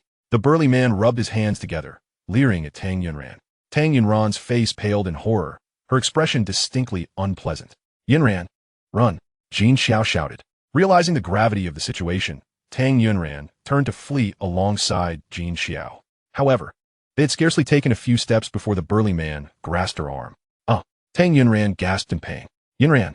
Jiang Xiao turned back, seeing Tang Yunran captured, gritted her teeth, and steeled herself to return. "You let her go. Otherwise, I'll call the police." Jiang Xiao stammered, her legs trembling, realizing that no one was escaping this ordeal. "Sure, I can let her go, but she must first drink with us," the burly man insisted, refusing to release his grip on Tang Yunran. She felt as if her wrist would be crushed. "It hurts. What should I do?" Thoughts raced through her mind as she pondered how to extricate herself from this perilous situation. With her wrist firmly clamped down, escaping proved nearly impossible. The prospect of calling for help was futile, for Jiang Xiao might not even manage to retrieve her phone before the burly man intervened. Just then, Jiang Xiao's phone was snatched away by a henchman with yellow hair. "Still thinking of calling the police? You're asking for death." Jiang Xiao was also seized. One more person was just what the group needed. The more, the merrier. "Let Xiao go." Tang Yunran cried out in desperation. "Beauty, you should worry about yourself." The burly man said crudely as he continued to pull Tang Yunran along. "Let go, let go." Just as Tang Yunran, in a state of frantic anxiety, felt as if she were an ant on a hot pan, a hand suddenly reached out and clutched the burly man's arm. Turning her head, she was met with Jiang Che's presence, and an overwhelming sense of safety surged within her. Yet concern quickly followed. Jiang Che was indeed strong, but the burly man's size was evidently superior, compounded by the fact that he was accompanied by 2 others, while she and Jiang Xiao barely constituted half a fighting force. If a confrontation ensued, Jiang Che would undoubtedly bear the brunt of it. The more she thought about it, the more anxious she became, her worry practically written across her face. "What the hell are you meddling in?" The burly man glared at Jiang Che, his fury palpable. The menacing demeanor of the burly man would have sent ordinary individuals fleeing in terror, but Jiang Che, emboldened by his system, felt no fear. Even without the system, he would never stand idly by while someone bullied Tang Yunran. Release her, Jiang Che stated flatly, his presence commanding. Tang Yunran felt a swell of emotion at Jiang Che's demeanor, while Jin Xiao regarded him with astonishment. She had not anticipated that Jiang Che, in the face of such a fearsome figure, would exhibit no trepidation. Even if Jiang Che was merely putting on a brave front, she found it commendable. To her, he appeared as a delicate scholar, and in modern times, a timid homebody. For someone of his disposition to confront a thug head-on was truly admirable. Jin Xiao's gaze shifted back to Tang Yunran. Was Jiang Che's bravery motivated by his feelings for her? If so, she would regard him with newfound respect. You think you can command me? The burly man sized Jiang Che up, incredulous. I'm giving you a chance. Remove your hand and slap yourself twice, or I'll break all 3 of your legs. Tang Yunran was filled with dread as she looked at Jiang Che. Jiang Che, you should leave. Go find help. Jiang Che turned to Tang Yunran, offering a reassuring smile. You think I would abandon you? But you can't defeat him. We'll find out when we try. Regardless, I will never leave you behind. Hearing the sincerity in his words, Tang Yunran bit her lip, her eyes glistening with unshed tears. Had she not been holding back, she would have surely burst into tears. Romantic experience points, 1241. Romantic experience points, 1345. Romantic experience points, 1099. Romantic experience points, 1248. Romantic experience points, 1181. Next, Jiang Che and Tang Yunran locked eyes, a silent exchange of affection passing between them. The burly man glanced between Tang Yunran and Jiang Che, his teeth grinding audibly. Damn it, displaying affection right in front of me. The burly man, unable to contain himself, let out a furious roar and lunged to pull Tang Yunran closer. Yet, before he could exert any force, Jiang Che seized him with a powerful grip. Such strength. The burly man had not anticipated that this seemingly soft-spoken young man would possess such might. But the surprises were far from over. Jiang Che faced the burly man head-on, narrowing his eyes as he intensified his grip. The burly man howled in pain. Release her, Jiang Che commanded. I refuse. The final word had barely escaped the burly man's lips when Jiang Che once more tightened his hold. No, please spare me. I beg you. Chapter 72, Jiang Che, be careful. The burly man's cries intensified until he knelt before Jiang Che, his face contorted in agony, drawing astonished and disbelieving gazes from both Tang Yunran and Jin Xiao. The robust man continued to wail and plead for mercy, yet his eyes signaled to the other 2 individuals to advance. The 2 henchmen, understanding the cue, swung their fists and lunged towards Jiang Che. Jiang Che, be careful. Dan Zundan Saute An Sioli. Jiang Che seized the man's hand and twisted it with force, resulting in a sharp crack as it broke. Subsequently, he delivered a powerful kick, sending the robust man crashing into one of the henchmen. The tremendous momentum toppled both the man and his accomplice, and with a swift spinning kick, he dispatched another would-be attacker. The robust man and his 2 henchmen lay sprawled on the ground, moaning in despair. This scene left Tang Yunran and Jin Xiaoqiao in utter disbelief, especially Jin Xiaoqiao, who, had she not witnessed it herself, would have found it inconceivable that Jiang Che could single-handedly subdue 3 ruffians. How incredibly impressive. Jiang Che, let us hurry and leave. Dan Zundan Uget, fearing they might call for reinforcements, as she hooked her arm through Jiang Che's and pulled him away. All right. The robust man rose from the ground, glaring menacingly in the direction Jiang Che had departed, and spat on the ground in disdain.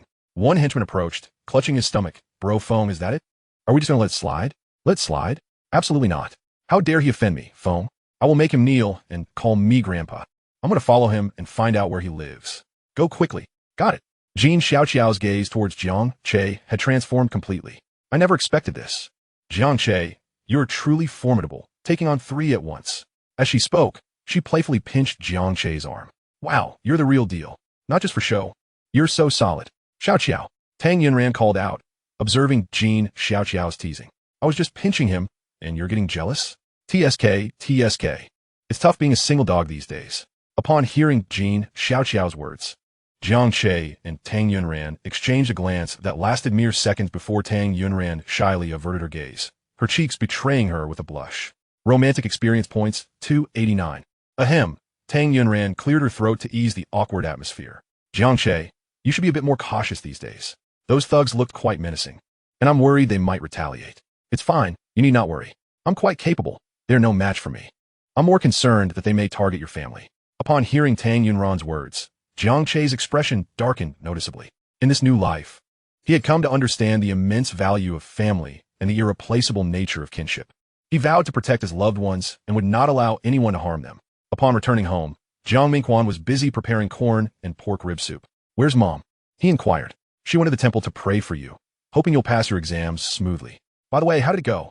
"I'm confident I'll pass, with flying colors," Jiang Che declared with utmost assurance. "Really?" "Of course. With Tang Yunran personally tutoring me, how could I possibly fail?" Reflecting on the English exam earlier that day, he genuinely admired Tang Yunran's skill, for every key point she highlighted had appeared on the test.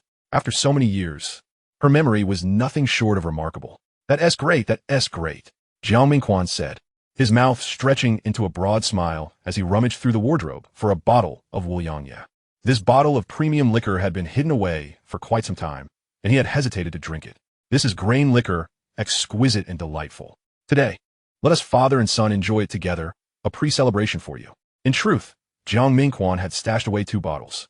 The first was opened when he celebrated his acceptance to Jiangchen University. He had drunk himself into a stupor that day, yet remarkably, being grain alcohol, it had left him unharmed, no hangover, no dry throat, and he still managed to go to work the next day without a hitch.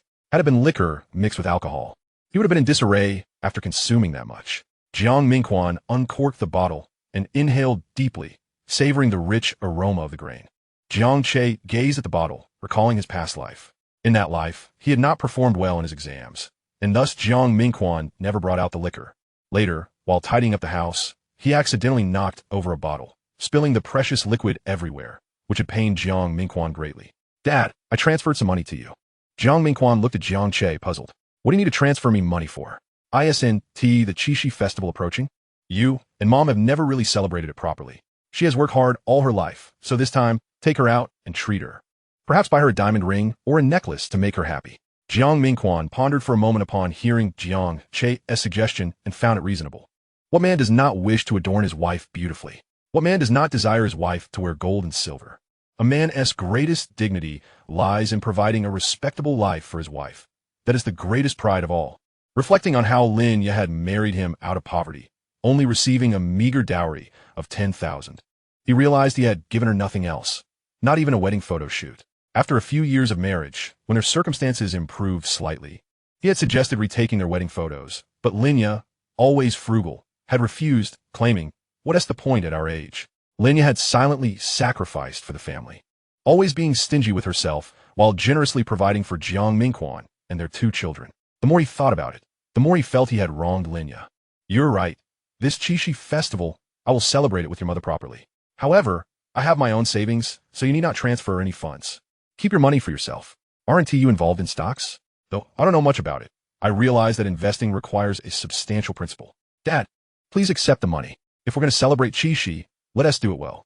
A diamond ring isn't cheap. Besides, I have plenty of money now. You need not worry about my finances. What's yours is yours. I want to take it." Seeing Jiang Mingquan's stubbornness, Jiang Che had no choice but to reveal his balance on his phone and present it to Jiang Mingquan. Shocked, Jiang Mingquan accepted the funds. "Bro phone. I found out that the kid lives in Qiushui community. Good work. What else did you find out? His parents are ordinary workers, and he has a disabled sister." "A sister? Is she pretty?" "Quite attractive, but unfortunately, she has a leg disability." "That's her. Find out which school she attends and go intercept her." Chapter 73. Jiang Yuan is cornered. "Understood. I'll investigate right away." After hanging up, Hu Feng wore a fierce expression. "John Duque, you scoundrel. I will make you understand the dire consequences of crossing me." The next afternoon, after school, as Jiang Yuan exited the school gate, she was immediately targeted. It wasn't long before she was intercepted in a secluded area. Glancing at the gang of ruffians, she felt a wave of fear wash over her. "What do you want?" Hu Feng stepped forward. "I'm a friend of your brother Jiang Che. We'd like to invite you to dinner." Jiang Yuan was not swayed by Hu Feng's deceitful words. Her mind raced as she sought a way to escape. Her large, round eyes darted around until they landed on a familiar face. Well, not entirely familiar, to someone she had seen once before. Wu Qingshu, her brother's non-threatening rival. Jiang Yuan waved towards Wu Qingshu, urging, "Come over here, hurry." Wu Qingshu glanced around, finally pointing at himself. "What are you still doing standing there?" Hurry up. I have something to tell you about my brother. Upon hearing Jiang Yuan's words, Wu Qingshu approached with a hint of skepticism. A young thug, eyeing Wu Qingshu, turned to Hu Feng and remarked, Brother Feng, we gotta help her. Should we take care of him? The thug made a slicing gesture across his throat. Seeing this, Wu Qingshu was alarmed and halted in his tracks. Hey, don't get me wrong. I'm not familiar with this girl at all. If that is the case, why aren't you leaving? Wu Qingshu, raised in a privileged household, was accustomed to being pampered by his family and surrounded by friends who showered him with compliments. Being told to leave was somewhat disconcerting for him. However, given the numbers against him, particularly one imposing figure, he felt he would be no match for them, and thus he suppressed his irritation. Seeing Wu Qingshu about to leave, Jiang Yuan felt a surge of anxiety. It had taken considerable effort to enlist a somewhat unreliable ally. She could not bear to watch him walk away. No wonder you can't compete with my brother.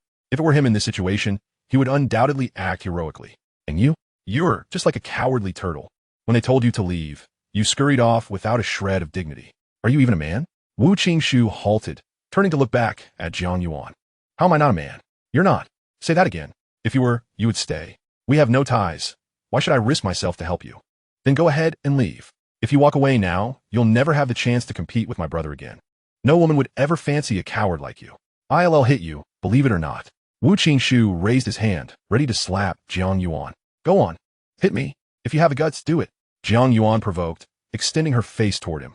Wu Qingshu stepped forward, lifting his hand to strike her. But in the next moment, he quickly maneuvered behind the wheelchair and fled in a panic. Holy crap. Brother Feng, he running. Hu Feng shoved the young thug aside. I'm not blind. I saw that. What are you all standing around for? Hurry up and chase them. Wu Qingshu continued to push the wheelchair, sprinting desperately. After merely 10 minutes, he was panting heavily. 10 minutes? That is too short. Jiang Yuan scoffed. Wu Qingshu rolled his eyes at her in exasperation.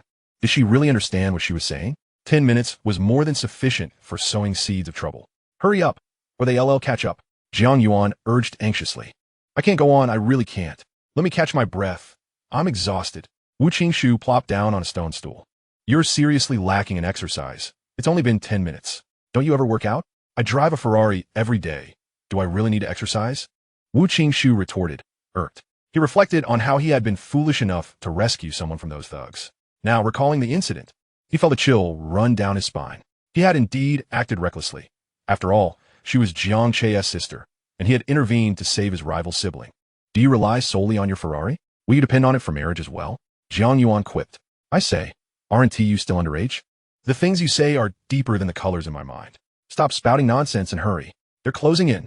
Jiang Yuan pressed urgently. Wu Qingshu glanced back and saw the thugs indeed gaining on them. Realizing this, he sprang up from the ground, pushing the wheelchair with all his might as he ran. At a nearby corner, he nearly collided with someone. Specifically, he almost crashed into Jiang Che. Jiang Yuan? Wu Qingshu? Why is Wu Qingshu pushing my sister away? Jiang Du pondered. Suspecting that Wu Qingshu harbored resentment due to Tang Yunran and was seeking revenge on his sister.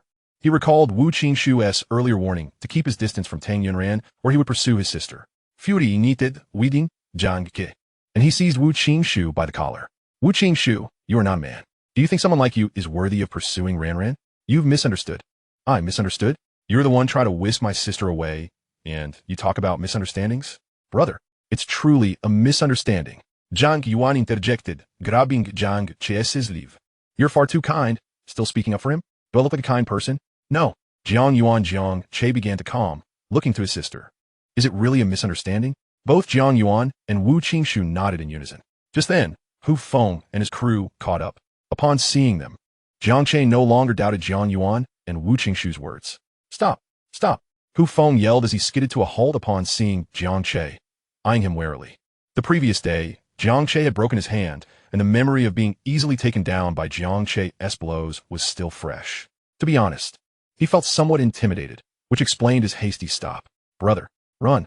Jiang Yuan shouted as they closed in. Just as her voice faded, she saw her brother step out from behind her, positioning himself protectively in front of her. Jiang Yuan tilted her head, perplexed. What was he doing? Although she had previously asserted that if her brother were in such a situation, he would not retreat, she had said so merely to provoke Wu Qingshu into assisting her.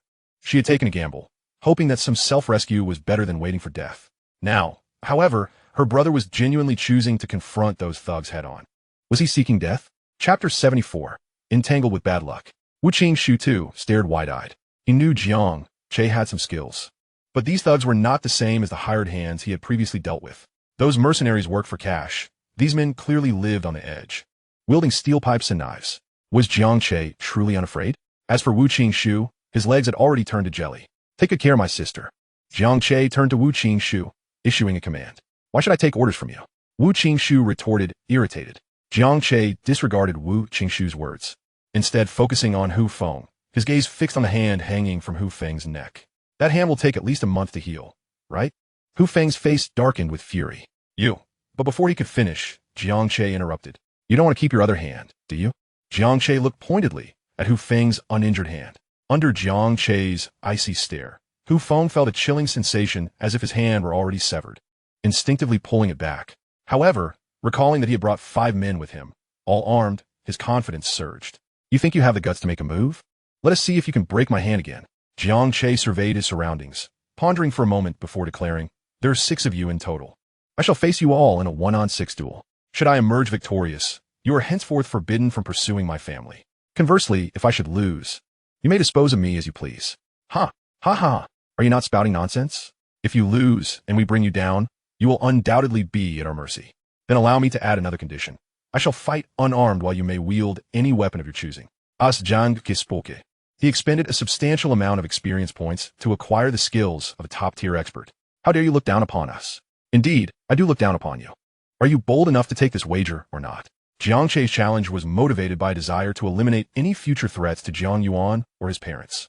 In Hu Feng's eyes, Jiang Che's demeanor was nothing short of brazen arrogance. Very well, if he does not accept, he might as well give up on mingling in society. Brother, Jiang Yuan called out with concern. Jiang Che turned to her, bestowing upon her a daunting task. What? Jiang Yuan responded, taken aback. Contemplate what dishes we shall have for dinner. The most vexing task for the cook is deciding what ingredients to purchase, especially when preparing for a large family. With that, Jiang Che cracked his knuckles, loosening his muscles as he strode forward. Bolstered by the system at his disposal, he felt no trepidation. The more fearless and confident Jiang Che became, the more apprehensive Hu Feng and his companions felt. They perceived Jiang Che's behavior as either a grand illusion or a profound confidence in his ability to overpower them all. 10 minutes later, the latter proved to be the case. Jiang Yuan's eyes widened in disbelief as she witnessed this astonishing scene. Is this truly her brother? The one who only ever caused her trouble? When did he become so imposing? It felt surreal. Wu Qingxu, equally astonished, stared at Jiang Che. His expression a blend of shock and self-deprecation. Is Jiang Che truly that formidable? With such martial prowess and striking good looks, how could he possibly compete with him? He felt that if he were a woman, he would undoubtedly choose Jiang Che over himself. Was there truly no aspect in which he could surpass Jiang Che? There was. He had wealth. Yet, he understood that Tang Yunran was unlike those superficial girls. If she were, he would not be so fixated on her. The more he contemplated, the more bleak his prospects appeared. Just then, someone tapped him on the arm. Looking down, he saw Jiang Yuan patting his hand. Are you trying to console me? The feeling of being comforted by the sister of a rival was complex and indescribable. You're not so bad yourself. At least you helped me earlier. Now that I've assisted you, shouldn't you repay me? You want me to help you pursue a girl? Yes. I can't assist with that. Why not? The disparity in our strengths is too great. No matter how good my support is, without a strong offense, is futile. Fine. I won't speak anymore. Can I leave? After Jiang Che decisively dealt with Hu Feng and his gang, he approached, shifting his gaze away from the departing Wu Qingxu. What were you two discussing? Nothing much. But you, when did you acquire such impressive skills? Oh, during a dream, an old man appeared and told me I was extraordinarily gifted, a prodigy destined for martial greatness. And he bestowed his teachings upon me. Jiang Yuan's lips twitched in disbelief. Do you think I would believe that? You wouldn't. If you don't believe it, why say it? You asked me, didn't you? I asked you to speak the truth. You didn't specify that I should be truthful. Jiang Yuan rolled her eyes in exasperation. Can you speak truthfully now? Yes, what I just said is the truth. It was the old man in my dream who taught me. Jiang Yuan felt an overwhelming urge to smash him with her new phone. Truly, her brother remained the same brother who delighted in her misfortune, without a hint of change. Infuriating. So very infuriating. After 2 days of examinations, summer vacation commenced. On the first day of summer break, the landlord's daughter arrived at their door. Jiang Xinting carried several bags of fruit. Ting Ting, you've arrived. Come in. Lin Jiaguor Miguel Kim Hian Xinting. Jiang Xinting's eyes darted around, searching. Is Jiang Che not here? Linya was aware that Jiang Xinting had come to see Jiang Che. Xiao, Ge. Xiao, Ge. Come out, Tingting is here. Oh. Jiang Che was somewhat reluctant to emerge, knowing Jiang Xinting's intentions. He observed the now hefty Jiang Xinting and recalled when she was merely 120 pounds, slightly plump, yet quite attractive. In just a few years, she had transformed from a humble dwelling to a villa, her development astonishingly rapid. He mused that had she exercised a modicum of restraint, she might not have reached her current state. Meanwhile, Jiang Xinting was scrutinizing Jiang Che intently. She had always known he was handsome, but now he was undeniably striking, rivaling even the most popular young idols and exuding a subtle charm of maturity. This sensation puzzled her. Jiang Che was only 18, several years her junior. Yet he projected such an aura. As she gazed, her eyes fell upon Jiang Che's impressively muscular arms. Chapter 75, I Will Be Your Girlfriend. Wow. After not seeing you for a while, how did your physique improve so remarkably? You exude an overwhelming sense of security, Jiang Xinting thought to herself, nearly drooling as she watched. Just a fraction more, and she would have let it slip down her chin. Jiang Che, feeling an icy chill as Jiang Xinting's unabashed gaze bore into him, was suddenly aware of the precariousness of the situation. At that moment, Jiang Yuan gently patted him on the back, casting a concerned glance. Whether it was Jiang Che's imagination or not, he sensed an air of schadenfreude emanating from Jiang Yuan. As he pondered this, Jiang Xinting approached, her body jiggling with each step. Jiang Che fixated on the floor, fearing she might inadvertently damage it with her weight. Xiao, Ge. It's been a long time. You've changed so much, becoming both handsome and strong, Jiang Xinting exclaimed, her eyes gleaming with desire. Jiang Che took a step back, wanting to emphasize that he was not cowardly, but rather safeguarding his integrity for Tang Yunran. You two have changed significantly. You are even more voluptuous than before. Xiao, Ge. Linya shot a disapproving look at Jiang Che. Jiang Yuan stifled a laugh behind her hand. It's fine, Aunt Lin, he is merely complimenting me. My parents often say I've gained weight, and that it is a sign of good fortune. Jiang Xinting was not offended. Rather, she interpreted Jiang Che's words as an indication that he appreciated her current figure. Xiao Che, make sure to take good care of Tingting. I'll go wash and prepare the fruit, Linya said, then turned to Jiang Yuan. What are you still doing here? Have you finished your homework? Oh, right. I'll go do my homework. Clever as she was, Jiang Yuan recognized that Linya was deliberately sending her away to create a private moment for Jiang Che and Jiang Xinting. Linya believed the words that Jiang Che had spoken to her a few days prior. However, from Jiang Che's tone, it seemed he had yet to win the heart of the young lady in question. Perhaps their relationship had not even begun to blossom. Thus, it would be wise not to harbor excessive hopes. She could see that Jiang Xinting held a fondness for her son, and she found Jiang Xinting to be quite agreeable. Should circumstances align favorably, she may soon gain a daughter-in-law. After Linya and Jiang Yuan departed, only Jiang Che and Jiang Xinting remained in the living room. Sister Ting, please take a seat, Jiang Che politely invited. Don't call me sister, just call me Ting Ting, Jiang Xinting replied, making her way to the sofa and settling down. Huh? That might not be appropriate, Jiang Che observed as he witnessed the sofa sink under her weight, creating a distinct indentation. There's nothing inappropriate about it. I am merely 4 years your senior, just a tad older, she countered. 4 years, merely a tad older? Was the girl truly deceiving herself about age? If you are hesitant to call me Ting Ting, you may call me Xin Xin instead. At that, Jiang Che sputtered a mouthful of water, coughing violently. Jiang Xinting moved behind him, offering to pat his back. No cough, cough, cough. Please don't worry, I'll help you, she insisted. As her hand, akin to a brick, landed on his back, Jiang Che felt as though his very insides were being jolted. He thought to himself that only his robust physique would withstand such a blow. Had it been anyone else, an ambulance would have been summoned. Oldait, golf, no. Iem fine. Jiang Che emphatically emphasized that he was indeed fine. Fearing another strike might render him a widower once more, leaving Tang Yunran heartbroken. Experiencing the searing sensation on his back, he was certain a large, red mark had formed. As long as you're all right, be careful with your water, Jiang Xinting said, returning to the sofa, which once again sank under her weight. Be careful? That is only because you insisted I call you Xin Xin. He had been bombarded with the name Xin Xin incessantly by Li Hao, making him particularly sensitive to the moniker. I think I'll stick with calling you Sister Ting. I'm used to it now. Suit yourself, Jiang Xinting replied, dismissing the naming issue.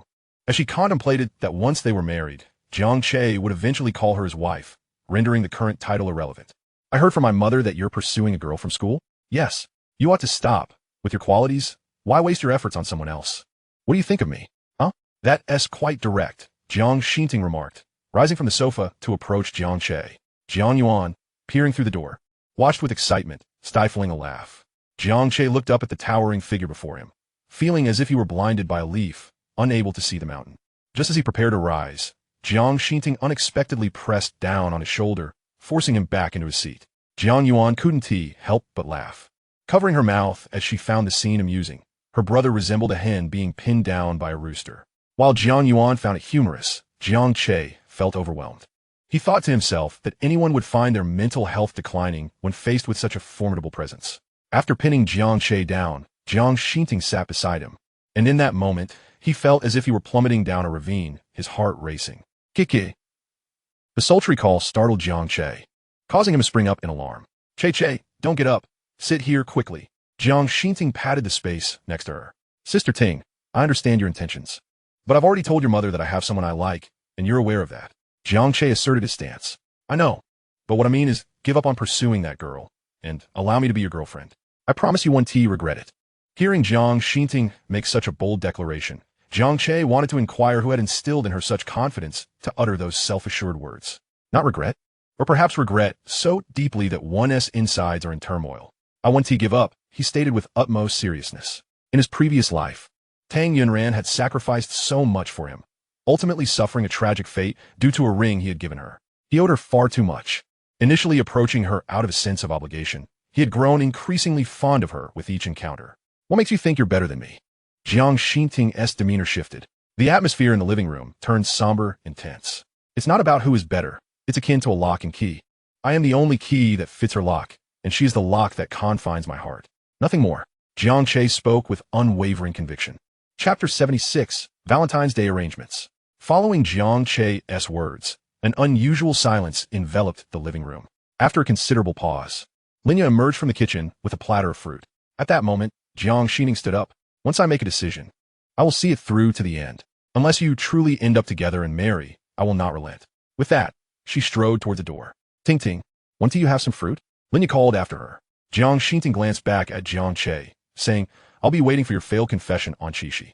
Even if it doesn't fail, I'll still make my move. After Jiang Che departed, Jiang Yuan wheeled herself into the room and began to eat the sliced fruit on the table. Sig, Jiang Che lamented. What is wrong?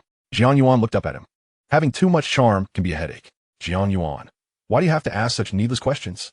Isn't eating her fruit more enjoyable? Ding. Jiang Che received a message from Tang Yunran. Tang Yunran, do you have any special plans for the summer vacation? Jiang Che, none. What about you? Tang Yunran, in a few days, I'll be going with my parents and brother to a hot spring trip in Tingwa County. Jiang Che, I envy you. Wait, that is not right. Valentine's Day is approaching, and Tang Yunran mentioned going to Tingwa County. Where are you going? On Valentine's Day, my parents will celebrate theirs, and my siblings and I will entertain ourselves. So it really was on Valentine's Day. This would surely interfere with his plans. What to do? As he pondered, an idea struck Jiang Che, and he turned to Linya. Mom, I heard from a friend that the hot springs in Tingwa County are quite nice. Should we go together? Go to the hot springs? In the heat of summer? What for? You wouldn't understand. Soaking in hot springs is actually a wonderful way to cool down. Immersing oneself in hot water opens the pores, allowing heat to dissipate. After repeated soaking, one can completely alleviate the summer heat, addressing both the symptom and the cause. It leaves you feeling light and particularly refreshed. I wholeheartedly agree. Jiang Yuan, having envied her classmates who had soaked in hot springs, was eager to support Jiang Che's proposal. Perhaps we should pass. Both your father and I have work commitments. In truth, Linya was simply concerned about the expense. Mother, the act of earning money can be pursued at any time. Life must be savored. With the rare opportunity of summer vacation upon us, a delightful outing with the family is indeed a form of enjoyment. In the past, traveling was inconvenient, but now that we possess a vehicle, we can embark on our journey with ease. Indeed, my brother speaks wisely. Let us go, mother. Jiang Yuan tugged at Linya's hand, playfully coaxing her. Linya furrowed her brow, her heart laden with numerous concerns. Jiang Che continued to persuade her earnestly. Moreover, little sister's legs would greatly benefit from soaking in hot springs for her recovery. Upon hearing Jiang Che's words, Linya felt a flicker of temptation. I wonder if your father has the time? He must. Jiang Che, having conveyed the details of their family's hot spring excursion to Jiang Mingquan, emphasized the romantic nature of the occasion, Valentine's Day. Upon reading the message, Jiang Mingquan promptly agreed to Jiang Che's proposal. Thus, the family reached a joyful consensus. Prior to this, however, Jiang Che needed to fulfill his promise to Tang Yunran to serve as her model for a day. Where shall we paint? Jiang inquired via message. Considering he might need to create a still life, he deemed it essential to find a secluded location for convenience. What about renting a hotel? Upon receiving the message, Tang Yunran rolled her eyes in exasperation at the empty air. Let us go to my grandmother's house. Is that appropriate? What if we make too much noise and disturb your grandmother? Noise. What commotion could arise from painting? Let us go to my grandmother's old house. The old house of Deng Lanfang? Jiang Che recalled hearing Jiang Yuan mention it in his previous life. In that past existence, when Deng Lanfang passed away, despite his lack of fondness for Tang Yunran, was still nominally her husband and should have helped her tidy up the old house. Coincidentally, he was on a business trip at that time. Consequently, Jiang Yuan accompanied Tang Yunran instead. Upon returning, Jiang Yuan complained about the numerous mouse nests in the old house, nearly scaring them to death.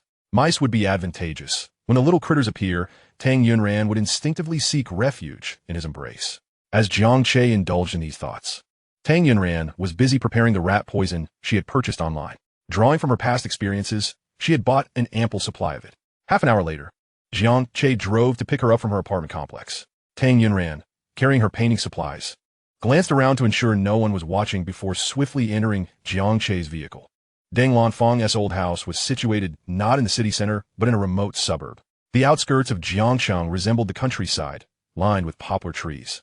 And by March and April, the air was filled with floating fluff.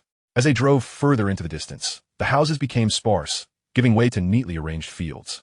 After over an hour of driving, they finally reached their destination.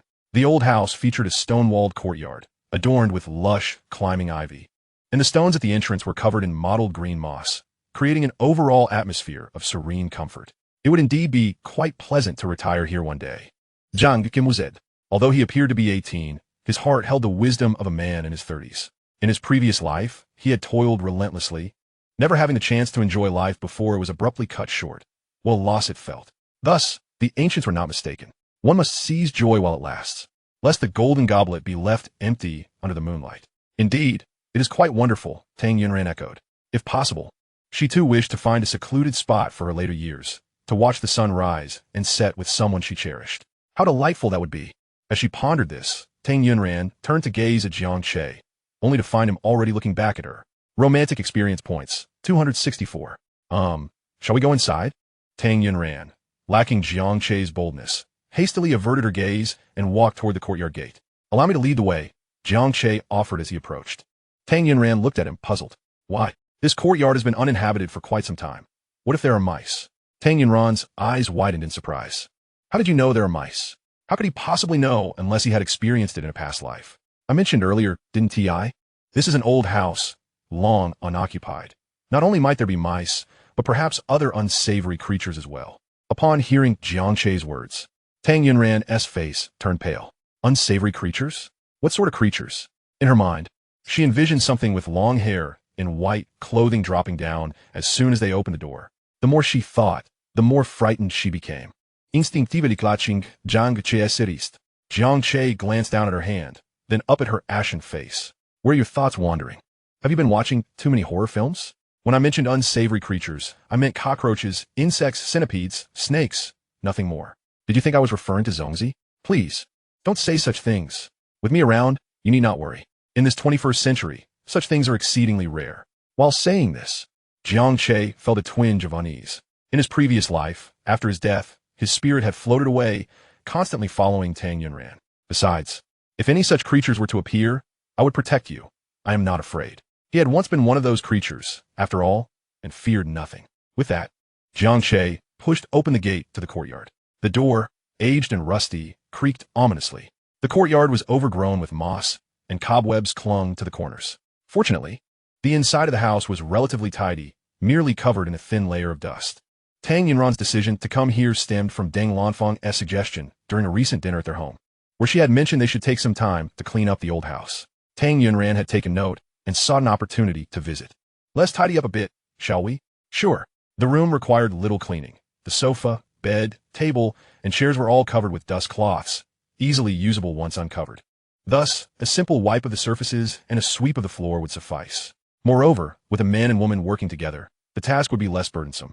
This sentiment was particularly resonant. Jiang Che found himself invigorated by the work, a stark contrast to the monotonous chores he had performed at home. You've worked up quite a sweat. Would you like to take a shower?